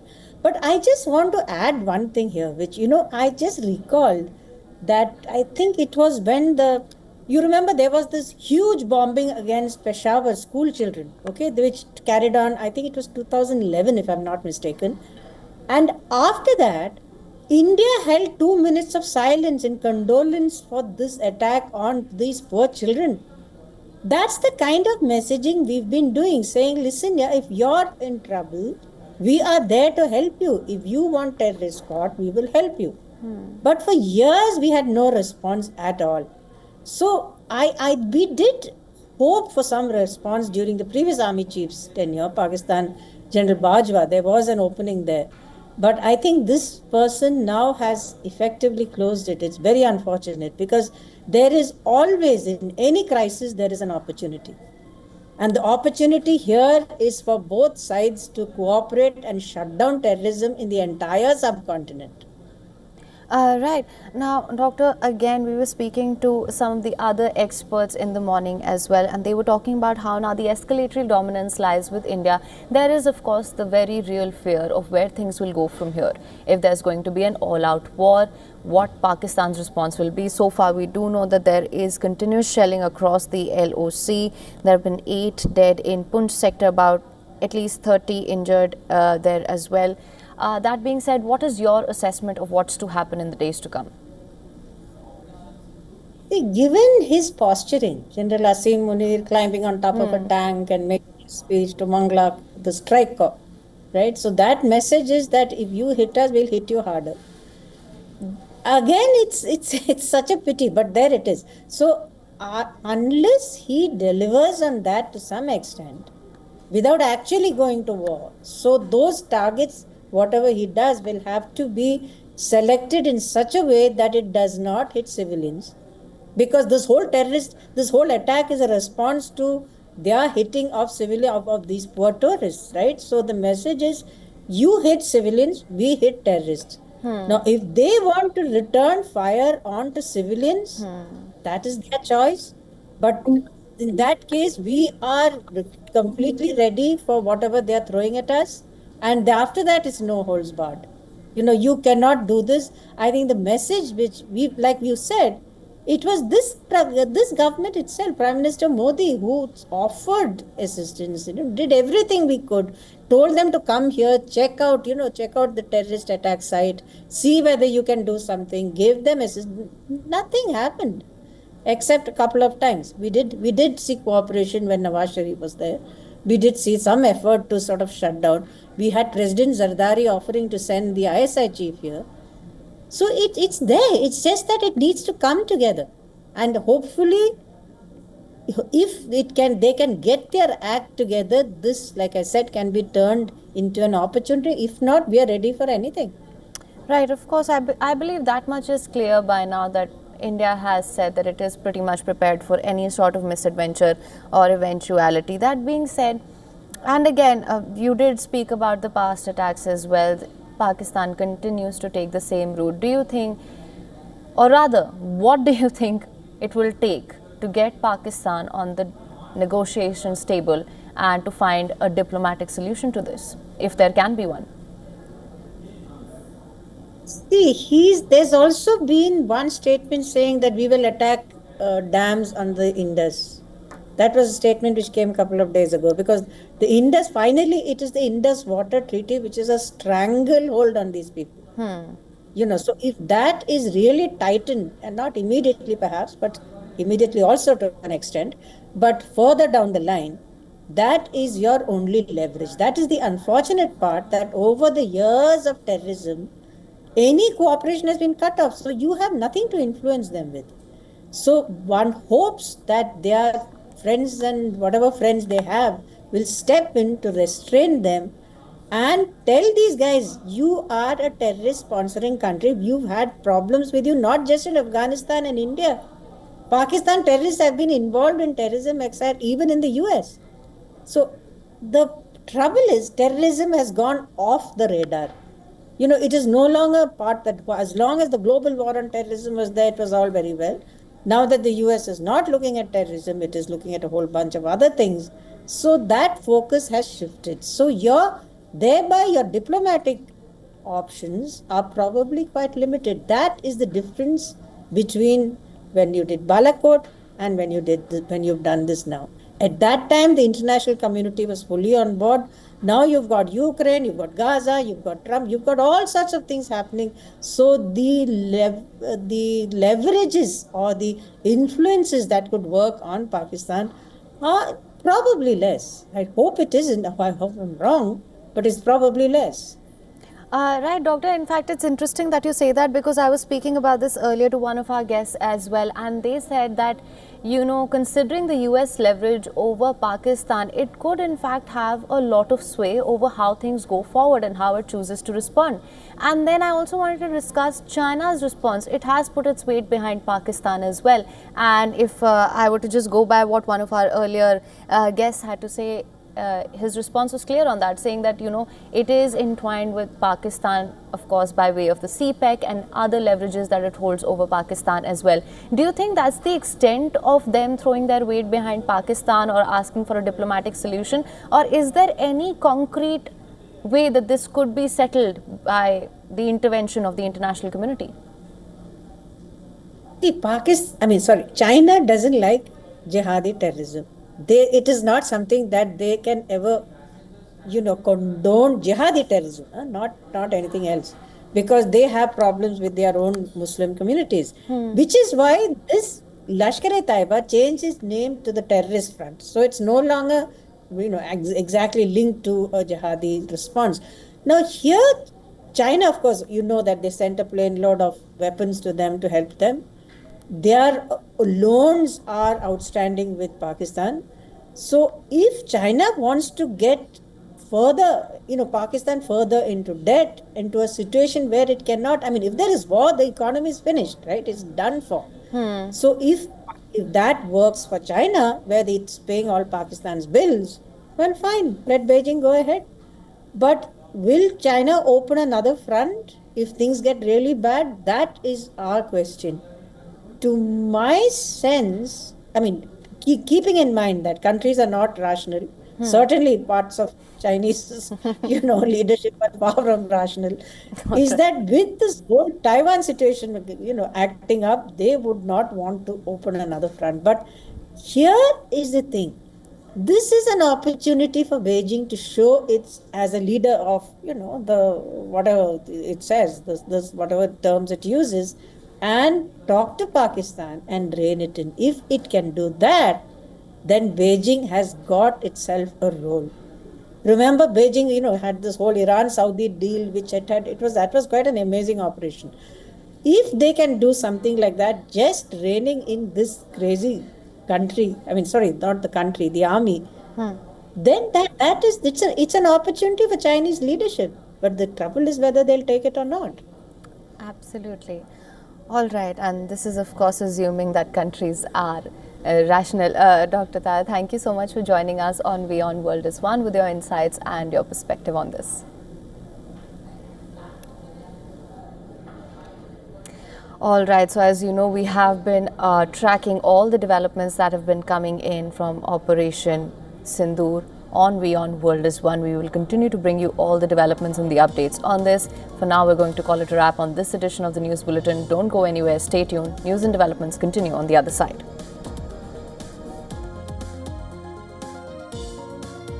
वो लाइटें बंद करना शुरू कर दी ये नुकसान, ये 9 number.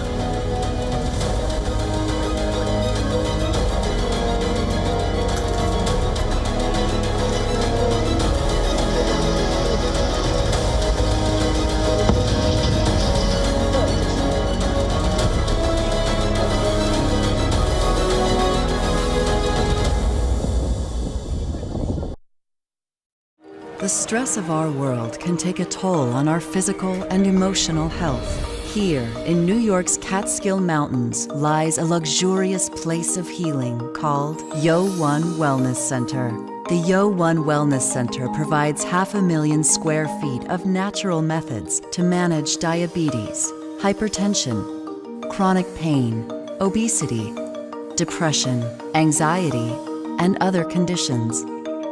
We use the traditions of centuries-old natural science from India, yoga, Ayurveda, acupuncture, and naturopathy in personalized programs that help you take charge of your own health. A minimum 5-day stay is recommended for best results. Book now at yo1.com. To bring the benefits of the Subhash Chandra Show to your educational institution, teachers and students, send an invitation to Juhi Jha at juhi@such.org.in. WION Health Resort is unique, the only one of its kind. Experience the 4 paths of natural wellness: yoga, Ayurveda, acupuncture, and naturopathy. Each uniquely customized program improves the whole person to make every person whole. Come to WION Health Resort. Make your reservation at WION.com.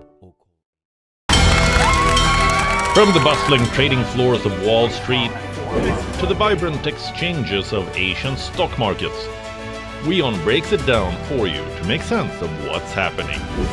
As we reveal the key factors behind events, strategic battles, and the game-changing business decisions that shape the world.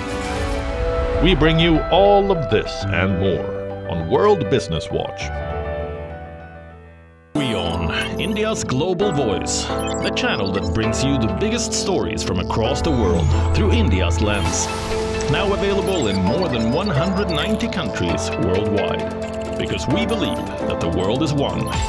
Watch us in Africa, Europe, USA and Canada, South America, Asia Pacific, Middle East and North African regions. Also available on these digital platforms across the world. WION, world is one. From the bustling trading floors of Wall Street to the vibrant exchanges of Asian stock markets, WION breaks it down for you to make sense of what's happening. As we reveal the key factors behind events, strategic battles, and the game-changing business decisions that shape the world. We bring you all of this and more on World Business Watch.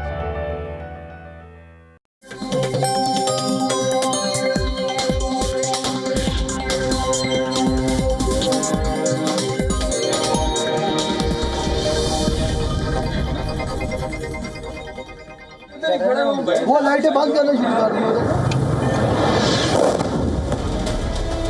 ये नुकसान ये 9 number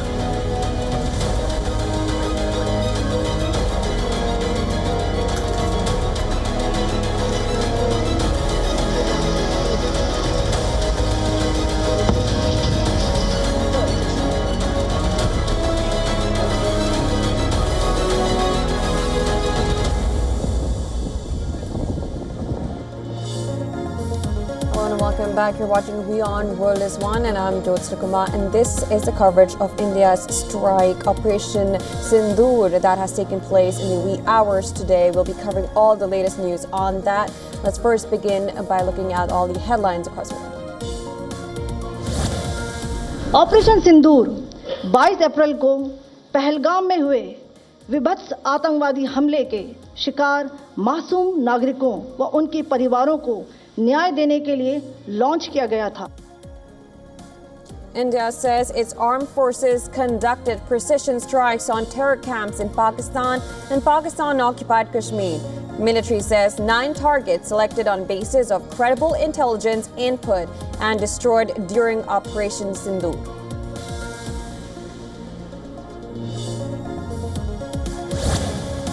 It must be said that the Indian armed forces are fully prepared to respond to Pakistani misadventures, if any, that will escalate the situation. Operation Sindoor lasted nearly 20 minutes. Camps were attacked between 1:05 and 1:30 a.m. local time. The military says the targets for Operation Sindoor were selected carefully to ensure no loss of civilian lives.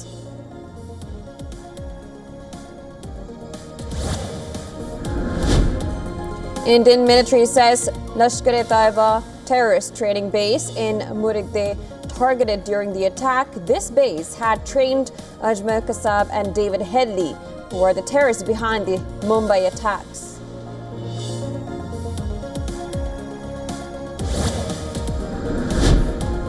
The Cabinet Committee on Security meeting begins at Prime Minister Modi's residence. Ministers of Defense, Home Affairs, Finance and External Affairs to also be present.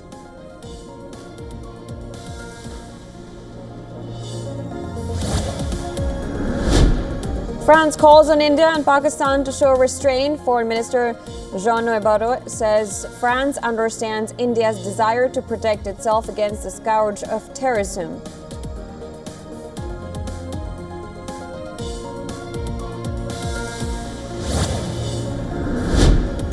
Passengers are left stranded at Karachi airport as Pakistan shuts its airspace after India hits out at 9 sites inside Pakistan and Pakistan-occupied Jammu and Kashmir.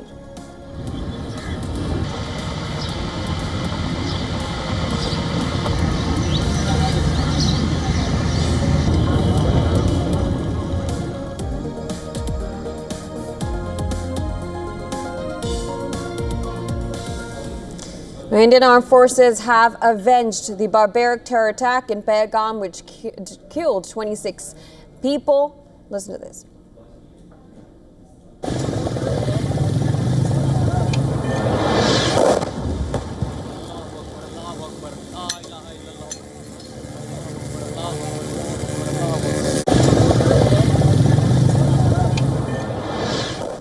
Shortly after midnight, India launched Operation Sindoor, hitting terrorist infrastructure in Pakistan and Pakistan-occupied Jammu and Kashmir, from where terrorist attacks against India have been planned and directed. A total of 9 sites were targeted. The Indian response was focused, measured and non-escalatory in nature, and no Pakistani military facilities were targeted. The sources indicate that Prime Minister Narendra Modi was monitoring the Indian strikes throughout. Shortly after the attacks, India's National Security Advisor Ajit Doval spoke to his American counterpart Marco Rubio and briefed him on the actions taken. Later, Rubio put out a statement saying that he was monitoring the situation closely and urged both sides for a peaceful resolution. Senior Indian officials also spoke to their counterparts in the US, UK, Saudi Arabia, UAE and Russia to brief them on the steps taken by India against Pakistani terror infrastructure. In the aftermath of the attack, the IAF confirmed that Srinagar airport would remain closed for domestic operations today. Indian carriers Indigo, Air India and SpiceJet announced that the flights to and from Srinagar would be impacted, with many flights getting cancelled, delayed or diverted.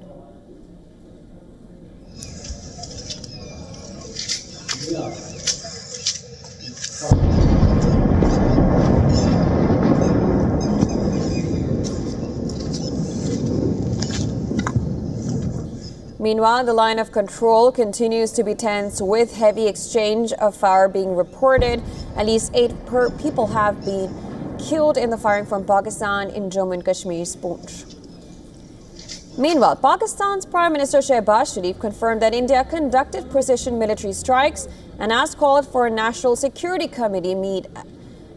Now all educational institutions have been shut in Pakistan's Punjab province.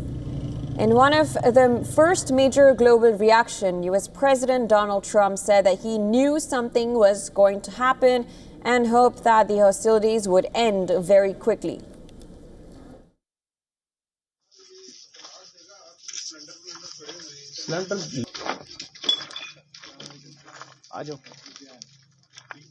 No, it's a shame. We just heard about it just as we were walking in the doors of the Oval. Just heard about it. I guess people knew something was going to happen based on a little bit of the past. They've been fighting for a long time. You know, they've been fighting for many, many decades and centuries, actually, if you really think about it. No, I just hope it ends very quickly. United Nations Secretary General Antonio Guterres has also called and also reacted to Indian strikes and called for exercising maximum military restraint. The UN chief added that the world cannot afford a military confrontation between India and Pakistan. Meanwhile, a high alert has been issued in the border areas of Rajasthan. 2 airports in the state, one in Bikaner and the other in Jodhpur, have been closed. And at the same time, a holiday has been declared in schools in border cities of Bikaner, Jaisalmer and Barmer. Remember, Bahawalpur, which is one among the 9 targets attacked by India, is about 100 kilometers from the Rajasthan-Pakistan border. Now, just a short while back, Foreign Secretary Vikrant Misri and 2 women officers, Colonel Sophia Qureshi and Wing Commander Vyomika Singh, addressed the press and listed out the terror camps targeted by the Indian Armed Forces.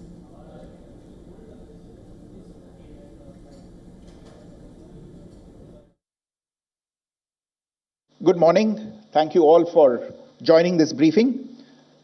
As you are all aware, on April 22, 2025, Pakistani and Pakistan-trained terrorists belonging to the Lashkar-e-Taiba carried out a savage attack on Indian tourists at Pahalgam in Jammu and Kashmir in India.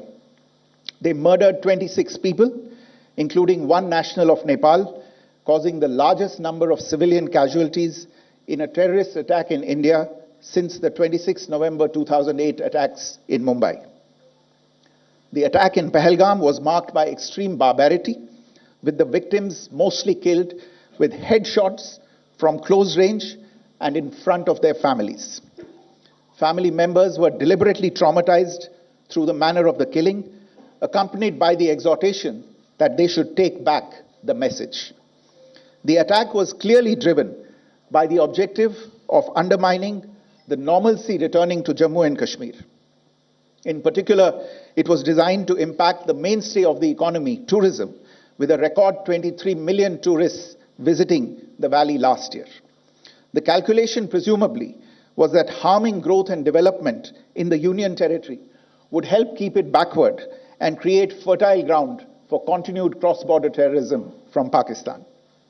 The manner of the attack was also driven by an objective of provoking communal discord, both in Jammu and Kashmir and the rest of the nation. It is to the credit of the government and the people of India that these designs were foiled. A group calling itself the Resistance Front has claimed responsibility for the attack. This group is a front for the UN-proscribed Pakistani terrorist group Lashkar-e-Taiba. It is notable that India had given inputs about the TRF in the half-yearly report to the monitoring team of the UN's 1267 Sanctions Committee in May and November 2024, bringing out its role as a cover for Pakistan-based terrorist groups. Earlier too, in December 2023, India had informed the monitoring team about Lashkar and Jaish-e-Mohammed operating through small terror groups such as the TRF. Pakistan's pressure to remove references to TRF in the April 25 UN Security Council press statement is notable in this regard. Investigations into the Pahalgam terror attack have brought out the communication notes of terrorists in and to Pakistan. The claims made by the Resistance Front and their reposting by known social media handles of the Lashkar-e-Taiba speak for themselves. Identification of the attackers based on eyewitness accounts as well as other information available to law enforcement agencies has also progressed. Our intelligence has developed an accurate picture of the planners and backers of this team. The features of this attack also tie in with Pakistan's long track record of perpetrating cross-border terrorism in India, which is well documented and beyond question. Pakistan also has a well-deserved reputation as a haven for terrorists from around the world, with internationally proscribed terrorists enjoying impunity there. In addition, Pakistan has been known to willfully mislead the world and international forums, such as the Financial Action Task Force, on this issue. The Sajid Mir case, in which this terrorist was declared dead, and then, in response to international pressure, brought back to life, found alive and arrested, is the most glaring example. The latest attack in Pahalgam has understandably generated deep anger in Jammu and Kashmir and in other parts of India. Following the attacks, the government of India naturally responded with a set of initial measures relating to our engagement with Pakistan. You're all aware of the decisions that were announced on the 23rd of April. However, it was deemed essential that the perpetrators and planners of the 22nd April attack be brought to justice. Despite a fortnight having passed since the attacks, there has been no demonstrable step from Pakistan to take action against the terrorist infrastructure on its territory or on territory under its control. Instead, all it has indulged in are denials and allegations. Our intelligence monitoring of Pakistan-based terrorist mod pending. There was thus a compulsion both to deter and to preempt.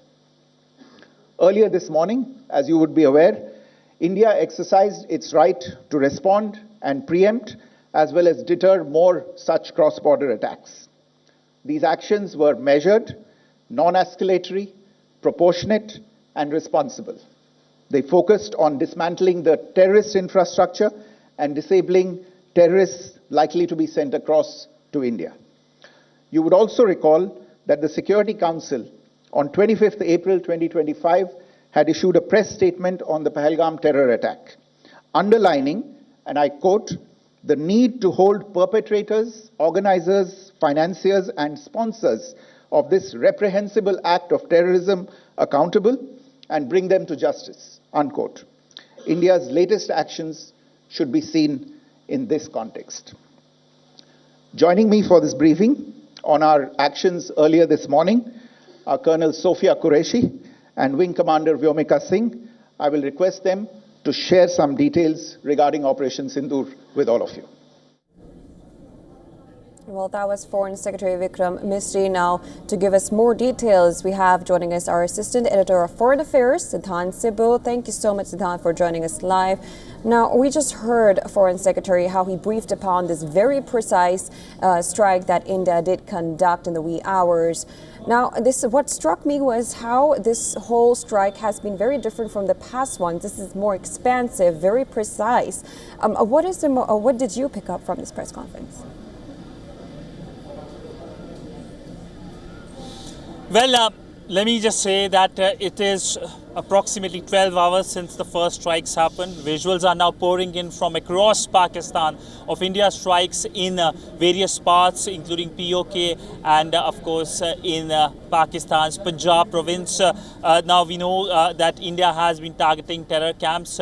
We saw that detailed 27 minutes long presser by the Indian side, where the focus was essentially how the situation remains, of course, from the Indian perspective, the issue of terrorism. Also, since morning, we have seen condemnation after condemnation in terms of coming in terms of the Pahalgam terror attack, but also calls for restraint. Of course, we have seen a strong statement by China, which is seen against India and for Pakistan, and it has termed the Indian strike as regrettable, but not condemned the Pakistani cross-border terrorism. As such, they gave, of course, a generic statement on terrorism. Of course, we know that the American side has been in touch with both sides, having conversations as well, and telling, of course, that there needs to be a restraint. It's up to the Pakistani side that what will be the next step. Will they continue with escalation, or will they see this as an attempt to, of course, reform themselves? Because India has said that Pakistan is not taking action against terror networks, and this is something that is the biggest worry for India. In fact, the Indian Foreign Secretary in his press statement also warned that there could be more strikes from the Pakistani in terms of the terror attacks from Pakistan, and that is why India has taken this important step of striking deep into Pakistani territory. Absolutely. Now, of course, as they briefed upon how this was only terror targets that they catered to and not any other civilian, and we just saw the strikes from the other side, from Pakistani side, kill 3 civilians, which raised to 8 civilians. How do you assess this whole playing out going forward? Do we also expect, because we also know that Pakistan has also been conducting their meeting in Pakistan, what kind of reaction do you think we're going to see going forward? Well, so far we do not know what kind of reaction will come from Pakistan, but Pakistan has reached out to the United Nations Security Council. It is taking media members to the locations where the strikes have taken place. There's a lot of commentary coming from Pakistan as well. The Pakistani Prime Minister Shehbaz Sharif has held an important meeting as well earlier today, but it is just around 12 noon here in India, and of course it is also just past 12 noon in Pakistan as well. The day essentially has just started in terms of digesting what has happened. Of course, we know that these tensions are something that the world is noticing. We know that there have been remarks, as I have been talking about, from the international community. But next few hours will be very important in terms of whether Pakistani side goes up to the escalation ladder or it goes into a de-escalation mode. Absolutely, Siddhant. Of course, we'll be looking at what happens next. There's mock drills that the preparations were going on. We'll be assessing how that we go forward with that. There's red alerts and high alerts across India, especially in Rajasthan. We'll, of course, be picking up whatever reactions we get, but thank you so much for joining us and giving us the latest. All right, we've been getting reactions from the world of Indian politics, Indian celebrities, but here is the latest reactions coming in from the families of the victims of the deadliest attack, Pahalgam terror attack. Listen to this. मी जे हे नाव दिलंय त्याच्यासाठी मी त्यांचे आभार मानेल, कारण त्यांच्या सगळ्या लेकींचं सिंदूर त्या दहशतवाद्यांनी मिटवून टाकलेलं आणि आज त्यांनी तेच नाव दिलं. मला ते नाव वाचल्यानंतर अतिशय डोळ्यात पाणी आलं की त्यांना जाणीव आहे आमची. तो बहुत धन्यवाद करती हूँ, उनसे बहुत थैंक यू कहती हूँ कि उन्होंने मेरे पति की मौत का बदला लिया है. जिस तरीके से हमारे पूरे परिवार को उन पे विश्वास था, उन्होंने उसी तरीके से जवाब देके हमारे विश्वास को कायम रखा है. And I am really thankful. जो उन 26 लोगों का बदला वहाँ पे लिया गया तो हम तो खुश हैं. हम इस गवर्नमेंट का शुक्रिया अदा करते हैं. फौज ने और गवर्नमेंट ने इसका बदला लिया. उनके 9 ठिकानों पर आज जो एक कड़ा प्रहार किया है, इसको वो सदैव उनके जहन में गूंजता रहेगा. ये जो टाइटल दिया है ऑपरेशन सिंदूर, बिल्कुल सही दिया गया है. और सच में इस नाम से ही उन दिवंगत आत्माओं को और मेरी बहनों को और मेरे जैसे सभी 26 परिवारों को इससे सांत्वना मिलेगी. लग जाएगी कहीं.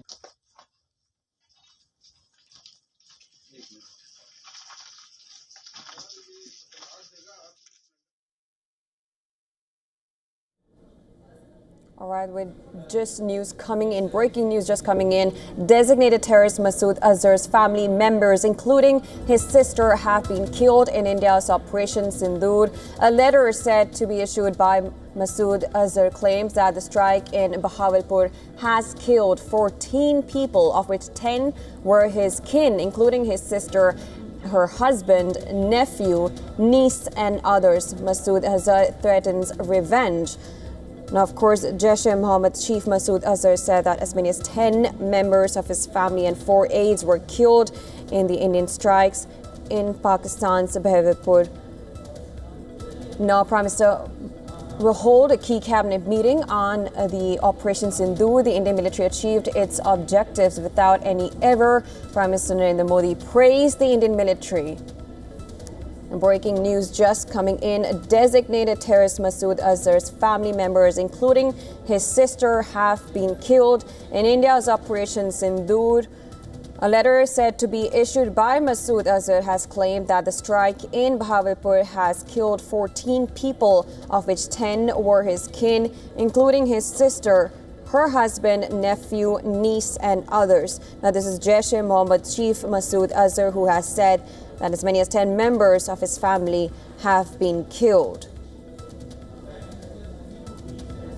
Now, statement added that a close aide of Azhar and his mother and 2 other close associates were also killed in the strikes. And also, Prime Minister Modi is holding a key cabinet meeting on the Operation Sindoor. The Indian military has achieved its objectives without any error, is what Prime Minister Modi has said.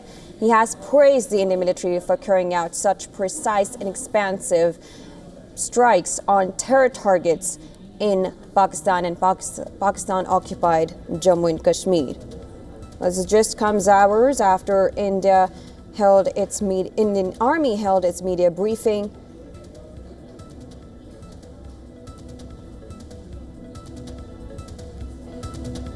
Now, Prime Minister Modi had held a key cabinet meeting on the Operations Sindoor. The Indian military achieved its objectives without any error, is what Prime Minister Modi has said.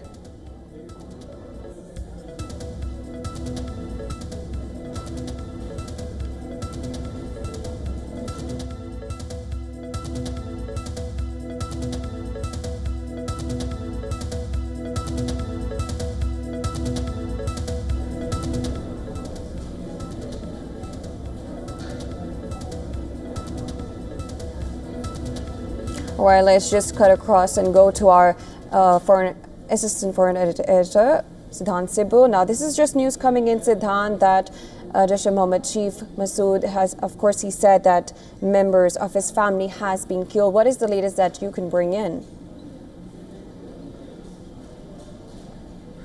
Well, a lot of political activity here in New Delhi. Now, we know that the Indian Prime Minister Narendra Modi held a key cabinet meeting, which was on expected lines, having conversation on the Indian political action. The Indian Prime Minister, it is reported that he will be meeting the Indian President in a short while from now. That is as per the highest protocol to brief the top office here in India, the President of India, which has happened in the past as well. So essentially, this is something that will be carefully watched. But all in all, we know that here in any democracy, the political leadership and the military leadership are all on the same page. The military has taken its action. Now, the political leadership will be, of course, not only briefing the president, but also, of course, we could see more statements coming later as the evening progresses. We know that focus from the Indian side has been that the issue of terrorism remains the biggest challenge for India, especially cross-border terrorism, and for that India has clearly said that this is something that India will have zero tolerance. In fact, let me tell you, on the diplomatic front as well, the Indian side was in touch with many officials from Russia, from the Arab world, and from the American side. In fact, the Indian NSA and the US NSA and the US Secretary of State Marco Rubio also held talks over the developing situation. But all in all, let us wait and watch as to how there are more reactions from India, but also from across the globe. All right, Siddhant, of course, there are news just coming in every minute, but thank you so much for joining and giving us the latest on this.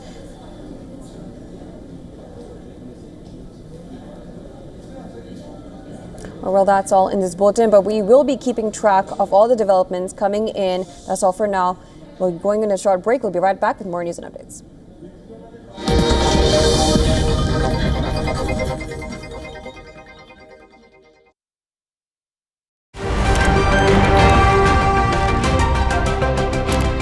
Ready to dive into your daily dose of news? Bringing you what's trending in the West and all that's setting trends in the East. And all of this served up with a side of insightful banter. We don't just bring you the latest stories.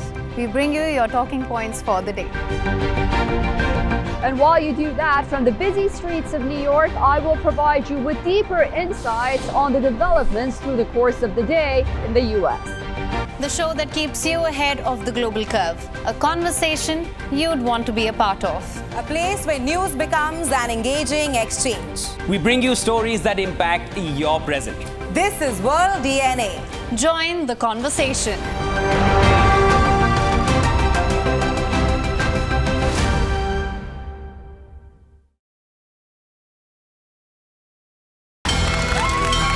From the bustling trading floors of Wall Street to the vibrant exchanges of Asian stock markets, WION breaks it down for you to make sense of what's happening, as we reveal the key factors behind events, strategic battles, and the game-changing business decisions that shape the world. We bring you all of this and more on World Business Watch.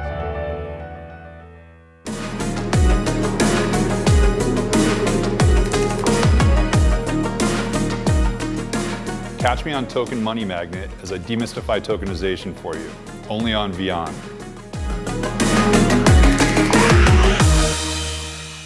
WION, India's global voice, the channel that brings you the biggest stories from across the world through India's lens. Now available in more than 190 countries worldwide, because we believe that the world is one.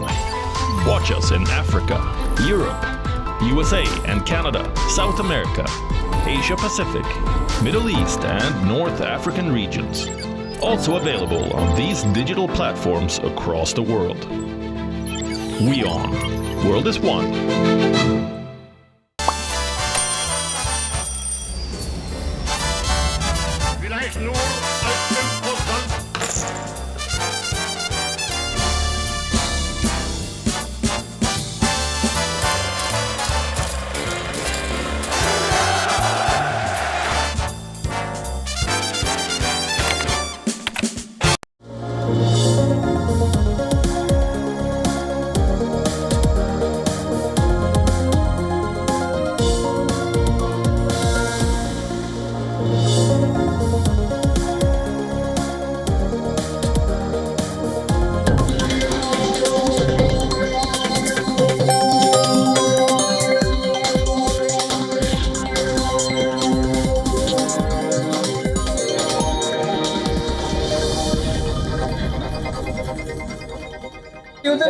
वो लाइटें बंद करना शुरू कर दी ये नुकसान ये 9 number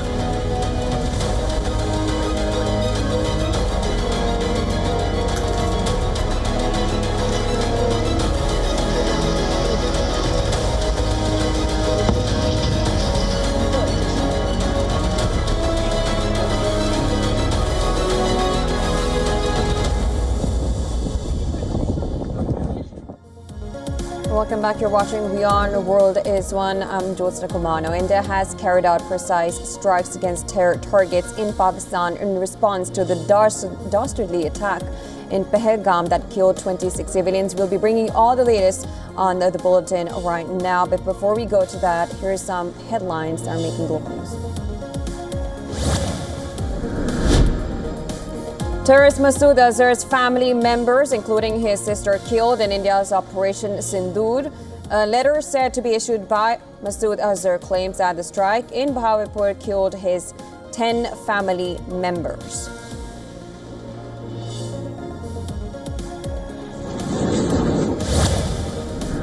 operation Sindoor 22 April को पहलगाम में हुए विभत्स आतंकवादी हमले के शिकार मासूम नागरिकों व उनके परिवारों को न्याय देने के लिए लॉन्च किया गया था.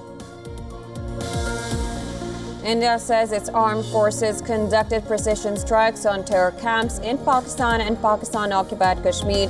Military says 9 targets selected on basis of credible intelligence input and destroyed during Operation Sindoor.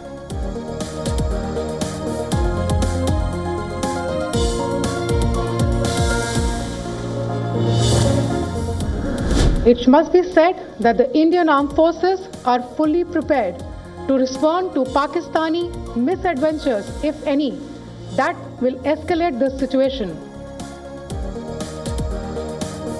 Operation Sindoor lasted nearly 20 minutes. Camps were attacked between 1:05 and 1:30 a.m. local time. Military says the targets for Operation Sindoor were selected carefully to ensure no loss of civilian lives.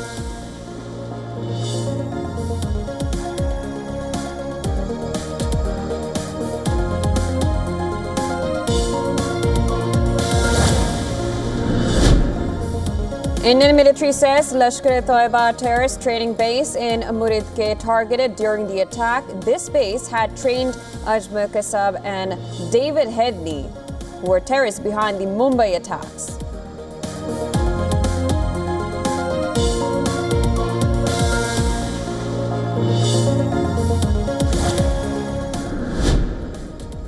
Prime Minister holds a key cabinet meeting on Operation Sindoor, says Indian military achieved its objectives without any error.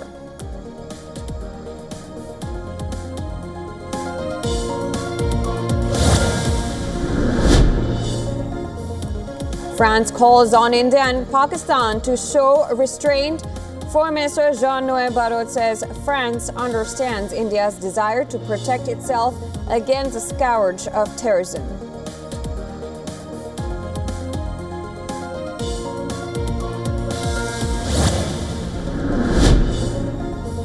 Passengers are left stranded at Karachi airport as Pakistan shuts its airspace after India hits out at 9 sites inside Pakistan and Pakistan-occupied Jammu and Kashmir.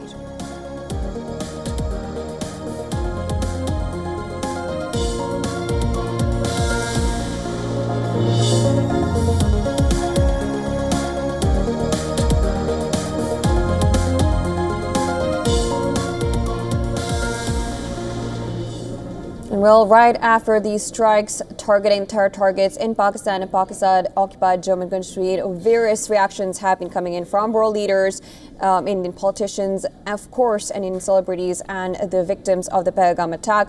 Now, politicians across political spectrum came together to hail India's Operation Sindoor.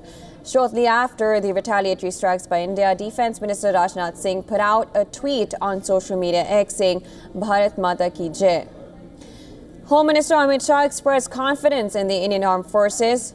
In a post on social media X, Shah wrote that the Modi government is resolved to give a befitting response to any attack on India and its people. Information and Broadcasting Minister Ashwini Vaishnav also took to X and wrote, Jai Hind. Leader of opposition in the Lok Sabha, Rahul Gandhi, wrote on X, proud of our armed forces, Jai Hind. The leader of opposition in the Rajya Sabha, Mallikarjun Kharge, applauded the resolute resolve and courage of the armed forces. Kharge further wrote that national unity and solidarity is the need of the hour, and the Indian National Congress stands with the Indian Armed Forces. Congress leader Jairam Ramesh also conveyed full support to the Indian Armed Forces and said that India stands united in its fight against terrorism emanating from Pakistan and Pakistan-occupied Kashmir. Meanwhile, Jammu and Kashmir Chief Minister Omar Abdullah expressed support for Operation Sindoor and also highlighted that he does not want a war with Pakistan, but for that, Islamabad needs to lower guns first. Listen in. हमारे हाथ में ये खेल है नहीं। हम तो चाहेंगे और अल्लाह ताला से दुआ करेंगे कि ये जल्दी थमे। मैं तो कहता हूँ अगर आज ही ख़त्म हो तो बेहतर है, लेकिन इसको रोकने की ताकत जो है वो लोग रखते हैं जिनको सही फ़ैसला लेना होगा। मैंने वैसे भी कहा पार की बंदूकें बंद हो जाएं तो यहाँ से भी बंदूकें बंद होंगी। फ़िलहाल तो हमारे सिविलियन एरियाज़ जो हैं उनके तोप के निशान बने हुए हैं। Congress MP from Trivandrum, Shashi Tharoor, described the retaliatory strikes as a fitting response and urged the nation to stand united at this hour. As you know from my earlier statements and writings, this is exactly what I thought the government should do, and I'm glad they have done, which is that there is no question in my mind that we had to give some sort of fitting response to the terror attack. The terrorists had to be taught that there was a price to be paid. And sadly, this kind of impunity that they believe they enjoy would have only emboldened them to continue with further attacks. So it was important and essential to give them some sort of... Where we see right now a meeting that Prime Minister Narendra Modi is carrying out right after the strikes that India conducted.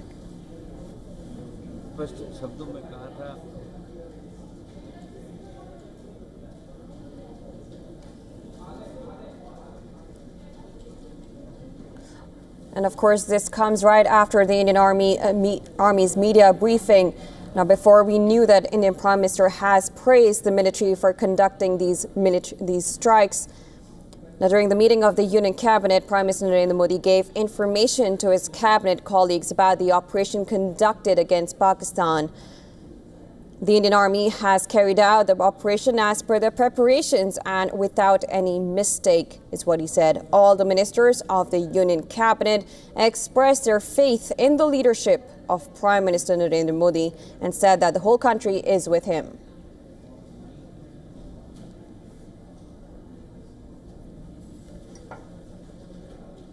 Right now, we're being joined by a correspondent and, of course, our special correspondent Idris, and of course, Siddhan Sibba, our assistant of editor of Foreign Affairs. Siddhan, thank you so much for joining us. Now, we know that the cabinet meeting is taking place that we see right now. What is the latest that you can bring in?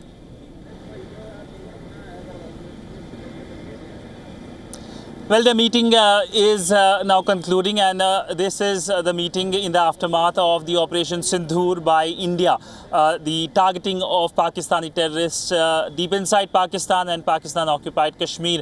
Now, we know that the Indian Prime Minister is expected to also go to Rashtrapati Bhavan, the presidential palace, and brief the Indian President as per the protocol. But we know that this is a big victory moment for India. For the first time, India has not only made strikes in Pakistan-occupied Kashmir, but also inside Pakistan. What will be the Pakistani response is something that will be closely watched. But clearly, Pakistan it's up to in fact Pakistan to go up to the escalation ladder or the de-escalation ladder. But all in all, the diplomatic response is something that is also being closely watched. We know that the Indian Foreign Secretary in his briefing pointed out that as to how the focus was non-military installations, terrorist camps, and how India has been a victim of the terrorism from Pakistan, especially cross-border terrorism from Pakistan. And in fact, the press briefing, the briefing that started earlier today, the 27 minutes long briefing, started by the video of how India has been targeted by Pakistani terrorists since the Parliament terror attack and several terror attacks after that. So clearly India has been resolute in its response, and this is something that India wanted the world to know. Absolutely, and these strikes happens to be more expansive than the earlier strikes. Let me also go across to our special correspondent Idris Lone joining us. Thank you so much, Idris, joining us. Now, there's also a meeting that Jammu and Kashmir Chief Minister held where Omar Abdullah had briefed upon and took note of everything that's going on there. He has also said that the gun is now, Islamabad needs to lower its guns now. What is the latest that you can bring in from the ground? Well, yes, the Chief Minister spoke to the Home Minister Amit Shah also and briefed him about the security situation that is developing across Jammu and Kashmir, especially on the line of control and international border. He also, Omar Abdullah, held a meeting of his cabinet ministers where they also discussed threadbare of how especially they would reach out to the people who are being impacted and affected by the continuous ceasefire violations from the Pakistani side. We've also seen the escalation from the Pakistani side on the northern part of Kashmir as well as in the Jammu division on both line of control as well as on the international border. On the other side, we've seen around 8 people have been killed while as over 30 people are injured in the ceasefire violation. The shelling that Pakistan has been continuously doing from the last 8 hours in the Poonch sector of the Jammu division. On the other hand, in the northern part of Kashmir in Kupwara, we've seen the Pakistan Army's escalation. They're not only targeting the armed forces bunkers as well as their installations, but they have started firing towards the civilian population and their properties. Let me tell you that dozens of houses have been damaged at both Poonch and Kupwara. Some of the houses completely dismantled, completely burned down by the shelling that is continuously taking place at both the places. We're also getting reports that there are multiple places across North Kashmir as well as international border where Pakistan yet again has broken ceasefire and is continuously firing towards the Indian side. On the other hand, the Indian Army is responding to this escalation by the Pakistani Army. But what remains one of the major concerns for the security forces in Jammu and Kashmir is the civilian population that is being evacuated. We've seen from Kupwara's Chokibal area people moving out of their houses to the safer places, while as in Jammu region also people have been asked to evacuate their houses which are very close to the line of control for them to be at a safe and also away from the violence. Absolutely, and it's also that the Chief Minister called out that he does not want war and also wants a situation to improve, considering the fact that it has majorly impacted Jammu and Kashmir so much economically and of course socially. And we don't want war. And what is your reaction to that? Because of course this is a conflict that has impacted Srinagar so much. Well, absolutely. Nobody in Jammu and Kashmir at least wants war. Jammu and Kashmir has gone through so much in the last 30 years, especially the people who live close to the line of control. They have gone through so much. There have been till 2021 when the ceasefire agreement was basically renewed by both the countries. After that, we've seen peaceful times, at least for 4 or 5 years. There have been peaceful times for the people who are living very close to the line of control. And now again, yet again, they've gone back to 2 decades ago. It's the similar situation used to happen where Pakistan would break ceasefire now and then, targeting not only the Indian Armed Forces installations but also the civilian population. It becomes extremely difficult to live under those circumstances, and that's what we are seeing on the ground also. In Poonch, as I said, 8 people killed, over 30 people injured, and the death toll might go up because there are some critical injuries there. People have moved out of their houses, they've left their properties and everything behind and moved to the safer places, and some of them are still moving. So it's not a great sight and not a great time to be in those places where there is basically a gunfight and shelling going on from both the sides. And it's very difficult, and that's why we're seeing since morning across Kashmir division and Jammu, we've not seen many people coming out of their houses. There's tension all around. Schools have been closed, colleges have been closed, mostly across the northern part of Kashmir. There are few that have opened in the Srinagar, but schools and colleges close to the airport have also been shut. So there's a lot of tension, and people do want, as Umar Abdullah also said, nobody wants war and everybody wants an end to this. Absolutely, Idris. Now, let me also go back to Siddhant. Now, we just heard the army briefing us upon the strikes, and now we also are getting results. We just had terrorist Masood Azhar's family members, including his sister, that was killed. That's the news coming in. There's just developing every minute. What information can you bring us on that front? Well, there are confirmation that in the Indian strikes, there have been not only the killing of the terrorists, but also the family member of terrorists. We are now waiting for more details, especially from the Pakistani side. But we know that as dawn broke earlier today, there were visuals from across Pakistan of the strikes undertaken by the Indian side. And this is something that has shocked Pakistan. All right, Siddhant, thank you so much for bringing us the latest. And we have been tracking all the developments that are coming in from there. Thank you, Idris, for joining us as well and bringing us the latest.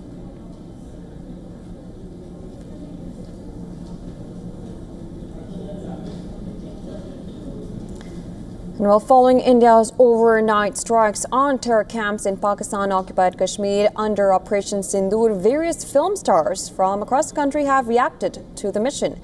Beginning with Akshay Kumar, the actor reposted a statement shared by the Indian Army with words Operation Sindoor and captioned Jai Hind, Jai Mahakal. South superstar Rajinikanth has voiced strong support for Operation Sindoor. Taking to X, the jailer star praised the Indian Army, non-armed forces, and Prime Minister Narendra Modi. He wrote, and I quote here, "The fighters' fight begins. No stopping until the mission is accomplished. The entire nation is with you." Speaking of other South actors, Pushpa star Allu Arjun hailed the military action and said, "May justice be served. Jai Hind." RRR actor Junior NTR has also expressed his support to the armed forces. His post read, and I'm quoting here, "Praying for the safety and strength of the Indian Armed Forces." Meanwhile, Bollywood actor Paresh Rawal took to his social media post to post emoticons of folded hands, a gesture used in Indian culture to pay respect. His Hera Fairy co-star and actor Sunil Shetty wrote, "Terror has no place. Zero tolerance, total justice." Raid 2 star Ritesh Deshmukh expressed his solidarity with his country's armed forces. Speaking of filmmakers, Madhur Bhandakar wrote, and I'm quoting here, "Our prayers are with our forces, one nation standing together. Jai Hind, Vande Mataram." Airlift star Nimrat Kaur also reacted to the mission. Her post read, and I'm quoting here, "United with our forces, one country, one mission, Jai Hind." Now, these actors' reactions came shortly after the Ministry of Defense confirmed that the Indian Air Force had hit multiple terror infrastructure sites in Pakistan-occupied Kashmir and Bahawalpur region of Pakistan.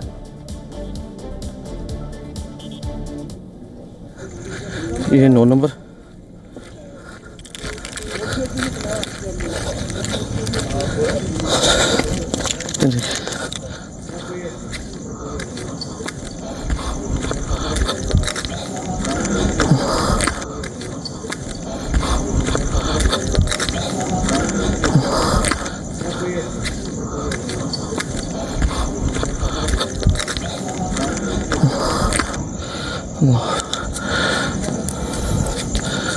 ये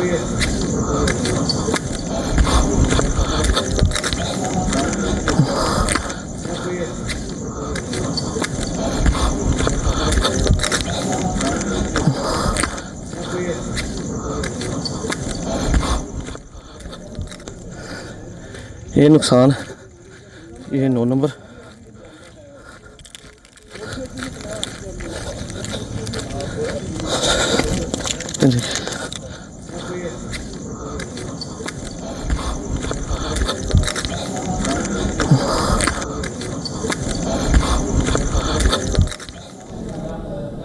Well, in a major escalation of tensions, India launched Operation Sindoor in the early hours of May 7th, targeting 9 terror infrastructure sites across Pakistan and Pakistan-occupied Kashmir. Despite the high-stakes development, Indian financial markets remain largely stable. The BSE Sensex opened 0.86% lower and the Nifty 50 fell 0.6%, but both indices quickly paired losses, indicating resilient investor sentiment. Defense and aerospace stocks surged on expectations of increased government spending. Hindustan Aeronautics, Pahalgam Bell and Masood stock rose between 1.3% and 4% intraday. Sectoral indices like auto, FMCG and pharma remained positive, while realty, metal and energy opened lower. The Indian rupee and bond yields held steady, reflecting market confidence that the situation remains under control and will not disrupt long-term fundamentals. In sharp contrast, Pakistan's stock market faced a heavy sell-off. The KC 100 index dropped over 2%, falling below 70,100 points. Losses were widespread, hitting banking, cement, energy and telecom stocks. With inflation high, foreign reserves low and IMF conditions ongoing, Pakistan's economic resilience appeared weak. The Pakistani rupee also came under pressure amid growing concerns of further escalation. As cross-border shelling resumed and diplomatic rhetoric intensified, global observers remained on edge, watching for signs of either resolution or renewed conflict.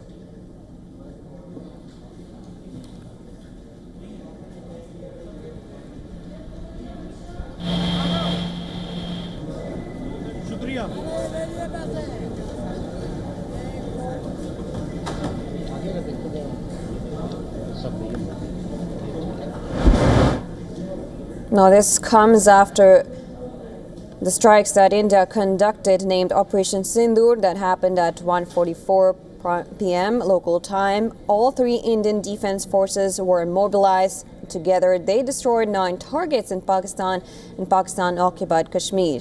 Each location was chosen carefully, and unlike earlier strikes, which were limited in scale and scope, Operation Sindoor was technologically robust, expansive, and unlike any mission India has ever carried out. The move to strike deep into Pakistan-occupied territory revealed one thing: a departure from prior doctrine. Now, Operation Sindoor was not only the most expansive cross-border strike conducted by India since the Balakot operation, but also represented an evolution in India's strategic posture.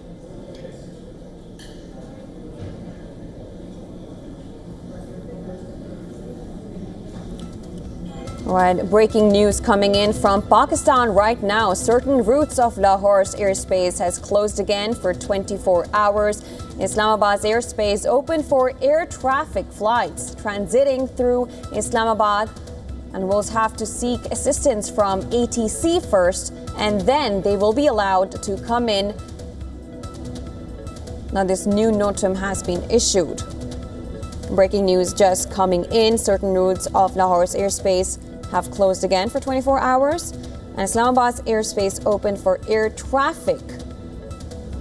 Flights transiting through Islamabad will have to seek assistance from ATC first, and then they will be allowed to come in. Now, this breaking news coming in just for the viewers joining in right now. We have breaking news coming in from Pakistan now. Certain routes of Lahore's airspace closed again for 24 hours. Islamabad's airspace opened for air traffic. Flights transiting through Islamabad will have to seek assistance from ATC first, and then they will be allowed to come in. This is the new notum that has been issued.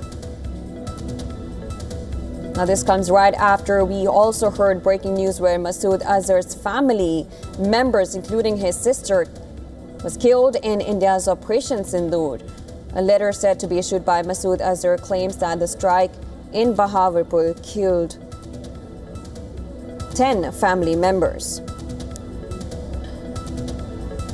Now, this is Jaish-e-Mohammed chief Masood Azhar that said that many as 10 members of his family were killed.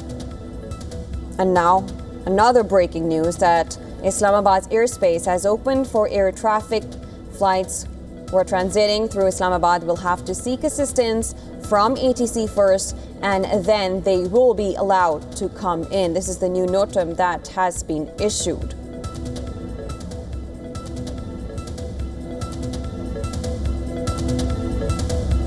And this comes after Operation Sindoor that was operated in the wee hours and happened at 1:45 local time, where all 3 Indian defense forces were mobilized, and together they destroyed 9 targets in Pakistan and Pakistan-occupied Kashmir.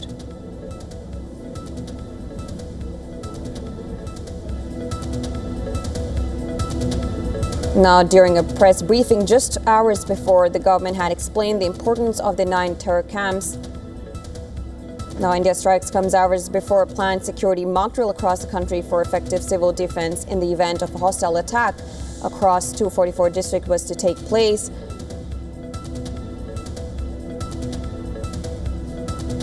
And this also comes as Indian Prime Minister had conducted a cabinet meeting giving updates about the strikes that was conducted by the Indian Defense Forces.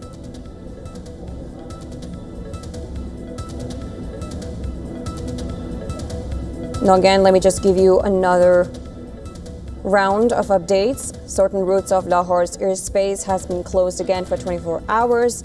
Islamabad's airspace opened for air traffic. The flights that are transiting through Islamabad will have to seek assistance from ATC first, and then they will be allowed to come in. This is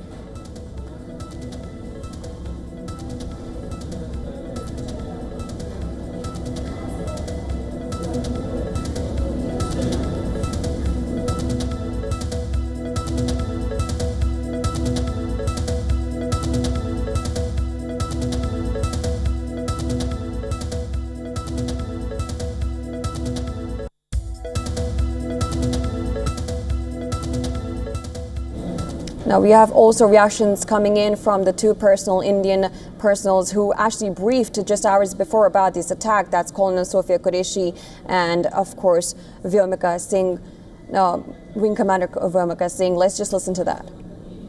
operation Sindoor 22 April को पहलगाम में हुए विभत्स आतंकवादी हमले के शिकार मासूम नागरिकों व उनके परिवारों को न्याय देने के लिए लॉन्च किया गया था।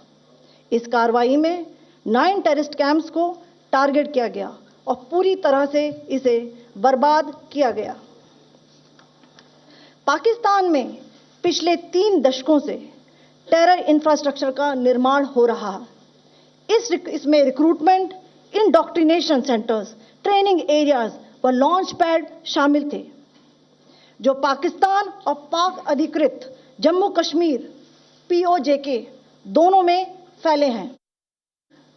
A niche technology weapons with careful selection of warheads was ensured so that there will be no collateral damage. The point of impact in each of the target was a specific building or a group of buildings. All the targets were neutralized with clinical efficiency, and the results reiterate the professionalism of the Indian Armed Forces in the planning and execution of their operations. No military establishments were targeted. India has demonstrated considerable restraint in its response. However, it must be said that the Indian Armed Forces are fully prepared to respond to Pakistani misadventures, if any, that will escalate the situation. Well, of course, that was the two army personnel who had earlier briefed not just Indian media but global media about the precision strikes. Now, next up, we have some headlines coming in. Let's just go through all of the headlines that are being covered by Global News. Take a look.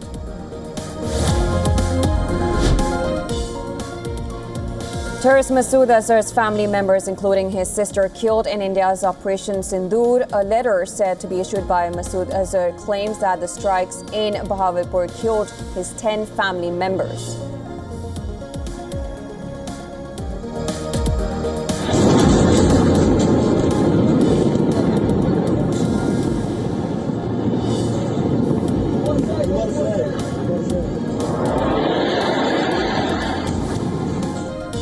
Sindoor 22 April को पहलगाम में हुए विभत्स आतंकवादी हमले के शिकार मासूम नागरिकों व उनके परिवारों को न्याय देने के लिए लॉन्च किया गया था।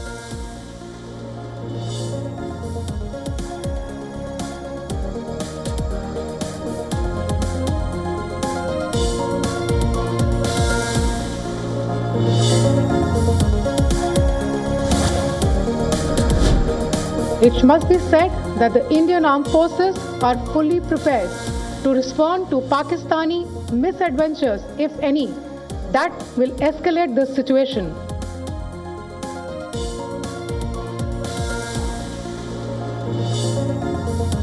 Operation Sindoor lasted nearly 20 minutes. Camps were attacked between 1:05 and 1:30 a.m. local time.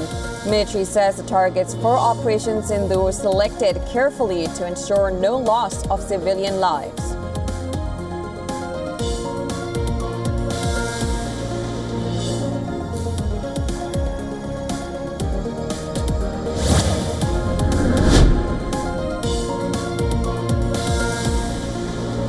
Indian military says Lashkar-e-Taiba terrorist training base in Muridke targeted during the attack. This base had trained Ajmal Kasab and David Headley, terrorists behind the Mumbai attacks.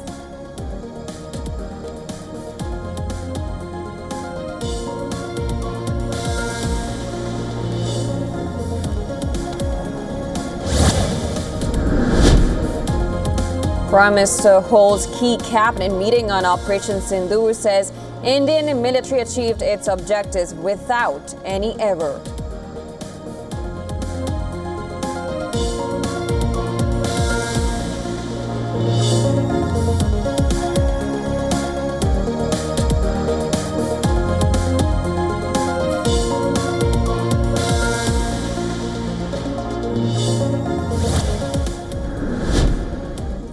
France calls on India and Pakistan to show restraint. Foreign Minister Jean-Noël Barrot says France understands India's desire to protect itself against the scourge of terrorism.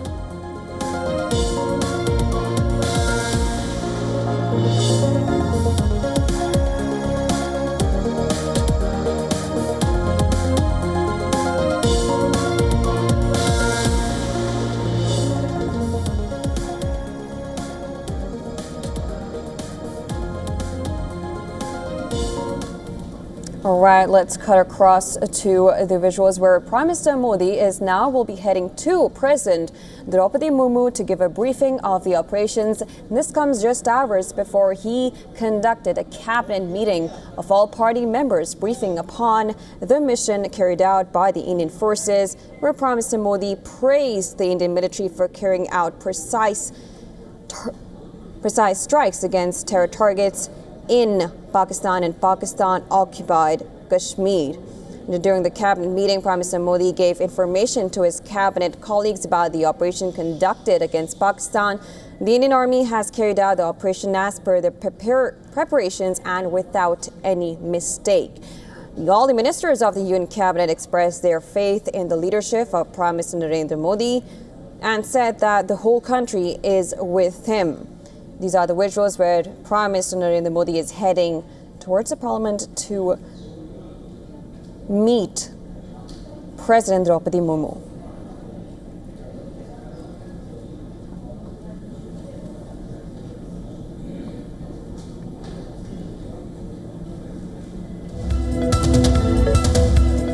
Well, another breaking: Chief Minister Omar Abdullah today chaired an emergency meeting with the deputy commissioners of all border districts through video conferencing to assess the situation in the wake of intense cross-border shelling in these districts. The situation and preparedness to deal with exigencies was reviewed in view of the current developments and escalating tension, particularly along the LOC and districts close to the international border.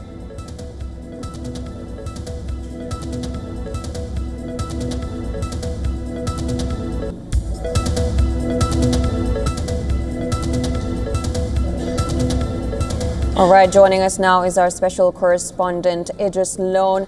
Thank you so much, Idris Loan, for joining us again. Just a few minutes ago, we were talking about how Chief Minister Omar Abdullah just conducted his meeting where he took a briefing upon the current situation as the tensions arise in the area right after these strikes conducted. What is the latest that you can bring in on that?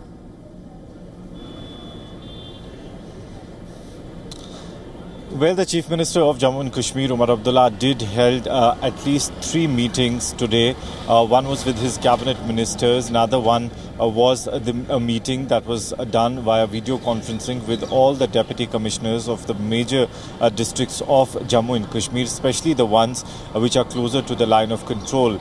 Omar Abdullah basically directed all of the deputy commissioners of the districts to be alert and also provide all sorts of help to the people who live very close to the line of control, who have come under the fire from the Pakistan army side since the last 6 to 7 hours. As we know that there have been 8 deaths in the Poonch area, whereas over 30 people have been injured in the shelling that Pakistan has been carrying out on the line of control in the Poonch sector since 3 o'clock in the morning.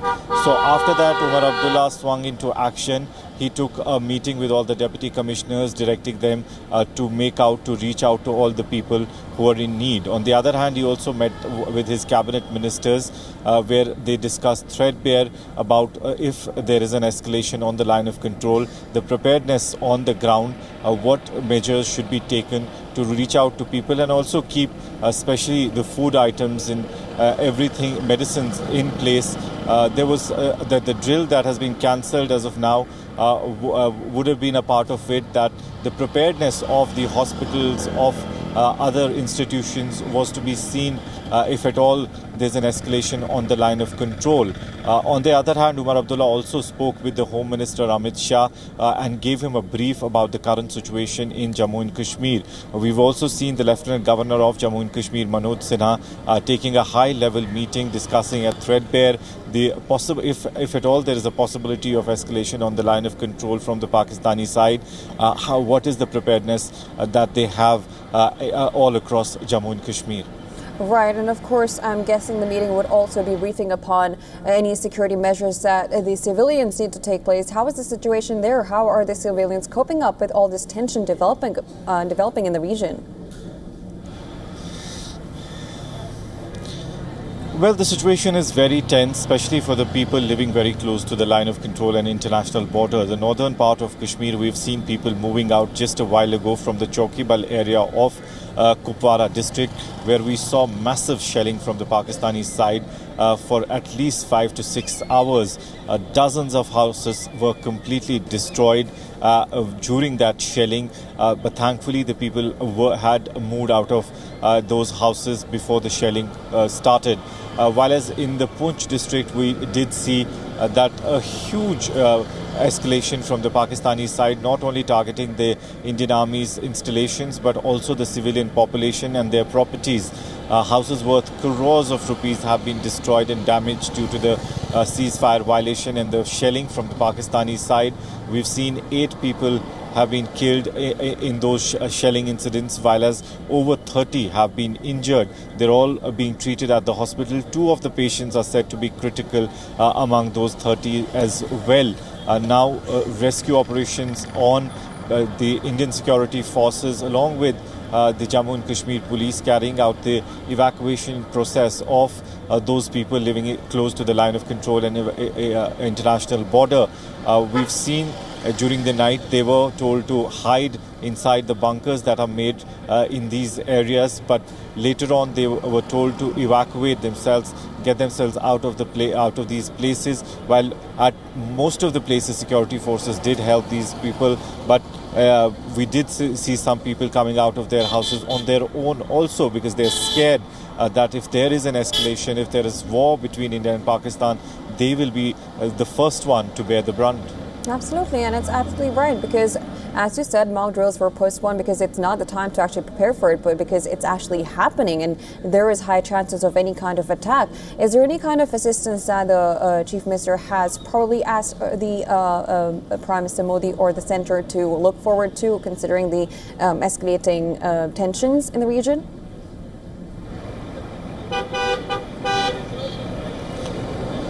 Sorry, I didn't get your question, but let me tell you that there is a meeting that has been called by the Home Minister with the Chief Ministers of all the states, which are the bordering states, which includes Jammu and Kashmir, Rajasthan, Gujarat. On the other side, also the border that India shares with Bangladesh. All the Chief Ministers have been called for a video conferencing meeting, which will start in a while, where they'll be discussing about the possibility, if at all there is an escalation on the borders, how to tackle that kind of a situation.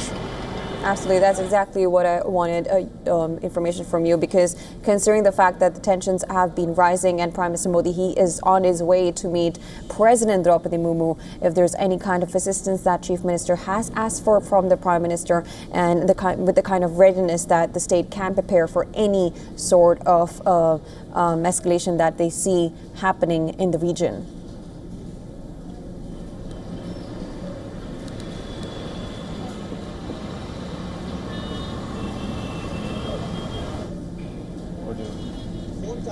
घूम रहा है ऐसा लग वो PM आ गया आ गया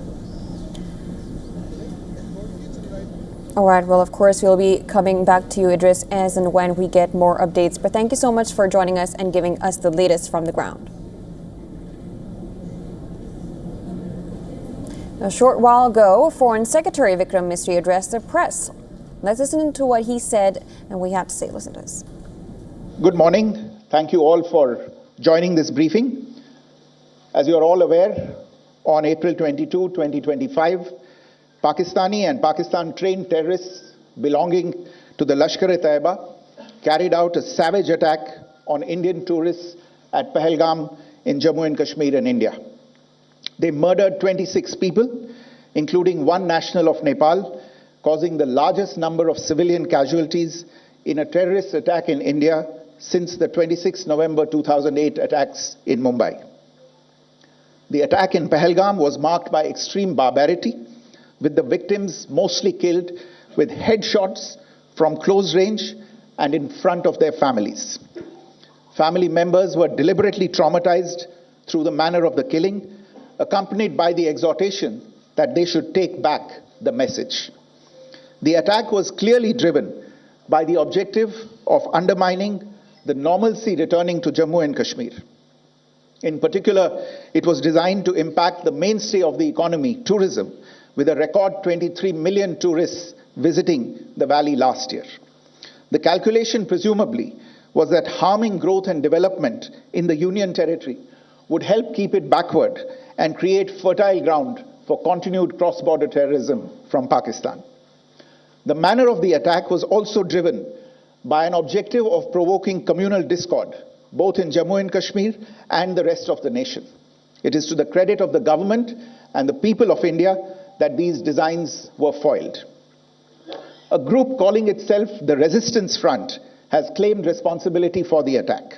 This group is a front for the UN-proscribed Pakistani terrorist group Lashkar-e-Taiba. It is notable that India had given inputs about the TRF in the half-yearly report to the monitoring team of the UN's 1267 Sanctions Committee in May and November 2024, bringing out its role as a cover for Pakistan-based terrorist groups. Earlier too, in December 2023, India had informed the monitoring team about Lashkar and Jaish-e-Mohammed operating through small terror groups such as the TRF. Pakistan's pressure to remove references to TRF in the April 25 UN Security Council press statement is notable in this regard. Investigations into the Pahalgam terror attack have brought out the communication notes of terrorists in and to Pakistan, the claims made by the Resistance Front and their reposting by known social media handles of the Lashkar-e-Taiba speak for themselves. Identification of the attackers based on eyewitness accounts as well as other information available to law enforcement agencies has also progressed. Our intelligence has developed an accurate picture of the planners and backers of this team. The features of this attack also tie in with Pakistan's long track record of perpetrating cross-border terror in India, which is well documented and beyond question. Pakistan also has a well-deserved reputation as a haven for terrorists from around the world, with internationally proscribed terrorists enjoying impunity there. In addition, Pakistan has been known to willfully mislead the world and international forums, such as the Financial Action Task Force, on this issue. The Sajid Mir case, in which this terrorist was declared dead and then, in response to international pressure, brought back to life, found alive and arrested, is the most glaring example. The latest attack in Pahalgam has understandably generated deep anger in Jammu and Kashmir and in other parts of India. Following the attacks, the government of India naturally responded with a set of initial measures relating to our engagement with Pakistan. You're all aware of the decisions that were announced on the 23rd of April. However, it was deemed essential that the perpetrators and planners of the 22nd April attack be brought to justice. Despite a fortnight having passed since the attacks, there has been no demonstrable step from Pakistan to take action against the terrorist infrastructure on its territory or on territory under its control. Instead, all it has indulged in are denials and allegations. Our intelligence monitoring of Pakistan-based terrorist modules indicated that further attacks against India were impending. There was thus a compulsion both to deter and to preempt. Earlier this morning, as you would be aware, India exercised its right to respond and preempt as well as deter more such cross-border attacks. These actions were measured, non-escalatory, proportionate, and responsible. They focused on dismantling the terrorist infrastructure and disabling terrorists likely to be sent across to India. You would also recall that the Security Council on 25th April 2025 had issued a press statement on the Pahalgam terror attack, underlining, and I quote, the need to hold perpetrators, organizers, financiers, and sponsors of this reprehensible act of terrorism accountable and bring them to justice, unquote. India's latest actions should be seen in this context. Joining me for this briefing on our actions earlier this morning are Colonel Sophia Qureshi and Wing Commander Vyomika Singh. I will request them to share some details regarding Operation Sindoor with all of you. And well, politicians across the political spectrum came together to hail India's Operation Sindoor. Shortly after the retaliatory strikes by India, Defense Minister Rajnath Singh put out a tweet on X saying, Bharat Mata Ki Jai. Home Minister Amit Shah expressed confidence in the Indian Armed Forces. In a post on X, Shah wrote that the Modi government is resolved to give a befitting response to any attack on India and its people. Information and Broadcasting Minister Ashwini Vaishnav also took to X and wrote, Jai Hind. Leader of Opposition in the Lok Sabha, Rahul Gandhi, wrote on X, proud of our armed forces, Jai Hind. Leader of Opposition in the Rajya Sabha, Mallikarjun Kharge, applauded the resolute resolve and courage of the armed forces. Kharge further wrote that national unity and solidarity is the need of the hour and the National Congress stands with the Indian Armed Forces. Congress leader Jairam Ramesh also conveyed full support to the Indian Armed Forces and said that India stands united in its fight against terrorism emanating from Pakistan and Pakistan-occupied Kashmir. Jammu and Kashmir Chief Minister Omar Abdullah expressed support for Operation Sindoor and also highlighted that he does not want war with Pakistan, but for that, Islamabad needs to lower guns first. Listen in. हमारे हाथ में ये खेल है नहीं। हम तो चाहेंगे और अल्लाह ताला से दुआ करेंगे कि ये जल्दी थमे। मैं तो कहता हूँ अगर आज ही ख़त्म हो तो बेहतर है, लेकिन इसको रोकने की ताकत जो है वो लोग रखते हैं जिनको सही फ़ैसला लेना होगा। मैंने वैसे भी कहा पार की बंदूकें बंद हो जाएं तो यहाँ से भी बंदूकें बंद होंगी। फ़िलहाल तो हमारे सिविलियन एरियाज़ जो हैं उनके तोप के निशान बने हुए हैं। Congress MP from Thiruvananthapuram, Shashi Tharoor, described the retaliatory strikes as a fitting response and urged the nation to stand united at this hour. As you know from my earlier statements and writings, this is exactly what I thought the government should do, and I'm glad they have done, which is that there is no question in my mind that we had to give some sort of fitting response to the terror attack. The terrorists had to be taught that there was a price to be paid. And sadly, this kind of impunity that they believe they enjoy would have only emboldened them to continue with further attacks. So it was important and essential to give them some sort of response that was a kinetic response. In addition to the diplomatic measures we all know about, the government announced various things, action on visas, all sorts of things. But today, what they have done is a fitting response. And that was the reactions coming in from Indian politicians. Let's also get you the latest reactions coming in from the families of the victims of the terrible Pahalgam terror attack. जे हे नाव दिलंय त्याच्यासाठी मी त्यांचे आभार मानेल, कारण त्यांच्या सगळ्या लेकींचं सिंदूर त्या दहशतवाद्यांनी मिटवून टाकलेलं आणि आज त्यांनी तेच नाव दिलं. मला ते नाव वाचल्यानंतर अतिशय डोळ्यात पाणी आलं की त्यांना जाणीव आहे आमची. तो बहुत धन्यवाद करती हूँ, उनसे बहुत थैंक यू कहती हूँ कि उन्होंने मेरे पति की मौत का बदला लिया है. जिस तरीके से हमारे पूरे परिवार को उन पे विश्वास था, उन्होंने उसी तरीके से जवाब देके हमारे विश्वास को कायम रखा है. And I am really thankful. जो उन 26 लोगों का बदला वहाँ पे लिया गया तो हम तो खुश हैं. हम इस गवर्नमेंट का शुक्रिया अदा करते हैं. फौज ने और गवर्नमेंट ने इसका बदला लिया.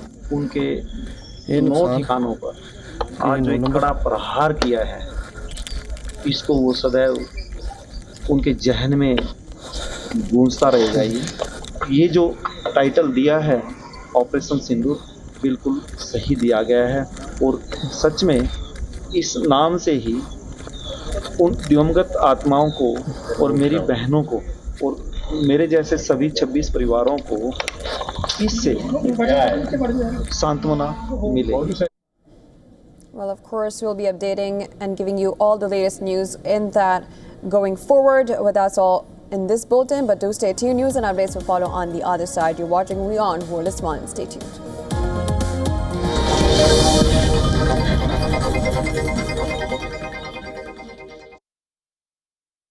WION Health Resort is unique, the only one of its kind.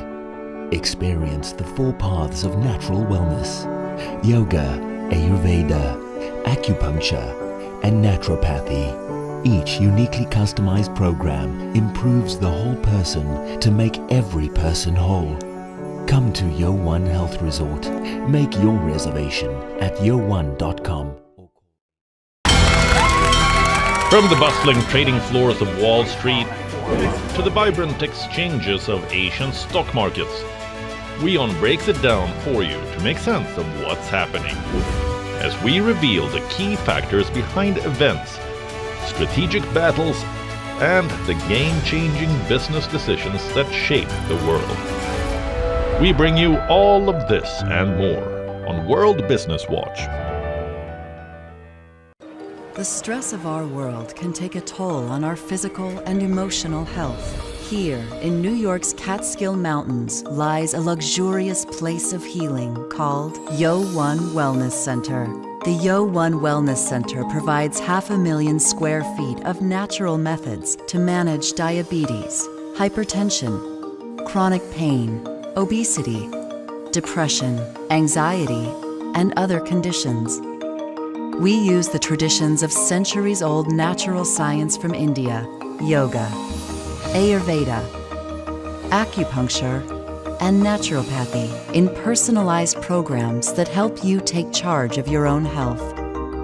A minimum 5-day stay is recommended for best results. Book now at yo1.com.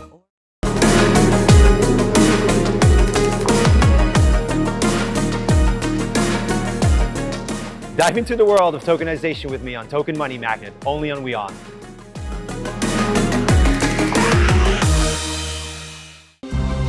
To bring the benefits of the Subhash Chandra Show to your educational institution, teachers and students, send an invitation to Juhi Jha at juhi@such.org.in. From the bustling trading floors of Wall Street to the vibrant exchanges of Asian stock markets, WION breaks it down for you to make sense of what's happening, as we reveal the key factors behind events, strategic battles, and the game-changing business decisions that shape the world. We bring you all of this and more on World Business Watch. WION, India's global voice, the channel that brings you the biggest stories from across the world through India's lens. Now available in more than 190 countries worldwide, because we believe that the world is one.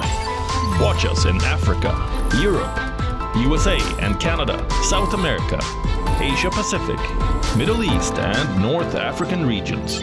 Also available on these digital platforms across the world.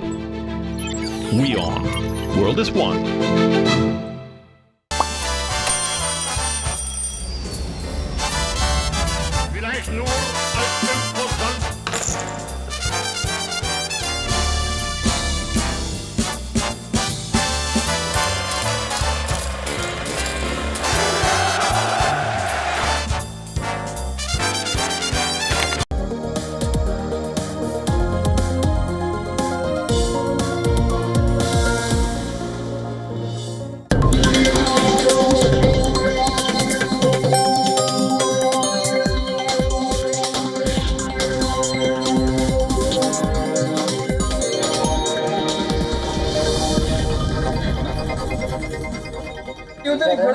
वो लाइटें बंद करना शुरू कर दी ये नुकसान, ये 9 number.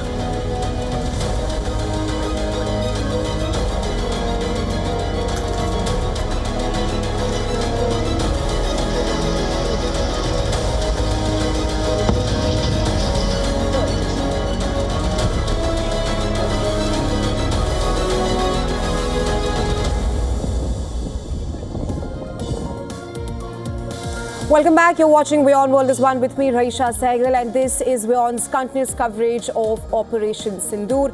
Let's start with the headlines.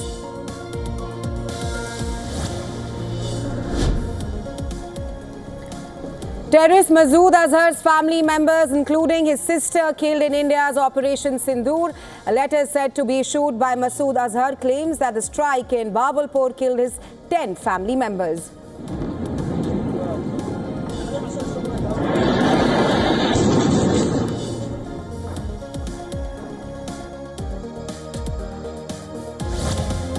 Operation Sindoor 22 April को पहलगाम में हुए विभत्स आतंकवादी हमले के शिकार मासूम नागरिकों व उनके परिवारों को न्याय देने के लिए लॉन्च किया गया था।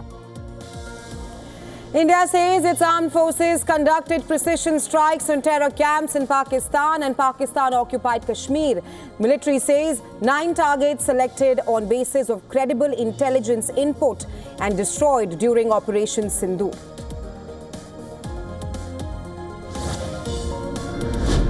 It must be said that the Indian Armed Forces are fully prepared to respond to Pakistani misadventures, if any, that will escalate the situation.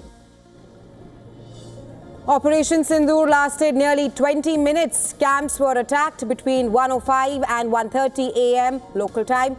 Military says the targets for Operation Sindoor selected carefully to ensure no loss of civilian lives.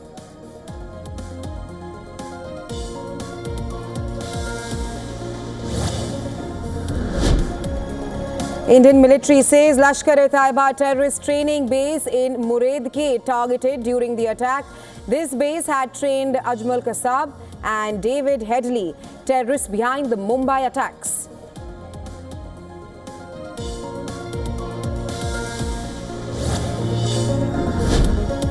Prime Minister Modi holds key cabinet meeting on Operation Sindoor, says Indian military achieved its objectives without any error.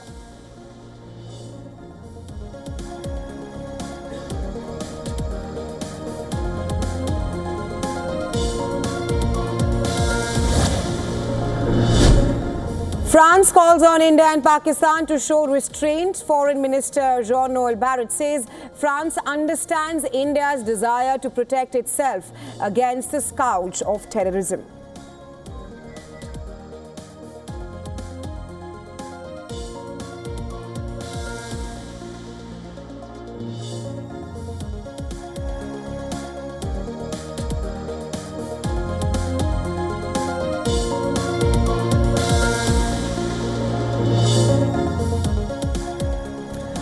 All right, we continue to track developments from Operation Sindoor. India struck 9 targets in Pakistan-occupied Kashmir. What is the significance of these targets? My colleague Haim breaking that down for you.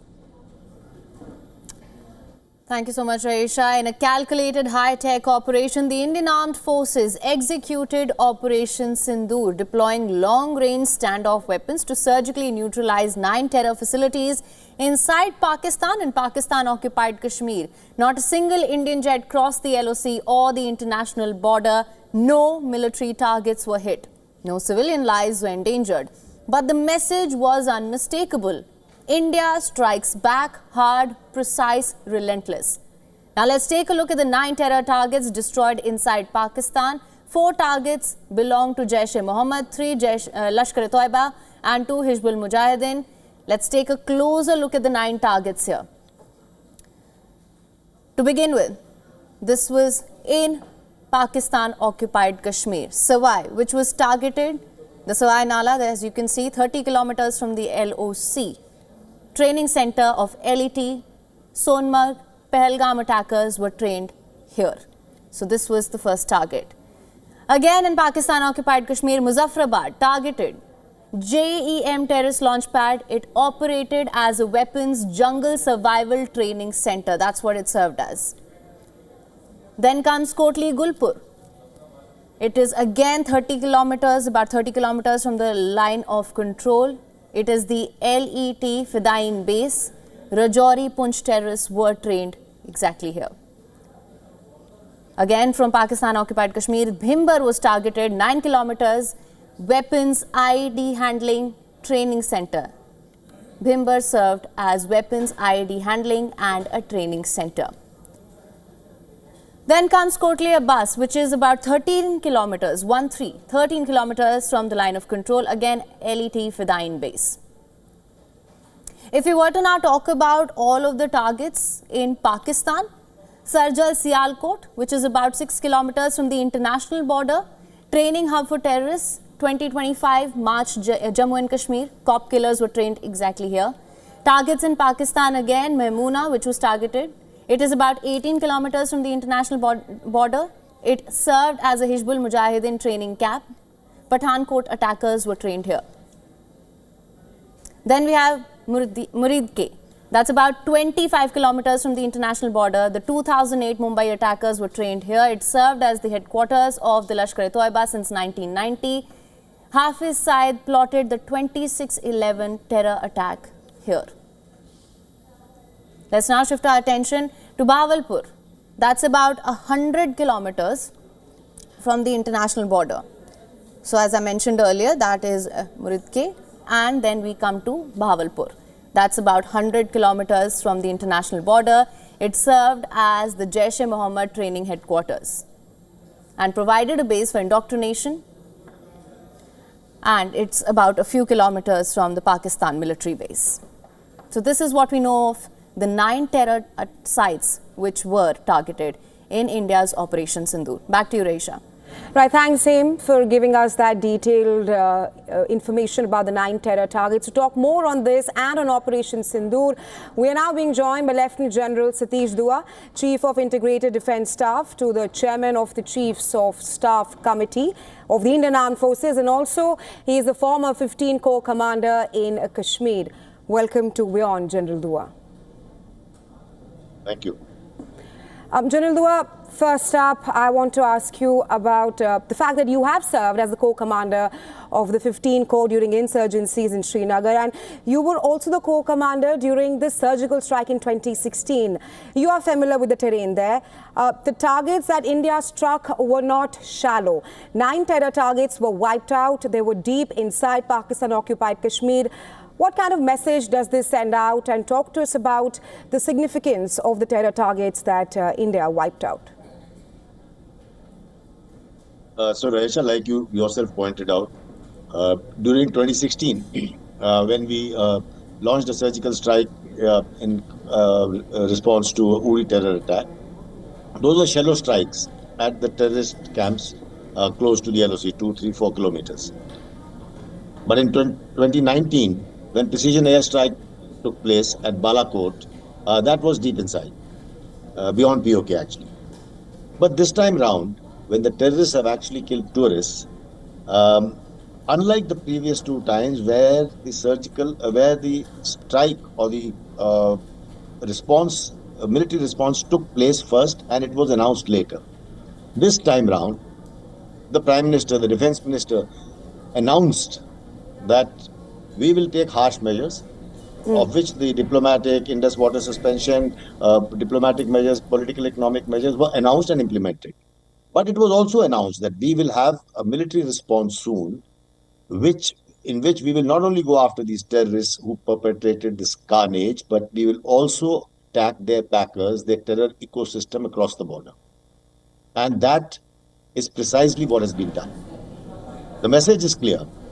We have attacked 21 targets in these 9 locations, and all of them are terror headquarters or terror hubs or some training camps, as just now we saw him bringing it out very chronologically. So the targeting has been exactly what was said as the target of headquarters, the hub, the terror ecosystem. And it is non-escalatory. By that I mean, not a single civilian has been targeted, no collateral damage. We have not targeted any military installation or establishment. And by that is why I mean it is non-escalatory. Because now the onus for escalation then will rest on Pakistan. Right, General, I was just coming to that. Like you also mentioned, it was perhaps a precision strike. That was what Operation Sindoor was. And there's a cloud which is looming as to what happens next. I just want to apprise you that in response to the Indian strikes, the Pakistan Defence Minister has said in an interview that if India backs down, we will wrap up this tension. At this point of time, do you think Pakistan will go through the escalatory ladder or in a de-escalatory mode? Well, while it remains to be seen, let me just look at the options Pakistan has. Pakistan has to react, that's for sure. How much will they climb the escalatory ladder is the question.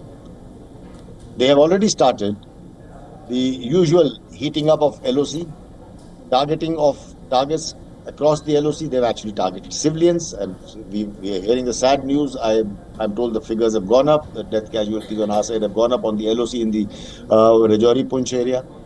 But that is one response all along the LOC. They have to do something for their domestic audience. But on the other hand, what is their capability as far as ammunition holdings are concerned? As far as money in their pockets is concerned, they are in no position to wage a conflict, a war. So it remains to be seen, on one hand, how much they wish to sort of escalate or not. And on the other hand, the kind of pressure they will come under from the world bodies, notably US, because they control these world bodies. And now Pakistan lives on a sort of a monthly payout from IMF.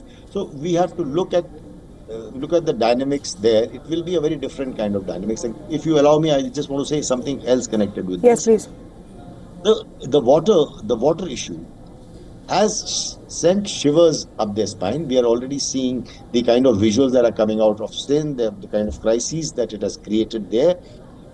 The Pakistan army is not viewed very favorably today as far as the public is concerned. There were rumblings earlier, and that is why their army chief wanted to do something spectacular, something like this, to consolidate power and things like that. There's a different dynamics at play. So we are likely to see combined effect of all these things. They will have to factor all this in as a response. It can also serve to aggravate their response, because if Pakistan and India go to war, it rallies the population around the army. So we really have to wait and watch. Right, General Dua, like you also mentioned that Pakistan does not have the wherewithal to fight a war. And just a few days back, there was a report which came out that Pakistan can only fight a war for 4 days. You also spoke about the global pressure not to go into an escalatory mode. At this point of time, what will take Pakistan to realize that perhaps diplomatic solution is best for them? Somehow I feel that when it comes to India, Pakistan is known to be irrational, because what we are talking of is a rational response. As to if they don't have the wherewithal, should they really go for it? Similarly, they need the money, for which the West will apply pressure on them. But it remains to be seen how much they balance between these two, because China is also not come out openly in support of Pakistan. The Chinese statement is pretty watered down. While it condemns the attack strikes from India, but it says we must find our own solutions. It is not the kind of statement that we would have expected. So Turkey is another country which has supported Pakistan by sending an aircraft, by sending a ship. But otherwise, the world response is, while no one is lauding India to have done it, but everyone is fed up with the epicenter of terrorism that Pakistan is, and they are calling for restraint on both sides. My last question to you, General Dua. You did speak of the importance and the significance of the 9 terror targets which India wiped out. Do you think that with this precision strike, with Operation Sindoor, India has clearly called out Pakistan's nuclear saber rattling? Because we have seen the past few days how Pakistan went on with its nuclear bogey and nuclear rhetoric. We've been calling their nuclear bluff earlier also. Even in Uri, which was the shallow strikes over the LOC, we call their nuclear bluff. But certainly in Balakot, because it was a deep, it was up the escalatory ladder. This time it was precision air strikes, fighter strikes. So then also we call the nuclear bluff. But this time more so, because we have launched strikes deep inside Pakistan. Remember, Punjab that is in Pakistan is the heartland, and we've actually stuck those terror hubs and camps in Punjab. 4 of 4 locations are in Punjab. Muridke, as you were also bringing out, is just 30 kilometers from the border, but it's also just 30 kilometers from Lahore, which is a big population center and one of the center of gravity. So we also have to look at the fact that we have also sent a message to the population of Pakistan that let not these terror centers and hubs be very close to population centers, because if you do that, we have a situation like that's ongoing in Gaza. Right, my last question to you, General Dua. Do you think that this Operation Sindoor was a deterrent, or can we expect more such operations from New Delhi targeting terror camps in POK? To my mind, we've done what we wanted to do. And unless Pakistan now ups the ante, we will not engage from our side until it is in response to something that Pakistan does. Right. Thank you so much, General Dua, for taking out time and joining us here on WION. Thank you. Thank you.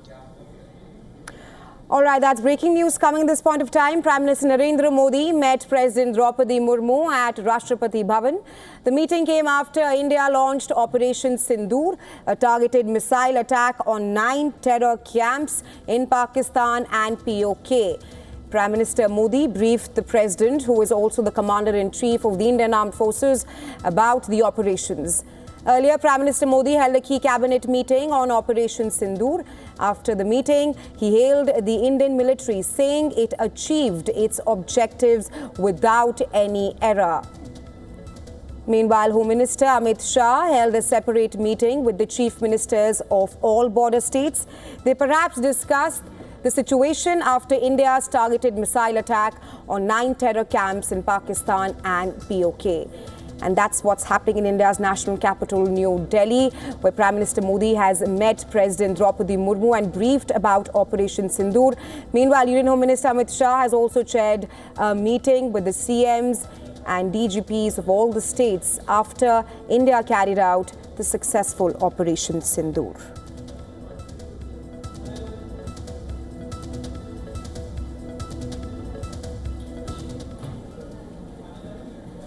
Global reactions are also pouring into India's Operation Sindoor. US President Donald Trump was the first to react to India's strikes in Pakistan and POJK. He expressed hope that the clashes would end very quickly. No, it's a shame. We just heard about it just as we were walking in the doors of the Oval. Just heard about it. I guess people knew something was going to happen based on a little bit of the past. They've been fighting for a long time. You know, they've been fighting for many, many decades and centuries, actually, if you really think about it. No, I just hope it ends very quickly. Trump's Secretary of State Marco Rubio, in a post on social media, said he was monitoring the situation between India and Pakistan closely, while adding that Washington would continue to engage the nuclear-armed Asian neighbors towards a peaceful resolution. Well, the Indian Embassy in Washington said Rubio had been briefed by National Security Advisor Ajit Doval after the attack. US Congressman Sri Tandedar said that India has a right to defend itself and that he would urge the US to support India at this difficult time. India, has a right to defend itself. India has a right to retaliate for what appears to be barbaric acts. And it does appear to have support from the state of Pakistan. So it appears to be a state-sponsored, state-supported terroristic attack. So that is, I have placed some calls with the State Department. I am staying in touch with the U.S. government, and I'm urging that the United States support India at this difficult time. China expressed its regret over India's military action and urged New Delhi and Islamabad to show restraint.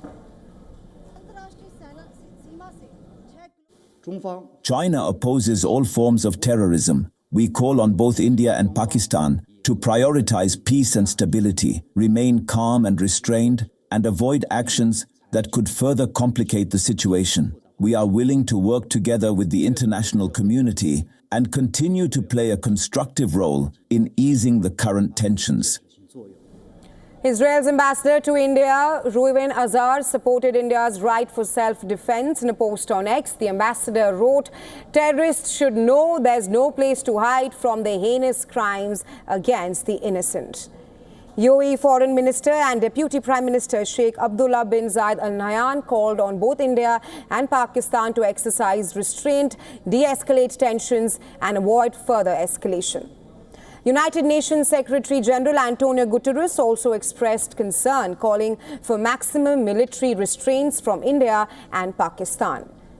Panama, a non-permanent UNSC member, issued a statement saying it stands in support with India in this tragic loss and in the ongoing fight against terror.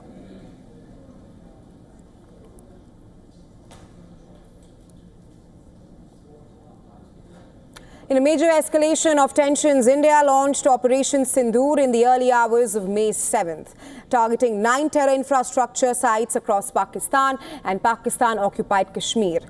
Despite the high-stakes development, Indian financial markets remained largely stable. The BSE Sensex opened 0.86% lower and the Nifty 50 fell 0.6%. But both indices quickly paired losses, indicating resilient investor sentiment. Defense and aerospace stocks surged on expectations of increased government spending. Hindustan Aeronautics, Bharat Dynamics, Bell and Mazagon Dock rose between 1.3% and 4%. Intra-day sectorial indices like auto, FMCG and pharma remained positive. While on the other hand, realty, metal and energy opened lower. The Indian rupee and bond yields held steady, reflecting market confidence that the situation remains under control and will not disrupt long-term fundamentals. In sharp contrast, Pakistan's stock market faced a heavy sell-off.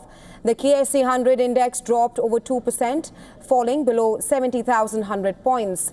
Losses were widespread as well, hitting banking, energy and telecom stocks, with inflation high, foreign reserves low and IMF conditions ongoing. Pakistan's economic resilience appeared weak. The Pakistani rupee also came under pressure amid growing concerns of further escalation as cross-border shelling resumed and diplomatic rhetoric intensified. Global observers remained on edge, watching for signs of either resolution or renewed conflict.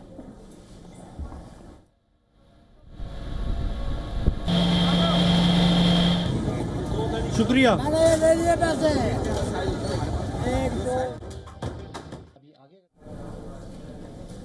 Well, lawmakers across the political spectrum came together to hail India's Operation Sindoor. Shortly after the retaliatory strikes by India, Defence Minister Rajnath Singh put out a tweet on X saying, Bharat Mata Ki Jai. Home Minister Amit Shah expressed confidence in the Indian Armed Forces.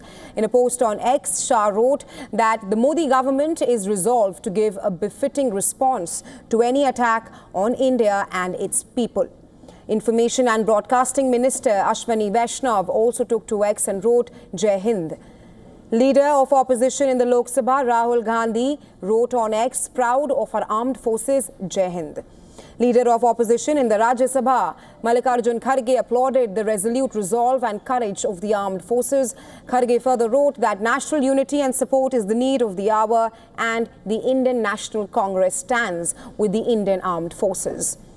Congress leader Jairam Ramesh also conveyed full support to the Indian Armed Forces and said that India stands united in its fight against terrorism emanating from Pakistan and Pakistan-occupied Kashmir.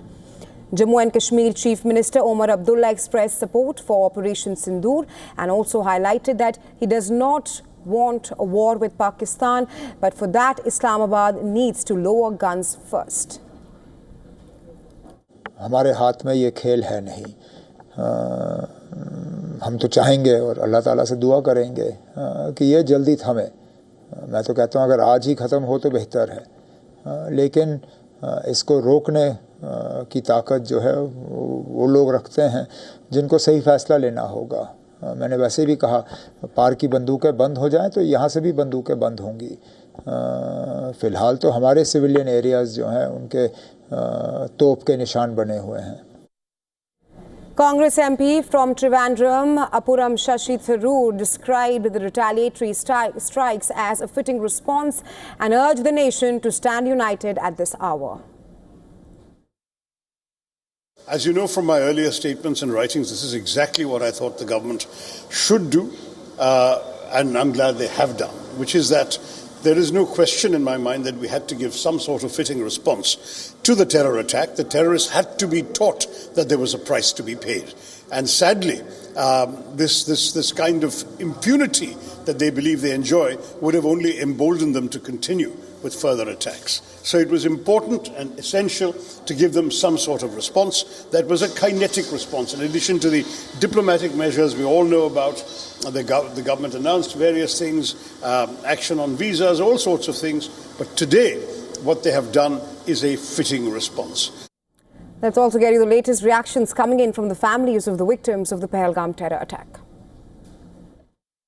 जे हे नाव दिलंय त्याच्यासाठी मी त्यांचे आभार मानेल कारण त्यांच्या सगळ्या लेकींचं सिंदूर त्या दहशतवाद्यांनी मिटवून टाकले ना आणि आज त्यांनी तेच नाव दिलं मला ते नाव वाचल्यानंतर अतिशय डोळ्यात पाणी आलं की त्यांना जाणीव आहे आमची तो बहुत धन्यवाद करती हूँ उनसे बहुत थैंक यू कहती हूँ कि उन्होंने मेरे पति की मौत का बदला लिया है जिस तरीके से हमारे पूरे परिवार को उन पे विश्वास था उन्होंने उसी तरीके से जवाब देके हमारे विश्वास को कायम रखा है and I am really thankful जो उन 26 लोगों का बदला वहाँ पे लिया गया तो हम तो खुश हैं हम इस गवर्नमेंट का शुक्रिया अदा करते हैं फौज ने और गवर्नमेंट ने इसका बदला लिया उनके 9 ठिकानों पर आज जो एक कड़ा प्रहार किया है इसको वो सदैव उनके जहन में गूंजता रहेगा। ये जो टाइटल दिया है ऑपरेशन सिंदूर बिल्कुल सही दिया गया है और सच में इस नाम से ही उन दिवंगत आत्माओं को और मेरी बहनों को और मेरे जैसे सभी 26 परिवारों को इससे सांत्वना मिले। All right, with that we slip into a very short break, but keep watching WION World is One. This is a continuous coverage of Operation Sindoor.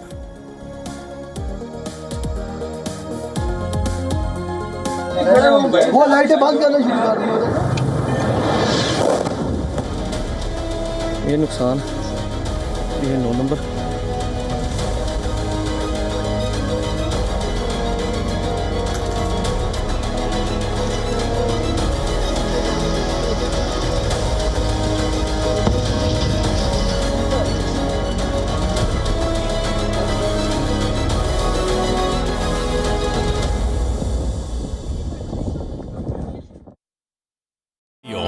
India's global voice, the channel that brings you the biggest stories from across the world through India's lens. Now available in more than 190 countries worldwide. Because we believe that the world is one. Watch us in Africa, Europe, USA and Canada, South America, Asia Pacific, Middle East and North African regions. Also available on these digital platforms across the world. WION. World is One. To bring the benefits of the Subhash Chandra Show to your educational institution, teachers and students, send an invitation to Juhi Jha at juhi@such.org.in. From the bustling trading floors of Wall Street to the vibrant exchanges of Asian stock markets, WION breaks it down for you to make sense of what's happening. As we reveal the key factors behind events, strategic battles, and the game-changing business decisions that shape the world. We bring you all of this and more on World Business Watch.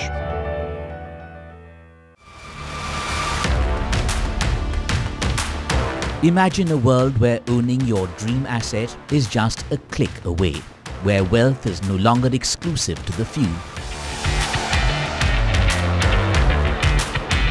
Tokenization, the game changer transforming assets into digital opportunities. A revolutionary technology opening doors to a new era of investment.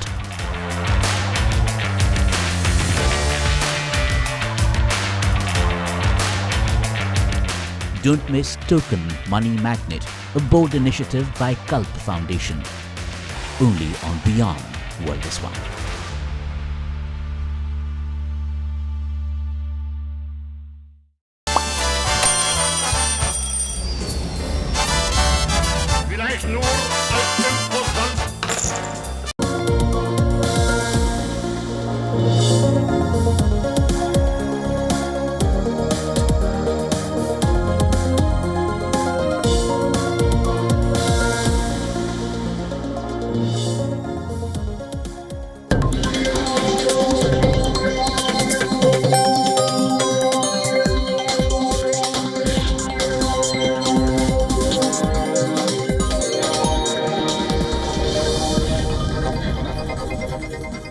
उधर ही खड़े हो, वो लाइटें बंद करना शुरू कर दी उधर। ये नुकसान, ये 9 number.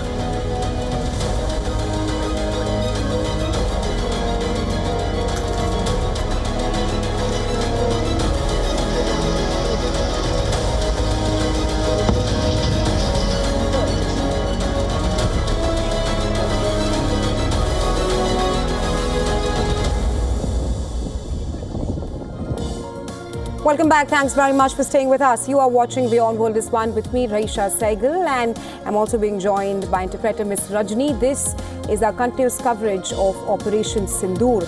Let's get you started with the headlines.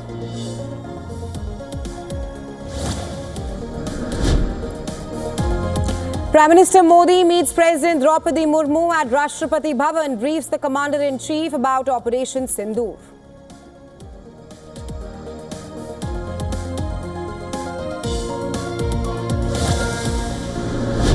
Operation Sindoor 22 April को पहलगाम में हुए विभत्स आतंकवादी हमले के शिकार मासूम नागरिकों व उनके परिवारों को न्याय देने के लिए लॉन्च किया गया था।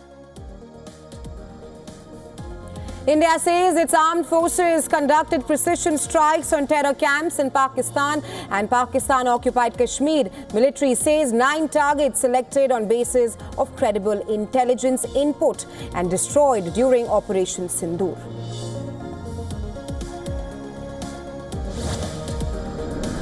It must be said that the Indian armed forces are fully prepared to respond to Pakistani misadventures, if any, that will escalate this situation.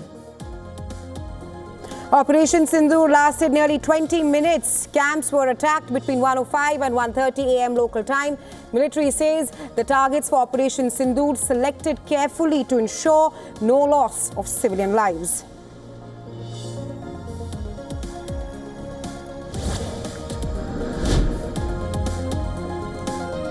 Indian military says Lashkar-e-Taiba terrorist training base in Muredke targeted during the attack. This base had trained Ajmal Kasab and David Headley, terrorists behind the Mumbai attacks.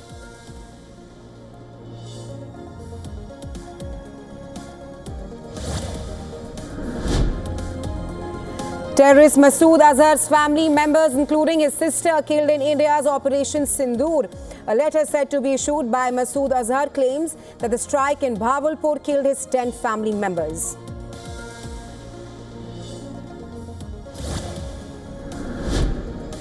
France calls on India and Pakistan to show restraint. Foreign Minister Jean-Noel Barrot says France understands India's desire to protect itself against the scourge of terrorism.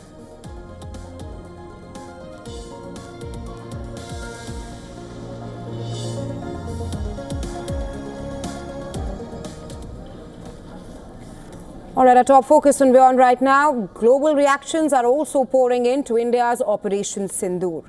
US President Donald Trump was the first to react to India's strikes in Pakistan and POJK. He expressed hope that the clashes would end very quickly. No, it's a shame. We just heard about it just as we were walking in the doors of the Oval. Just heard about it. I guess people knew something was going to happen based on a little bit of the past. They've been fighting for a long time. You know, they've been fighting for many, many decades and centuries, actually, if you really think about it. No, I just hope it ends very quickly.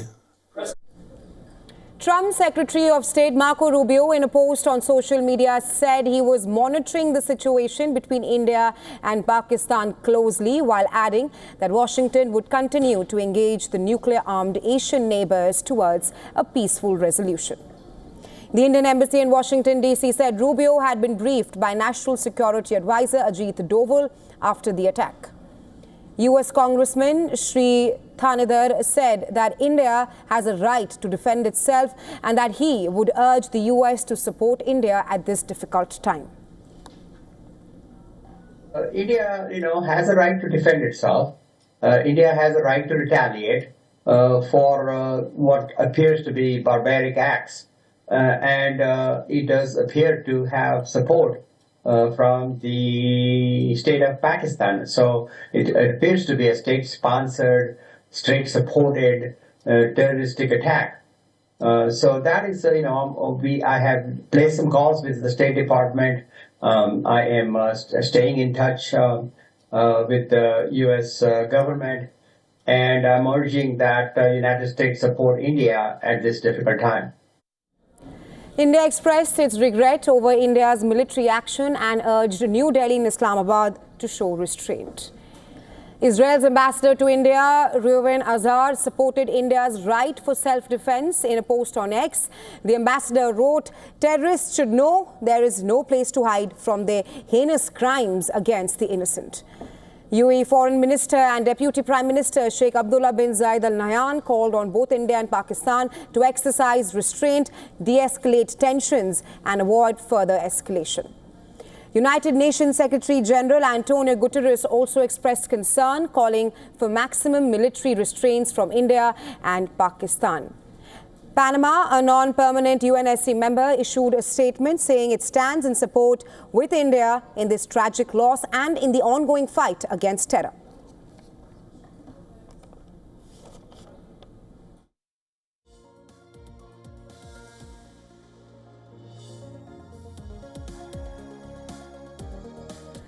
And well, for more on this, Senior Editor for Foreign Affairs, Siddhant Sibal, is now joining us on the broadcast. Hi, Siddhant. There has been reactions coming in from all across the world. The fact that India has always informed its allies and the need and the diplomatic finesse of India informing its allies at this point of time. Tell us more. Well, it has been a packed day. We saw how there was a briefing by the Indian side, the Indian Foreign Secretary briefing along with women military personnel on the Indian strikes in Pakistan against the terror camps, both in Pakistan and Pakistan-occupied Kashmir. And it is expected that diplomatically as well, there will be a lot of changes, movements, engagements. You can use any term, but one thing is for clear that the next 24 hours will be crucial for India to see who stands with New Delhi and who doesn't. Now, we know that the countries across the world, whether it is China, whether it's US, whether it's Panama, UAE, Qatar, they have already commented, Turkey as well. But we know that a lot of movement or developments can now happen at the United Nations Security Council, where Pakistan is a non-permanent member of the UNSC and could try to rake Kashmir or the situation in the Indian subcontinent. We have already seen a meeting on Monday, but it was a closed-door consultation that ended without any major outcome. The UN Secretary General, of course, made his comments terming that the relationship, the situation has reached a boiling point. But India's view is clear that when it comes to cross-border terrorism, there will be zero tolerance and India will make strikes, and India has done so. We know that Pakistan is still recovering from essentially not only the strikes but the Indian military engagement at a very short notice in many senses, because today was a day it was expected here in India that mock drills will happen across the country. That, of course, is something that we are still awaiting for the visuals. But when it comes to Pakistan, visuals have been pouring in from all across the country and from Pakistan-occupied Kashmir as well of the Indian strikes. What we are now waiting for an address, the address by the Pakistani Prime Minister Shehbaz Sharif, who will be addressing the country, Pakistan, at around 3:30 p.m. Indian Standard Time. That's approximately almost 1 hour from now, and it will be closely watched as to what he says. We have already seen a Pakistani statement after a key security meeting in which it was mentioned that Pakistan, of course, will act again as per its own convenience. So that means that there could be an escalation, but it is now up to Pakistan whether it goes up to the escalation ladder or the de-escalation ladder, because this is something that Pakistan has to now decide. It will, of course, take into account its own military calculations, but also its own domestic constituency as well. In fact, the Indian strikes come just 2 days before the 9th of May anniversary, the protest by Imran Khan and his party PTI a few years ago, and we have seen almost on an annual basis that 9th May is something that witnesses a lot of protests across the country. So, of course, the PTI party in the country itself will be trying to slam the army, but the army, of course, has to also show that it is up to the mark. So there are a lot of permutations and combination to overall give you a sense, but here in New Delhi, it has been fairly quiet for last few hours. Right, Siddhant. Operation Sindoor was primarily non-escalatory in nature because there were no civilians harmed, no military infrastructure was damaged, just terror targets were wiped out. And the world leaders right now, while they are backing India and New Delhi's right to self-defense, they're also urging for global restraint, especially from Pakistan's side. What will it take for Pakistan to realize that diplomatic solution is the best option that they have? Well, I'm not very hopeful when it comes to Pakistan's position on a diplomatic solution. Pakistan has been a country that has been an exporter of terrorism, whether it's India, whether it's Afghanistan, whether it's Iran. We saw in past few years there have been strikes from Iranian side into Pakistan after terrorists from Pakistan had indulged in terror attacks in Iran. We have seen similar complaints from Afghanistan. China, of course, remains an important backer of Pakistan. We have seen the Chinese statement as well, and it is not a clear statement in terms of condemning cross-border terrorism. It's a statement that is to basically generically say that we condemn violence and terrorism, but also putting an important, perhaps a word that will be duly noticed here in New Delhi, that they regret the Indian strikes. But there is a context to it, that the Indian strikes happened in the aftermath of the Pahalgam terror attack in India, and India wanted to make sure that there is a retribution, and essentially there should be a cost on Pakistan to harbor terror groups. So that is what India has been saying. The Indian framework in terms of conversation, the narrative that has been here is, of course, that Indian actions have been against the terror camps, and the visuals speak for themselves. The visuals have been released that how the Indian side neutralized the terror camps, and I really do not remember in the past that India ever did so. The fact that the Indian side has issued these visuals show that how India was keen to take the strikes in Pakistan. Right, Siddhant, please stay with us. We have another breaking news coming in. We'll come back to you in just a few minutes from now. Stay with us. All right, breaking news coming in. Pakistan's Prime Minister Shehbaz Sharif has chaired a meeting of the National Security Committee. As per the Pakistan Prime Minister's office, the NSC condemned India's attack as a violation of Pakistan's sovereignty and territorial integrity. Pakistan's National Security Committee also decided that Pakistan reserves the right to respond in self-defense to avenge the loss of Pakistani lives. The PMO says that Prime Minister has authorized Pakistan's Armed Forces of Pakistan to undertake corresponding actions. The NSC also called upon the international community to recognize the gravity of India's unprovoked illegal actions and to hold it accountable for its blatant violations of international norms and laws. All right. And our correspondent, Siddhant Sibal, is here with us on the show. Siddhant, talk to us more about this meet which the Pakistan Prime Minister has chaired. And like you also mentioned, an hour from now, we will be, Shehbaz Sharif will be giving a briefing. What can we expect on that front? Because just a short while ago, Pakistan's Defense Minister clearly said that if India stops attacking right now, Pakistan can wrap up the tensions. Well, a clear escalatory move from Pakistan, but this is expected. But before that, it is another piece of breaking, and today is a day of big breaking. The Indian side has confirmed that the Indian NSA spoke to not only the American NSA, but also the counterpart of the Indian NSA from Japan, from UAE, and also from France as well. In fact, the Indian side has now confirmed that contacts were established with the Russian NSA, with the Chinese Foreign Minister Wang Yi, that is indeed very significant that the Indian side was in touch with Wang Yi and also with the diplomatic advisor of France. The NSA briefed his counterpart on actions taken and the method of execution, which were measured, non-escalatory and restrained. These are the few bits of information that's now coming in on the day that is significant as to why India took this action. But the fact that the Indian side is now confirming that India was in touch with China is indeed very big. Right, Siddhan, thanks very much for getting us the latest right now.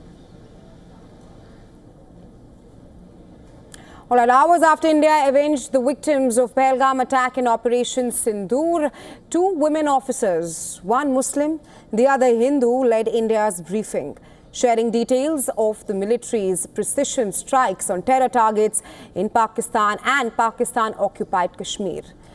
The country's briefing on Operation Sindoor today gave a strong and major message, a very important message, as two women officers, Colonel Sophia Qureshi and Wing Commander Vyomika Singh, took the lead. Along with the name Operation Sindoor, a tribute to the women who lost their husbands in the terror attack, the choice of women officers, Wing Commander Vyomika Singh and Colonel Sophia Qureshi, to lead the briefing was praised as a powerful move. A decorated officer of the Indian Army's Corps of Signals, Qureshi, at a relatively young age, made history for both women and the Indian Army. In March 2016, she became the first female officer to lead an army contingent at a multinational military exercise called Exercise Force 18. The exercise was one of the largest foreign military exercises ever hosted by India. A total of 18 contingents participated, and Lieutenant Colonel Qureshi was the only female officer to lead a contingent. But that's not all. Colonel Sophia Qureshi, who hails from Gujarat, served in the UN as well, in the United Nations peacekeeping mission in Congo in 2006. She was selected from various peacekeeping trainers in the country for this role, and she has also been involved with peacekeeping operations since 2010. So that was about Colonel Sophia Qureshi. Let's also now talk about Wing Commander Vyomika Singh, the IAF officer who ended the press conference and mentioned how ready India is if Pakistan's misadventures escalate the situation. Wing Commander Vyomika Singh has played a key role in multiple rescue missions. One of the major missions she led was in Arunachal Pradesh in November 2020. These operations were conducted in high-altitude, difficult weather and remote locations where air support is crucial for saving lives. Unlike Colonel Sophia, Wing Commander Vyomika is the first person in her family to join the armed forces. Not many would know, but Wing Commander Singh has logged more than 2,500 flying hours. She has operated helicopters like the Chetak and Cheetah in some of the toughest terrains, including Jammu and Kashmir and the Northeast. Well, earlier we were joined by experts to give their views on India's retaliatory action against the Pahalgam terror strike. Listen in to what they had to say on Operation Sindoor. See, to be honest, this option has been with us for a long time. I mean, we knew precisely where the camps are. I mean, you heard the briefing by the lady officer, this camp associated with this attack, this camp with this attack. All this was known and we shared it with Pakistan. So they, during this long period of lull between the Pahalgam attack and now, they had the option of closing these camps down. They didn't. I think the first and most important one was that we chose to be very specific in our response to that brutal attack on innocent civilians at Pahalgam. I think that was the most significant one because we have chosen to get at the terrorist camps and terrorist infrastructure. That's correct. We are prepared. Look at our options. We have got options across domains: land, air, sea, space, EW, cyber. What you've seen so far is only 10%. Look at our instruments. We have 2 aircraft carriers. He has none. Nuclear-powered submarines. We have a nuclear triad. On the land, we have pivot corps, which have considerable offensive potential. We have strike corps, which have even greater offensive potential. Rafales 4.5 with the Astra. We have a superior set of weapons. So Pakistan simply has to see sense. Let's also get you the latest reactions coming in from the families of the victims of the Pahalgam terror attack. मी जे हे नाव दिलंय त्याच्यासाठी मी त्यांचे आभार मानेल, कारण त्यांच्या सगळ्या लेकींचं सिंदूर त्या दहशतवाद्यांनी मिटवून टाकलेलं आणि आज त्यांनी तेच नाव दिलं. मला ते नाव वाचल्यानंतर अतिशय डोळ्यात पाणी आलं की त्यांना जाणीव आहे आमची. तो बहुत धन्यवाद करती हूँ, उनसे बहुत थैंक यू कहती हूँ कि उन्होंने मेरे पति की मौत का बदला लिया है. जिस तरीके से हमारे पूरे परिवार को उन पे विश्वास था, उन्होंने उसी तरीके से जवाब देके हमारे विश्वास को कायम रखा है. And I am really thankful. जो उन 26 लोगों का बदला वहाँ पे लिया गया तो हम तो खुश हैं. हम इस गवर्नमेंट का शुक्रिया अदा करते हैं. फौज ने और गवर्नमेंट ने इसका बदला लिया.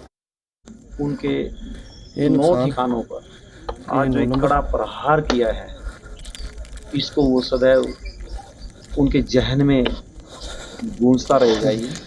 ये जो टाइटल दिया है ऑपरेशन सिंदूर, बिल्कुल सही दिया गया है. और सच में इस नाम से ही उन दिवंगत आत्माओं को और मेरी बहनों को और मेरे जैसे सभी 26 परिवारों को इससे सांत्वना मिलेगी. In a major escalation of tensions, India launched Operation Sindoor in the early hours of May 7th, targeting 9 terror infrastructure sites across Pakistan and Pakistan-occupied Kashmir. Despite the high-stakes development, Indian financial markets remained largely stable. The BSE Sensex opened 0.86% lower and the Nifty 50 fell 0.6%, but both indices quickly pared losses, indicating resilient investor sentiment. Defense and aerospace stocks surged on expectations on increased government spending. Hindustan Aeronautics, Bharat Dynamics, Bell and Mazagon Dock rose between 1.3% and 4% intraday. Sectoral indices like auto, FMCG and pharma remained positive, while realty, metal and energy opened lower. The Indian rupee and bond yields held steady, reflecting market confidence that the situation remains under control and will not disrupt long-term fundamentals. In sharp contrast, Pakistan's stock market faced a heavy sell-off. The KSE 100 index dropped over 2%, falling below 70,100 points. Losses were widespread, hitting banking, energy and telecom stocks. With inflation high, foreign reserves low and IMF conditions ongoing, Pakistan's economic resilience appeared weak. The Pakistani rupee also came under pressure amid growing concerns of further escalation as cross-border shelling resumed and diplomatic rhetoric intensified. Global observers remained on edge, watching for signs of either resolution or renewed conflict.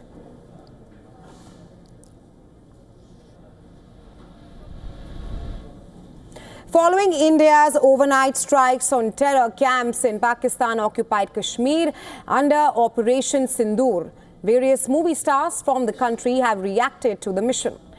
Beginning with Akshay Kumar, the actor reposted a statement shared by the Indian Army with the words Operation Sindoor and caption Jai Hind, Jai Mahakal. South superstar Rajnikant has voiced strong support for Operation Sindoor. Taking to X, the jailer star praised the Indian Armed Forces and Prime Minister Modi. He wrote, and I quote here, "The fighters' fight begins, no stopping until the mission is accomplished. The entire nation is with you." Speaking of other South actors, Pushpa star Allu Arjun hailed the military action and said, "May justice be served, Jai Hind." RRR actor Junior NTR also expressed his support to the armed forces. His post read, and I quote here, "Praying for the safety and strength of the Indian armed forces," unquote. Meanwhile, Bollywood actor Paresh Rawal took to his social media to post emojis of folded hands, a gesture used in Indian culture to pay respect. His Hera Fairy co-star and actor Sunil Shetty wrote, "Terror has no place, zero tolerance, total justice." Raid 2 star Ritesh Deshmukh expressed his support with his country's armed forces as well. Speaking of directors, Madhur Bhandarkar wrote, and I quote here, "Our prayers are with our forces, one nation, standing together. Jai Hind, Vande Mataram." Airlift star Nimrit Kaur also reacted to the mission. Her post read, and I quote here, "United with our forces, one country, one mission." These actors' reaction came shortly after the Ministry of Defence confirmed that the Indian Air Force had hit multiple terror infrastructure sites in POK and the Bahawalpur region of Pakistan.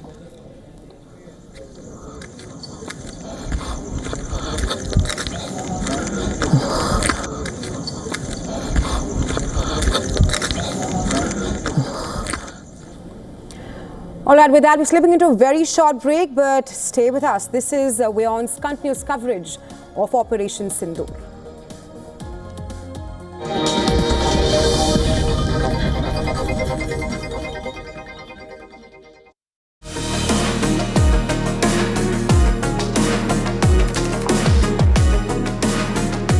Watch me on Token Money Magnet, where I decode tokenization for you only on WION.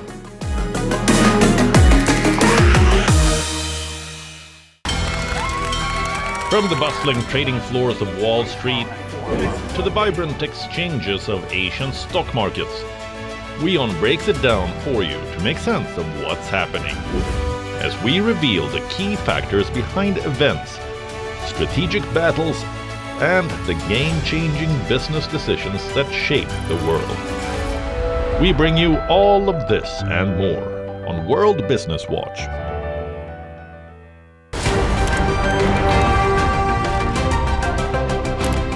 Ready to dive into your daily dose of news? Bringing you what's trending in the West and all that's setting trends in the East. And all of this served up with a side of insightful banter. We don't just bring you the latest stories. We bring you your talking points for the day. And while you do that, from the busy streets of New York, I will provide you with deeper insights on the developments through the course of the day in the U.S. The show that keeps you ahead of the global curve. A conversation you'd want to be a part of. A place where news becomes an engaging exchange. We bring you stories that impact your present. This is World DNA. Join the conversation.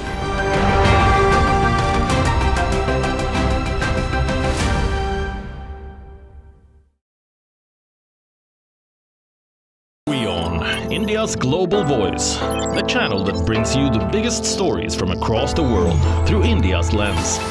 Now available in more than 190 countries worldwide, because we believe that the world is one. Watch us in Africa, Europe, USA and Canada, South America, Asia Pacific, Middle East and North African regions. Also available on these digital platforms across the world. WION. World is one.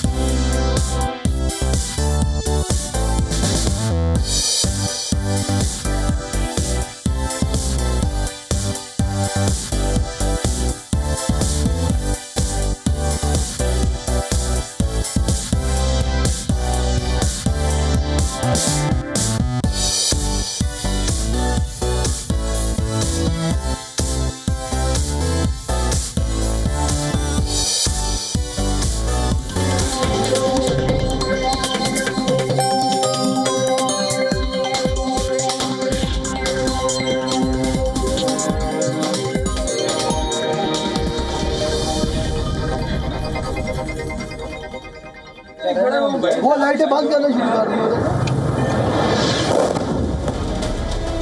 ये नुकसान, ये 9 number.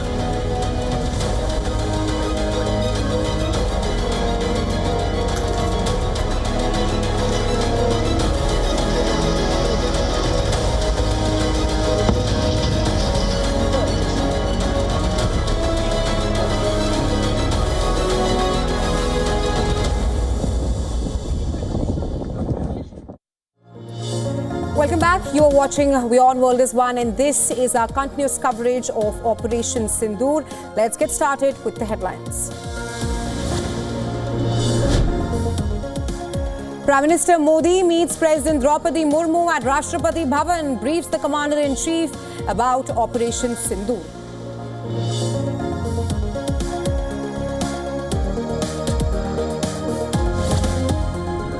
Operation Sindoor 22 April को पहलगाम में हुए विभत्स आतंकवादी हमले के शिकार मासूम नागरिकों व उनके परिवारों को न्याय देने के लिए लॉन्च किया गया था। India says its armed forces conducted precision strikes on terror camps in Pakistan and Pakistan-occupied Kashmir. Military says 9 targets selected on basis of credible intelligence input and destroyed during Operation Sindoor.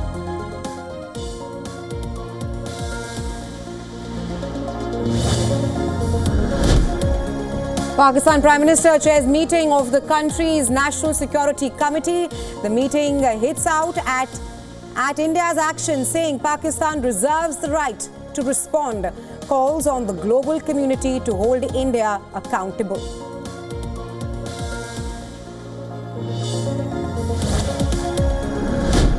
Terrorist Masood Azhar's family members, including his sister, reportedly killed in India's Operation Sindoor. A letter said to be issued by Masood Azhar claims that the strike in Bahawalpur killed his 10 family members.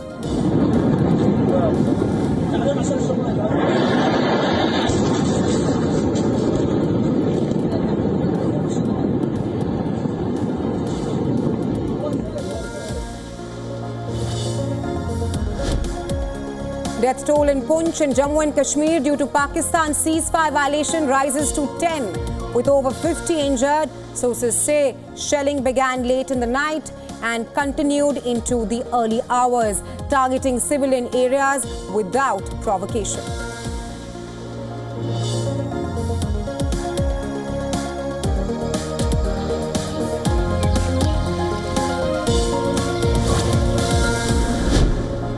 France calls on India and Pakistan to show restraint. Foreign Minister Jean-Noel Barrot says France understands India's desire to protect itself against the scourge of terror.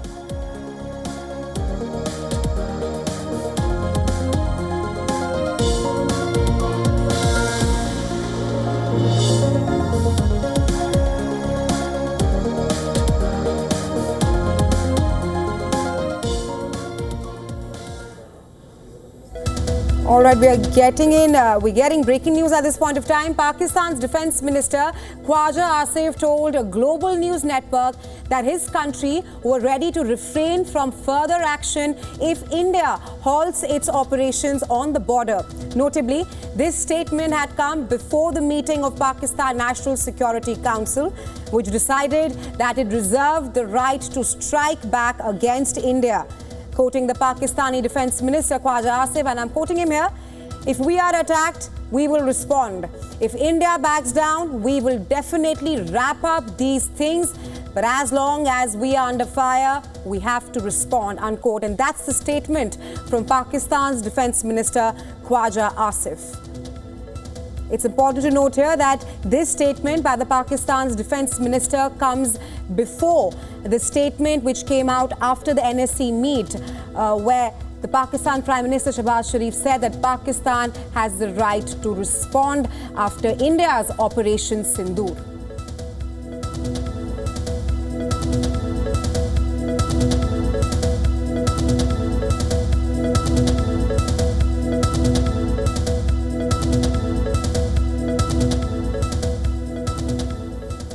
Indian Armed Forces avenged Pahalgam attack 15 days after Lashkar terrorists targeted the tourists in Jammu and Kashmir, killing 26 innocent civilians. A total of 9 terror camps were targeted and destroyed inside Pakistan and Pakistan-occupied Kashmir in a span of 25 minutes. That's the duration of Operation Sindoor, a joint campaign of Indian Army, Navy and Air Force under the code name Operation Sindoor. India said that the strikes carried out overnight between 1:05 and 1:25 a.m. local time delivered justice to the victims of the Pahalgam terror attack. Now, let's take a look at the terror facilities India dismantled to prevent future attacks.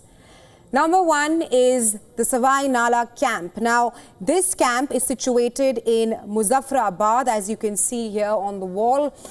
It's in Pakistan-occupied Kashmir's Muzaffarabad, and this was a training center for the Lashkar-e-Toiba terrorists involved in October 2024 attack in Sonmarg, the attack in the Gulmarg, and also the April 22nd, 2025 attack in Pahalgam. All the terrorists were trained here in the number one terror camp, that's Savai Nala in Pakistan-occupied Kashmir's Sonmarg. The second camp is Sayyidina Bilal camp, another terror hub which is also situated in Muzaffarabad. So that's the second camp which India targeted. This was a staging area of terror group Jaish-e-Mohammed. And this was also a weapons, explosives and forest survival training center. The third camp is Gulpur terror camp in Kotali in Pakistan-occupied Kashmir. This was perhaps a base camp of Lashkar-e-Toiba that was active in Rajouri and Poonch areas of Jammu and Kashmir, and it's just 30 kilometers from line of control. That's where this camp is situated. Now on June 9th as well, 2024 attack on a bus of pilgrims. So all the terrorists were trained here in this camp. So we're talking about the Poonch attackers trained here in the Kotli Gulpur camp, and the pilgrims bus attackers were also trained here in the Kotli Gulpur camp, which is situated in POK. The fourth camp is Barnala camp in POJK's Bhimbir, which is located around 9 kilometers from the line of control. That's the situation of the Bhimbir camp in POK. This was also a weapons and explosives handling and jungle survival training center. Then we move forward to the Abbas camp, which is situated in Pakistan-occupied Kashmir's Kotli as well. It's located around 13 kilometers from the line of control. And this camp, the Abbas camp located in Kotli, was a training center for the Lashkar suicide bombers. It had a capacity to train 15 terrorists at one time. Now look at the terror hubs targeted inside Pakistan. Number one, the Sarjal Sialkot camp, which is situated in Pakistan, Sialkot. This is the terror center where terrorists responsible for killing 4 J&K police personnel in March 2025 were trained, and it's just 6 kilometers from LOC. Moving on, Mehmoona Joya camp in Pakistan, Sialkot.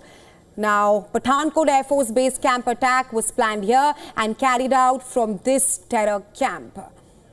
Moving on to the Markaz Taiba camp in Pakistan's Muridke. Terrorists who participated in the 2008 Mumbai attacks, they were trained at the Markaz Taiba Murkede, and it's just 25 kilometers from the international border. Terrorists like Ajmal Kasab and David Headley were training at this camp, at the Markaz Taiba camp in Muridke. Well, Markaz Subhanallah in Pakistan's Bhavalpur, and this is the headquarters of Jaish-e-Mohammed, where recruitment, training and indoctrination were carried out, and it's 100 kilometers from the international border. All right, we are now being joined by Major General Ayan Kadazo, former Indian Army officer and author. Welcome to WION, sir. First up, thank you so much for taking our time and being here with us. You fought in the 1971 war. At this point of time, the Pakistan Prime Minister has said that Pakistan has the right to respond to Operation Sindoor. Do you think Pakistan has the wherewithal to actually fight a war with India? It is evident from the recent broadcast that you just made that Pakistan is prepared to step back. I think they don't have the wherewithal economically to continue to fight this war, and therefore perhaps reason has prevailed and they are prepared to stop this ongoing war if India responds. See, war is not good for either India or Pakistan. As far as the terrorist incident at Pahalgam is concerned, we have had the right to retaliate, and we have done so, and we have conveyed a message to Pakistan that this will not be tolerated. Will Pakistan accept this message for the future? That we don't know. But the point is, if Pakistan has accepted that we have had the right to retaliate, and we have, and done considerable damage, they are possibly not in a situation to respond. And I think we should look at this and consider how we should react. Sorry. Right, sir. Just to complete the point you made there, that you're trying to say that maybe Pakistan wants to back down at this point of time, is ready to back out, and before the fact that you're saying this, I also want to add that Pakistan's Defence Minister Khwaja Asif just in an interview to a global network said that if India does not carry out any further attacks, Pakistan is ready to wrap up tensions. How do you read that statement coming out of Pakistan? I read that statement to say that Pakistan is aware that it is in no position to fight India on this issue, and they are prepared to back down. However, India, therefore, is at the top of the situation, and India needs to tell Pakistan, will you commit to say that you will not conduct any further terrorist operations in J&K? Maybe they will say yes, maybe they will say no. And if they say yes, they may still do what they want to do subsequently. But I think we have conveyed the message appropriately. We have done enough damage. And I think maybe we should consider their offer to back down with a little bit of grace. Right, sir. You do speak of how Pakistan is perhaps ready to back down after that statement from Pakistan's defense minister. There's also another front which has opened up, because Masood Azhar's family members were also killed in India's Operation Sindoor, and Azhar has now threatened revenge.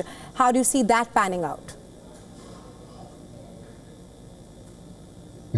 As I said earlier, even if Pakistan as a country states that it will not resort to terrorism, and it has never resorted to terrorism, there are factions within Pakistan which will carry out this war of terrorism.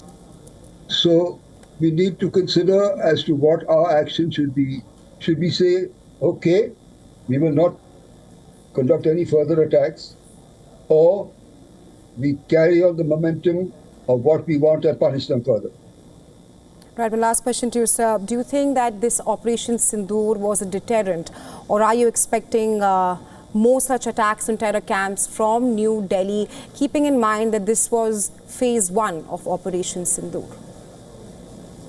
Firstly, I would like to congratulate the country in naming this Operation Sindoor, because it has resonance with all the widows of those who have died in Pahalgam, and reflects their agony and sorrow. That's one thing. The other is that I don't know, war is not good either for Pakistan or for India. It is counter to development, it is counter to all well-being of our citizens. And if we consider that our retaliatory message has gone through and a message has been conveyed to Pakistan, we need to think and consider their offer to back down. Right. The Pakistan Prime Minister Shehbaz Sharif just a short while ago said that Pakistan reserves the right to respond. And you fought the 1971 war. Reports suggest that Pakistan does not even have the wherewithal to continue for a war just for 4 days. But if Pakistan does retaliate, what kind of strikes or what targets will it aim at? I think the only option for them is to attack across the line of control. As far as India is concerned, if they do that, it is to our advantage, because we have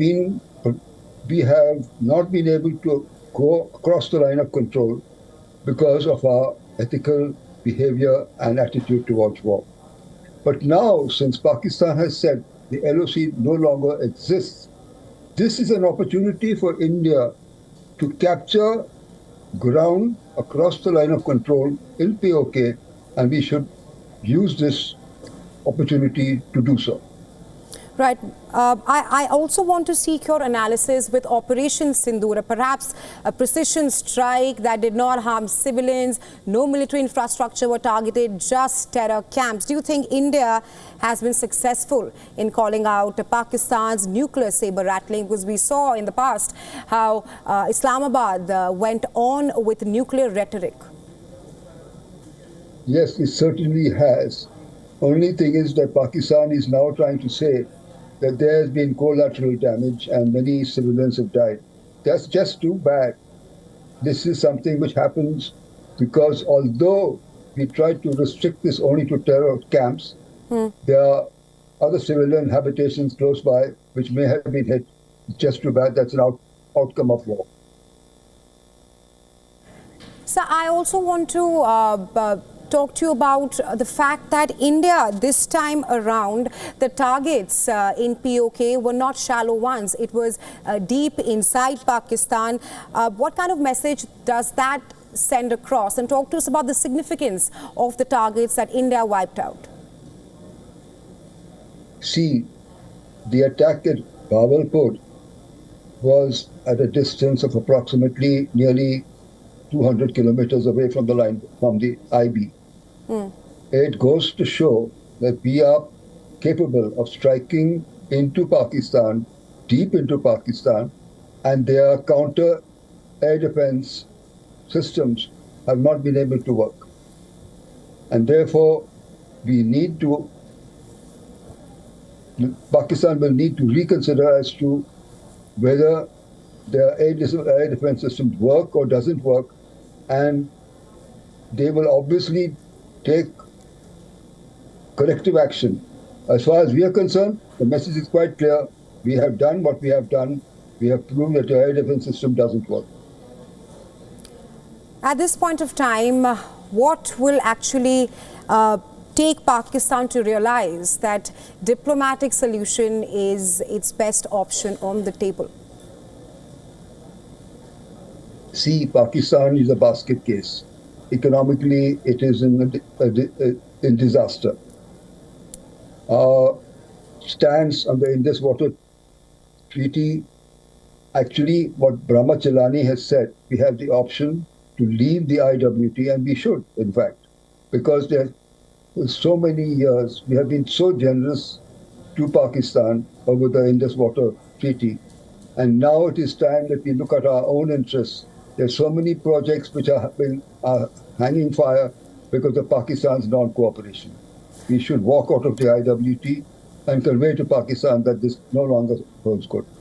Right. Thank you so much, sir, for joining us on WION, because India has clearly taken a strong action after the punitive and diplomatic measures. India has struck 9 terror targets across POK with Operation Sindoor. But thank you so much for joining us and sharing your insights with us. Thank you, ma'am.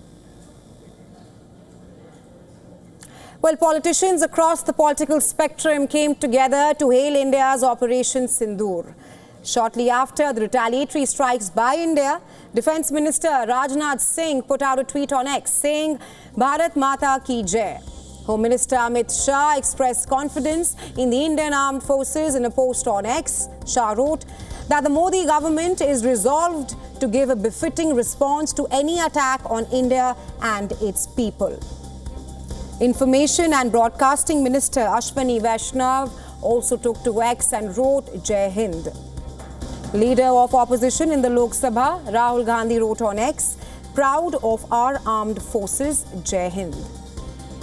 Leader of opposition in the Rajya Sabha, Mallikarjun Kharge, applauded the resolute resolve and courage of the armed forces.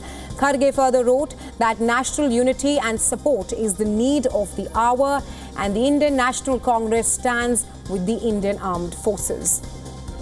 Congress leader Jairam Ramesh also conveyed full support to the Indian Armed Forces and said that India stands united in its fight against terrorism emanating from Pakistan and Pakistan-occupied Kashmir.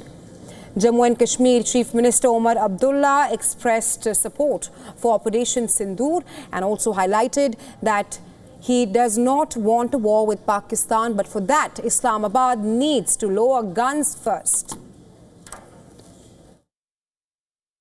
हमारे हाथ में ये खेल है नहीं। हम तो चाहेंगे और अल्लाह ताला से दुआ करेंगे कि ये जल्दी थमे। मैं तो कहता हूँ अगर आज ही ख़त्म हो तो बेहतर है, लेकिन इसको रोकने की ताकत जो है वो लोग रखते हैं जिनको सही फ़ैसला लेना होगा। मैंने वैसे भी कहा पार की बंदूकें बंद हो जाएं तो यहाँ से भी बंदूकें बंद होंगी। फ़िलहाल तो हमारे सिविलियन एरियाज़ जो हैं उनके तोप के निशान बने हुए हैं। Congress MP from Trivandrum, Shashi Tharoor, described the retaliatory strikes as a fitting response and urged the nation to stand united at this hour. As you know from my earlier statements and writings, this is exactly what I thought the government should do, and I'm glad they have done, which is that there is no question in my mind that we had to give some sort of fitting response to the terror attack. The terrorists had to be taught that there was a price to be paid. And sadly, this kind of impunity that they believe they enjoy would have only emboldened them to continue with further attacks. So it was important and essential to give them some sort of response that was a kinetic response. In addition to the diplomatic measures we all know about, the government announced various things, action on visas, all sorts of things. But today, what they have done is a fitting response. Well, hours after India avenged the victims of the Pahalgam attack in Operation Sindoor, 2 women officers, one Muslim and the other Hindu, led India's briefing, sharing details of the military's precision strikes on terror targets in Pakistan and Pakistan-occupied Kashmir.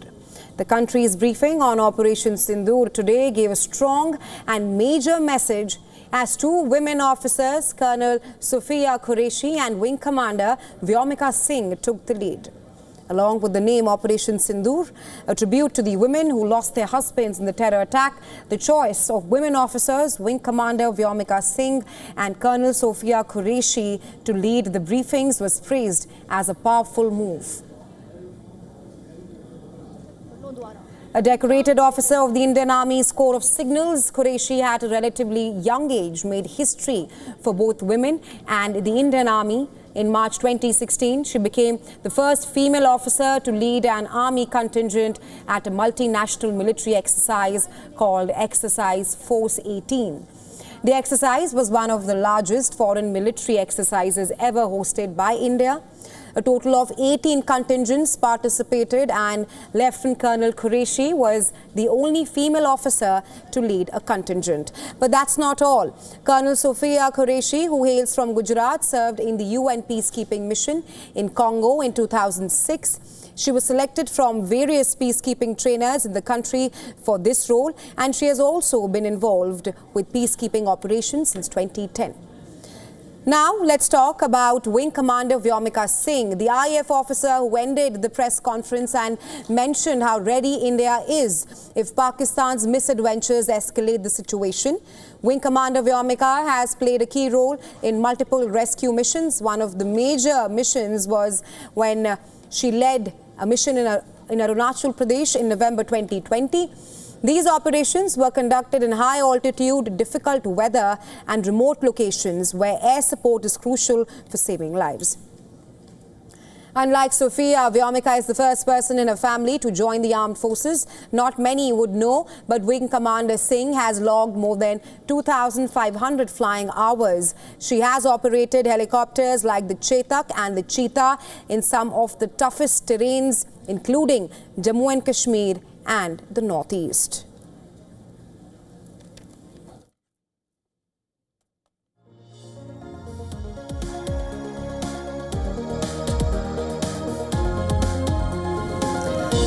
All right, with that, we now slip into a very short break. Thanks very much for staying with us. You are watching WION World. This one. Stay tuned.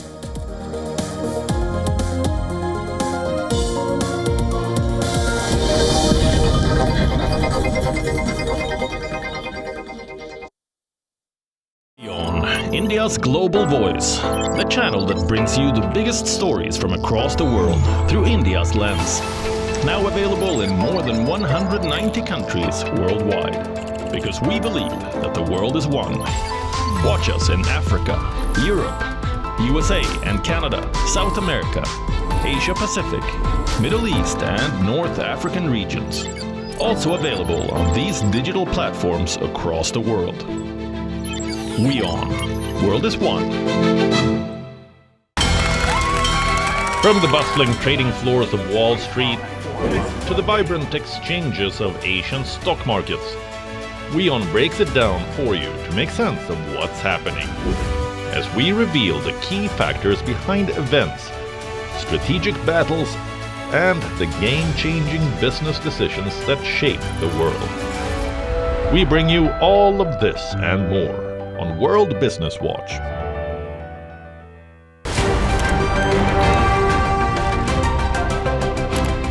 Ready to dive into your daily dose of news? Bringing you what's trending in the West and all that's setting trends in the East. And all of this served up with a side of insightful banter. We don't just bring you the latest stories. We bring you your talking points for the day. And while you do that, from the busy streets of New York, I will provide you with deeper insights on the developments through the course of the day in the U.S. The show that keeps you ahead of the global curve. A conversation you'd want to be a part of. A place where news becomes an engaging exchange. We bring you stories that impact your present. This is World DNA. Join the conversation.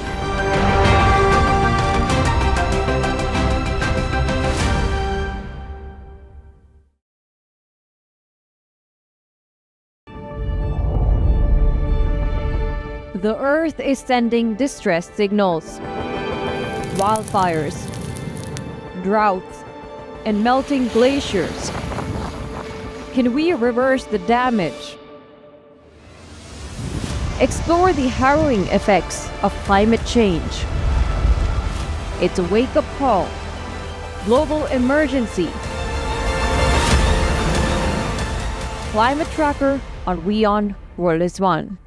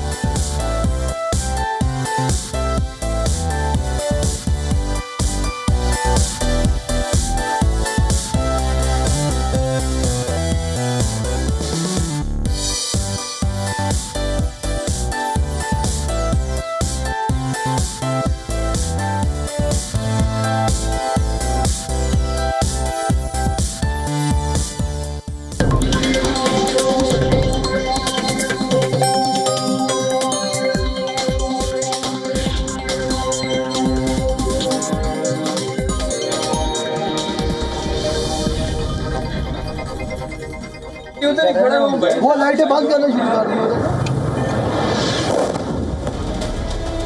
ये नुकसान, ये 9 number.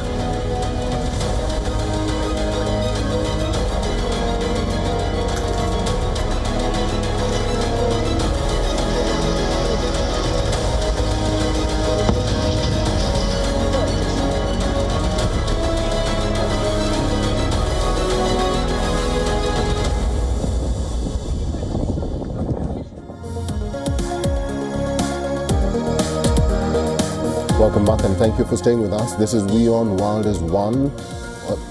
My name is Eric Njoka. Let's begin with the headlines. Indian Army releases videos of Indian strikes on terror camps in Pakistan and Pakistan-occupied Kashmir. 9 terrorist camps were targeted and successfully destroyed.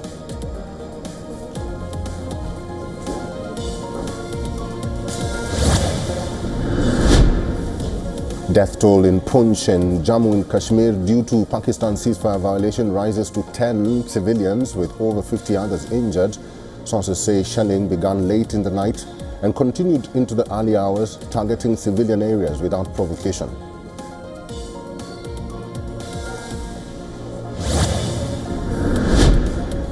Indian Home Minister chairs meeting with chief ministers of all 11 border states, including those sharing a border with Pakistan and Nepal. Police chiefs of all the 11 states also joined via video conferencing.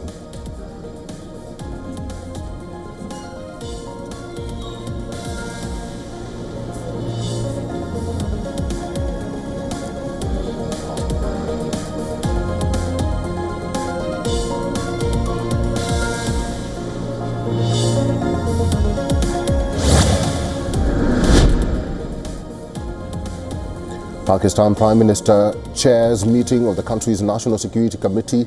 The meeting hits out at India's action, saying Pakistan reserves the right to respond, calls on the international community to hold India accountable.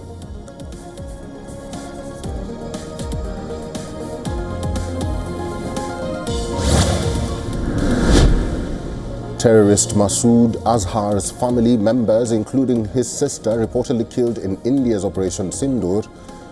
A letter said to be issued by Masood Azhar claims that the strike in Bahawalpur killed 10 of his family members.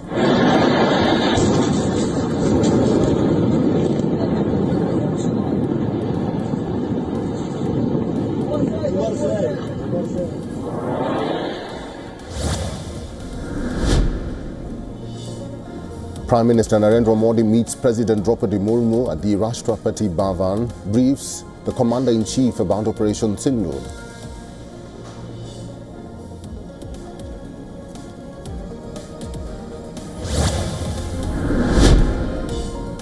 Germany says India-Pakistan escalation must be prevented, calling for responsible action from both countries. German Foreign Minister says it was convening a crisis meeting and was in contact with both sides.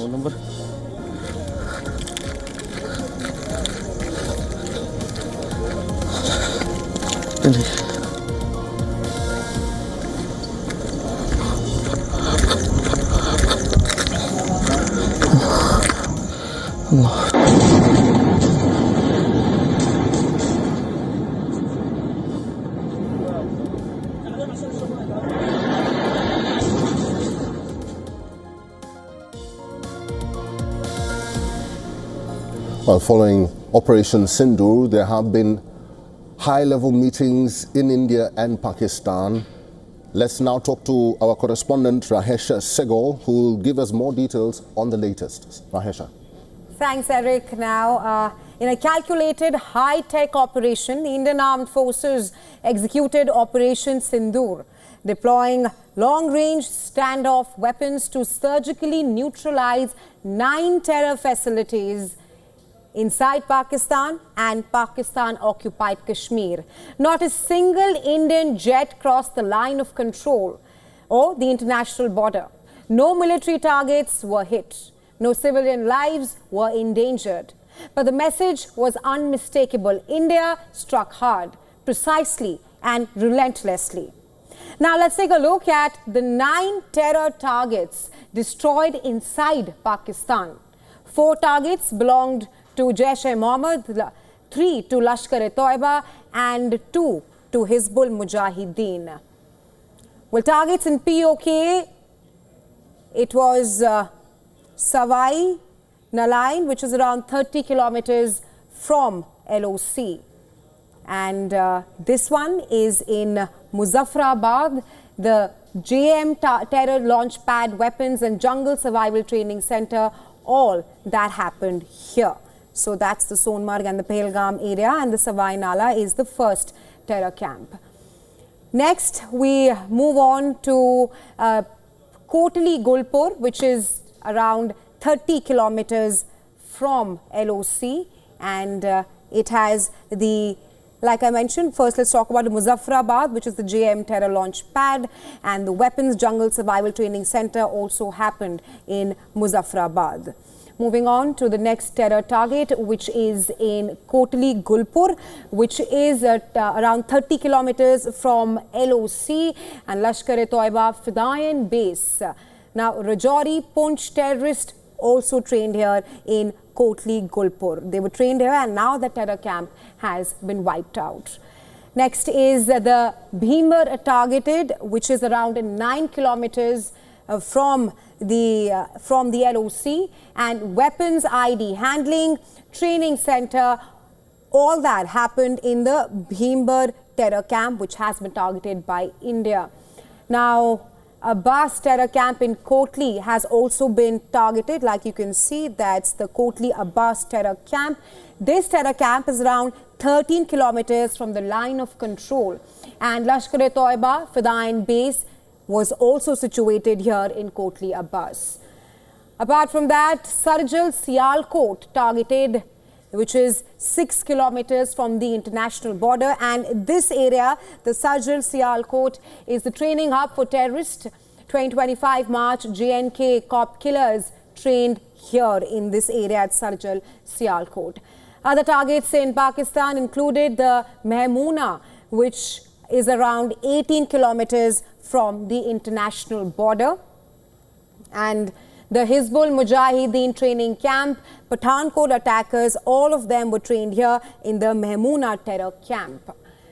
Apart from that, Muredke targeted as well. Now, this the Muredke terror camp is around 25 kilometers from the international border, and the 2008 Mumbai attackers were trained here. It's also the headquarters of Lashkar-e-Toiba since 1990. Hafiz Saeed plotted the 26/11 attack here in the Muredke terror camp in Pakistan. The other target in Pakistan is the Bahawalpur, which was targeted, and it's around 100 kilometers from the international border. Jaish-e-Mohammed headquarter training as well. That's the Bahawalpur headquarter. And indoctrination center, it's just a few kilometers away from Pakistan military base. So that was all about the 9 terror targets which India wiped out in Operation Sindoor. A precise target indeed, with no civilians harmed and no military infrastructure targeted. Back to you, Eric.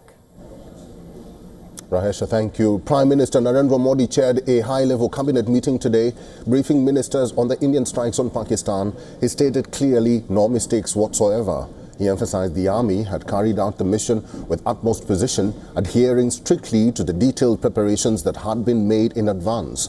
Sources say the Prime Minister praised the armed forces for their commendable job and immaculate execution, underlining their professionalism and commitment to national security. The cabinet also hailed the armed forces for their immaculate execution. Operation Sindoor, named in honor of the widowed women of Pahalgam, was led with pinpoint precision. The strikes began between 1:05 and 1:30 a.m. Based on credible intelligence, 9 terror camps were struck. The Indian military targeted launch pads, training centers, indoctrination units of the Pakistani terrorists.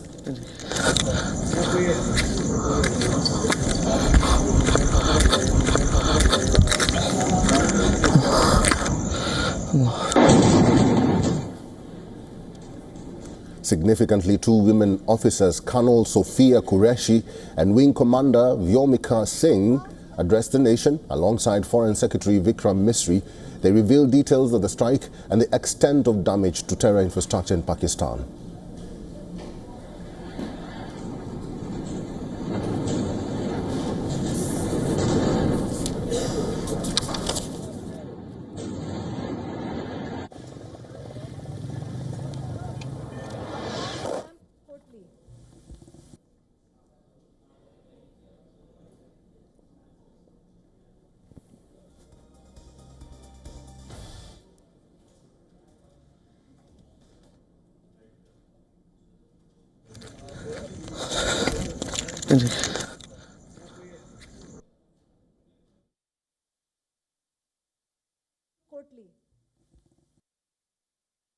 Good morning. Thank you all for joining this briefing.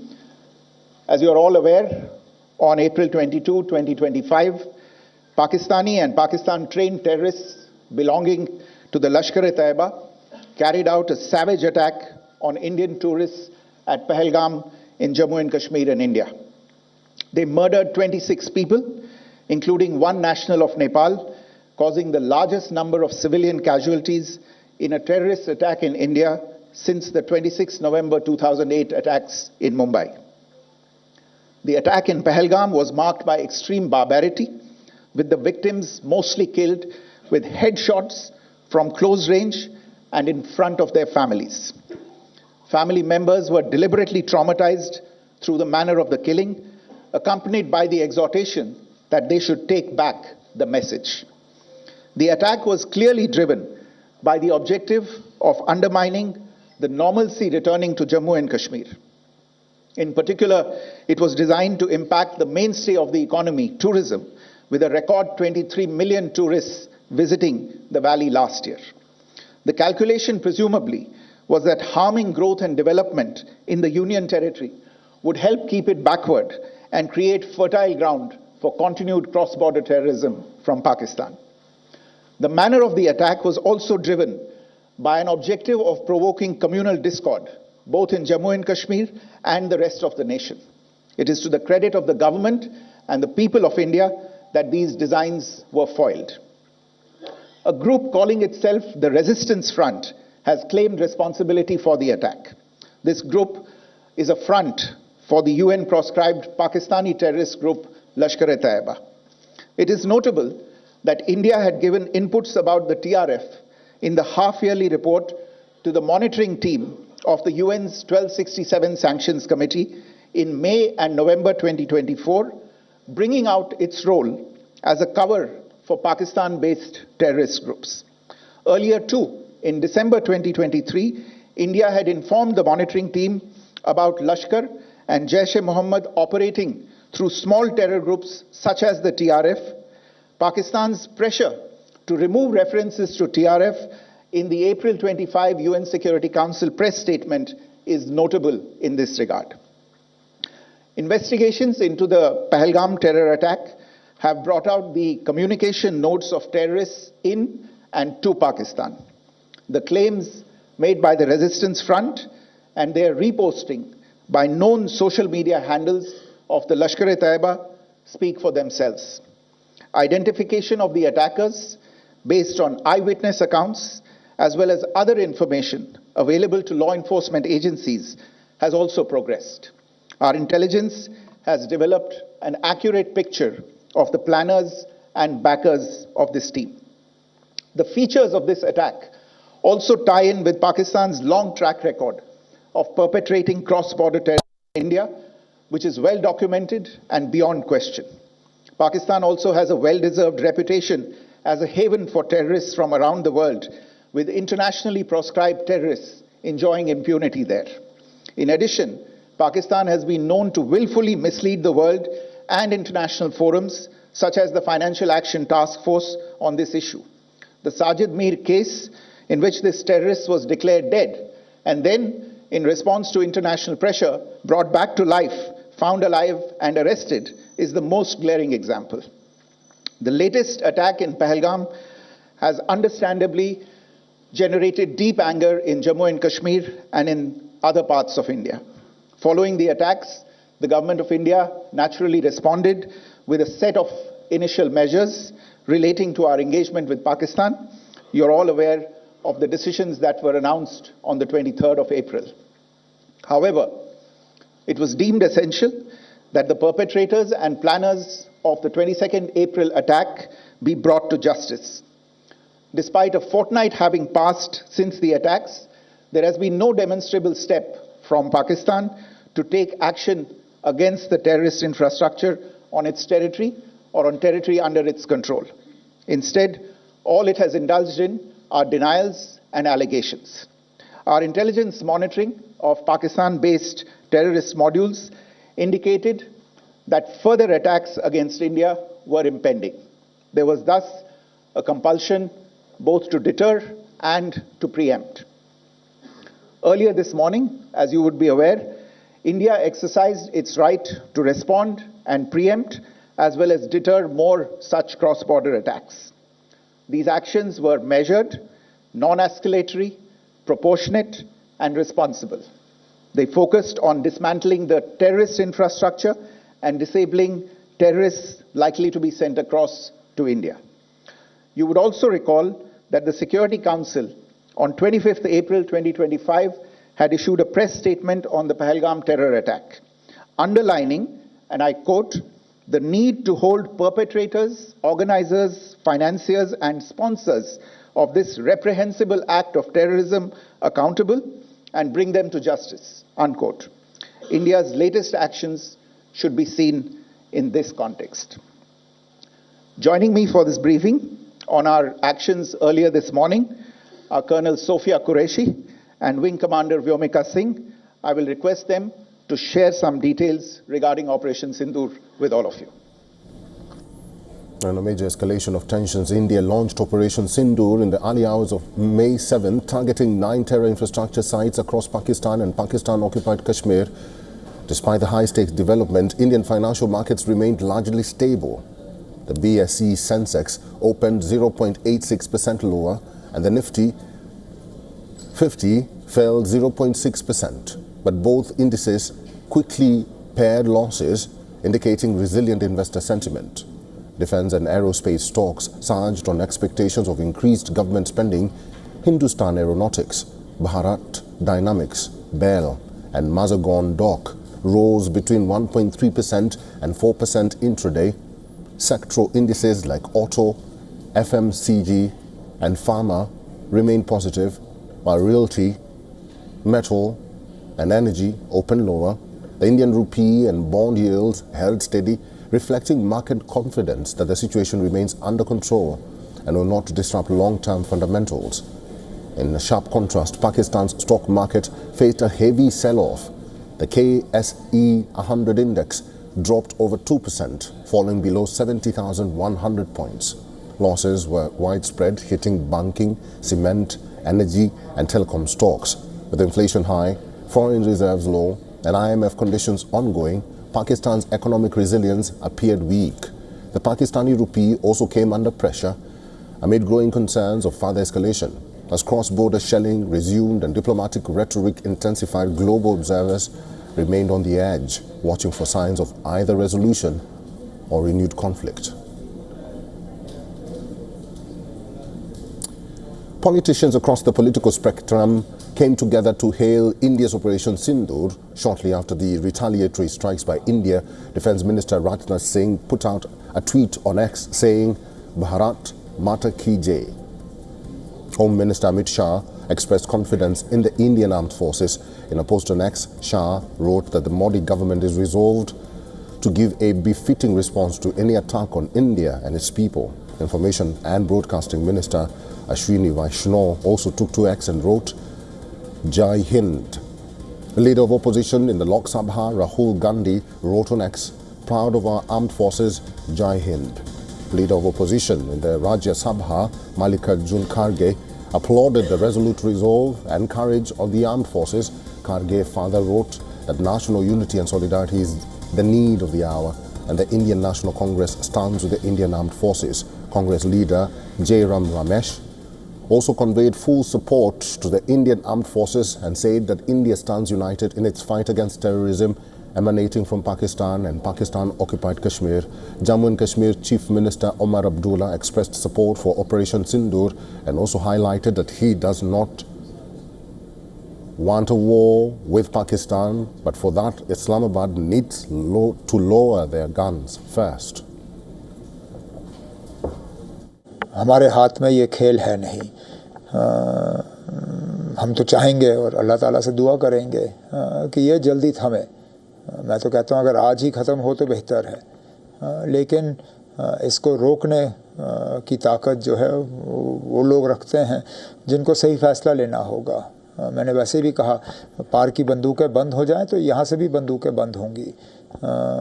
फ़िलहाल तो हमारे civilian areas जो हैं उनके तोप के निशान बने हुए हैं। Congress Member of Parliament Shashi Tharoor described the retaliatory strikes as a fitting response and urged the nation to stand united at this hour. As you know from my earlier statements and writings, this is exactly what I thought the government should do, and I'm glad they have done, which is that there is no question in my mind that we had to give some sort of fitting response to the terror attack. The terrorists had to be taught that there was a price to be paid.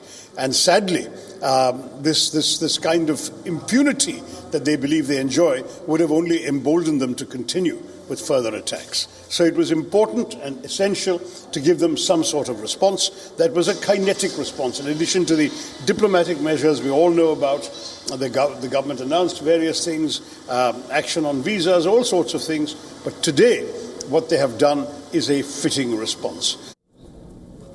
Well, let's now talk about the latest reactions coming in from the families of the victims of the Pahalgam terror attack. त्याच्यासाठी मी त्यांचे आभार मानेल, कारण त्यांच्या सगळ्या लेकींचं सिंदूर त्या दहशतवाद्यांनी मिटवून टाकलेलं आणि आज त्यांनी तेच नाव दिलं. मला ते नाव वाचल्यानंतर अतिशय डोळ्यात पाणी आलं की त्यांना जाणीव आहे आमची. तो बहुत धन्यवाद करती हूँ, उनसे बहुत थैंक यू कहती हूँ कि उन्होंने मेरे पति की मौत का बदला लिया है। जिस तरीके से हमारे पूरे परिवार को उन पे विश्वास था, उन्होंने उसी तरीके से जवाब देके हमारे विश्वास को कायम रखा है। And I am really thankful.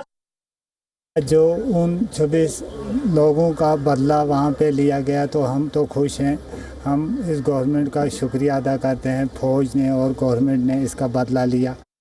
उनके 9 ठिकानों पर आज जो एक कड़ा प्रहार किया है, इसको वो सदैव उनके जहन में गूंजता रहेगा। ये जो टाइटल दिया है ऑपरेशन सिंदूर, बिल्कुल सही दिया गया है और सच में इस नाम से ही उन दिवंगत आत्माओं को और मेरी बहनों को और मेरे जैसे सभी 26 परिवारों को इससे सांत्वना मिलेगी। Global reactions are also pouring in following India's Operation Sindoor. US President Donald Trump was the first to react to India's strikes in Pakistan and POKJ. He expressed hope that the clashes would end very quickly. No, it's a shame. We just heard about it just as we were walking in the doors of the Oval. Just heard about it.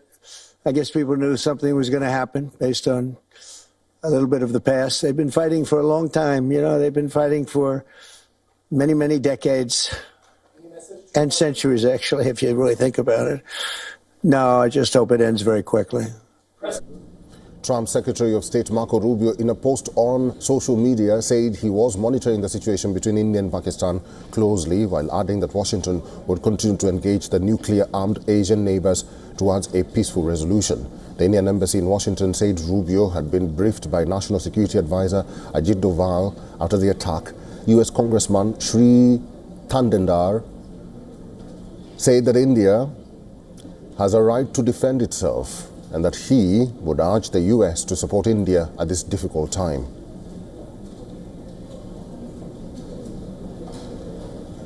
India, has a right to defend itself.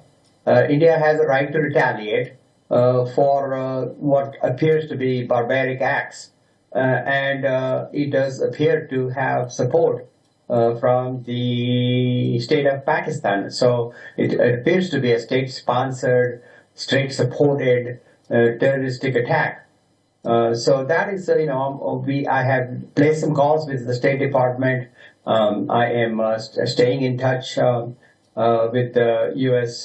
government, and I'm urging that the United States support India at this difficult time. China opposes all forms of terrorism. We call on both India and Pakistan to prioritize peace and stability, remain calm and restrained, and avoid actions that could further complicate the situation. We are willing to work together with the international community and continue to play a constructive role in easing the current tensions. Well, China expressed its regret over India's military action and urged New Delhi and Islamabad to show restraint. Israel's ambassador to India, Reuven Azhar, supported India's right for self-defense. In a post on X, the ambassador wrote, "Terrorists should know there is no place to hide from their heinous crimes against the innocent." UAE Foreign Minister and Deputy Prime Minister Sheikh Abdullah bin Zayed Al Nahyan called on both India and Pakistan to exercise restraint, de-escalate tensions and avoid further escalation. United Nations Secretary General Antonio Guterres also expressed concern, calling for maximum military restraints from India and Pakistan. Panama, a non-permanent United Nations Security Council member, issued a statement saying it stands in solidarity with India in this tragic loss and in the ongoing fight against terrorism.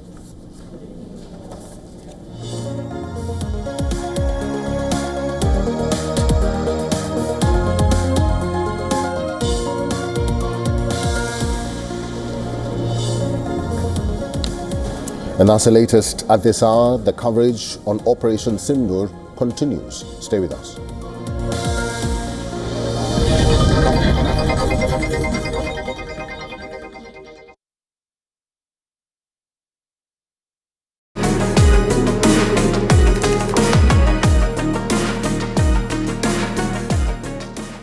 Catch me at Token Money Magnet, only on WION.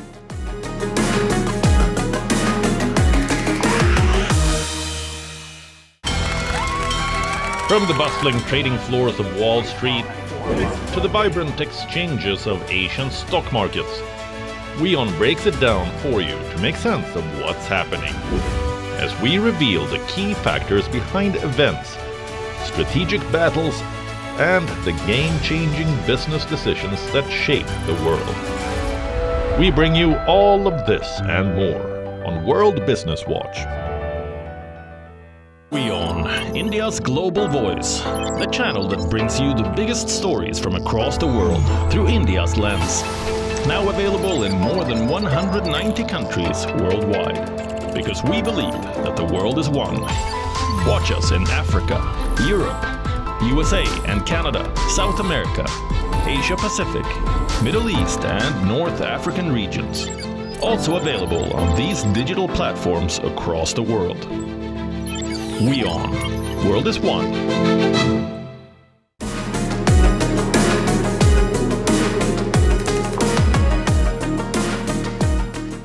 Learn about tokenization, the future of ownership, with me on Token Money Magnet, only on WION.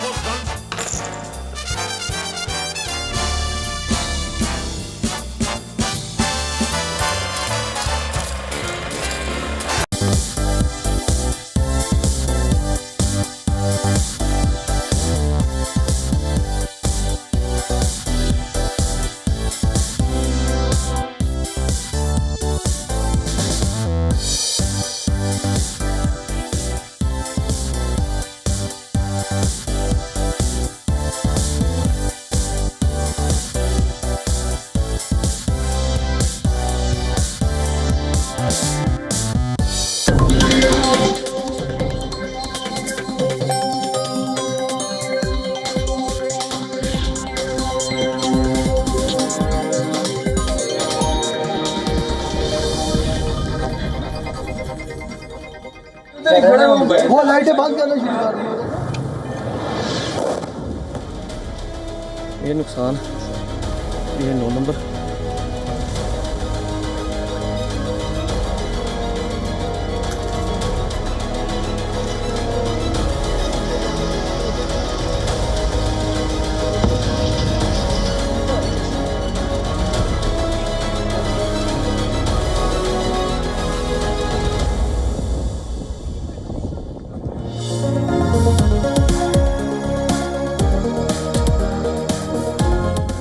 Welcome back and thank you for staying with us. This is WION World is One. We're glad you're watching American Joker.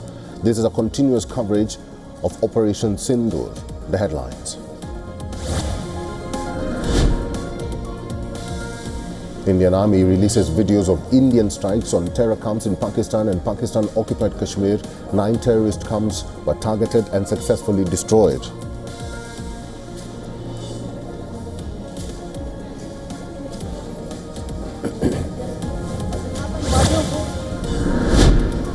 Death toll in Poonch in Jammu and Kashmir due to Pakistan ceasefire violation rises to 10 civilians with over 50 others injured. Sources say shelling began late in the night and continued into the early hours, targeting civilian areas without provocation.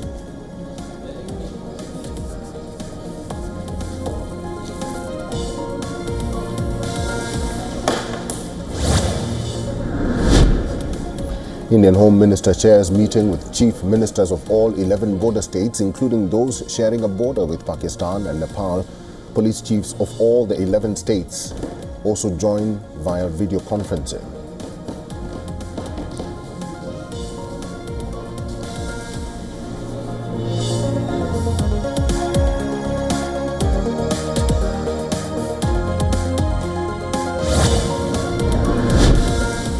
Pakistan Prime Minister chairs meeting of the country's National Security Committee. The meeting hits out at India's action, saying Pakistan reserves the right to respond, calls on the international community to hold India accountable.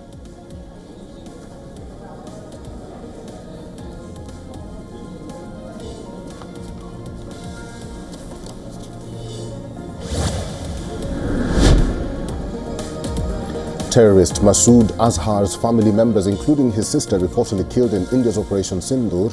A letter said to be issued by Masood Azhar claims that the strike in Bahawalpur killed 10 of his family members.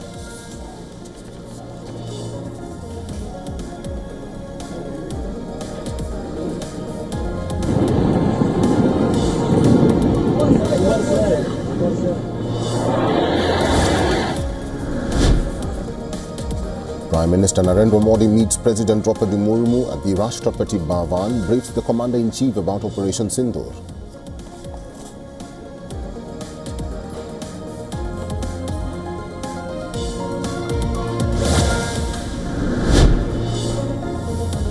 Iran voices concern after India and Pakistan exchange heavy fire in the worst violence.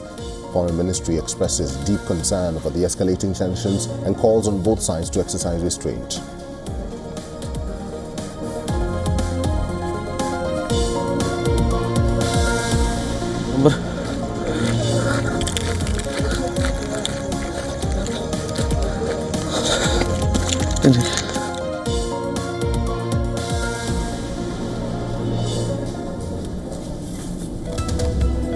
Indian Foreign Minister Dr. S. Jaishankar has just spoken to Qatari Prime Minister Al Thani. He has tweeted that the two sides discussed India's targeted and measured response to deter cross-border terrorism. This comes in the backdrop of Operation Sindoor in the wee hours of Thursday. In past instance of India-Pakistan conflict, such as the 2019 Pulwama attack, Qatar offered to mediate between India and Pakistan. However, India has repeatedly stressed that issues have to be resolved bilaterally. The Emir has emphasized the importance of resolving conflicts through dialogue during conversations with Pakistani leadership.